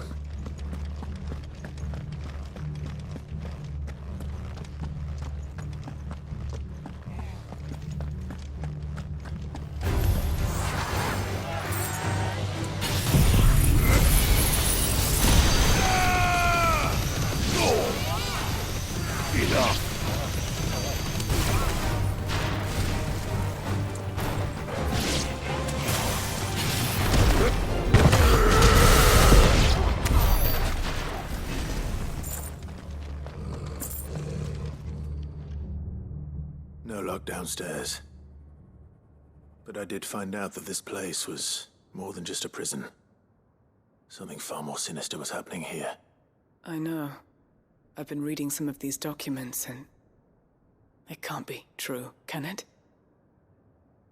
Bearers die every day in service of their masters, but this is so much worse. Pitting bearers against a wild beast armed with nothing but their wits? And all in order to bring about more death. And not just those who could fight, but the elderly, children even. And those who wouldn't or couldn't were disposed of. Whatever that means. I'm afraid it means they were fed to the monstrosity they kept here. Then we're too late. And I was a fool to bring you here. Don't say that. Did you find anything else? A key. But it doesn't fit any of the locks on this floor. Perhaps it will fit one of the doors downstairs. There's a corridor I haven't searched yet. Finish up here, then come and find me when you're ready. All right. I'll be there in a moment.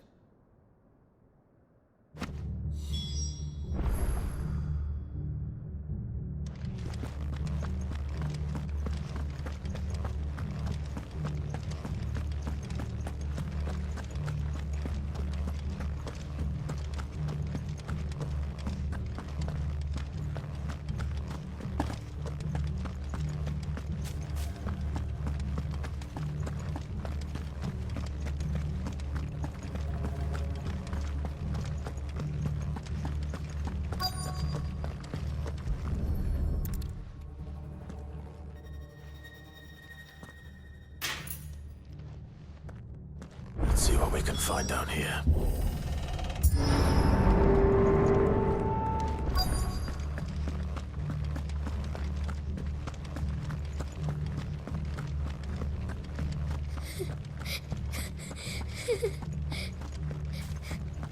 A survivor. And she sounds close. Who are you? There's no need to be afraid. Are you alone? Are there any other survivors? Some of the guards. They're still here. But something's wrong with them. Everyone else was eaten by the monster. Of course there were. Thank the Founder. It was worth our coming. But I'd rather we didn't linger. Are you ready? Ready when you are. You poor thing. He must have been terrified. Did Chadwick send you? What? He fought the monster. Distracted it so I could run away. He must have sent you. He promised to free the others too. Where is he? He opened your cell, didn't he? He wouldn't be here otherwise. Chadwick.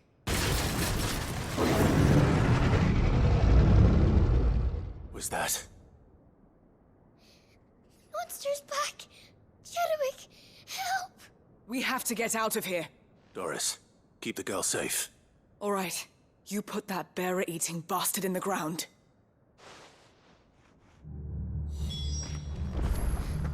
We have to run. It's out there waiting for me. I can't let it live. Not if it's got a taste for bearers.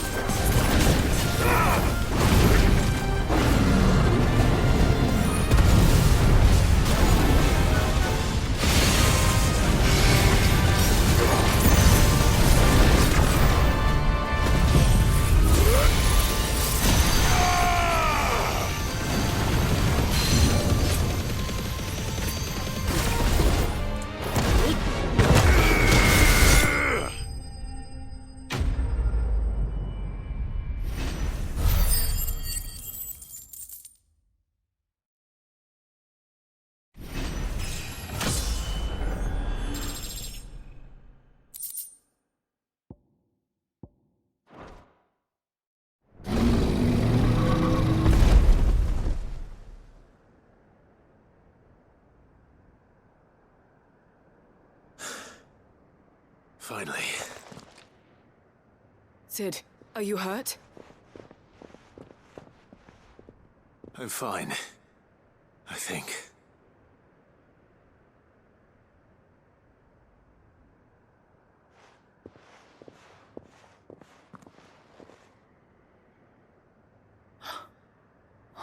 No.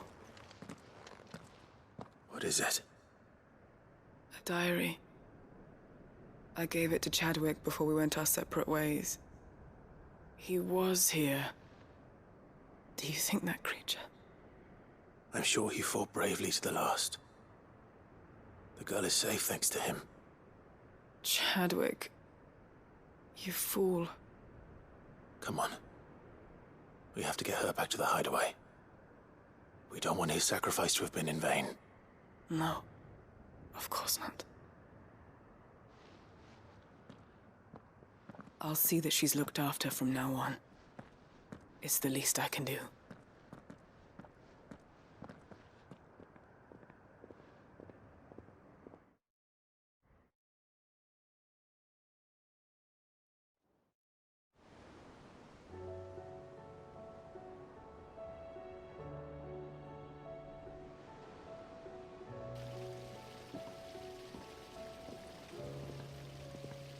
From what I hear, you've barely left the girl's side in days.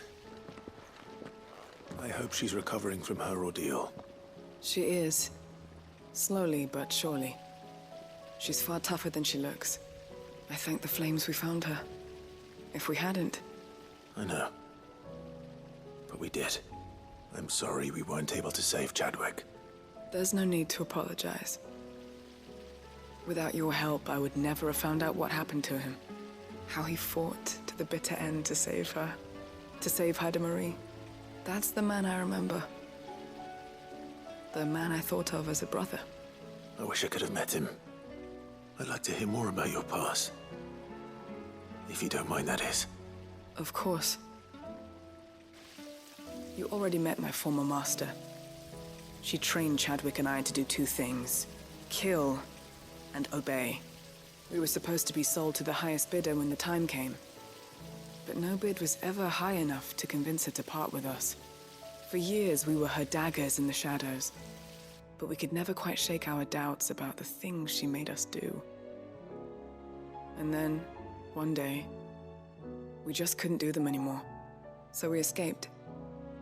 But staying together was out of the question. They would have found us too easily. After so many years of training, the pull to serve was always strong.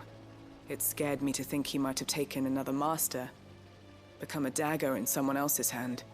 But even in captivity, the battles he fought were his own. And he died not as someone's tool, but as a hero. Haida Marie is proof of that. Bearers can cast off their shackles. And the Cursebreakers will show them how. I'll fight until my dying breath to see it done. For Chadwick, and for all of us. Thank you, Doris. We'll be counting on you.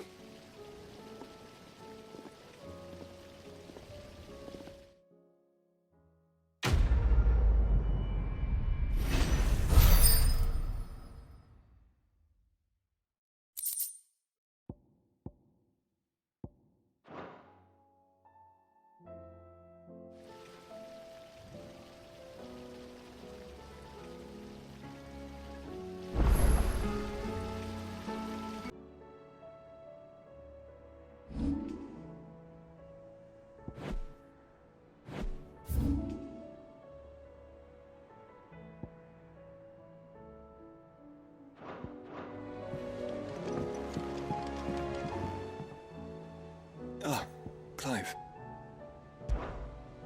Joshua, what's wrong? And don't say nothing. It's... not nothing. I've received word from Cyril. The Undying have found Father's will, or something akin to it. His will? How and where? In the crypt beneath Rosalith Castle. After Kupka was kind enough to drive out the Imperials, the Undying took the opportunity to recover what relics of the Duchy yet remained. And in the process of doing so, they found a letter from Father. I'm surprised anything survived down there. Cyril asked that I join him in Tabor at my convenience. I have been meaning to go, but... would you join me? Of course. I want to know what's in that letter as much as you do. Very well. I am ready to leave when you are.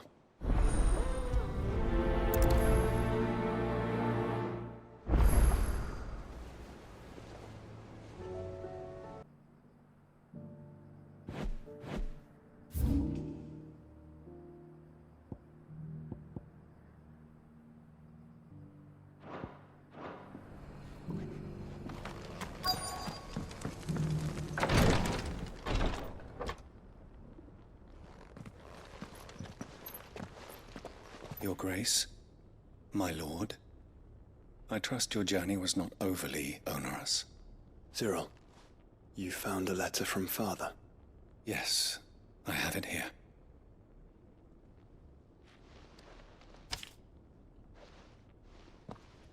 If you would do us the honor, my lord.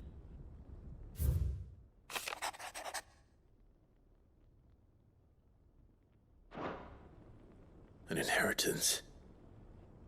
It would seem the late Archduke penned this missive shortly before his passing.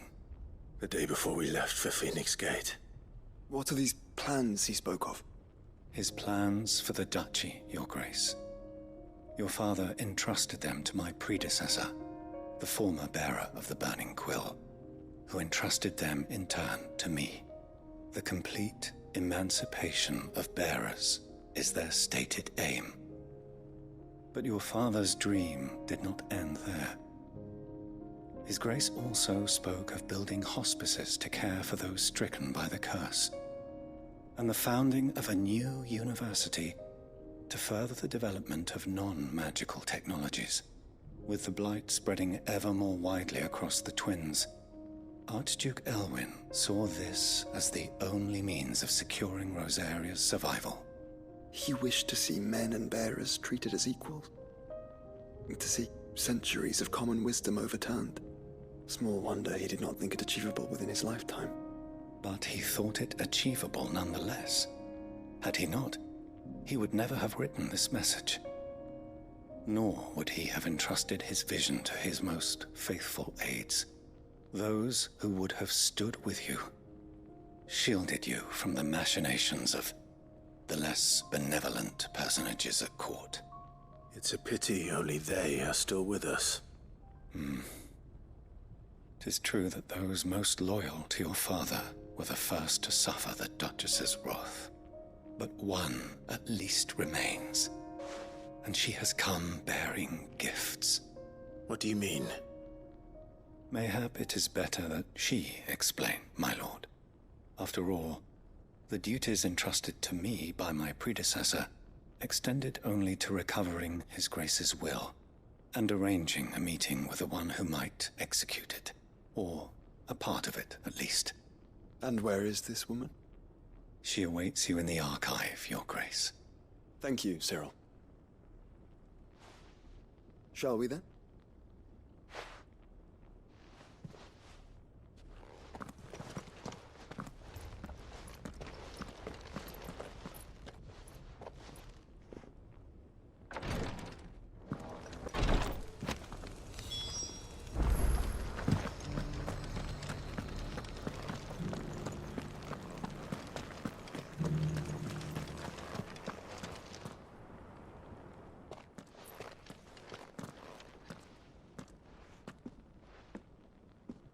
My lord, Your Grace.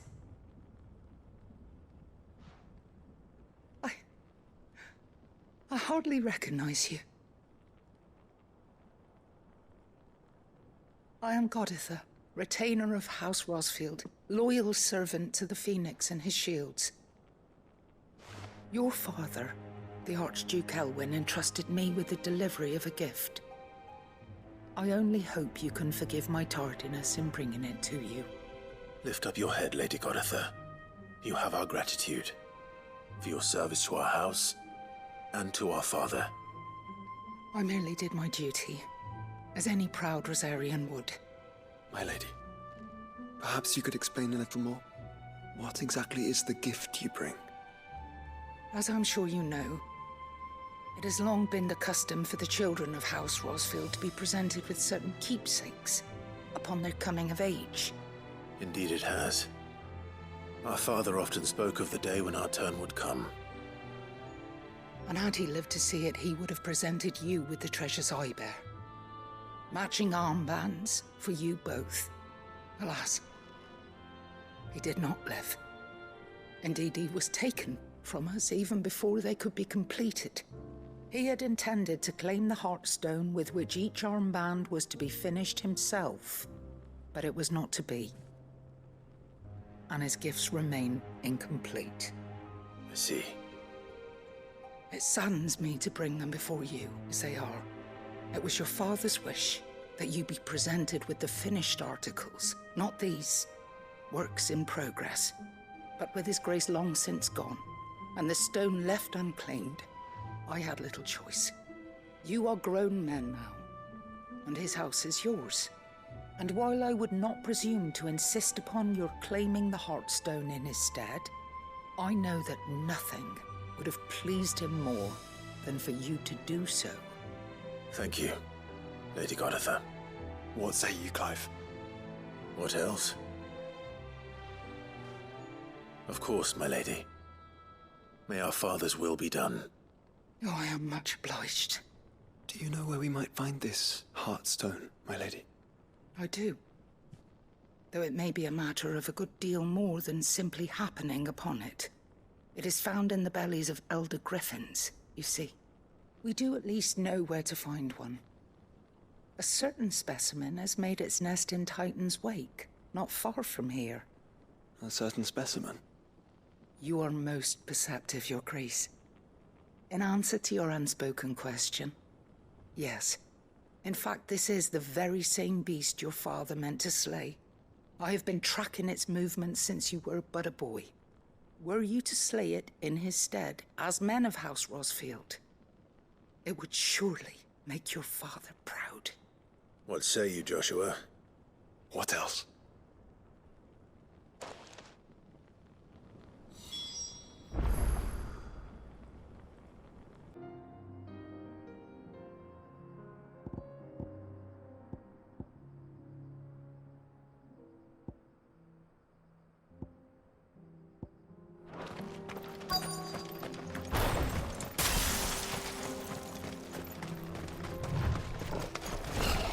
There it is.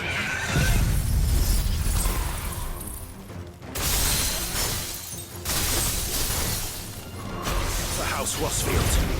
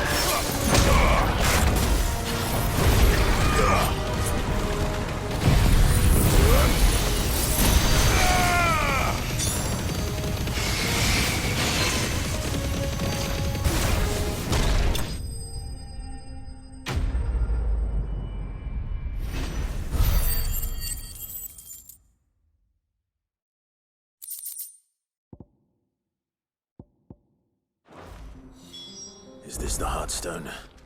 I expect Lady Goditha will know. Oh, thank the Founder you were safe. The Griffin is slain then? And the Heartstone claimed.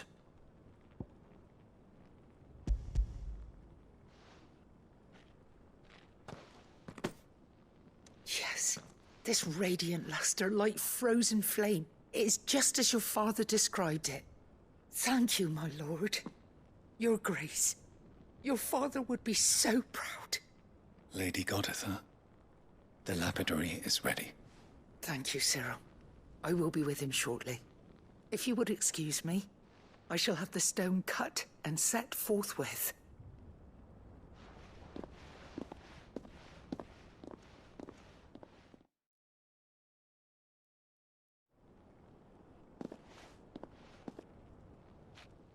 The armbands are complete. Pray, take them. They are yours, after all.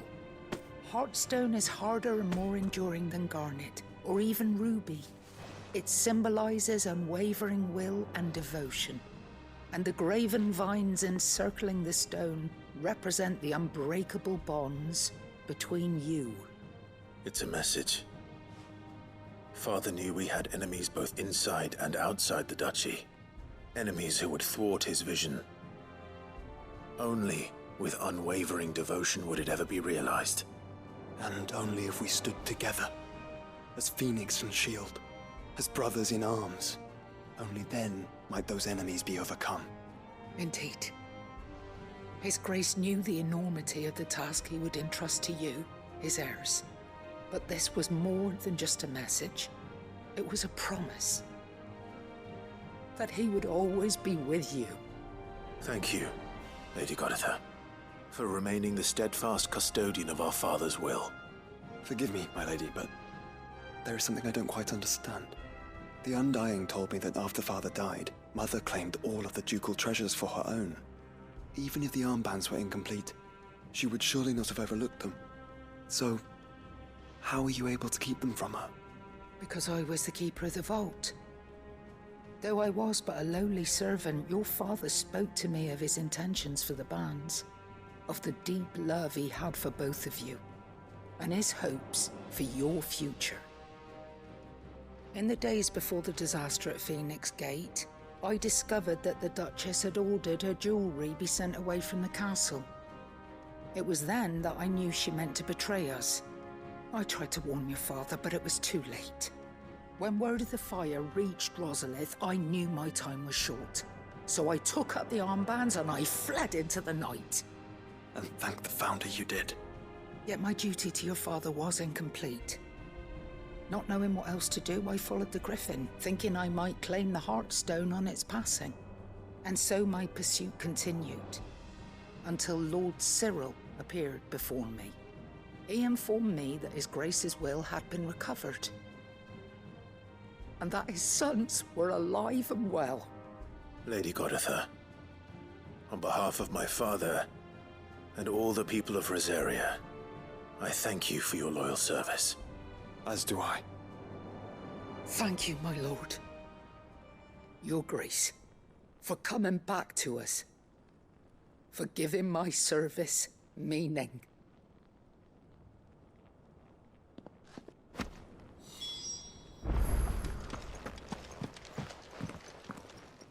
The bands suit you well.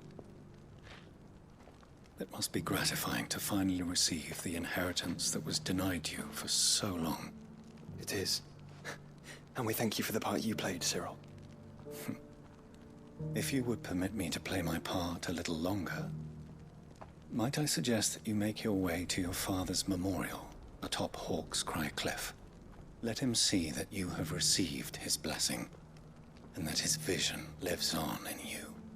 I suppose it would be churlish not to. What do you say, Clive? Shall we pay Father a visit? I think we should. I was hoping to be able to offer him my thanks before we left for Origin. Your father's helm is enshrined there.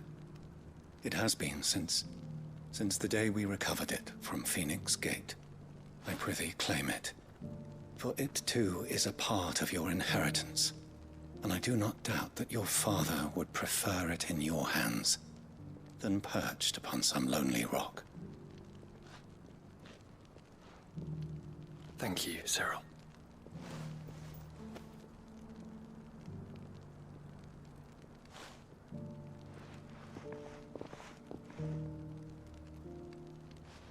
Come on, Clive. He's waiting.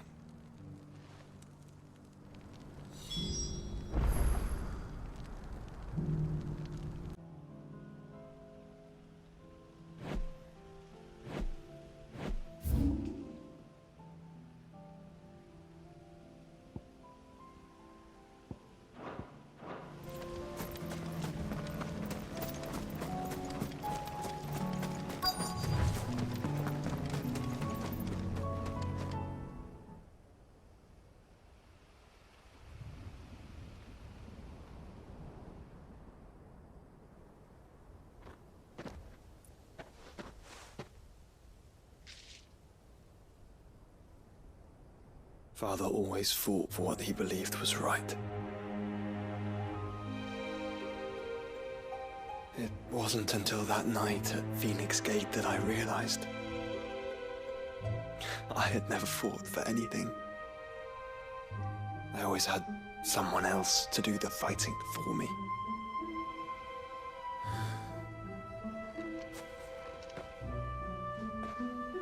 No matter how fate conspired against him, he never lost heart, never looked back, never stopped fighting. To me, he was the greatest of men. And I've been trying to live up to his ideals ever since.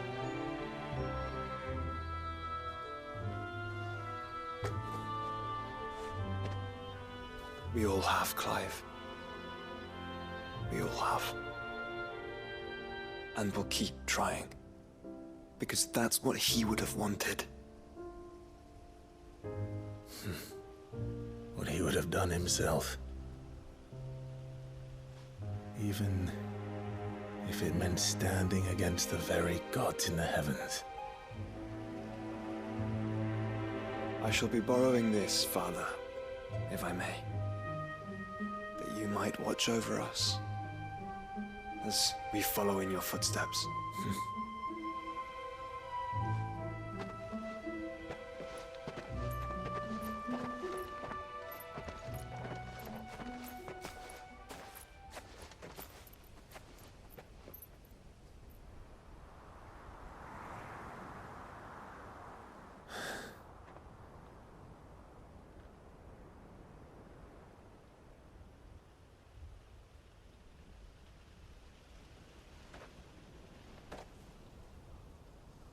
We won't lay you down.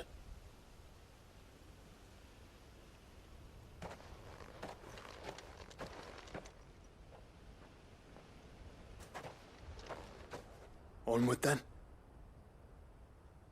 Onward. To the end. And to a new beginning.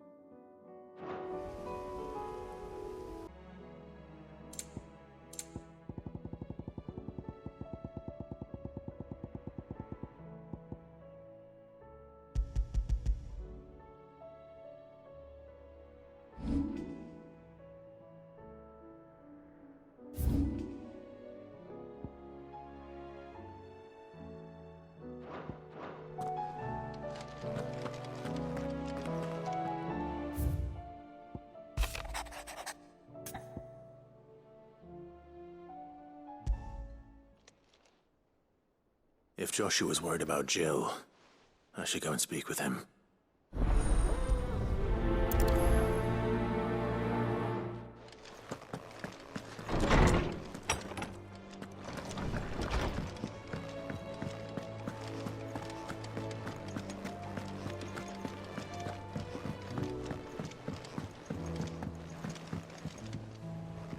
Joshua, I read your message. You're right. Jill is different. I don't think I'd realized how different, but since we returned from Drake's spine, I felt it more and more. I suppose it's not hard to imagine why. She doesn't think she belongs anymore. And that's why we need to remind her she is still one of us. To let her know that we still need her, now more than ever. That you still need her. But how to do that? When last we were truly close, we were but children. Of course. Do you remember the time we accompanied Father on his annual tour of the Duchy? And Jill and I broke from the procession to ride up Man's Hill. To see the snow daisies, I remember. It was the first time Father had allowed us to join him. And when he realized you were missing, he had the entire retinue down to the pot boys combing the countryside. In the rain. A thunderstorm forced us to take refuge in a grove of oaks before we'd even made it halfway there. It was the Lord Commander who finally found us, and needless to say, he was none too pleased. Then it seems you and Jill have unfinished business. What do you say? Man's Hill. It's not that far. Oh, true.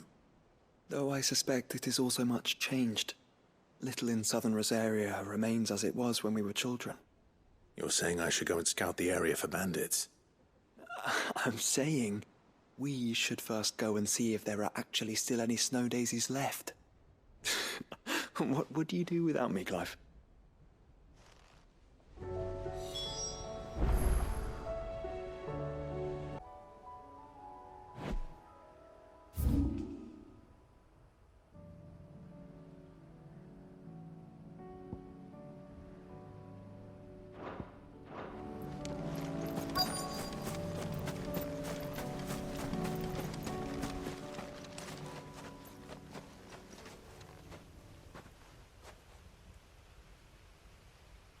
This is the place, but...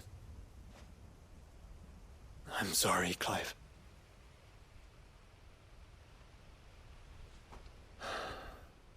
There's nowhere been spared. What do we do now? We keep looking. Man's Hill cannot be the only place where snow daisies grow. Perhaps, but... it's the only place I know of. Knew of. Then why not ask someone who might know of another? Someone in the backyard?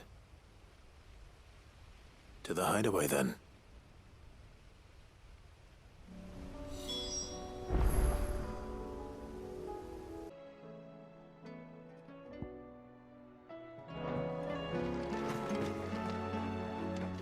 Oh. What brings you down from the heavens, Sid? I need your advice. Joshua and I are looking for a place where snow daisies grow. Preferably in abundance. Snow daisies. Then you'll want somewhere not too hot and not too cold. And where the winds are strong enough to carry the seeds. I reckon Man's Hill would be a good place to start. There in the Royal Meadows, perhaps? Both have similar climbs and the right elevation. If the Blight hasn't claimed them yet. Right. Thank you.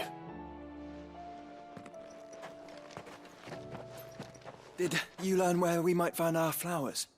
The gardener here mentioned the Royal Meadows in Sambrak. The fields beyond Northreach. Well, if that's the case, then Yote was right. I recalled that she kept a record of our travels, you see. So I asked her if she'd perhaps noted anywhere that snow daisies grew, and she mentioned Oilerfeist Bay. Whose shores border the meadows. Off we go, then.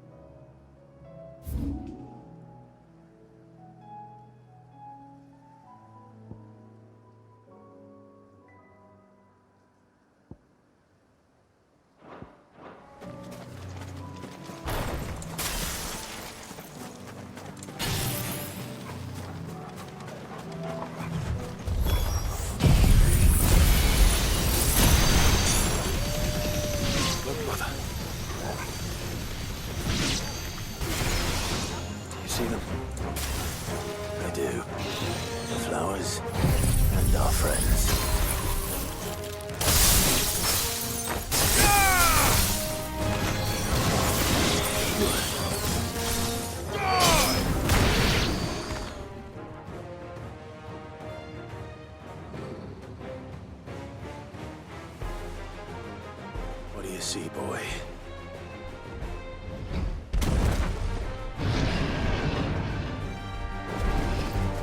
Let's hope this is the last one. Only one way to find out.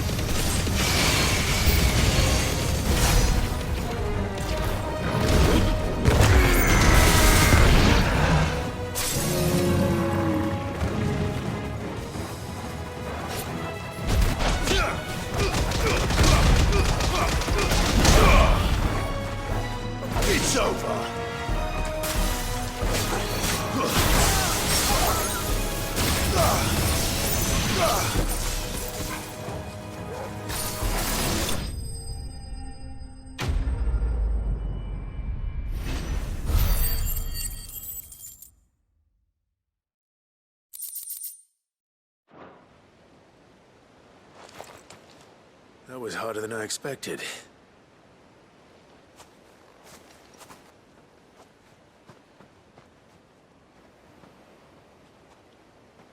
But found her. It was worth it. They're beautiful. Do you think Jill will like them? She'll love them. Come on. Let's go.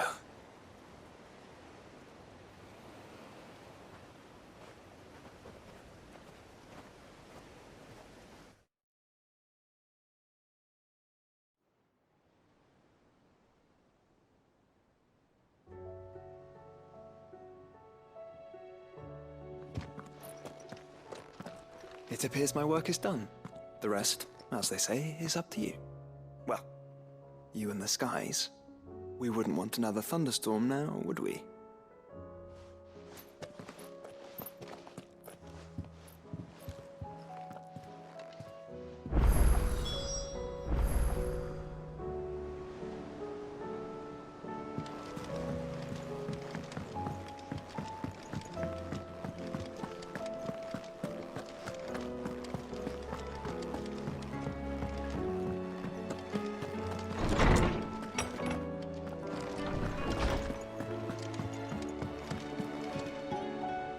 Jill, there's something I'd like to show you.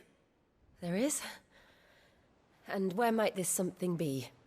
It's, not here. Now, I know this is sudden, but how would you fancy a trip to Oriflamme?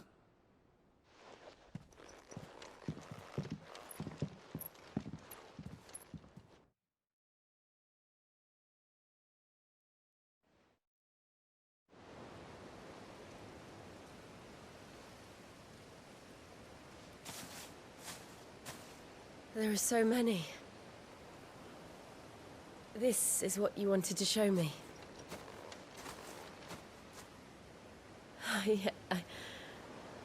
I don't know what to say. You don't need to say anything. The smile on your face is enough. We've been worried about you. Joshua and I. Do you remember when I took you to Man's Hill? Or tried to? How could I forget? You saw me crying and thought a change of scenery might lift my spirits. In the end, it earned me a nasty cough and a stern scolding from your mother. But I felt wonderful nonetheless. I'm sorry. I had no idea what I was getting us both into. But I couldn't bear to see you like that. Before we left, my chambermaid told me she'd overheard your mother talking about my marriage prospects with some of the noblewomen at court. They were debating whether it would be more profitable to marry me off to one of the high houses instead of saving me for the ducal line. No one thought to ask me what I wanted. I was nothing to them. A pawn at best. I felt so trapped, so lonely. I didn't know. But I wasn't alone. You were there. Your hand in mine as we ran for those oaks. And I knew then, no matter what happened, I would be all right. I'll never forget that feeling.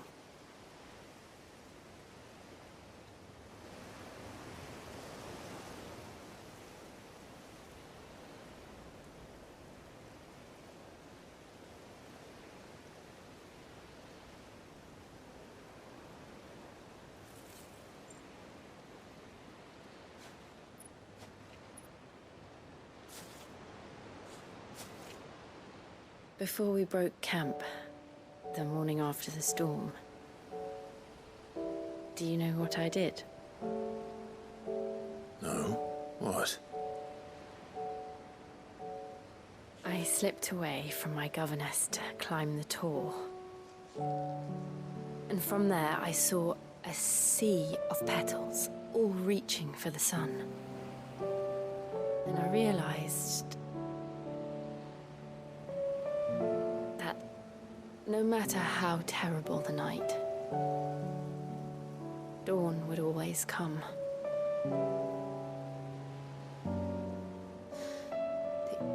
That you would always come for me.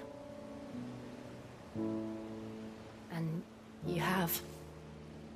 Again and again.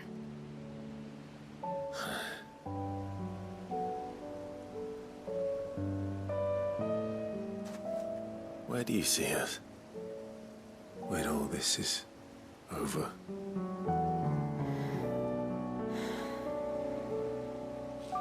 I don't know.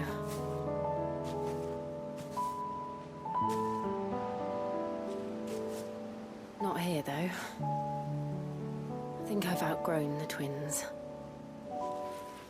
After everything we've been through, the realm just seems so small.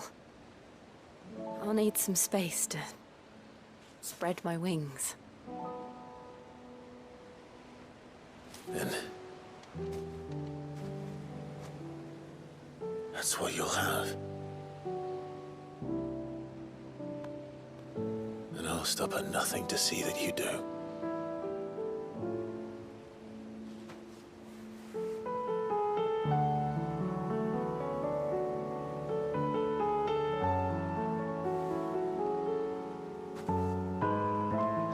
I never was much good at garlands, but it'll have to do. I'll treasure it forever.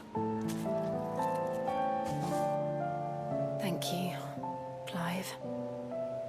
For this, the flowers, for everything. It's exactly what I needed. You are my treasure.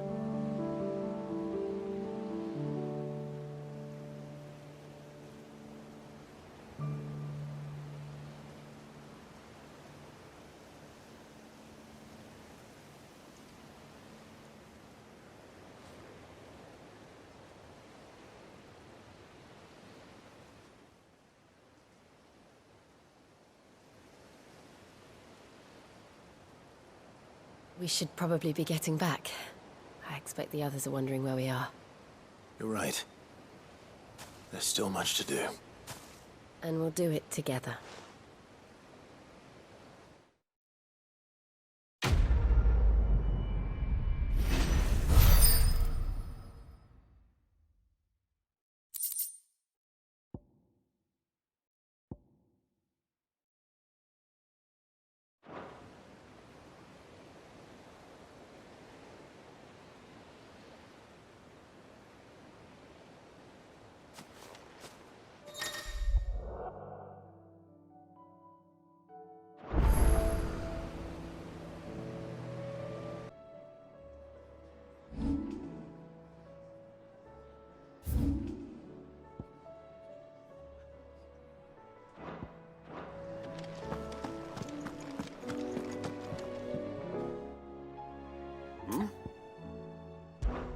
Clive, my boy! Rutherford informs me that we owe you our thanks. Hadn't intended for you to get involved, but such are the times we live in, huh? I would have done the same for anyone else. You're far too modest, Clive. You'd make a terrible nobleman. But tell me, is the realm truly in as dire a state as Rutherford suggests? From what little I saw, you were right to be worried. I suppose I should have expected the worst. But I was rather hoping the great and good of the realm might have things a little more under control. Alas, it seems that firm leadership is in short supply these days, and without it, the people are bound to lose their way. We must move quickly. But where do we start? True, the challenges that face us are many. But in my estimation, there are two key areas to be addressed before any other. The realm's armies and her larders. As you've seen firsthand, it's every man and woman for themselves out there. Certain cities have banded together to try and maintain some semblance of order, yes? But such cases are few and far between. And yet, the only remedy for the chaos that faces us is unity. A unity that transcends even the borders laid down by our ancestors. In short, if Storm does not stand together, she will fall apart. But how would one even begin to unite the realm? The armies, my boy. As I told you already, we begin by restoring order among the ranks of those sworn to maintain it. Sadly, I doubt I could convince even the lowliest gaggle of privates to dig a latrine together. But I do know someone the High Commanders have been known to listen to on occasion. Field Marshal Eugen Havel. I thought he was retired. He was, until an Akashic army tore through Randalar and killed most of the rank and file. There is no man alive more capable. Literally. And as luck would have it, I've already spoken with him on the matter. Of course you have. And he's agreed to help. On one condition. That he first speaks with you personally. Havel has always been a man of frustratingly rigid principle, and he has certain qualms about clasping arms with, well, with an outlaw. I extolled your many virtues as best I could, of course, but the old goat was adamant that he be allowed to appraise you in person. You don't mind, do you, my boy? Of course not. As long as chaos reigns, we will never build a better world. I'll do whatever it takes. And if the Field Marshal wishes to speak with me in person, then so be it. That's the spirit. I'll leave for Randalar at once. Would you send a Stolas? Of course. Rutherford is already in the Dalmekian capital. I'll have him tell Havel to expect you forthwith. Excellent. Thank you, Uncle. No, thank you, Clive.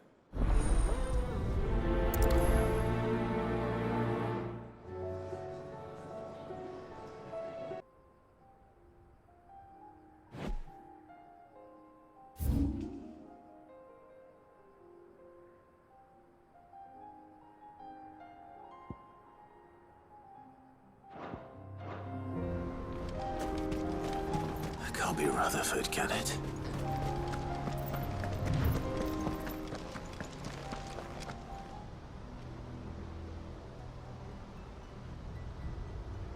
Turncoats and cowards, the lot of you! If it's a fight you want, it's a fight you shall have! Allow me. I don't need your... Please, Field Marshal, oblige him. This won't take long. You're right. It won't. Men, finish him.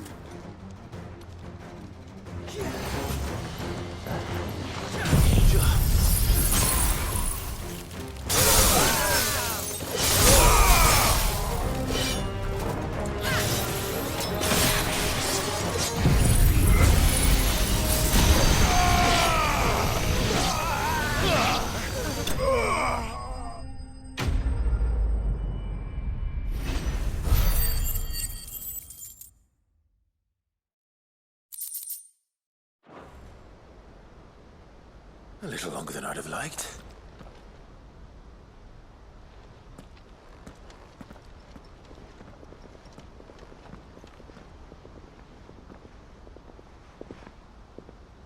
Field Marshal Havel, I presume. Are either of you injured? No, my lord. You arrived just as our escort turned on us. Fucking traitors. I'd heard reports of soldiers in the outlying regions abandoning the oaths they swore. But I hadn't thought the corruption had reached so close to the heart of the Republic. It's a fucking disgrace.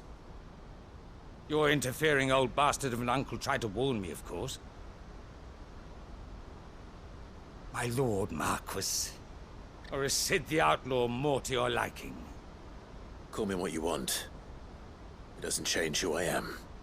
Or the urgency of the message I bring. My uncle has a plan to right the realm, and he needs your help to see it through. Before I agree to anything, I'd have you answer one question. What do you stand to gain from all this? I won't deny that I might benefit from further chaos. But I seek a new beginning for all of us. And while the choices I've made may not always have been the right ones, I know I made them for the right reasons. For so long, so many of us have been told how we could live, how we could die, when it should have been our decision all along. Now we have a chance to put things right. But in order to take it, we must stand together, even if it be beside those with whom we don't see eye to eye.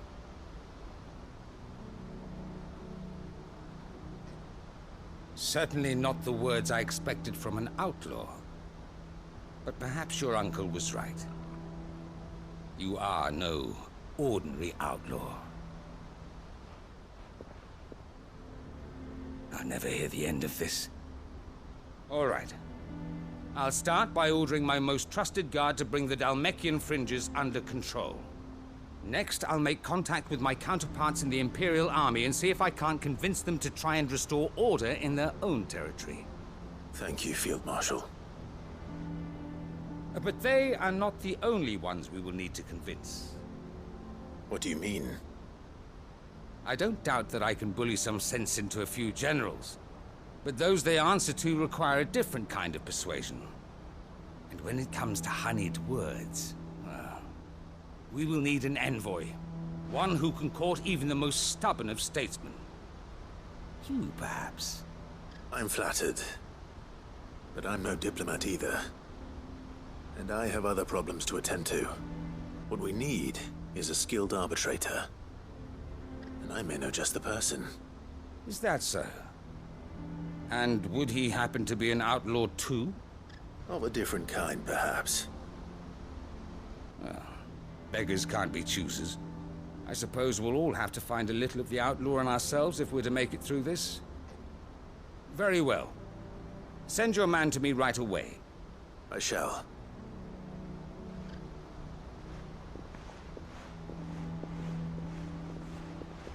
My Lord Marquis. Your Lord Uncle bade me escort the Field Marshal to his manor in Port Isolde. And I will see that my associate joins you there. Very good, my lord.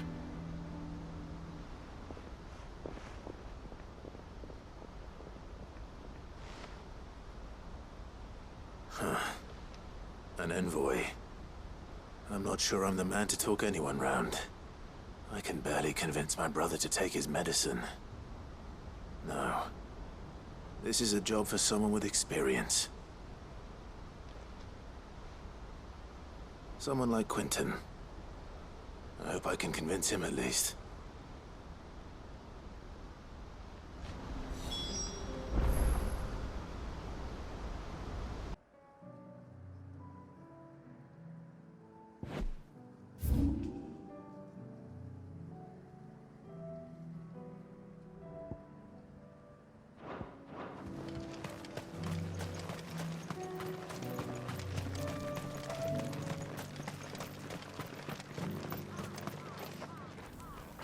Quentin, I have a proposal for you.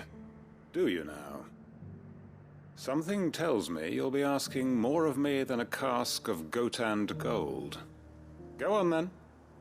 Propose.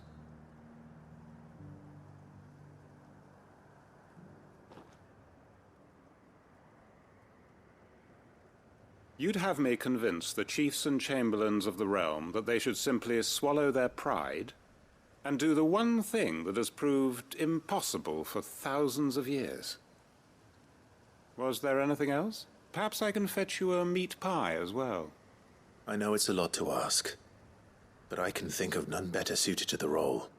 And you'd have me give up what little I have left to do it. I told you, Clive. The people of Lostwing are my family, and I cannot abandon them. You'll have to find someone else.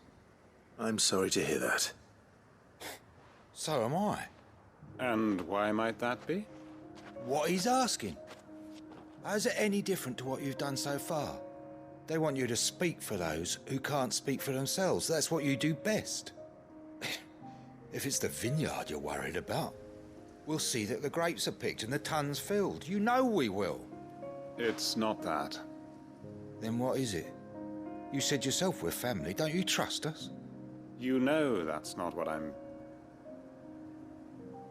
Then what are you saying? That only we are worth saving? Why turn your back on everyone else? You convinced us we could build new lives for ourselves, and if you can do that, who's to say you couldn't convince the entire realm?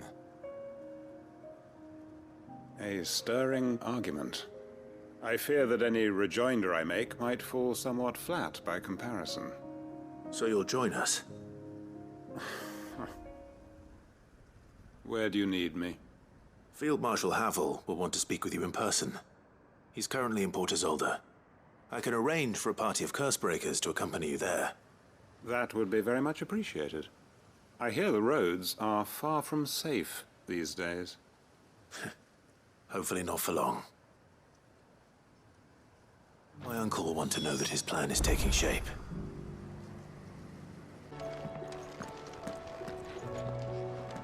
Uncle, I bring good news. The Field Marshal has agreed to your plan.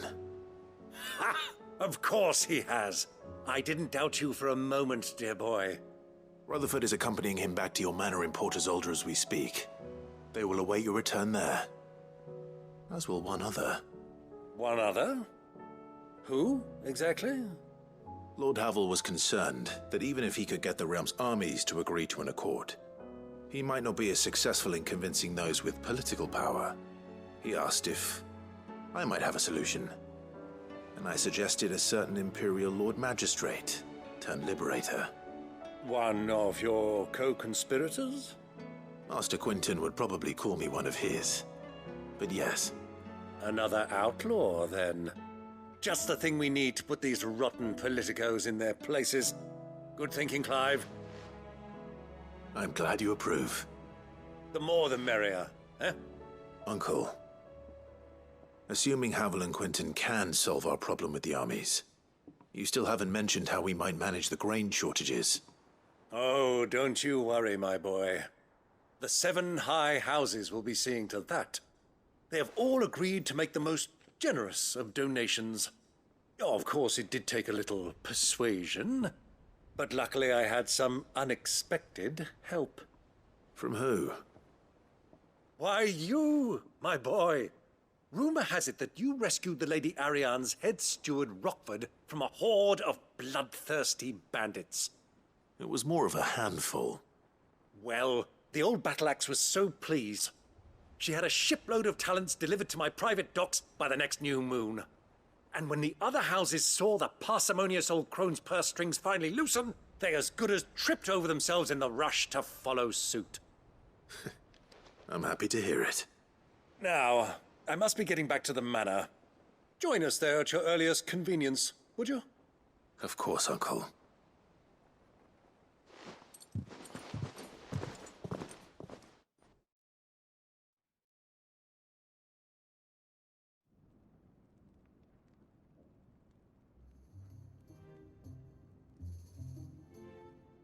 And how, pray tell, will we get that grain to the capital if the roads are still overrun with Akashic? You'll find another bloody road. I only have so many men, and I'm not about to send them headlong into an ether flood. That is, unless you'd have them turn as well. Well, I'd certainly eat less. Says the man with a belly bigger than a band of curls.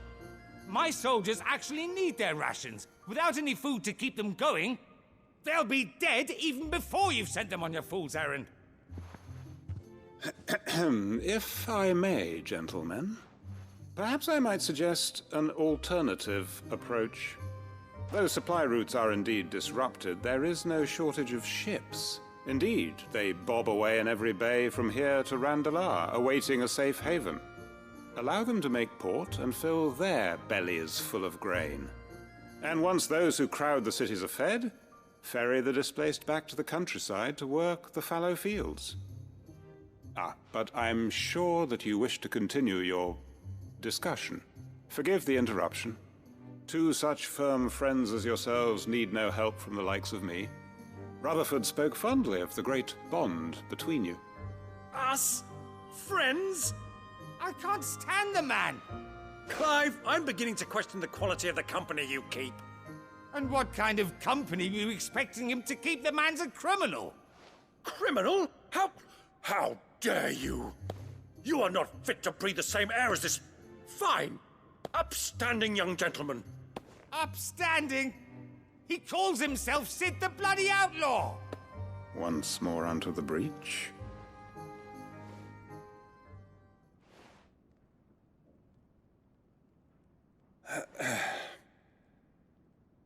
Shall we begin again? What we seek here is not to create a new nation, nor to claim the thrones of those that already exist. We wish simply to bring stability to the realm that mankind might weather the current storm.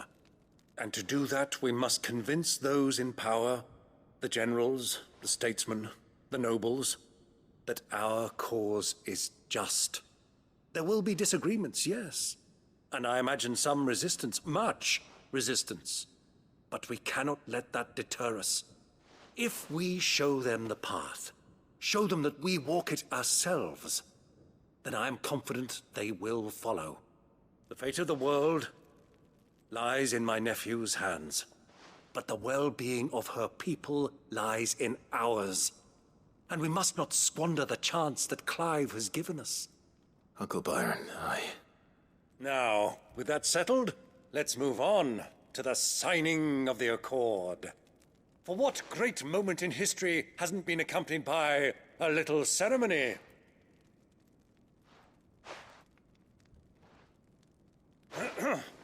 Citizens of Valisthea, I present to you the Triunity.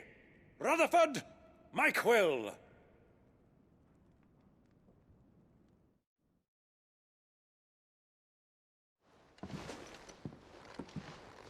Well, my boy, the stage is set. That it is. This is the role you were born for. Now I ask only that you trust in the talents of your supporting cast. We shall play our parts to the best of our abilities, that you might have the opportunity to shine. The realm needs its Sir Crandall. And there is no better Crandall than you, Clive. I want you to keep this signed accord as proof of our faith in you. I will. Thank you, Uncle.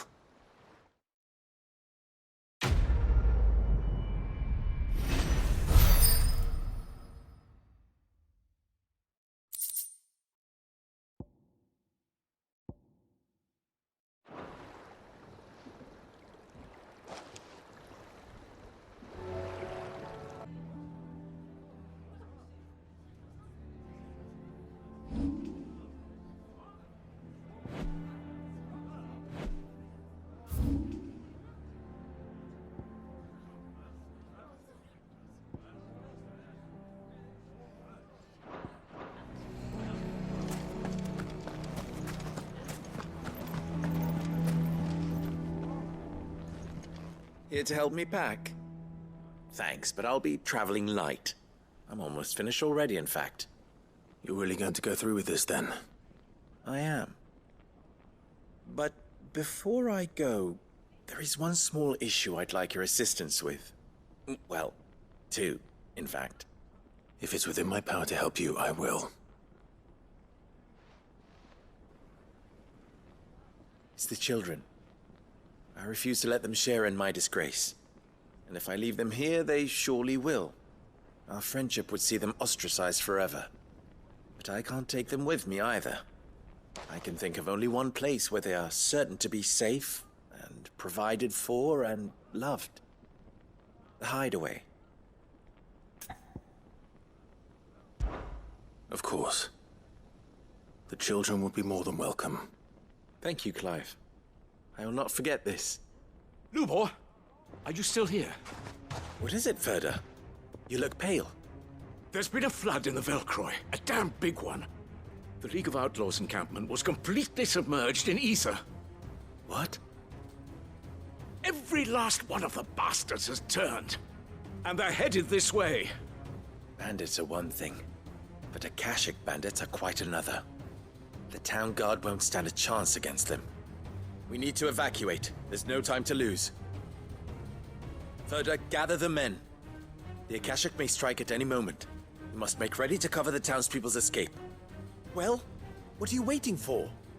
Yes, my lord. Clive, change of plan. The children stay with me for now. I need you to find Conrad and Natalie. Tell them to prepare for a full and immediate evacuation. Understood. I'll do what I can to convince everyone else. Wish me luck.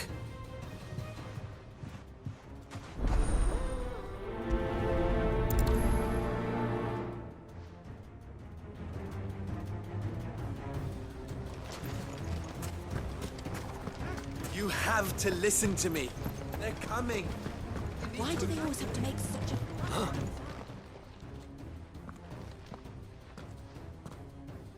Ah, it's you.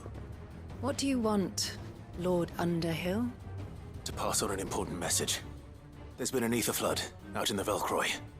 The camp where the so-called League of Outlaws were gathering has been swallowed. They're no longer just bandits. They're Akashic now, and they could be here at any moment. You need to begin preparing for a full-scale evacuation right away. Oh, do we? And who was it who gave you this disturbing news, might I ask? Lubor, perhaps? The man spreading the same poison out in the square as we speak. You may believe his lies, my lord, but we know better. But why would he lie about something like this? Some twisted attempt at revenge, perhaps. If he had not been unmasked, he may well have been elected our leader. A great honor for one of his kind. One he might well feel aggrieved at having been denied. Lord Underhill, forgive me, but it has become all too evident where your sympathies lie. Lubor cannot be trusted, and neither, therefore, can you. You may not trust me, but for the sake of your people, ask yourselves if there is any chance that this is true. There isn't. You can be certain of that. Now be off with you. You're making a mistake. It's no use. Words will not move them. Then we must find another way to ensure Dalamil's survival. Right. Let's speak to Lord Furder. I think we'd better shut up. What's Lubor raving about now?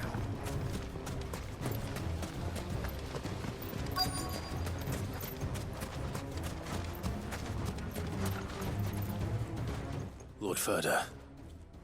Sid, what's wrong? I went to warn Conrad and Natalie about the Akashic, but they wouldn't listen. They've convinced themselves that nothing Lubor says can be trusted. The bloody fools. Which means the town guard can't be counted on for support. But I can. If there's anything I can do to help you defend Dalamil, you only have to ask. I appreciate it. Sid! Further! I've been looking for you everywhere. Victor? I thought you'd left. I couldn't abandon a friend in need. And Lubor is in need at this very moment. Come quickly.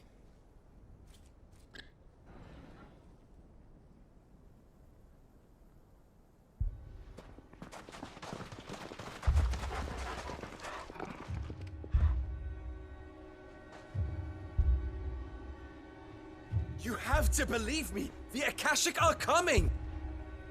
They don't eat, they don't sleep, they don't tire, and they don't care who they kill. They're unlike anything that's come before. There won't be no parley, no mercy granted! We may have saved the town once, but this is different. I do not ask that you forgive me, but please believe me. If you do not run, you will die. You will all fucking die!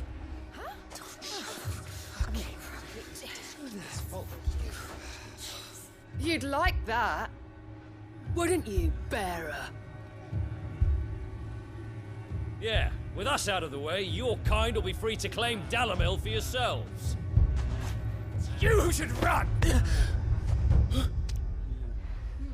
Run, bearer! Yeah, run! Run! Far, far away! Run! Just go! Yeah. Yes! Go! Come on, then. Go on! Go! Just go. Lubor. Wait. Someone's coming. Go. Come on! Stop! You're hurting him!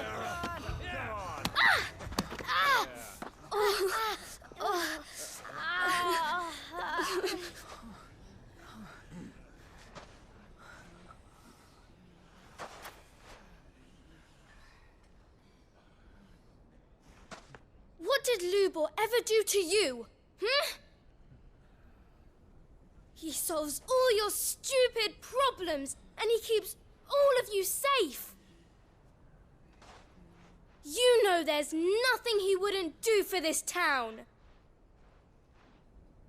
Who was it who made that cleaver you use every day, Conrad? And what about your counting table, Natalie? Who fixed that? Whose men make sure the streets are clean so all your boots don't get dirty? Who spends all day, every day making sure things run smoothly around here? And none of you ever say thank you. Ever. But did Lubor ever complain? Well, does he ever stop smiling? He keeps this whole place going. And you act like it doesn't even exist.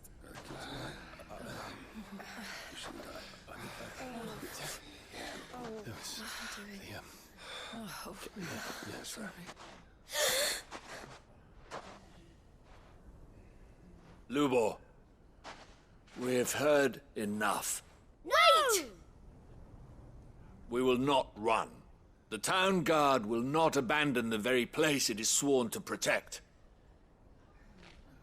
And I will not give up for lost the stores that we labored so hard to fill.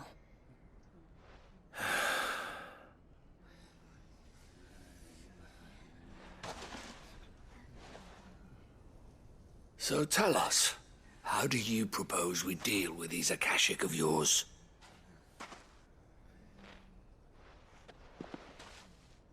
We won't run, but we will fight. All right, then.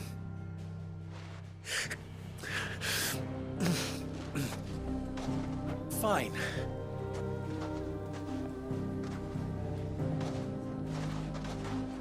Gather around if you don't want to die.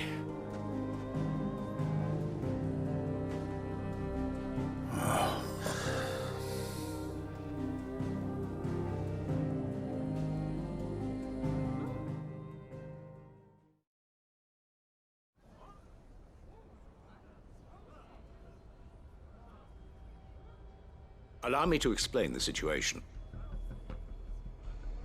The ether flood occurred near the village of Cheratina, deep in the Velcroy. The place had been abandoned for years, until the League of Outlaws decided to make it their base of operations. Now they're all turned, and if the scouts' reports are correct, heading in this direction. They are mindless monsters, driven only by hate and rage. And they are utterly unpredictable. With the bandits, we at least knew how and where they were likely to attack. When these creatures come, Dalamil will have the bitterest fight it has ever faced on its hands. The town guard will muster at the north gate. The rest of us will take the south. Both forces will provide men to serve as scouts and messengers, ready to spread word of the size and nature of the Akashic force as soon as it is spotted. And as soon as it has been, we will converge on its position and see that it is driven back from Dalamil at all costs. Conrad, can I count on the support of the town guard? Always. I leave the selection and coordination of the messengers in your hands, Victor. And the command of our men in yours, Ferda. If you would both be so kind. Consider it done.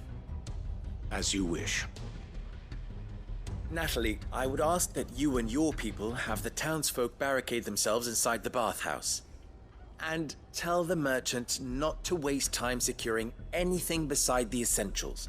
Preserving life is our one and only concern. As long as we survive, it doesn't matter what trinkets we might lose. Our riches can be regained. And if anyone doubts that, let it be known that the Briar's Kiss stands ready to cover any losses. Very well. I shall tell them. Where do I fit into this plan? Where else but the most perilous place of all? I would like you to travel to the home of our erstwhile League of Outlaws, Cheratina itself. The main host is most likely still there, and Dalimil will not be safe until it is eradicated, root and branch. A little gardening.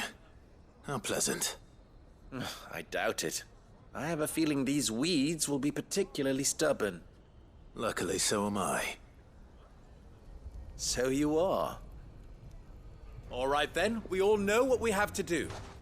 Now it's simply a matter of doing it. For Dalimil.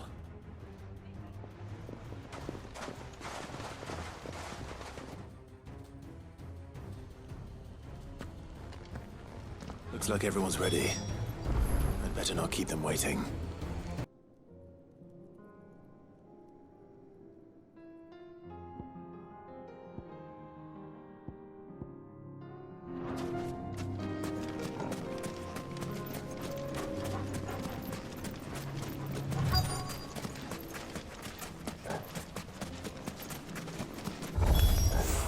We can't leave a single one alive.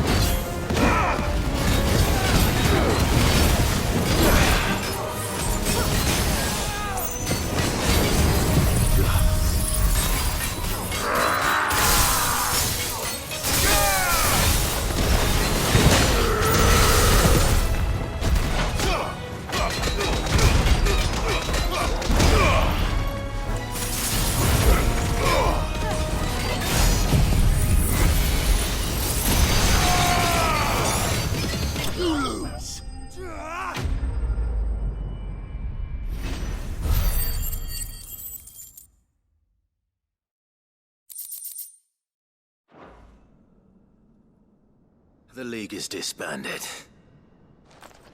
I should get back to Dalimil and see how the others fared.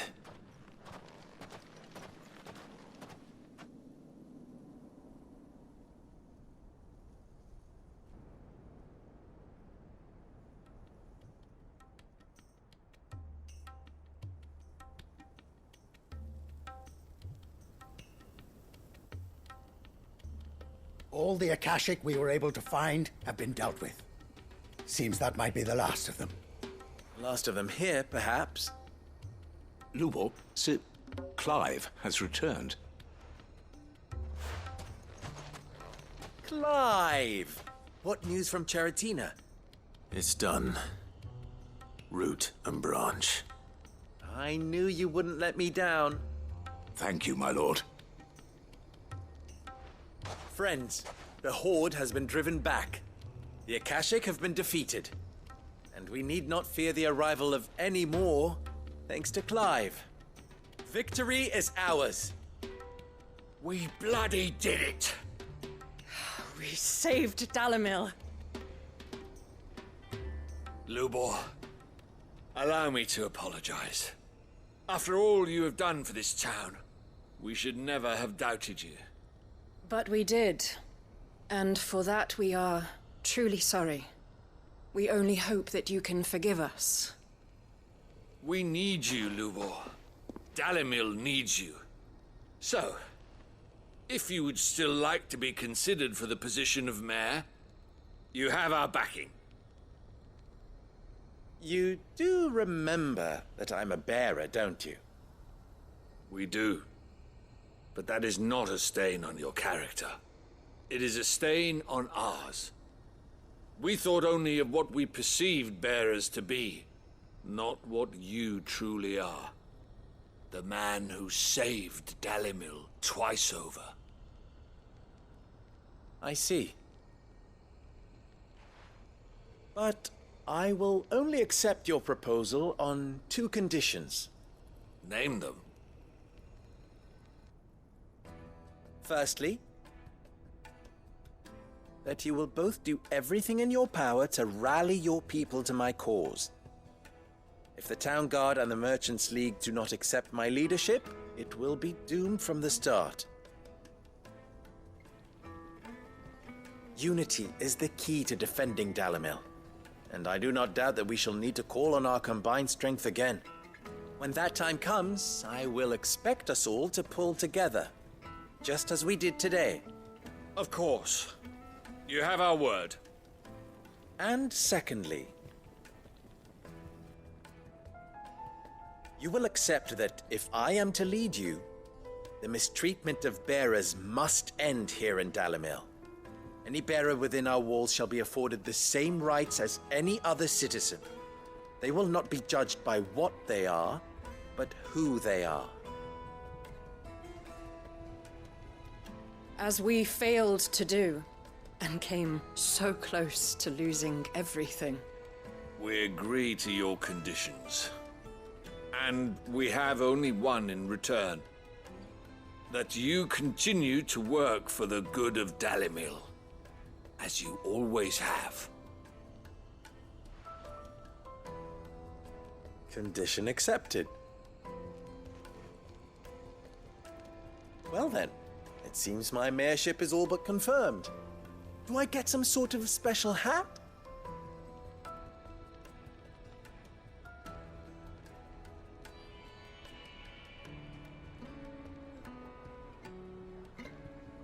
How fickle fate can be.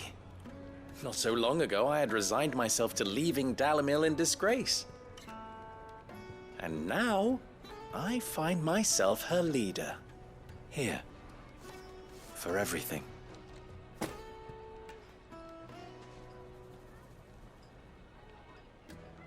Lubor. About the children. Fear not. You are, of course, relieved of your responsibility. I would sooner face another horde of Akashic than see them brought up as outlaws. I'll make sure they're safe here. I don't doubt that you will. And not just the children, but everyone in Dalimil. I'll do my best. Can't have all your hard work going to waste.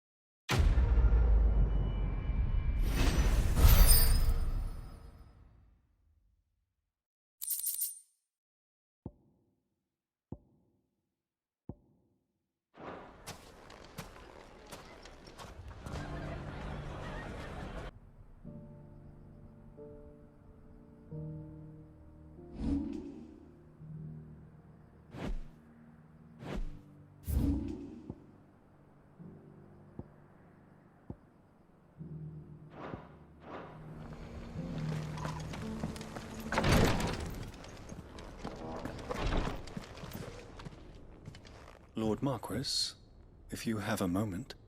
What is it, Cyril? One of our brethren lately journeyed across the strait in order to pursue a new avenue of inquiry in our ongoing investigation. He sent an owl some while ago, but we have heard naught from him since. Was he surveying another fallen ruin? No. The object of his study was a savior cult that has arisen in Ash in recent years. We believe it may have some connection to the Circle of Malleus, an ancient religion that worshipped Ultima as its god. By gaining an understanding of this new faith, we hoped to learn more of the Circle's original beliefs. And so you sent one of your brothers to Ash? A continent teeming with orcs and Akashic? Fully cognizant of the risks, yes. I entrusted the mission to one of the most able of our order, the Third Chair, a master of the arts of combat and survival both. Though he has been silent for some days now, I have thus far refrained from sending any others in search of him, lest they be lost in turn. Yet, it seemed only right to inform you of the situation, given your unique experience of the perils of Ash.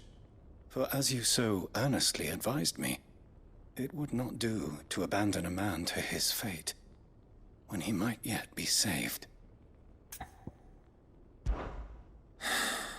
It would not. But Ash is a big place. Can you be any more specific? Perhaps. The last owl I received from him mentioned a village where he had heard the cult were wont to assemble.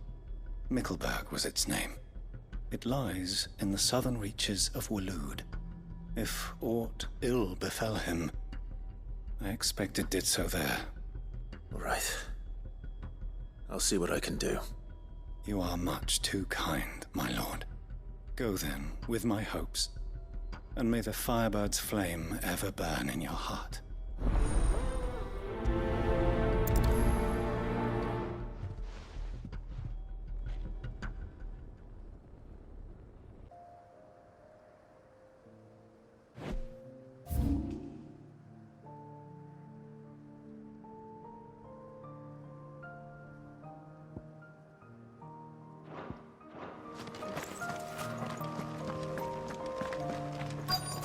Might this be Mickleburg?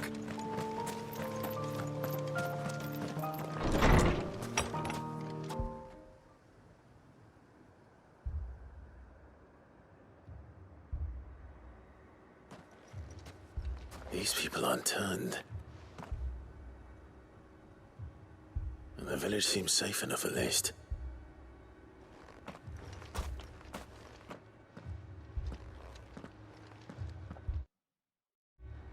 What is going on here? Ah. Did you, too, heed the call? Heed the call? No, I came here looking for someone. To be honest, I wasn't sure I'd find him here. Let alone all of you. Is that so? What are you doing here? Is this where you live? It is my home. The others, they heeded the call. You keep saying that. What do you mean? They came here to perform the rite, just as King Barnabas instructed. This village is their altar, where they shall cast their souls upon the gentle waters and give themselves to the Lord. Give themselves? Oh, Lord, cleanse us of our sins. Let us be reborn in your loving arms. Free us from the torment of this mortal realm. They want to be saved. Forgive me, but did another foreigner like me come here? He was probably wearing a cowl. You mean the traveler from Stone? Yes. He is staying at my house, toward the rear of the village. Thank you. If you don't mind, I'll go and greet him. They seek the same salvation Barnabas did. At least the third chair still lives. Let's go and find him.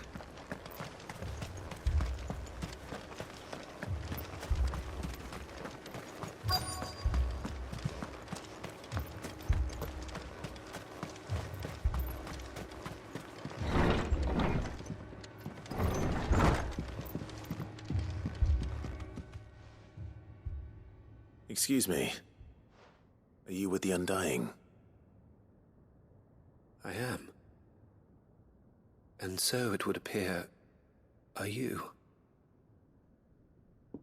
Lord Rosfield, if I am not mistaken. That's right. And you must be the third chair. I am. Cyril was worried for your safety. He sent me to find you. Then I must apologize. I did not mean to trouble the bearer of the burning quill. Much less you, my Lord Marquis. He said that you had failed to report. Is there a reason for that? I came here to study the followers of this new faith.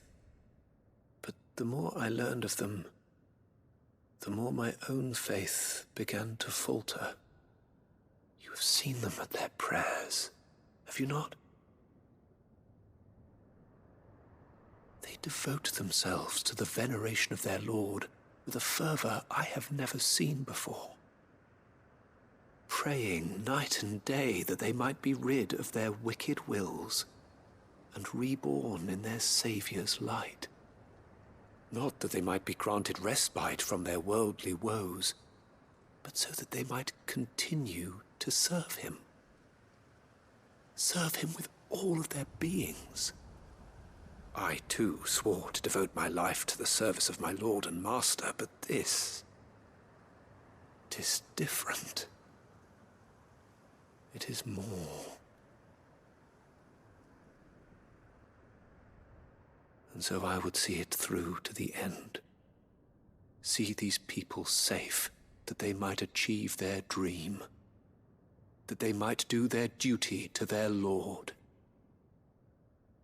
Even if it should keep me from doing my duty to mine. You do understand what their dream is, don't you? I do, my lord. They would cast aside their wills and become Akashic. I know that it may be hard to believe, but to these people, that is the very essence of salvation. Forgive me, my lord, but I must remain here. If you are to return to Master Cyril, I would consider it a great... Did you hear that, my lord? Something is happening. I'll go and find out what. Stay here.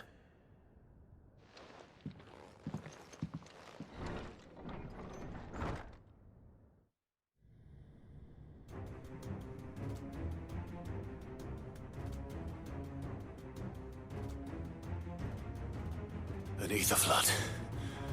Oh no. There must be something I can do.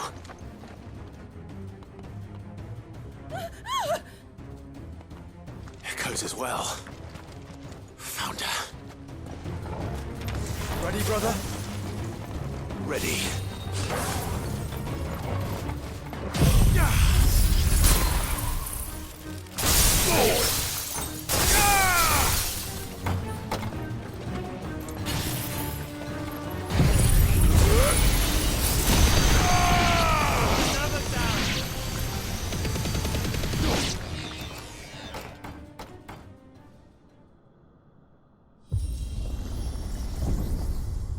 What now?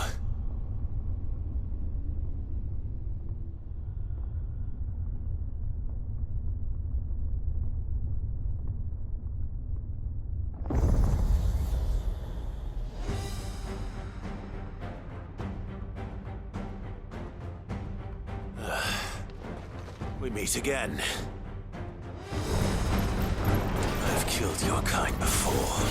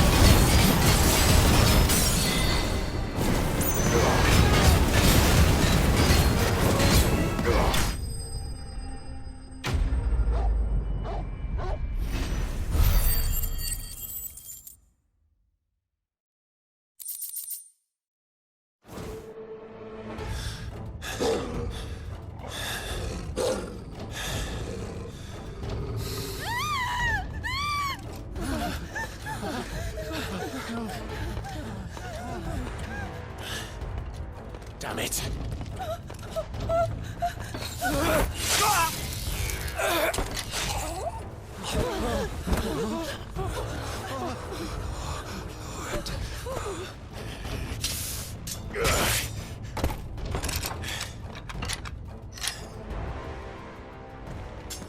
Don't you die. Come on, speak to me. I had to save them, that they might have a chance to find true salvation. By devoting themselves to the service of their Lord. Just as I did when the Undying plucked me from the gutter and gave me a cause to believe in. A duty to serve was everything to me, and I would not deny them that fulfillment, even if they must become a Kashik in order to achieve it. Forgive me, my Lord Marquis. I did not mean to trouble you with this. My findings. Could you deliver them to Master Cyril for me? Of course. Your duty will be done.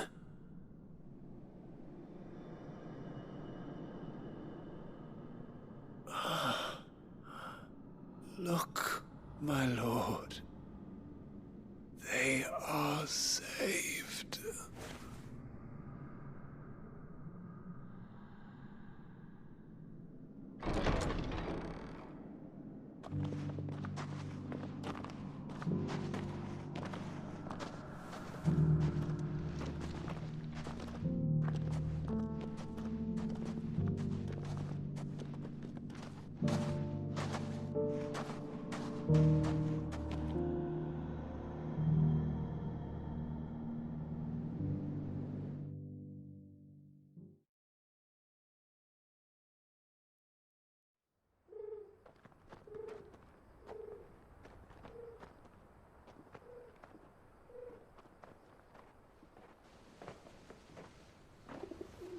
They are saved.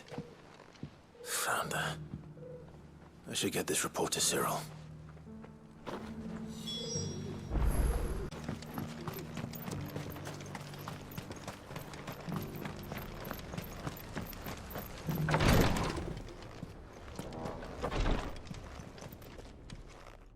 My Lord Marquis, welcome back. I am glad to see you hale and whole. I met with your third chair, Cyril. He bade me deliver his findings to you.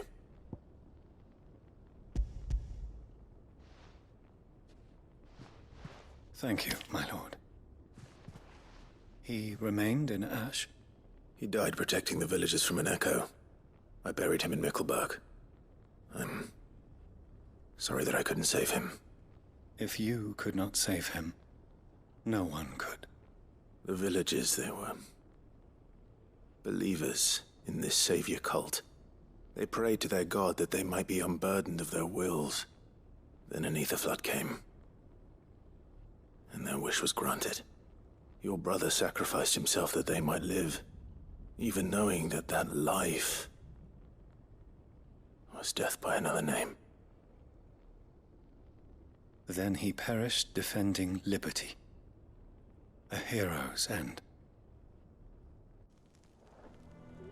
For the right to choose how one dies is no less sacred than the right to choose how one lives. Sid would agree. He wanted to build a world where people could die on their own terms. A noble ambition. To die for one's cause is the most perfect expression of one's faith. It matters not how misguided others might judge one's decision to be. Only that the decision is one's own. We live according to the teachings of our order. We believe in them, we protect them, and yes, we die for them. For better or worse, that is our creed.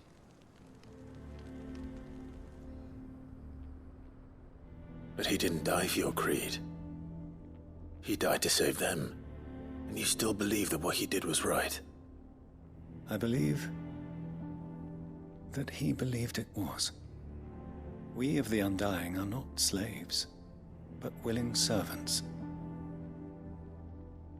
And this was his will, the ultimate expression of it. All right. I'd like to know this man's name, Cyril. To know the names of all the Undying who've fallen in the line of duty. They died serving my house. It's only right that I remember them. That is my duty. Of course. I shall fetch the Book of Martyrs at once. My lord, it has been, and shall ever be, the greatest honor of my life to serve House Rosfield.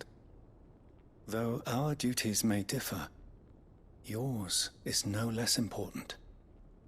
I pray with all my heart for your success. And were they here, I have no doubt but that every one of my fallen brothers and sisters would feel the same.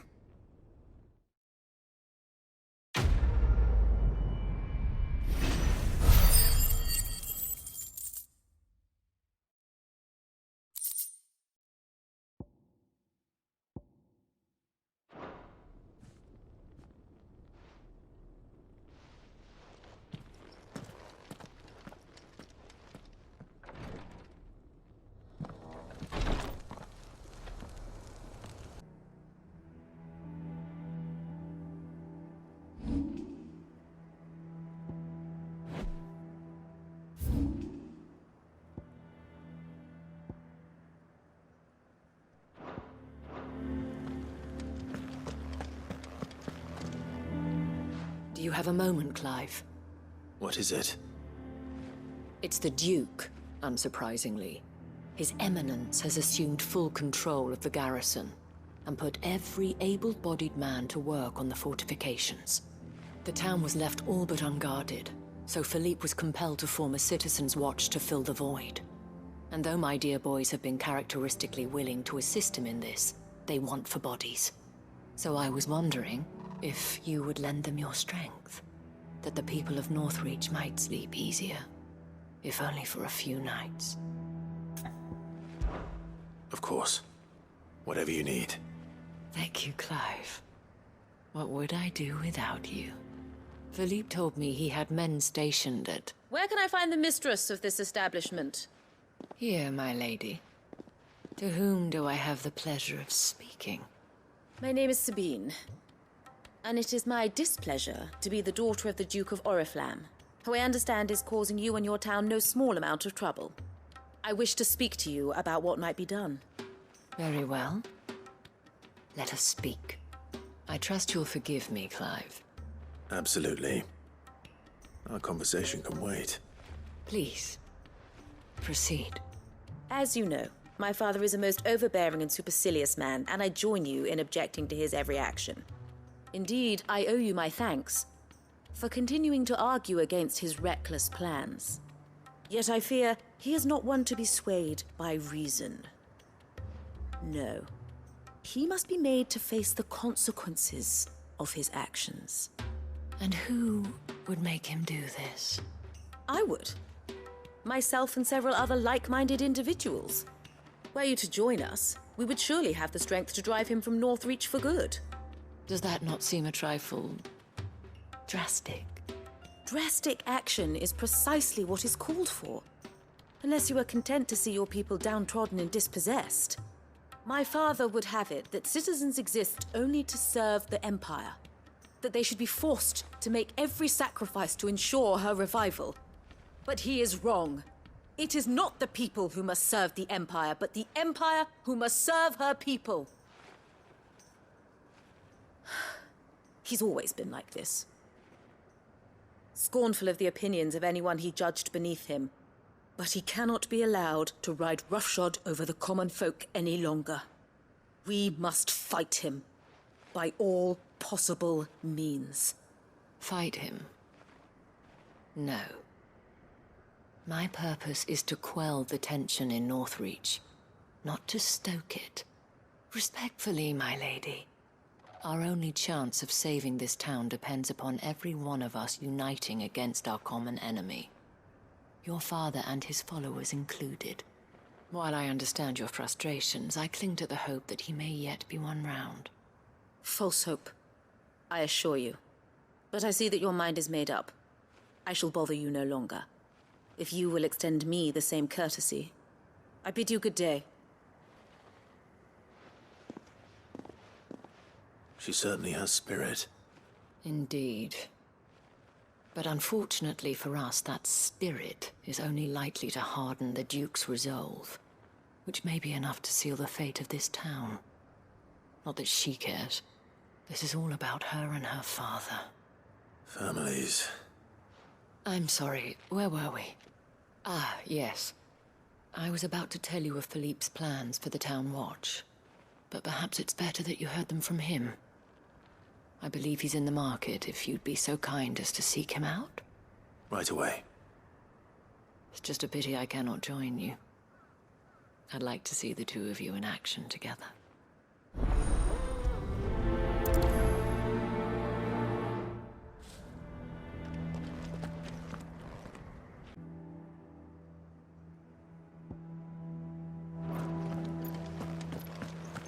So you are content to abandon the... Please, I beseech you. If you are a true son of Northreach, you must fight to defend your home. That's exactly what I am doing, milady. Or trying to, at least. The land is crawling with fiends, and someone has to keep watch. Even when our true enemy is hiding in the garrison? Fine. You're not the only able-bodied man in Northreach. Thank you so much for your help.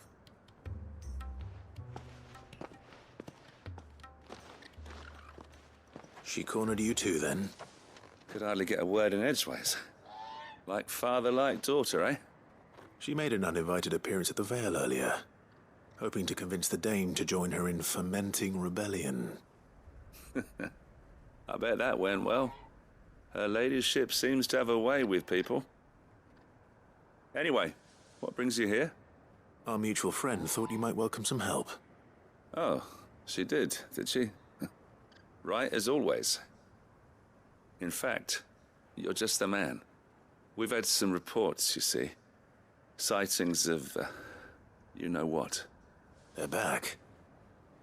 Seems that way. All over, too. We haven't been able to confirm anything yet, but if you're willing, you could go and see what's what. Right. Where should I look? You know Grieger's Weep? One of the sightings places them somewhere on its shores. I'm on my way. Thank you, Clive. I'll look into one of the other sightings. Let's rendezvous back here later.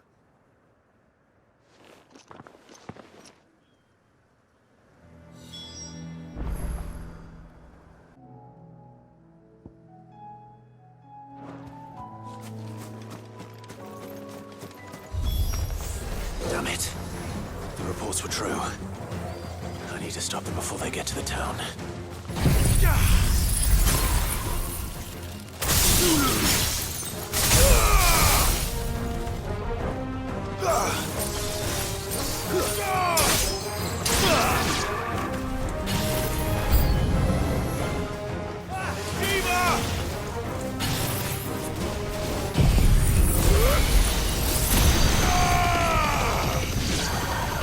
You're finished!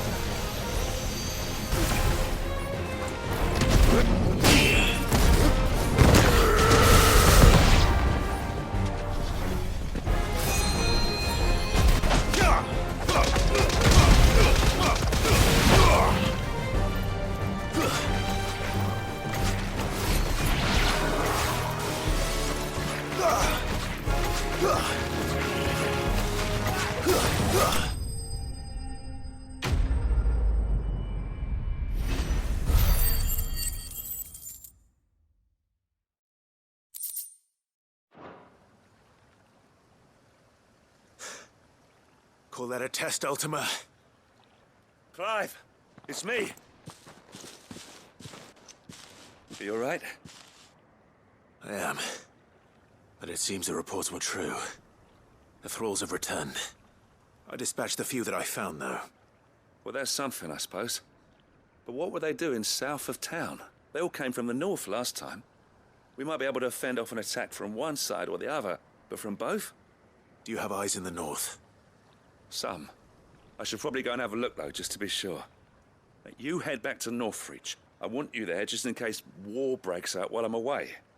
What do you mean? Her ladyship's been busy working her magic on the townspeople, stirring up ill feeling towards her father. She'll have her marching on the barracks if we're not careful. What? This is exactly what the Dane was afraid of. I'll do what I can to calm things down. Be careful out there, all right? Don't worry, I'm not like you. One sniff of those things and I'm running back to town screaming blue murder.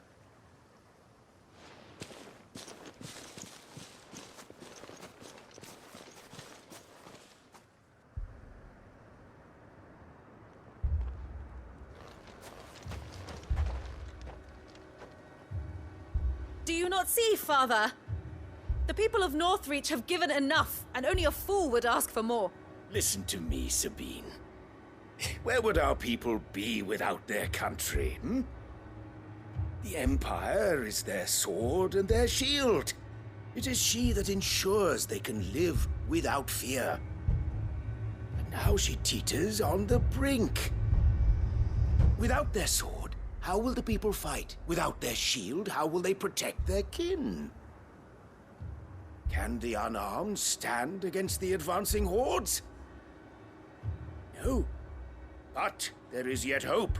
A new shield, a new sword.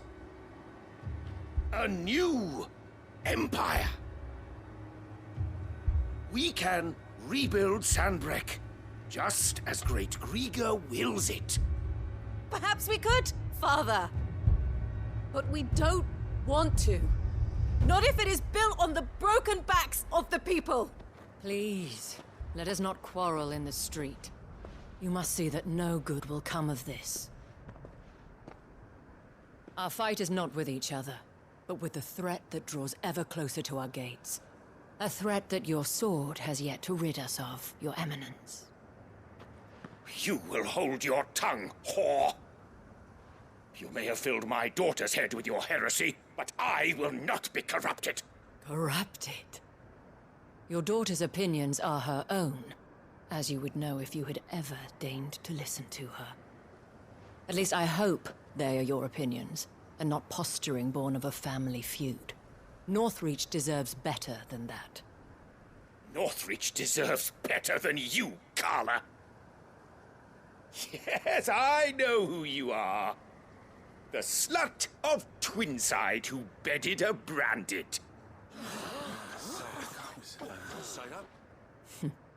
Jealous, are you? That a woman might choose a bearer over a pious man of Griga. Clive! I met a swarm of thralls coming south from Oriflamme.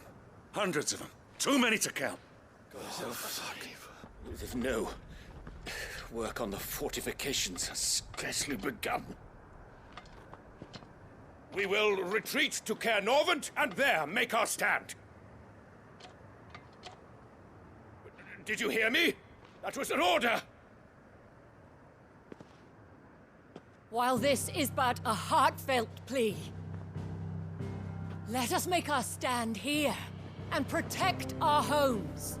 Protect those that we love. Together, for Northreach!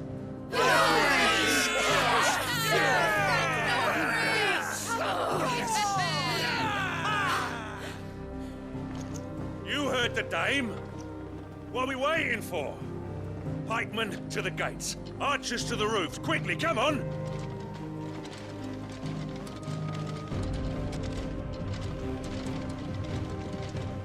But she is but a common... whore, yes. And we'd follow her to the gates of hell.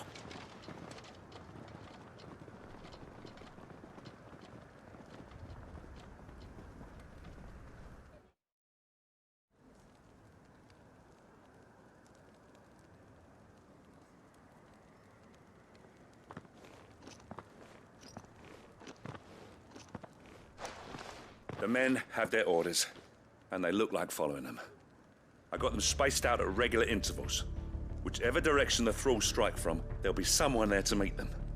Thank you, Philippe. Rest assured the people will play their part. The herbalist has donated her stock of medicines to me. Should any of your men be injured, take them to the Vale. We'll see to them there. Thank you, milady. I will. I'll play my part too. You still want for numbers.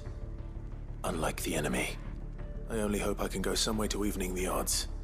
Philippe, can I leave the South in your hands? I doubt the thralls by the lake were the last of their number. Of course. I'll lead a party down that way so we don't get taken by surprise. What about you?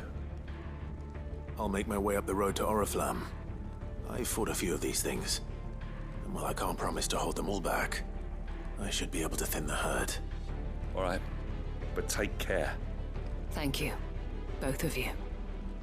You can thank us when it's over. Till then, madame.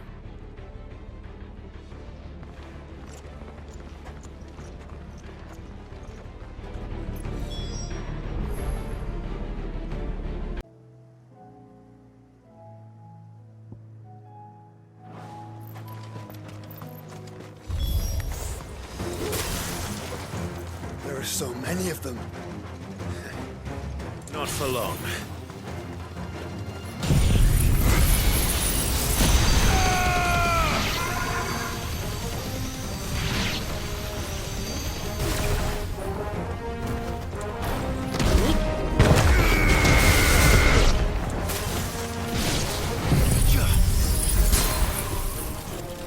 You're finished.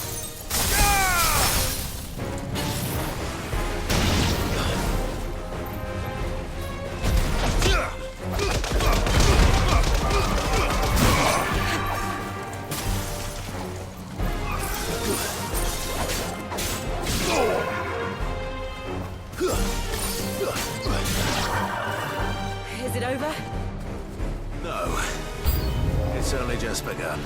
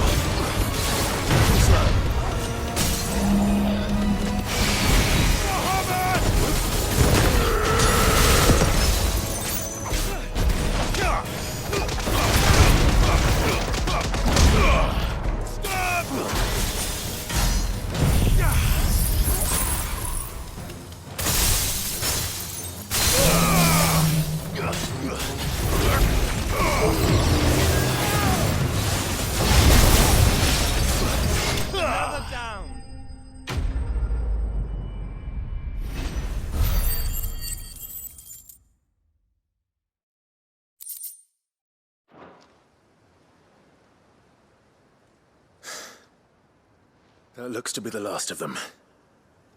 I wonder how the others fared. Better hurry back to town. Come on, Torgal.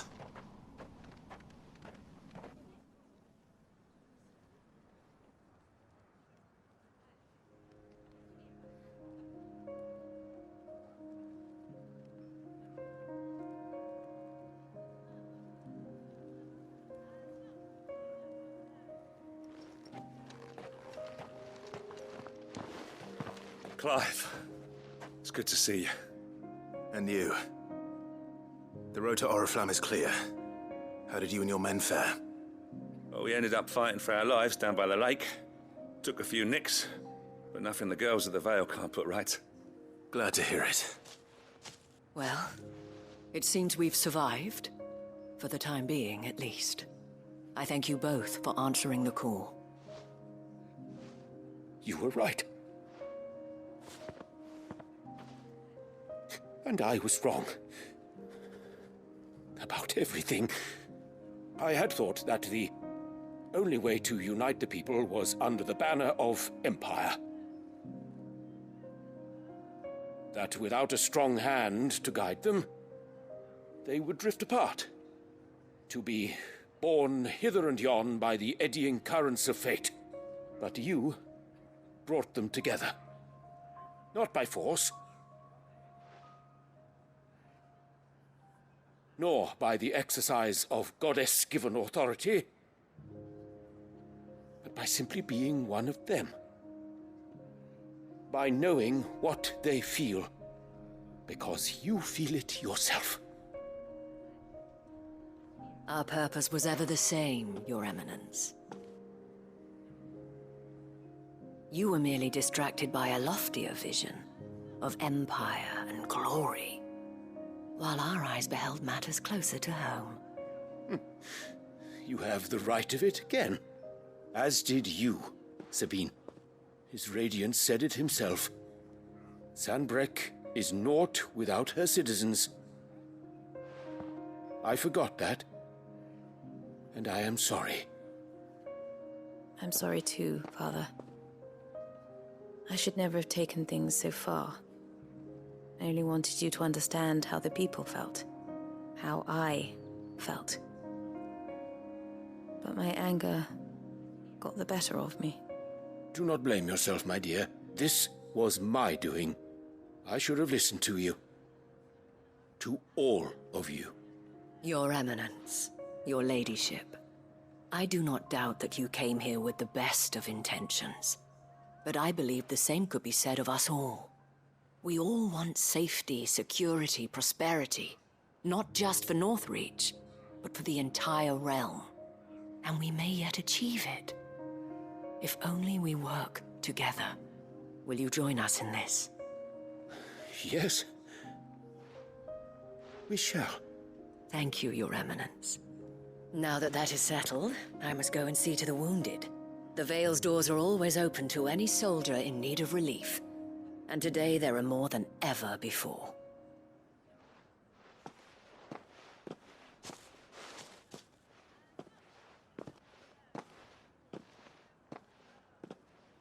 Madame Isabel is a rare soul indeed. In these dark times, I see that it is not men like me who should lead the realm, but women like her. You're right. If only I'd listened to her when I had the chance. Forgive me for saying so, milady, but you still do. The Dame said it herself. We can turn things around. We just have to work together. And that goes for you, too. You're one of us now. One of you? Well said, Captain. Let this be a new beginning. Not only for Sanbreque, but for us. Well, since there's nothing more to be done here, I should see if Isabel needs any help moving the wounded.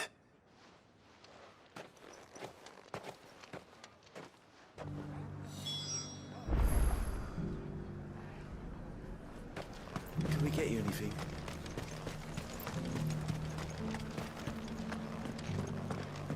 There's no need to worry any longer.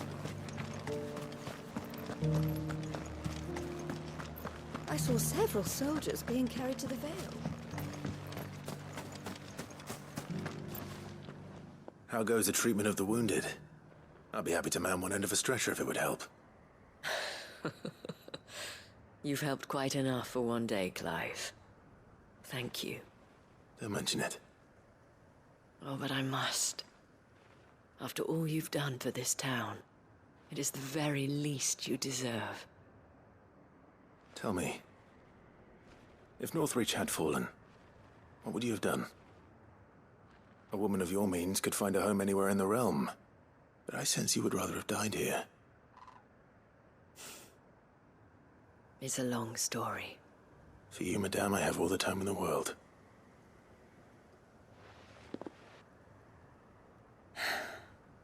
Very well. Long ago, I had a life in the Crystalline Dominion.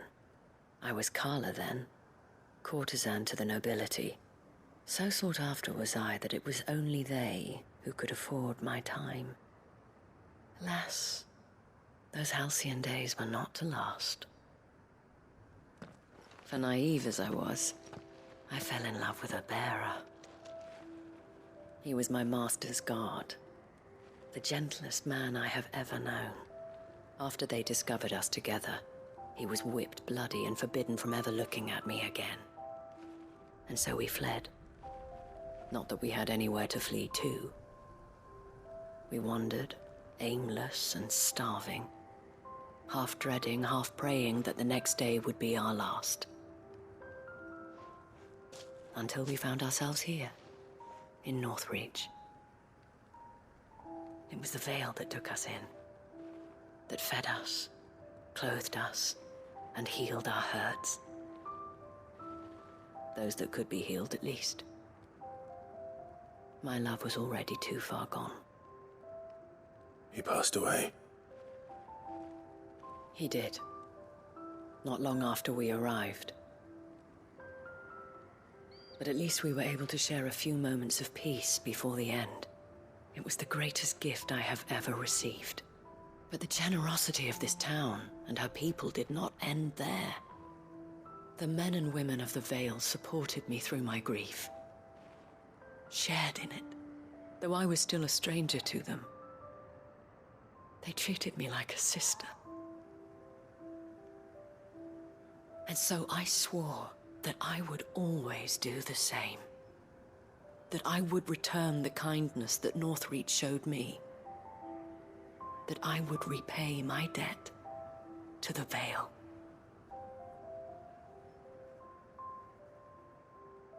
Thank you, Isabel, for sharing this with me.